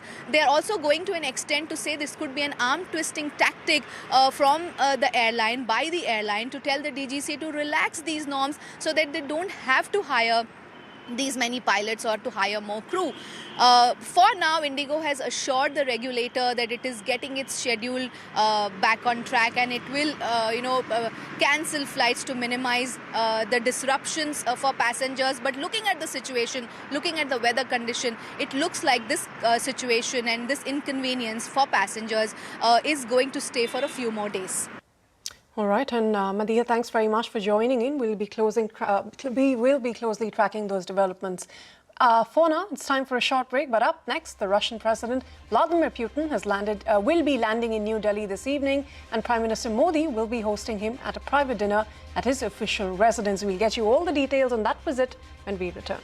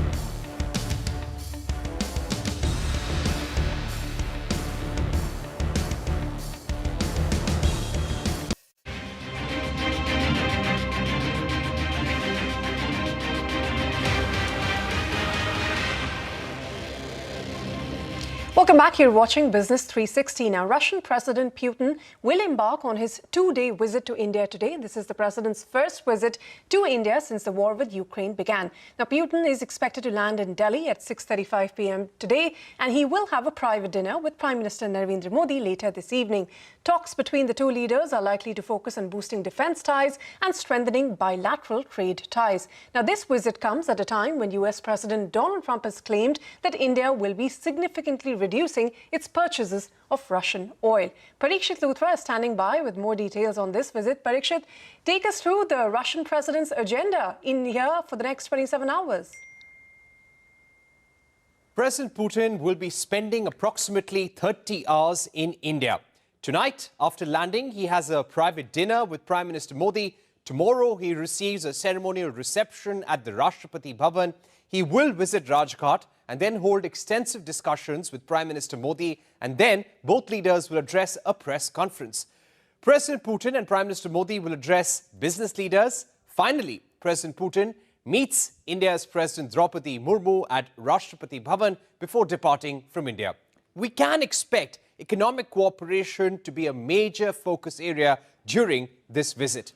The President is coming with 7 ministers, a large business delegation, 10 intergovernmental agreements, 15 commercial deals are likely to be signed during this visit. Both nations will adopt a joint statement and announce a future economic cooperation program 2030. Ahead of this visit, Russia has promised to increase imports of chemicals, raw materials, textiles, consumer goods and food products as well from India. There will be discussions on an India-Eurasian Economic Union FTA as well, but don't expect to be signed anytime soon. India is going to push for greater exports of pharma, textiles, agriculture products to Russia. Both sides will sign an agreement on migration of Indian skilled workers to Russia. There will be discussions on Eurasian transport framework to boost connectivity. India and Russia will explore increasing connectivity via international north-south transport corridor and the Chennai-Vladivostok corridor as well. There could be an agreement on Arctic shipbuilding. Tech, space and nuclear energy sectors will be outlined as major priority areas for the future. Both sides will reaffirm target of $100 billion in bilateral trade by 2030. For context, total bilateral trade was $68.7 billion in FY25.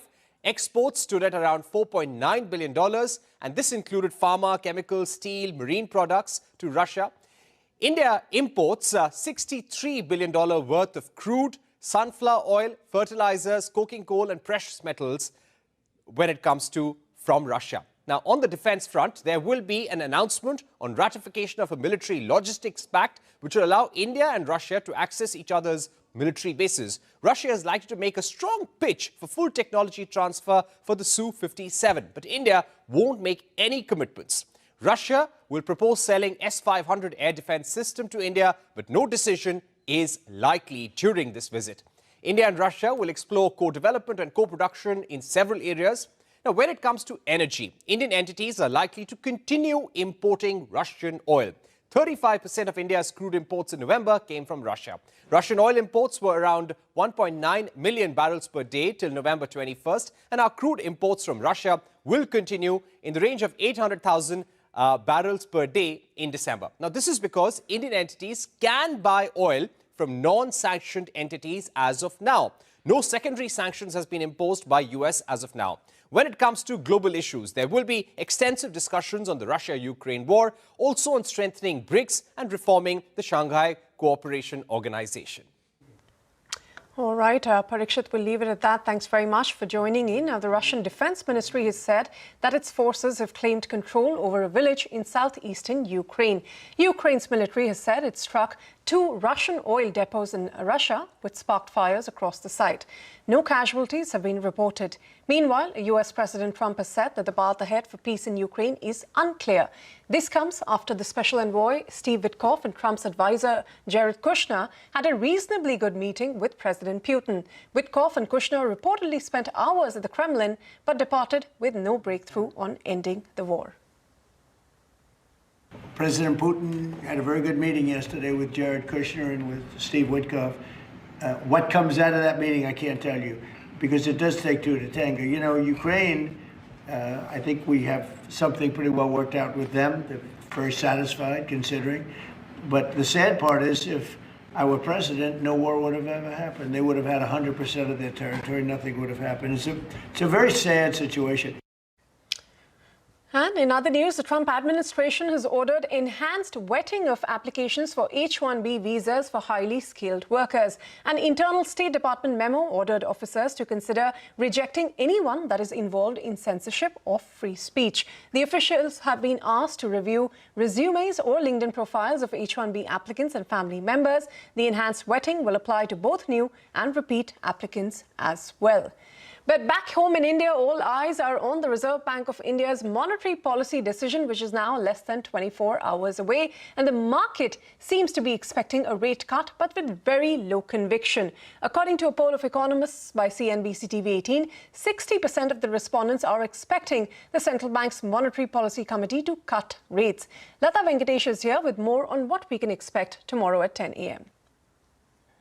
It's a highly divided street. Let's take our own CNBC-TV18 polls. The Citizens MPC, the mock MPC that we do, that asked for a status quo. No cut, 3:2. So it's a narrow vote. Ritu's poll, which covers a larger number of bankers and economists, gave a pro-cut vote, but it was just 60-40. So again, it's only a wafer-thin majority. As you said, when that 0.25% inflation for October came on November 12th, the whole market went over to a cut. The GDP of 8.2 made a large number of people come towards a possible no cut. And then, of course, there was the Reserve Bank governor interview as well to a media house, and that also sparked dovishness. But after that, there was this, rupee wobble, not even wobble, it's a rather cascading fall, which has led to more doubts. Now, you know, the Reserve Bank governor clearly said in his latest interview, that we said that there is space to support growth. Now, he can reiterate that. We agree that there is space to support growth, but we don't think there is a need to support growth. And we may need this ammunition considering the financial instability in the market. So you can get very strong arguments on both sides. I can only tell you that what will happen if there is a cut. There isn't much that is going to benefit the economy because banks have figured a way of moving out of 100 basis point cut. You know, and now they've started improving their margins. A quarter basis, you know, many of them have now moved from external benchmark lending loans to MCLR loans. They've, you know, it's not much that is going to be passed on when there is a rate cut. And the bond markets will not pass on anything because it's the last cut. Markets, as always, like in stocks, look forward, look ahead. And since there are no more cuts left, you're likely to see the 10-year remain at 6.5.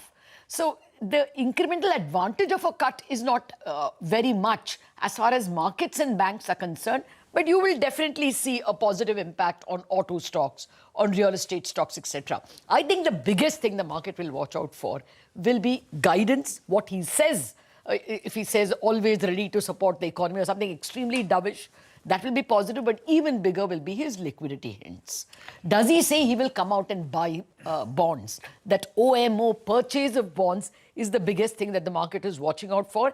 And if he says anything to steady the currency. So what he says on currency and what he says on liquidity is what is going to be important.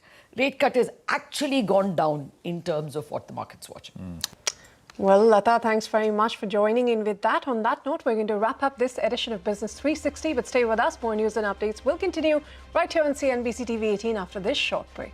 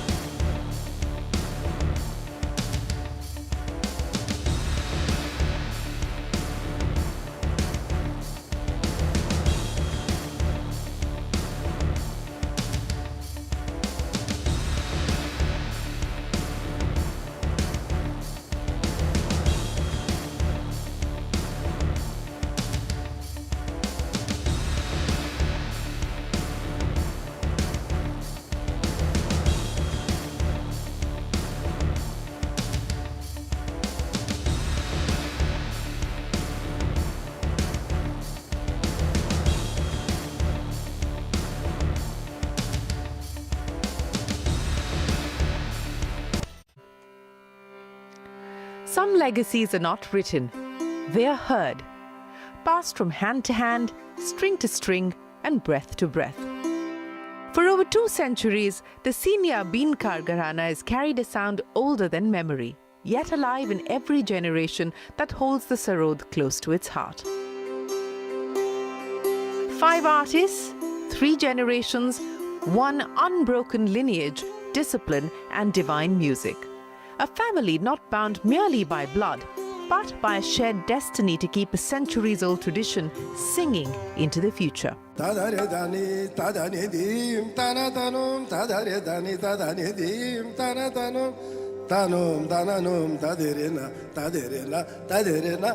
the center of this extraordinary lineage stands a maestro whose life has been inseparable from his music. A prodigy shaped by the rigorous discipline of his father, Ustad Hafiz Ali Khan. A child who took the stage at 6. For more than 60 years, he's carried the Sarod from Gwalior's courts to the world's grandest halls. Carnegie, Royal Albert, the Nobel Peace Prize concert, becoming a bridge between cultures and generations. A legacy so profound that the city of San Diego marked April 13th in his name, Amjad Ali Khan Day. Honored with global accolades, he remains the eternal student, a tireless guru and the beating heart of the Sarod.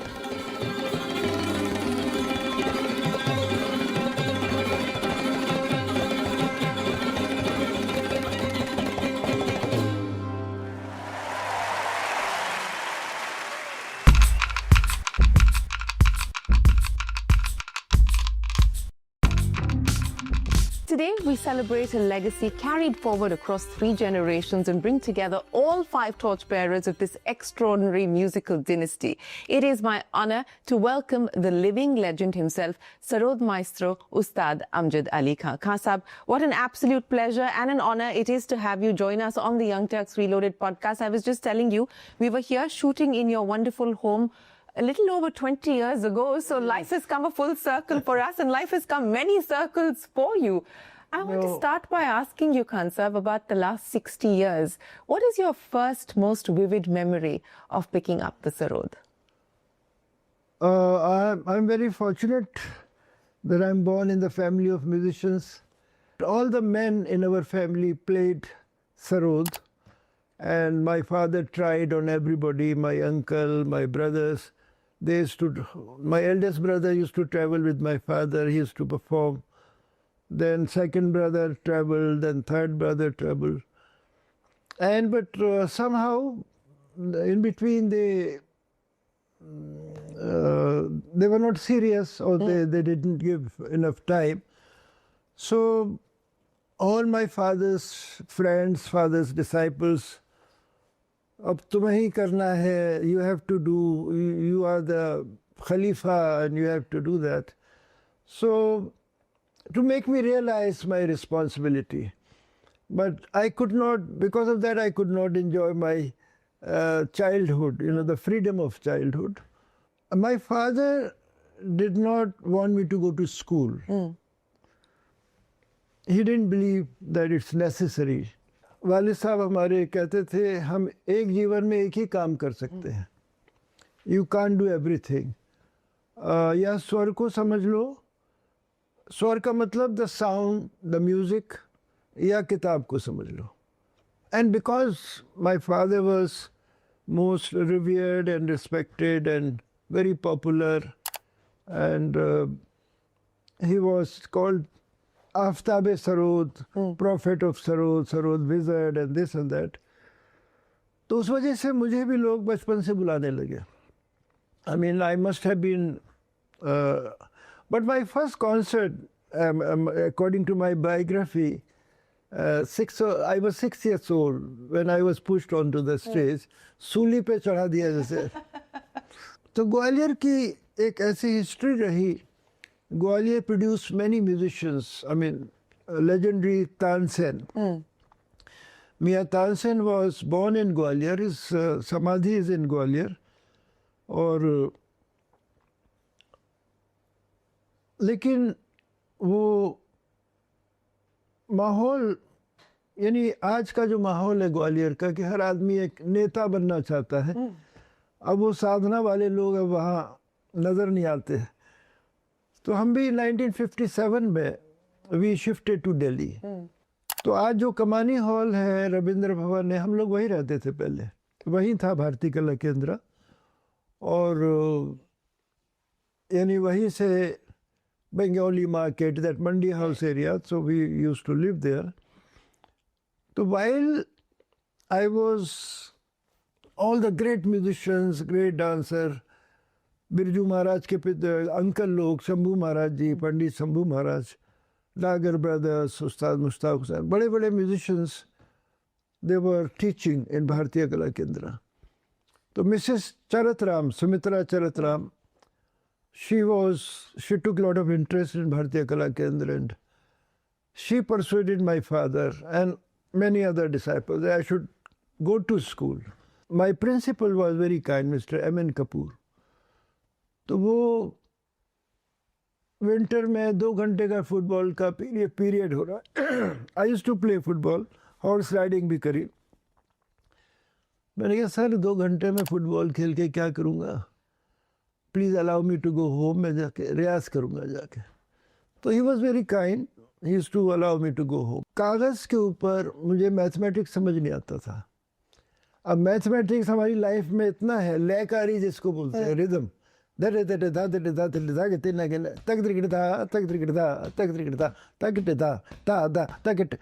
ये सारी चीज़ें, this is mathematics. Then one day my father took me to mister M N. Kapoor कि साहब इनका mathematics कैसे ठीक होगा। कपूर साहब ने कहा खान साहब ये मैथमेटिक्स में कोई पास नहीं करेंगे और मैं इनको कभी फेल नहीं करूँगा क्योंकि ये सरोद बजाने के लिए आए हैं। Then 1963, a delegation was going to America,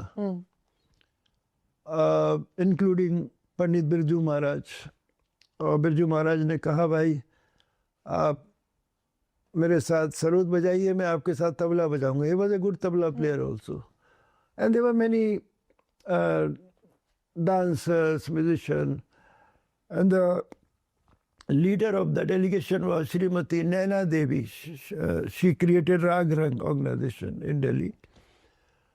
But my father was afraid of flying. He never flew. अब बच्चा अमेरिका जा रहा है तो और भी उनको he was so tense and worried. अब सब लोगों ने बहुत परसुएड करा, उनको अपील करा कि ये इजाज़त दे दीजिए। It's an invitation from Asia Society of New York. So finally we all went to America, and that was my first foreign tour, and for 2 months we were traveling all over America performing. और फिर एक ऐसा concert हुआ, मैं नाम भूल गया उस ज़माने में, इट वॉज एरिना स्टेज, चारों तरफ ऑडियंस बैठी है, बिरजू महाराज बोल रहे हैं यार मुंह किस तरफ करना है मैंने कहा भाई हम लोग अपना अपना पीठ जोड़ के बैठ जाते हैं और we will try to rotate little bit. तो वो it was very I really enjoyed, and that was the time Indian classical music was being realized. And बचपन से मेरा obsession था और ख्वाहिश थी that I wanted to sing through my sarod. Sarod was, in every era, there were great sarod players and they all contributed a lot. कुछ लोगों को भगवान ने अपने हाथ से बनाया हुआ होता है, जैसे जाकिर हुसैन अचानक चला गया, वो भगवान का बनाया हुआ बंदा था। वो हमारे साथ कितने कॉन्सर्ट्स उसके देश में भी हुए, विदेश में भी हुआ।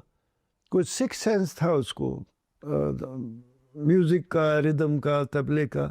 He became the face of tabla. तो बिस्मिल्लाह खान साहब भी एक ऐसा शहनाई प्लेयर पैदा हुए जो आप उनकी जवानी के रिकॉर्ड सुने तो फायर वर्क है उनके अंदर। उनकी वजह से ही शहनाई पॉपुलर हुई और वो he had a complete life. उसके बाद वो आज भी आपको शायद मुश्किल होगा कि if I ask you who is the second shehnai player, शायद आप नाम नहीं बता पाएंगे जी। Who is the second tabla player, आप उसका भी नाम नहीं बता पाएंगे शायद।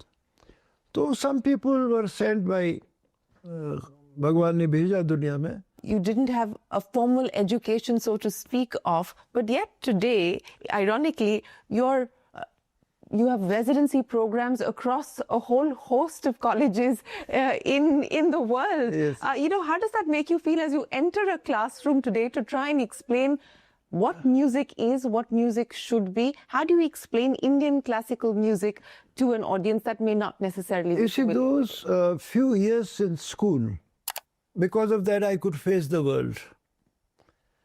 And because of that, I did residency in Stanford University. I was there for 2 months. I was teaching them, not sarod, but music in general. What is music? What is the difference between Western music, Indian music? Any country, all the musicians of the world, we are like a family. We are using the same 7 musical notes. Da, ra, ra, ra, ra, ra, ra, ra. यही सुर है 7, सब कोमल तीवर मिला के 12 हो जाते हैं. तो whether it is folk music, whether it is western music, but western music में क्या है कि they write music, they read music, वो भी एक अलग ही दुनिया है. Certain things are good for the Western world, certain things are good for India, but one AI cannot help the whole world. AI cannot help my music because you need.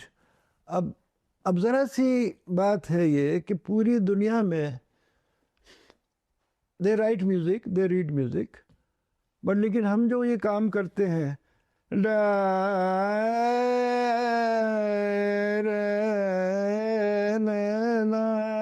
अब ये लिखा नहीं जा सकता. तो AI पे बनाया भी नहीं जा सकता. नहीं, कुछ नहीं. Music is a precious gift of God. Music does not belong to any religion, like flowers, air, water, fire, fragrance, colors. And music has connected the world. I could never imagine that in 21st century people will still kill each other or fight each other on account of religion. I'm very sad to see Russia-Ukraine war, Israel-Palestinian war. Today's human being has become the most ferocious animal. I'm sorry to use this word. क्योंकि बेरहमी इतनी बढ़ गई है, arrogance इतना बढ़ गया है कि I'm afraid what kind of future our younger generation will have. तो ये सारी बीमारियां हैं. जैसे कैंसर का इलाज हो रहा है, एरोगेंस का इलाज नहीं हो सकता. I think the medical world, they have to produce a tablet how to become kind and compassionate. We have to leave it to the scientists. We have to leave it to the scientists to do that. Because we are using tablets for everything.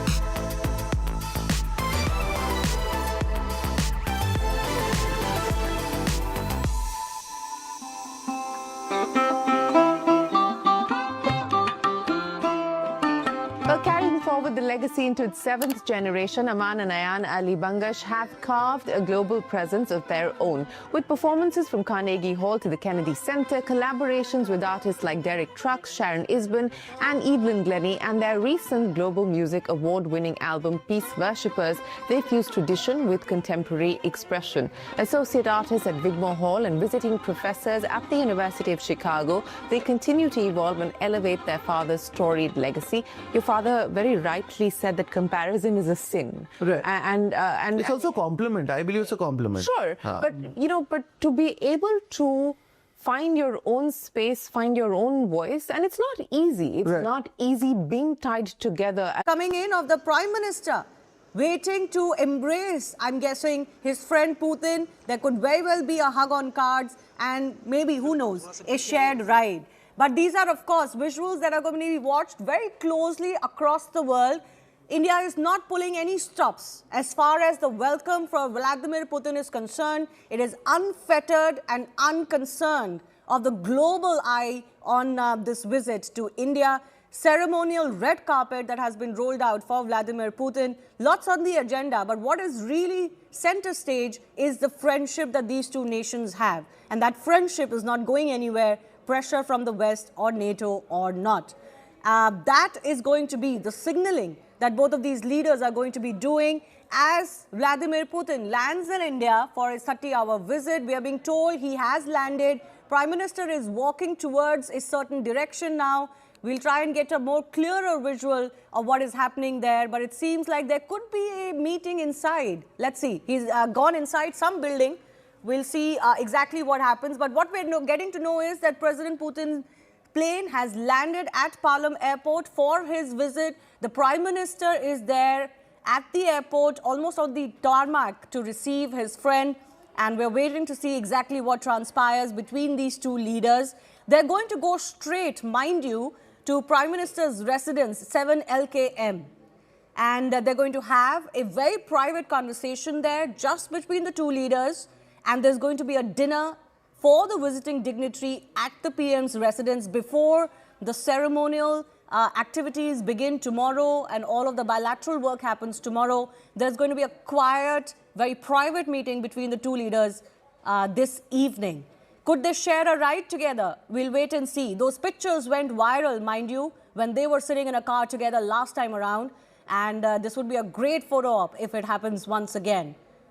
But Prime Minister Narendra Modi being there in person at the airport to receive Vladimir Putin, that in itself is, as they say, quote-unquote, breaking protocol. This is not how it's supposed to be, but Prime Minister has done this in the past when he wants to signal not just India's interest in a particular country, but also his personal relationship with the very many dignitaries that he has gone to the airport for. It has happened not just in New Delhi, but even in other states, in Gujarat, for example. And Siddhant, my colleague, also is continuing to be with us. Siddhant, any moment now, any moment, I think we could get visuals of the two leaders meeting. Well, that's right, Shivani. In fact, you were mentioning about Prime Minister, an expert in extending special gestures. And whenever these two leaders meet, President Putin and Prime Minister Modi, there is something very unexpected that will happen. The bonhomie embraces, the hugs between the two leaders. In fact, if we talk about the Tianjin summit, Shivani, the way President Putin and Prime Minister Modi went together to meet President Xi Jinping, and then all the three leaders, had brief conversation ahead of the plenary session. Then, as you rightly pointed out, right after the Tianjin summit, both Prime Minister Modi and President Putin drove in one car to the hotel for the bilateral talks. So this relationship, this bonhomie is very, very special. And also, Shivani, all this while, since the start of this conflict, many times President Putin has briefed Prime Minister Modi on Russia's position, on how Russia is going to pursue peace, the efforts Russia is giving for peace in Ukraine, etc., etc. So, there is definitely a comfort level between the two leaders. There is definitely a very good understanding between the two leaders, and this is the reason that last time around also when Prime Minister Modi visited Moscow, there was restrictive level talks between the two leaders. In fact, both leaders exchanged perspectives on Ukraine conflict, and also, Shivani, because of this comfort level only, Prime Minister Modi is the only world leader to be sitting next to President Putin and telling him, stop the war, children are dying. So this is exactly what Prime Minister Modi said when he visited Moscow last year in July. So that's the level of comfort, and Russia is always open to discuss anything related to Ukraine conflict or global scenarios with India. So, this to celebrate this bonhomie, to celebrate this relationship, this kinship, Prime Minister Modi has once again again extended this special gesture of going to the airports by breaking all protocols and to receive his friend. This is not the first time. This is not the first time, Siddhant. This is Anand here, and good evening to our viewers as we continue on into the right stand. Whether or not will these two leaders take the right stand in the interest of global peace, harmony, and of course the global south.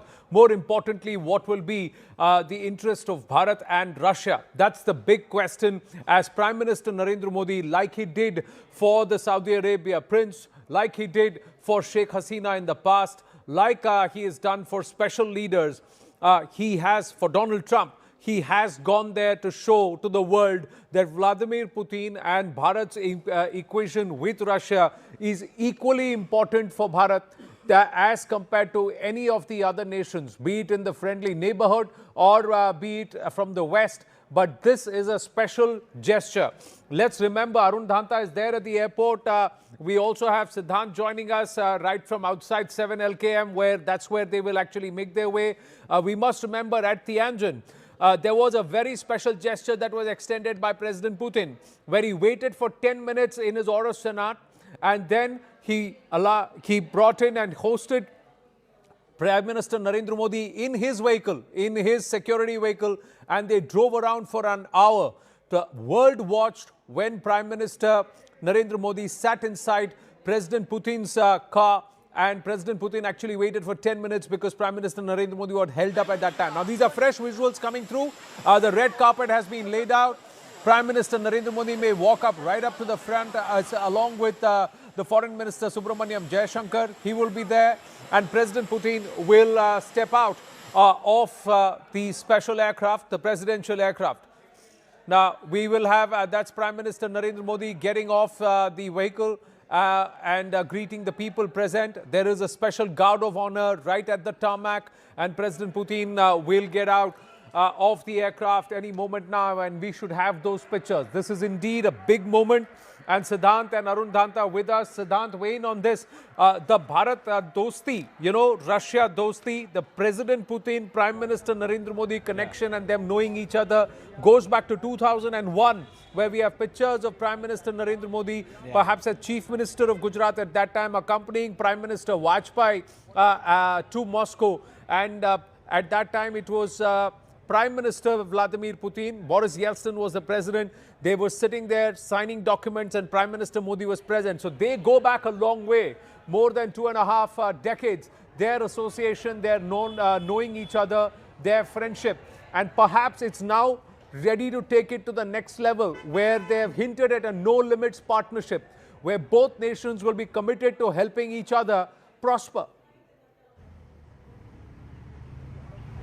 Well, yes, that's right, Anand. In fact, the sources are also telling us that wait for a few more surprises by tomorrow. So we could expect, some more surprises coming our way from Prime Minister Modi and President Putin, because till today afternoon we were expecting EMS Jaishankar to be going to receive President Putin.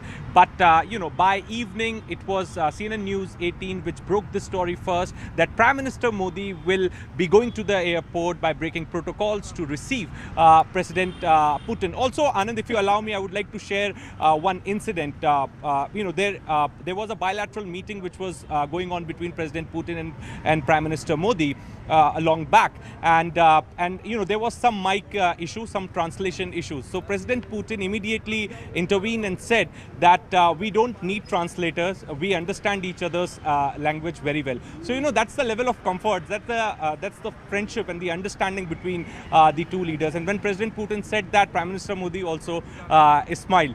So as I said, that there's going to be more surprises. There's going to be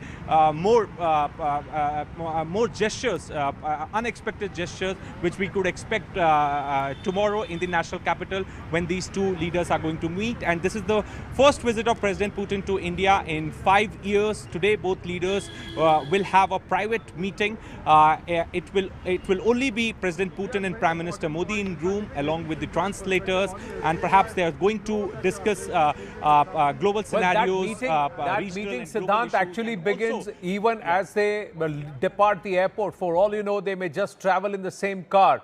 whether, just checking with Arun Danta. Arun, did you also see President Putin's cavalcade, the Aura Senat, which has been brought down specifically for his visit here and for his local travel? Is that already inside the airport? Is it a possibility that the two leaders may actually share the same vehicle on their way out, on the way to Lokkalyan Marg? Well, Anand, it's going to be very, very interesting to see as to what happens, how both the leaders travel, whether there will be a redux moment, what we witnessed in Tianjin in China when President Putin waited for Prime Minister Modi and then both of them traveled in the same car. Will today again be a day when those scenes will be once again seen here? But as we are seeing that Prime Minister Modi is already inside, and we are also told that Vladimir Putin has also reached here. And Anand, let me quickly tell you that the distance from here, the Palam Technical Airport, to the 7 LKM, the official residence of Prime Minister Modi, is 11 kilometers. At the moment they come out of this gate, if you can see right now from our camera on our screens right now, is 15 to 20 minutes. 7:30 is the time for the dinner. And of course, as we've been speaking to people inside the airport, they're saying that the entire airport is glittering, completely decked up, and Prime Minister Modi, of course, ensuring, because he reached way before time inside the airport, and in fact, took a stalk around how's the preparation for the welcome of Vladimir Putin. Remember, as you've been also discussing about this, there have been very few instances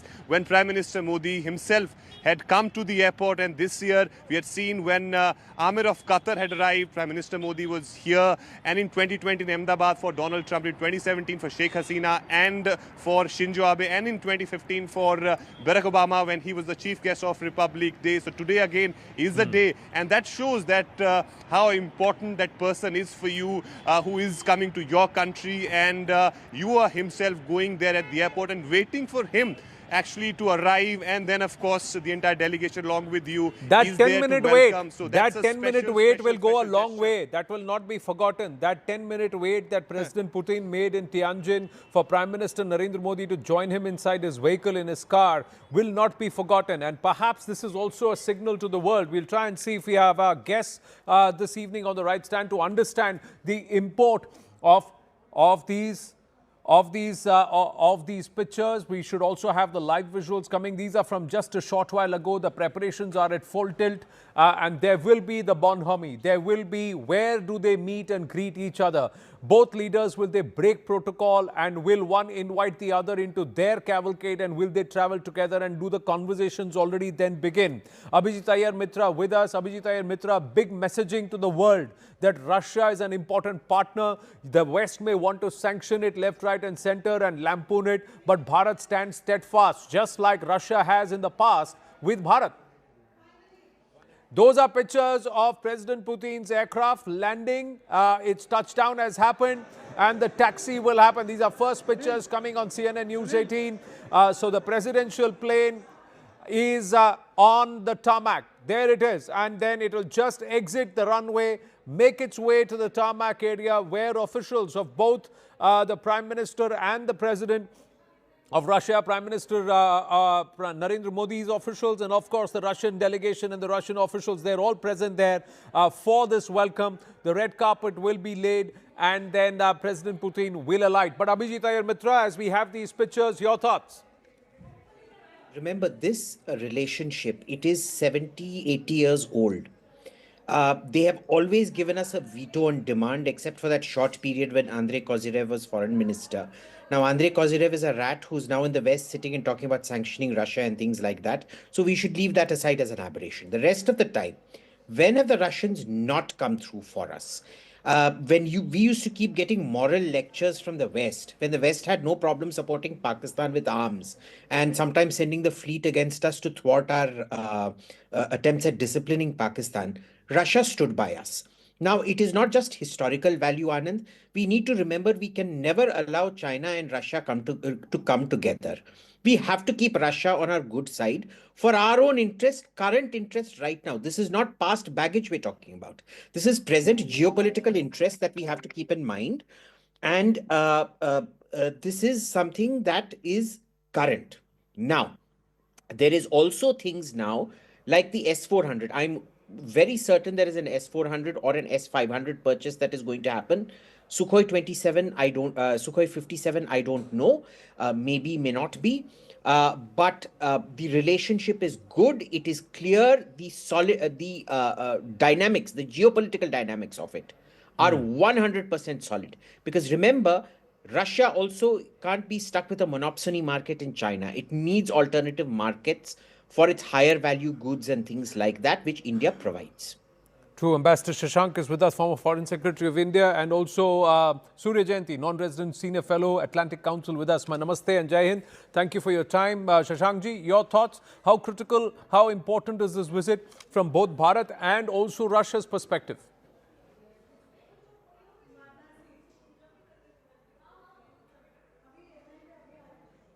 Shashankji, can you hear me?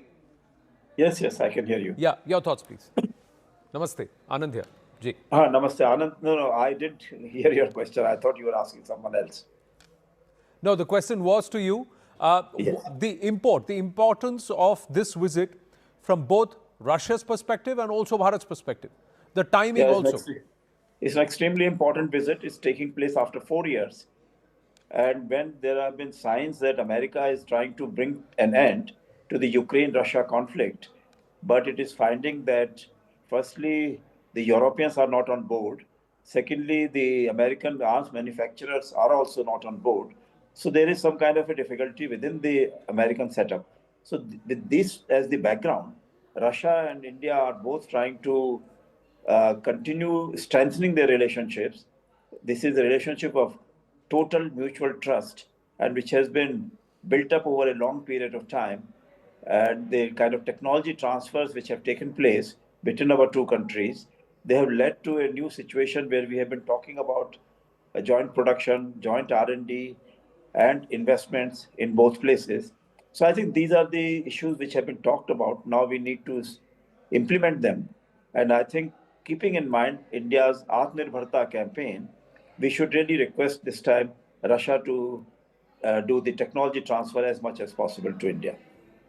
Well, with respect to the S500s, there is conversation around technology transfer. The S500s are important in terms of futuristic capabilities.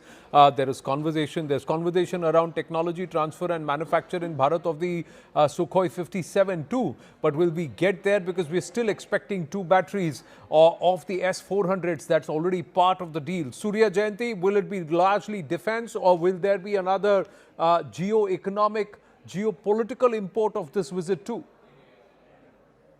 This is a hugely important visit, geopolitically speaking. I think the broader background here is, and I say this speaking from Washington, D.C., and as a former U.S. diplomat assigned to Ukraine, the broader background here is that it is not all about the United States all the time. And I think it is easy for Washington often to forget that there are countries out there that have their own long-standing relationships, their own long-standing priorities that diverge from the United States' geopolitical and economic priorities. So what Washington is watching unfold is exactly that situation now between Russia and India. And what Washington wants is, of course, a big part of the dance that's going to go on, because Modi is in a position where he needs to balance both his interests with Moscow and also his interests with Washington, D.C. But there are many aspects of this that the United States has no role in. And so I think we will see as much of a strengthening of the relationship as possible between India and Russia from this. I think it will be couched very much in rhetoric of global stability. I think India will be quite careful to make sure that it isn't saying anything inflammatory to the United States. But we are watching a little bit of a global power realignment, and the Russia, India, China shift of power from Western capitals to these Eastern countries is something that I think is rapidly unfolding, and that the Russian war in Ukraine has played a big part of. And then most broadly, or at least with respect to the balance of power between Russia and India, I think Russia needs India a lot more than India needs Russia right now. And so I think this is an excellent opportunity for India to secure some concessions in defense, some contracts in energy, manufacturing, as well as broader strategic gains. Well, Bharat has a 70 billion import bill and just a 4 billion export bill to Russia right now. So that trade deficit needs to be balanced a bit. Nikita Menkovich, Director of the Eurasian Analytical Club, is also with us. My namaste. Thank you for your time. Your thoughts on this? There are 10 GOMs that are supposed to be signed. That's not necessarily defense. What do you think will be the key focus areas, Nikita, as far as President Putin's perspective is concerned? Because there have been some placatory tones post the Witkoff meet from the Americans. There has been some indications from Mr. Peskov also, where he said that we just need a sovereign guarantee from Ukraine that they will not join NATO, and then we can immediately cease fire. Will that conversation also happen between these two leaders? Is Bharat playing a role in the Russia-Ukraine conflict? Nikita. First of all, I'd like to underline that there is no Russian-Ukrainian conflict. It is a Ukrainian problem, Ukrainian conflict, in which Russian and Ukrainian army fighting against a puppet government in Kyiv. They're fighting for those land and for those freedom. That's what it is about. Of course, in this case, Russia is dealing with the United States, who established and controlled so-called Ukrainian government of Mr. Zelensky. The only thing we want our land back. We want freedom for our people. We want guarantees that no new war will be produced by United States and NATO on the Ukraine territory. Of course, we doesn't want to see there NATO troops, American soldiers, American occupation. That's all about. Please don't talk about so-called Russia-Ukrainian conflict. A lot of Ukrainian people fighting against American mercenaries in Russian troops. Russian and Ukrainian people are allies against NATO aggression. You should remember it. It's also about the narratives and perspectives from either side. And one of the things perhaps that Bharat can learn is how to shed the Western narrative and to try and pursue a narrative that is important to the country.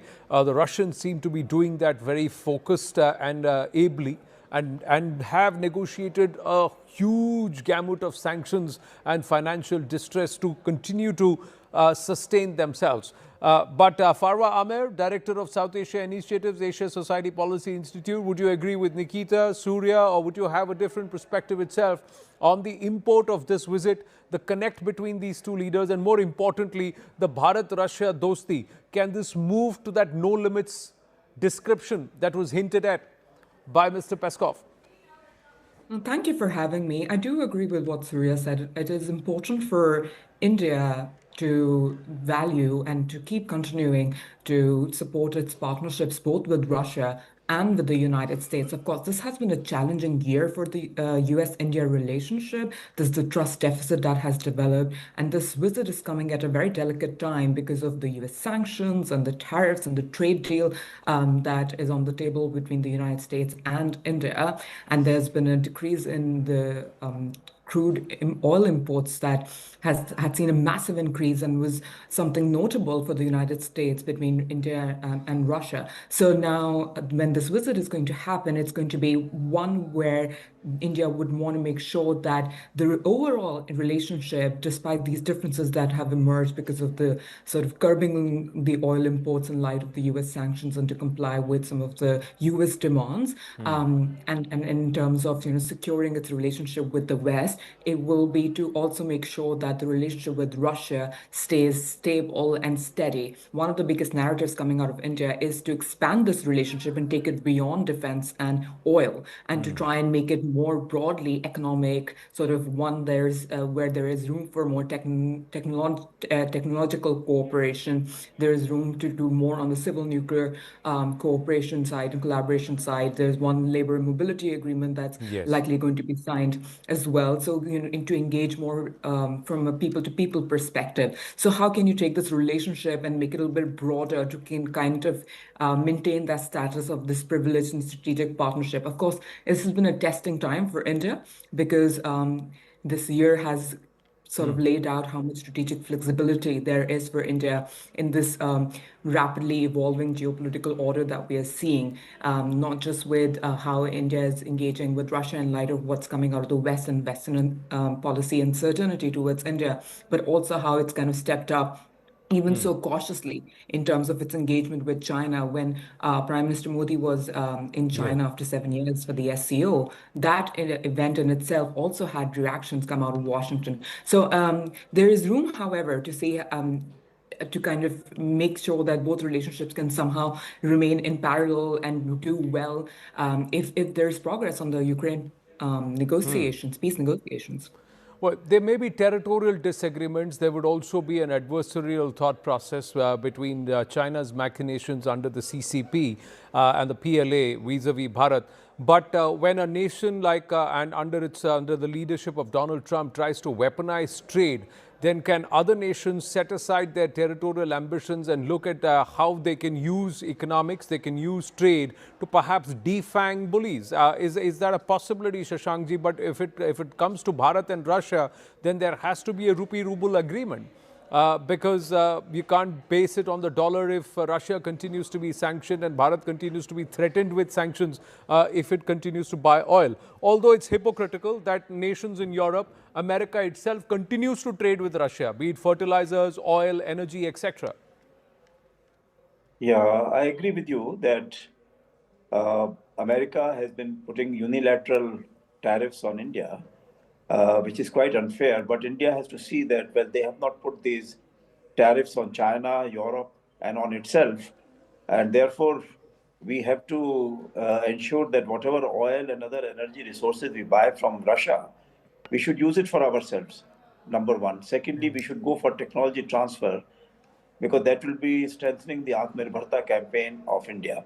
Thirdly, as you said, that we have to make arrangement for rupee-ruble trading directly, whichever way it is possible, either by more investments by Russia and India, by choosing a larger gamut of imports from India, or asking Indian companies to invest in Russia.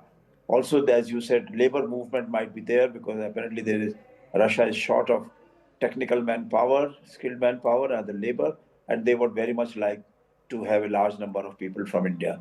So I think these are all issues which are necessary. China, of course, they have their own territorial ambitions, but China has been telling India for a long time that China and India are both civilizational powers in Asia, and we can delay our contest for a later time. In the meantime, if we build up our economic capacities, our technical capacities, then we might be able to see that Asia has a better role to play in the world relationships. So I think with what America is doing right now, that is making it possible for India to look at the Chinese advice much more positively, which we were not doing earlier, because earlier our foreign minister had been saying that let us first sort out the border issues, and then we will come to the other parts. But now I think that the Americans are putting unilateral sanctions on India, but while leaving out China or many other countries from this. So therefore, India has to see that, well, we also build up our ties with China to the extent possible, and also with Russia, which of course are very, very important ties for us. Yeah, the thing is, the Chinese state can afford to take some strong decisions. They, 2 months or 1.5 months, they stop importing soya bean. And the Americans immediately looked at that $10 billion bill and immediately, calmed down. So there were certain weapons, again, trade, the amount of debt that the Chinese absorb of the American debt, all of that also weighs in with, Trump trying to look at Bharat and not at China. The red carpet laid out, flying Kremlin is on the tarmac. Prime Minister Narendra Modi will walk up as soon as there is a signal, and we'll have to see, we'll have to read the language between the two leaders. Pictures speak 1,000 words. The Prime Minister's gesture, waiting for nearly half an hour at the airport at the tarmac, reaching well on time. Abhijit Iyer Mitra, is this Bharat's way of saying thank you for the Tianjin gesture? Is that one? Secondly, the way these two leaders will meet, greet, and how they depart. If they depart in the same car, irrespective of whether it is the Prime Minister's vehicle or President Putin's vehicle, towards 7 local mark, will also send a few signals. So, look, this was an annual visit that used to happen. The Indian Prime Minister went there 1 year. The Russian President would come here 1 year. It just hasn't happened for the last 4 years because of the Ukraine war. And the second thing is, it was very curious. I was talking to air traffic control earlier today. Even the chief air traffic controller had not been told what time the plane would be landing. So there were a lot of security concerns that the Russians had flying over neutral, even over neutral airspace. I believe that this particular flight path has actually gone through military flight routes, not through the civil flight routes. And I don't know how the final coordination was done with the ATC and when the flight plan was given, because till this morning, Delhi ATC sure didn't know what time the plane was going to land. They kept it very guarded. President Putin is just about to step out. Abhijit Iyer Mitra, just staying with the pictures. There you go, thanking the captain of the ship as he steps out. And President Putin is stepping down. He's coming down, and Prime Minister Narendra Modi is walked right up there to the base of that those steps to receive President Vladimir Putin. There you go, as he steps down, walks up 10 steps, and there you will see Prime Minister Narendra Modi walking towards him. The big handshake and the big embrace. Lots of smiles between the two leaders. This is the long camera as Prime Minister Narendra Modi is walking slowly towards the red carpet. They meet halfway on the red carpet. Big warm embrace between the two leaders. Lots of smiles, lots of conversations. Clearly, both of them can converse in English, and that's what's happened. A short conversation in English as both of them walk together. The formal introductions to the delegates and the reception party, that's what's going on at this point, as all the members of the PMO, the External Affairs Ministry, the joint delegation, both sides, the Russian, Indo-Russian counterparts, all of them stand there. That's the welcoming party that's being introduced, and then a handshake and greeting that's happening. And thereafter, this will be interesting to see. Which way do they move? Do they go in separate vehicles towards 7 Lokalyan Marg? They're all standing there for a photo op. Clearly, President Putin in good spirits, all smiles. The security, as Abhijit Iyer Mitra had said, they've kept all the details very guarded. There is a welcome dance and a performance that's being made. 5 or 6 dancers performing traditional Indian classical dance form. And this looks like Bharatanatyam. And so the performance there, as both leaders pause on the tarmac to watch this.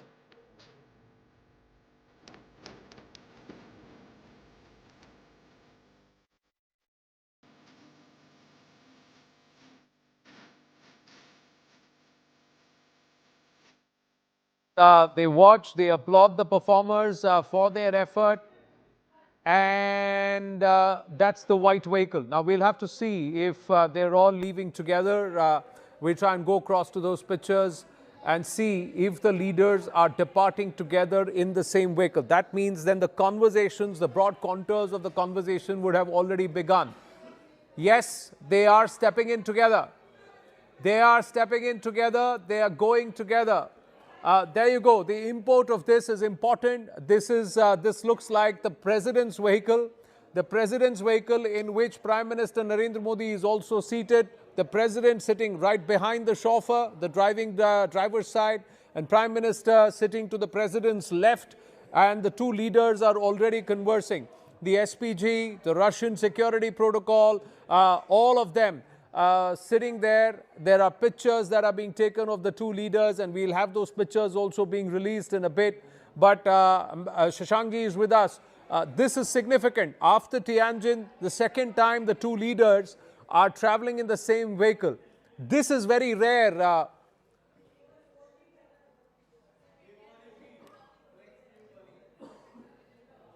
Shashankji, can you hear me? I can hear you. So there is a very time constraint is there. They have to discuss.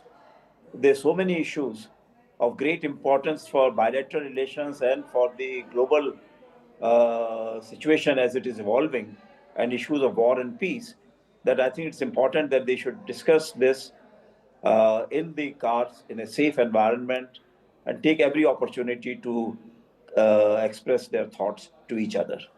But this is quite rare. This doesn't happen often. Surya Jayanti, Nikita Menkovich with us. Nikita Menkovich, this will be important. The Russians will be watching this. There is a show of fist and then, of course, something symbolic. There's a conversation that's happening. We can see the Prime Minister quite animated. But this is important. President Putin doesn't do this often with many leaders. Nikita. This meeting is really important for both countries. For a long time, we had been main partners as Soviet Union and India. Now we're coming back to that level of relationship. Of course, for my honor opinion, not the more important what two leaders are showing now, but what they are going to discuss. But the thing with you demonstrate us that nothing spoils this meeting and this dialogue between our two countries. It shows that both Putin and Modi demonstrate confidential and respect for each other. It is a good base for dialogue and for future partnership in economy, in defense, in the military projects. I hope that also IT, science and other fields will be a topic of our dialogue and next. I'm just going to interrupt you because we're getting pictures from Arun Dhanta's camera. Arun, you're just at the point where the two leaders are departing in the same car, same vehicle together. So similar to Tianjin, it's a white color vehicle that should come your way any moment now. Arun, talk us through what you see. That's right, Anand. You can see the convoy, the first car of the convoy is coming out. In fact, this is the protocol car that you see. The gate is open. This is the Palam Technical Airport, and you can see now there's a glittering vehicle. This is also a protocol vehicle coming from inside the Palam Technical Airport. We just saw, in fact, we're seeing those deferred visuals of inside the airport, and now you can see that one after the other, these protocol cars are coming, and any moment on this camera, it'll be a white vehicle. It'll be a white colored vehicle. Of course, this is the entire convoy. Now, Anand, you can see all these vehicles now coming out from the Palam Technical Airport. You can see these visuals on your screen as we've been discussing. There you go. That's the white vehicle. 11-kilometer journey from here to 7 LKM, and it will not take more than 15 minutes for this entire convoy to reach at Prime Minister Modi's residence. You can see this entire entourage moving away from the Palam Technical Airport as we were witnessing the visuals of the inside, the welcome dance, the traditional dance there. And so the cavalcade has left you, and we saw a little bit of a freeze in the pictures, the live pictures, because of the jammers that are in place. Huge amount of security, viewers, that have been put in place for President Putin's visit. And this is again breaking protocol. But Nikita Menkovich saying, I'm going to focus, we need to focus on what they will discuss. But the conversation has already begun. Surya Jayanti, will the White House also be watching? Will Europe leaders there also be watching the intensity of the conversation, the bonhomie between the leaders, the gestures that are extended? All this is also subtle messaging somewhere. Or would everybody look at, say, all right, this is optics. Let's look at the brass tacks. Let's look at what's being signed, what's being agreed on. I think it is always easy to read a lot into the optics. They are an indication of a warm relationship and therefore important. I think Washington is probably going to ignore most of the optics, however, and wait to hear what the substance is. The main issue for Washington here is that Russia has made itself something of an international pariah by invading Ukraine, and as a consequence has faced strong sanctions over the last approaching 4 years. And therefore, what Putin needs out of this visit is a great deal. And I think there is a considerable power imbalance at the moment between Russia and India. Russia needs India much more than India needs Russia. And that's why you see President Putin really making an effort to show respect and show honor and project those diplomatic cues that you were just speaking about. Because Russia finds itself in a difficult position. One, it remains a mostly international pariah, but two, indications are that its economy is in recession, its budget is usually over 33% reliant on oil and gas revenue, and although its export numbers have not actually dropped, its revenue numbers are down 34% this year. It needs India. And so it has come to pay homage, and to some extent, it's come to beg. And so I think this is a great opportunity for India to secure some very solid economic benefits from the relationship. Farwa Amir, I know you're pressed for time. Quick word. Farwa Amir has left. Just quick word from Siddhant, who's at 7 Lok Kalyan Marg. The cavalcade is headed his way. In exactly about 10 minutes, they should be there. Siddhant, the import of this, many experts believe Russia needs India more at this point than the other way around. What is Bharat's approach going to be? You've been speaking to a lot of people. What's being worked in terms of behind the scenes? What's the focus on? Well, the focus will be mainly on the bilateral issues, Anand. The biggest concern for the Indian government is the trade deficit. In fact, Russian side also acknowledges this concern. In fact, the business forums from India and Russia have been meeting from last 24 hours to find out plan to reduce this trade deficit. Now, India also wants the buyer-seller relationship as far as fertilizer exports from Russia is concerned to go beyond the buyer-seller relationship. That is also something which is on the agenda. The most important agreement, Anand, is going to be the Mobility Pact, which both India and Russia are going to sign during this visit of President Putin. Both sides have been working from last 1 year to get this agreement finalized, and now we've been told that agreement has been finalized, and it will be signed tomorrow in presence of the two leaders. So now young Indian talented skilled professionals will be going to Russia to work. So this is something very new introduced in this relationship, and this is one big takeaway perhaps which we could expect in the official document tomorrow. So as you rightly said, Anand, in 10 minutes from now, Prime Minister Modi and President Putin will be reaching 7 Lok Kalyan Marg.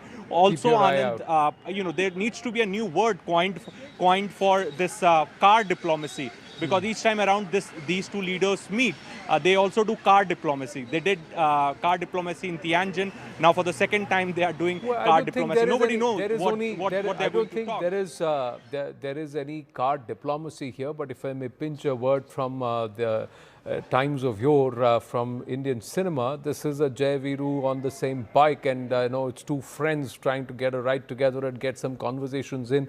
This time it's not a motorbike, but it's a car, and it's a phenomenal gesture to show that irrespective of the ebbs and the flows and also the highs and the troughs, peaks and the troughs, their equations will not change, and they will continue to partner with each other and maintain this friendship. That respect is something that needs to be underlined, and the gesture, the Prime Minister going back and sitting in that car, it's the Prime Minister of the country. There is no ego there, saying that, all right, you're the visitor, it's your security vehicle, but I will sit there, let's break protocol, it doesn't matter. And I think somewhere this half an hour, 40-minute wait is also important, because the Prime Minister understanding the import of President Putin, waiting for him in Tianjin on the sidelines of the SCO when Prime Minister Narendra Modi was held up and President Putin's cavalcade waited for a whole 10 minutes before Prime Minister boarded the Aurasana there. Let's try and go back to Shashankji and try and understand. Do you agree with Surya Jayanti when she says that this time around President Putin and Russia require Bharat more than the other way around? I think we should not really look at it from this angle. I'm quite sure that the scholars in the West would try to see who is getting what from the other side and who can put more pressure on the other side. I think this is a relationship of mutual trust, friendship. And what we are trying to do is to move it from the buyer-seller relationship to a relationship of joint development and joint R&D. And I think technology transfer wherever it is possible. So I think there are so many more issues which are there. And above everything else, there is our trade deficit, which is very, very huge. So how do we take care of it? I mean, we can't simply say that, all right, we'll pay you in renminbi or in UAE currency. Therefore, we have to find some way out so that the rupee-ruble trade can be carried out. And if you remember, at a time when the Russians were going through a very difficult time, then India agreed to have the rupee-ruble trade at a rate which was very favorable to Russia at that time, not the international rate, but I think at the rate which the Russians wanted, more or less at that level. So it's a question of mutual trust. I think it's not a question of who can get what from the other side. It's about I help you, you help me. Viewers, this labor mobility or people mobility is a huge opportunity because Russia is quite far advanced in terms of technology, in terms of medicine, in terms of medical advancements, research and development, etc.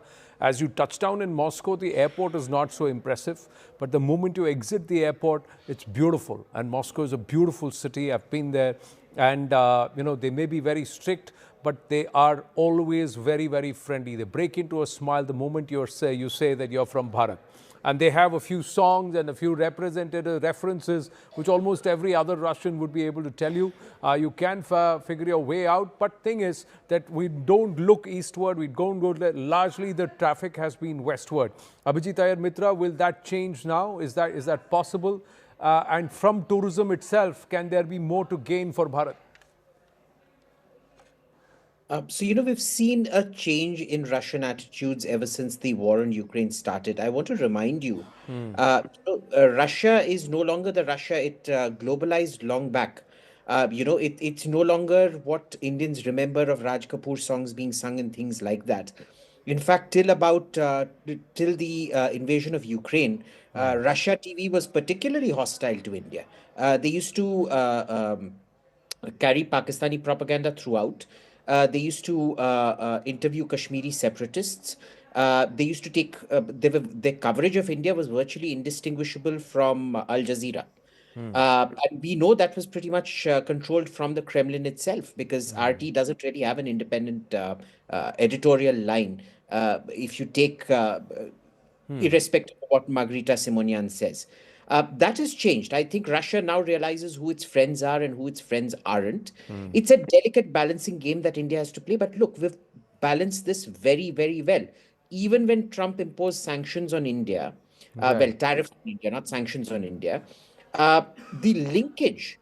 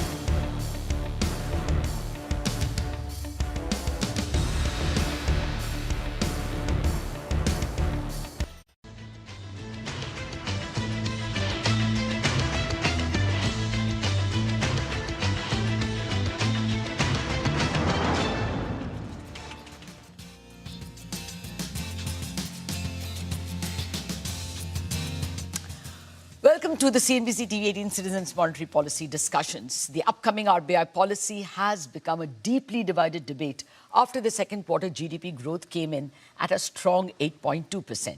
Yes, the governor said Reserve Bank has space to support growth, but is there a need to support growth has become the new question. Joining me are Citizens MPC members Soumyakanti Ghosh of SBI, Samiran Chakrabarti of Citi, Sonal Verma of Nomura, JP Morgan's Sajid Chinoy, and our chairman, Dr. Pranab Sen, the former chief statistician of the country. Gentlemen and Sonal, thank you very much indeed for your time. Actually, let me start with the lady. Sonal, 8.2% growth. How can you justify a need for a rate cut? Will that pull back the MPC's hand? Yeah, Lata, I mean, clearly it's a tight decision this time around. I think taken at face value, the 8.2 and for FY26, where we are now tracking closer to 7.5, does not suggest there is a need. I think we need to sort of dig a bit deeper, though, and a more nuanced analysis in terms of to what extent do we take these 8+ readings on GDP at face value? What is the role of low deflators in actually accelerating the real growth? Do we think that the output gap in India has turned positive based on the broader swath of economic data, including the credit gap, current account gap, momentum in core inflation, etc.? And I think the forward-looking view as well, I mean, as the deflator is going to drop even further into the negative territory in Q3, and that will again hold up real GDP in the next quarter. So we'll be having the same debate 2 months later. And therefore, I think, the forward outlook in terms of do we think steady state growth has stabilized in the 7.5 to 8% range? If not, if growth is going to revert back to 6.5, 7%, then the output gap is not significantly positive. So I think at face value, yes, there isn't a need, but I think we need a deeper analysis and discussion on the nominal growth slowdown and whether we think output gap has turned positive. Our view is it is not positive, and the deflators are exaggerating the real increase. Okay. Sajid Chinoy, if you have joined us, a similar question to you actually. Is there not increasing conviction, at least for the last 3 or 4 quarters, GDP is coming higher than market estimates. So maybe we are in a higher potential growth. Or do you think this is a one-off blip because of the low WPI and we will revert back to 6% and growth needs help? Well, Lata, good morning. I'm not even sure we need to go into those assessments when deciding what the RBI should do. What is the RBI's mandate? The primary mandate here is to keep inflation close to 4%, right? While keeping an eye on growth or while supporting growth. But it's very clear that the primary mandate is on inflation. And 10 years into an inflation targeting framework, it's very important from a credibility perspective to implement the mandate symmetrically. If overall headline inflation was tracking 6%, which is the upper end of the RBI's corridor, most analysts would say the RBI needs to hike rates here. This year, overall inflation, even if before the GST cuts kicked in, was running about 2.2 or 2.3%. If you look at underlying inflation, which is to look at core inflation, correctly adjusted for gold prices and fuel prices, that's been running at less than 3% for a year. So if your primary mandate is to keep inflation close to 4%, inflation is currently at 2%, underlying inflation is running at 3%, suggesting that there is still slack in the economy, it's very clear to me that, the decision is clear that you need at this point to cut rates to maintain the primacy of your mandate. Judgments about, output gap are harder to make, but if underlying core inflation is running at 3%, that still tells you there's slack in the economy. And so the RBI needs to be supportive of that at this point in time. So I think taking a more puritanical view of the inflation targeting framework, which I think is the right thing to do at this point in time, avoids, some of the questions that Sonal raised. Okay. No, I agree. But, the RBI has not been all that symmetrical. During COVID times, even when inflation was above 6%, they did not hike with good reason. So, I mean, there have been exceptions to the rule, but we will leave that to the official MPC. Let me get to Soumya. Soumya, the RBI also looks at forward inflation. And that, given the low base, may be close to 4% or even higher. So do you think we can run away, assume a rate cut simply because the last number was 0.25%? No, I think we are living in a world of uncertainty, and a new uncertainty is the GDP, strong GDP growth, which has now become a certainty.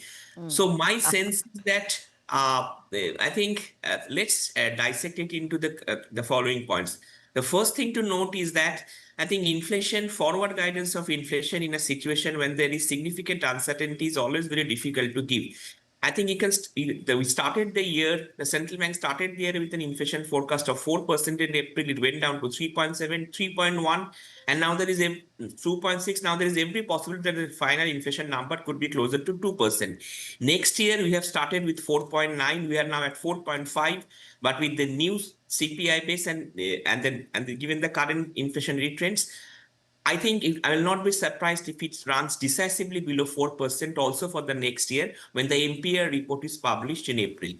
So having said all this, I think so the 1 year forward guidance at this point of time, looking into it and making, even though that's actually the mandate of an inflation targeting central bank, is very difficult to make. Okay. So my sense is that while I agree with the point that inflation is going to undershoot significantly, but you also have to admit that growth has been strong. Last year, we were having a debate that why the GDP is so high from the GVA. That was because of indirect tax collection. This year, we are having a debate that whether the GDP is high because of deflator. Whichever way we can argue, we need to understand that the GDP growth has continued to be strong. We can also look into the arguments in terms of a glass half full. For example, the nominal GDP growth rate could have been higher and the GDP growth could have been lower, but that's not been the case.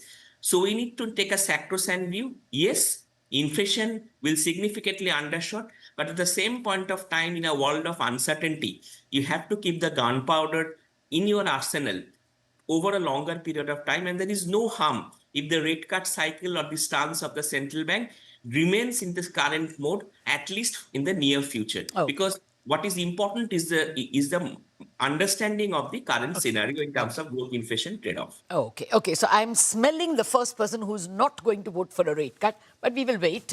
Let's get to the other big issue, Samiran Chakrabarti, on the trade data and the BOP.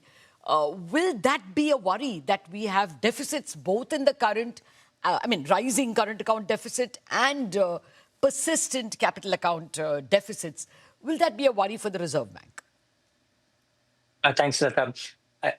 I guess from the October policy to the December policy, if I have to find out one factor which has changed really rapidly, that has been our expectation about the balance of payment deficit. We were thinking that there's a possibility that this October-December quarter could actually turn out to be much better for BOP, but whatever we are tracking, this quarter could be somewhere around $15–20 billion of BOP deficit again.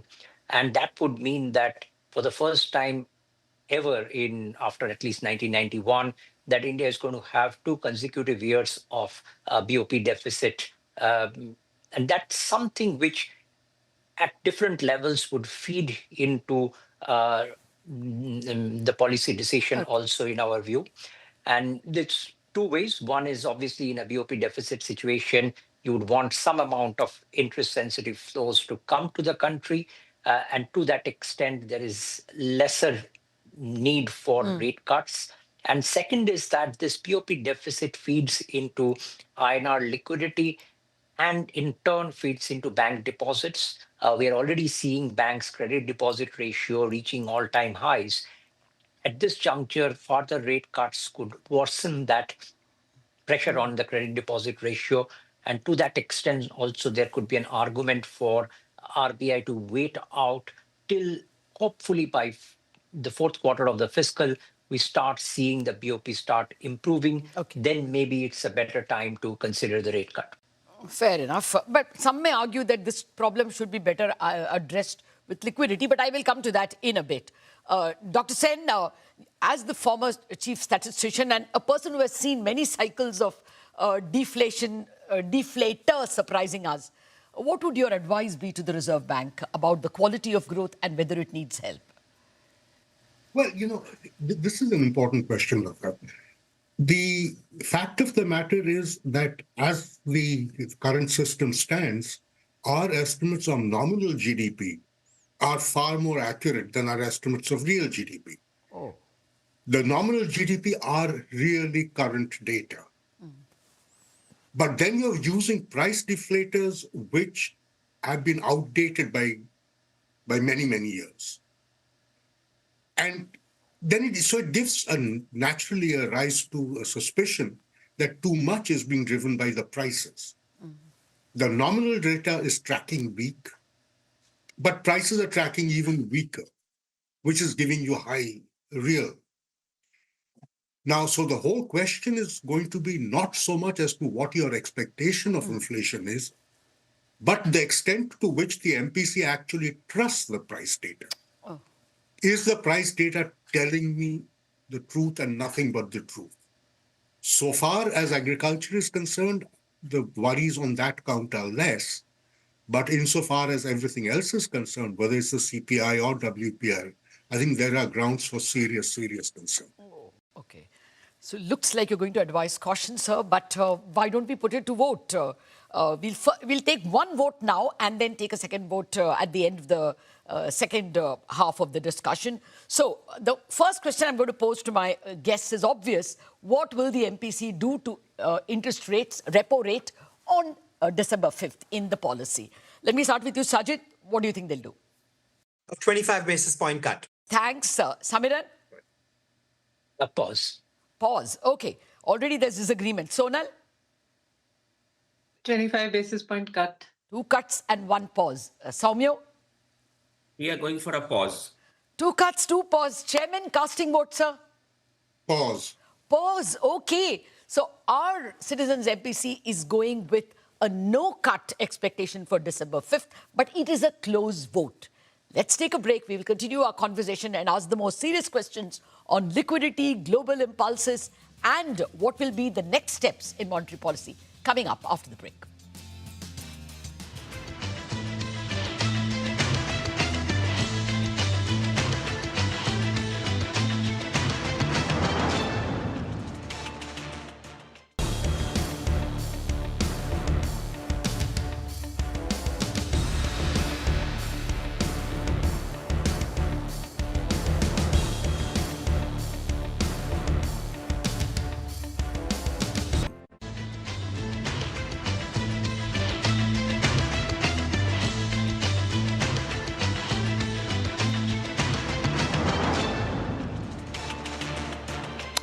Welcome back to the CNBC-TV18 Citizens Monetary Policy Committee deliberations. The committee has just voted with very narrowly for a pause policy, for a no-cut policy.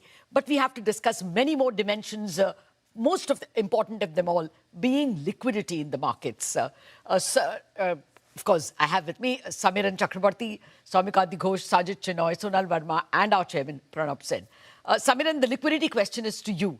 You said that, the outflow of dollars on capital and current account has created a tightness.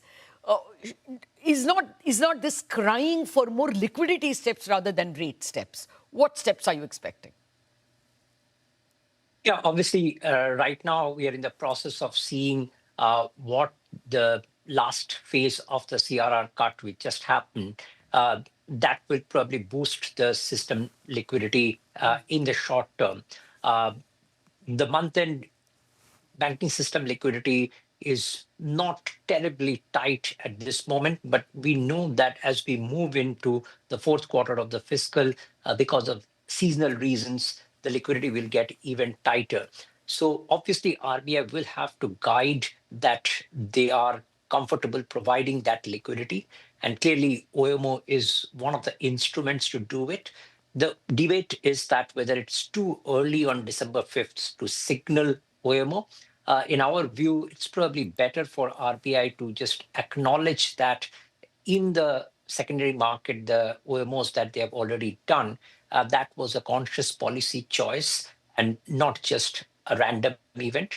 And through that, try to signal that if there is a need for OMO, then RBI will be open to doing that at some point of time in late December or early January. The bigger question that I was raising was not so much about the system liquidity, but simply the pressure on the bank deposits. Okay. We think that that's the place which gets really impacted by a persistent BOP deficit. And that's why to cut rates now when the small savings rates are unchanged could create a distortion in the system, which could be putting pressure on the overall credit growth. The banks might be constrained on that, so the transmission could get impacted because of that. Oh, yes, that's a fair point. And that perhaps also was the reason why the Reserve Bank in earlier times also did not cut, because the transmission could be impacted. On the liquidity front, Soumya, what is your sense in terms of how much OMOs the market is expecting or ought to be done? Yeah, thank you, Lata. I think regarding the liquidity front, I think the important point to note is that I think the communication to the market. So basically, the central bank has been doing an assiduously and a delicate job in balancing the liquidity, but the issue is basically also short-term liquidity and long-term liquidity. So basically, the question between friction, the temporary and permanent. So the issue of basically how much OMO the RBI needs to do will depend on how much durable liquidity. The RBI can keep that question open. The market expectation is that if the central bank is targeting 1% of NDTL surplus, the OMO operation could be around 1.5 trillion or so.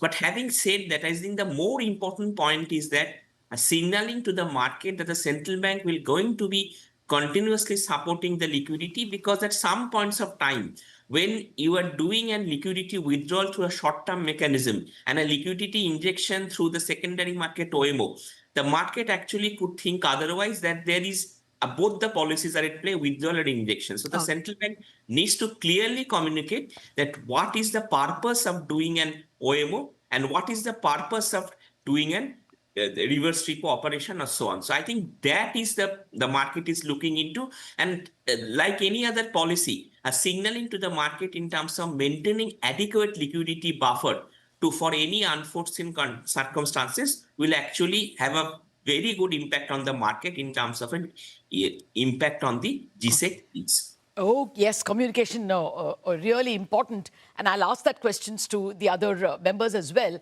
But before we get to the stands and the communication part, Sajid, just highlight to us, what is the global environs? I mean, isn't there a big Asian disinflation, so inflation will continue to be low? What should the RBI keep in mind?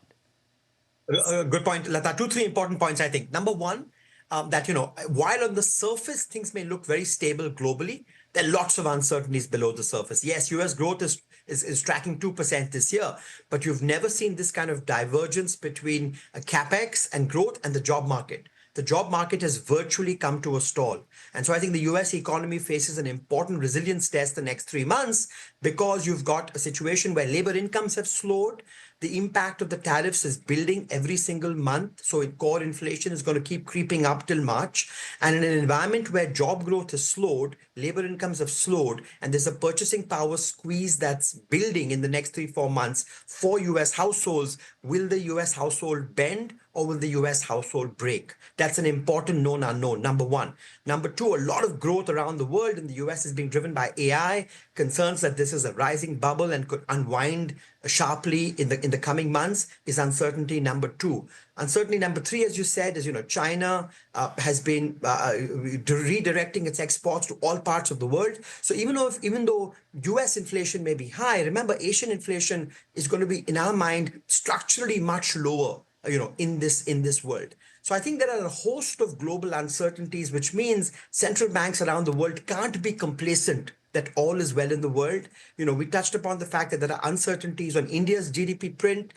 Some of this is deflator, some of this is favorable base effects early in the year, some of this is fiscal front loading. So there are a lot of uncertainties, which is why if inflation is so low, you want to provide some insurance to your economy in this moment. We think the Fed's going to cut in December as an insurance cut. And I think that's why, given the weakness of inflation and the quantum of uncertainty all pointing in one direction, that's why I think it'll be prudent for the RBI to provide another insurance cut this month. Okay. Sonal Verma, the stance is going to be neutral and nobody's expecting a change there. What kind of guidance should they give or will they give? Yeah, Lata, I think it all boils down to communication at this meeting, because regionally, what we've seen with central banks that have been on hold or those that have cut. I think the broad market view is central banks are moving towards the end of the easing cycle. And therefore, even where central banks have delivered cuts like New Zealand, we've seen actually market interest rates go up. So managing the expectations channel of monetary policy will be important, as we've seen with India's own history, where with a 50 basis point cut in June, rates sold off, and the October pause dovish actually led to a positive impulse. Yes. So I think, in terms of what the RBI communicates, therefore, I think from an inflation point of view, we actually see inflation staying below the 4% for the next at least 9 months, and this is despite base effects. So I think the comfort on inflation is substantial, and therefore the guidance, given our view of a rate cut, I think should still be one of independence, and the monetary policy will do what it needs to do, because we need the transmission, whether it's through the bank lending channel or through the market expectations channel, to continue rather than unwind, as we are seeing is the risk regionally. Okay, so you are arguing like your vote also was for a cut. So RBI can communicate dovishness. Dr. Sen, what would your advice be? Ultimately, it depends on communication. What would you do in their shoes? Well, this is a bit of a problem. I mean, frankly, if I were in the RBI's position, I would be feeling distinctly uncomfortable. At the moment, what do I communicate? I think a lot of the communication is going to have to be about saying that we are not behind the curve. Okay. We are, in fact, ahead of it. And that's going to be a little difficult to do. Because, frankly, at least on the liquidity front, I think RBI has dallied much too long. M0 growth has fallen rapidly. M3 is rising. But if you look at the figures that we've been looking at, agricultural food prices are down seriously, which seems to suggest that currency is in short supply.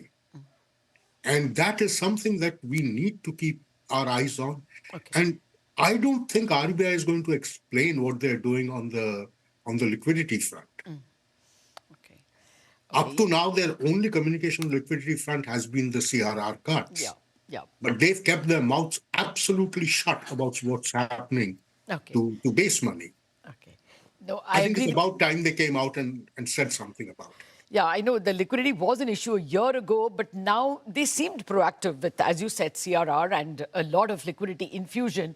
The point is that... Only at the Q3. Yes, but the liquidity has also been withdrawn in a huge way because of BOP. So, I mean, the RBI is in a quandary as to how much it will communicate. Okay, what is your view, therefore, members of my MPC, Citizens MPC? How many more cuts are there in this cycle, including December 5th? Sajid? Just one cut, 25 basis points, including December. Okay. Saumyo? Yeah, just one cut. We are keeping the option open of an insurance cut in the future if it happens. Okay. Sonal?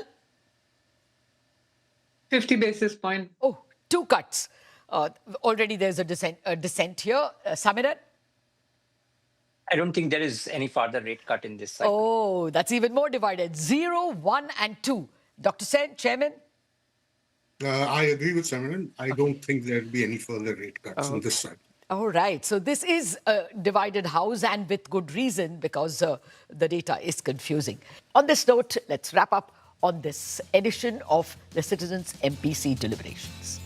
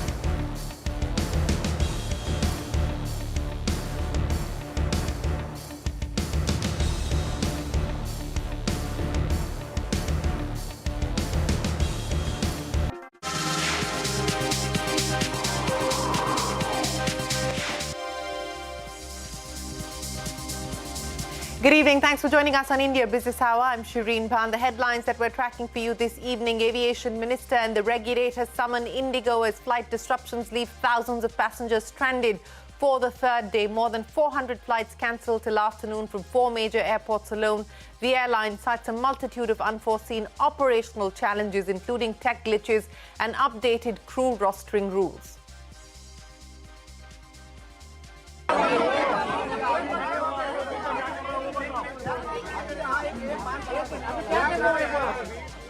Pilots associations claim Indigo's prolonged unorthodox lean manpower strategy is the reason behind the current flight disruptions, accuse the airline of cartel-like behavior and short-sighted planning despite a 2-year window to prepare for the new crew rostering rules. Prime Minister Modi receives Russia's President Putin at the Palam airport as he arrives for his first state visit since the war in Ukraine. India to push for increasing pharma, agri and textile exports to cut the trade deficit with Russia. 10 intergovernmental agreements and 15 commercial deals likely to be inked. The Sensex and the Nifty snap a 4-day losing streak. The Nifty reclaims 26,000, but the broader markets underperform.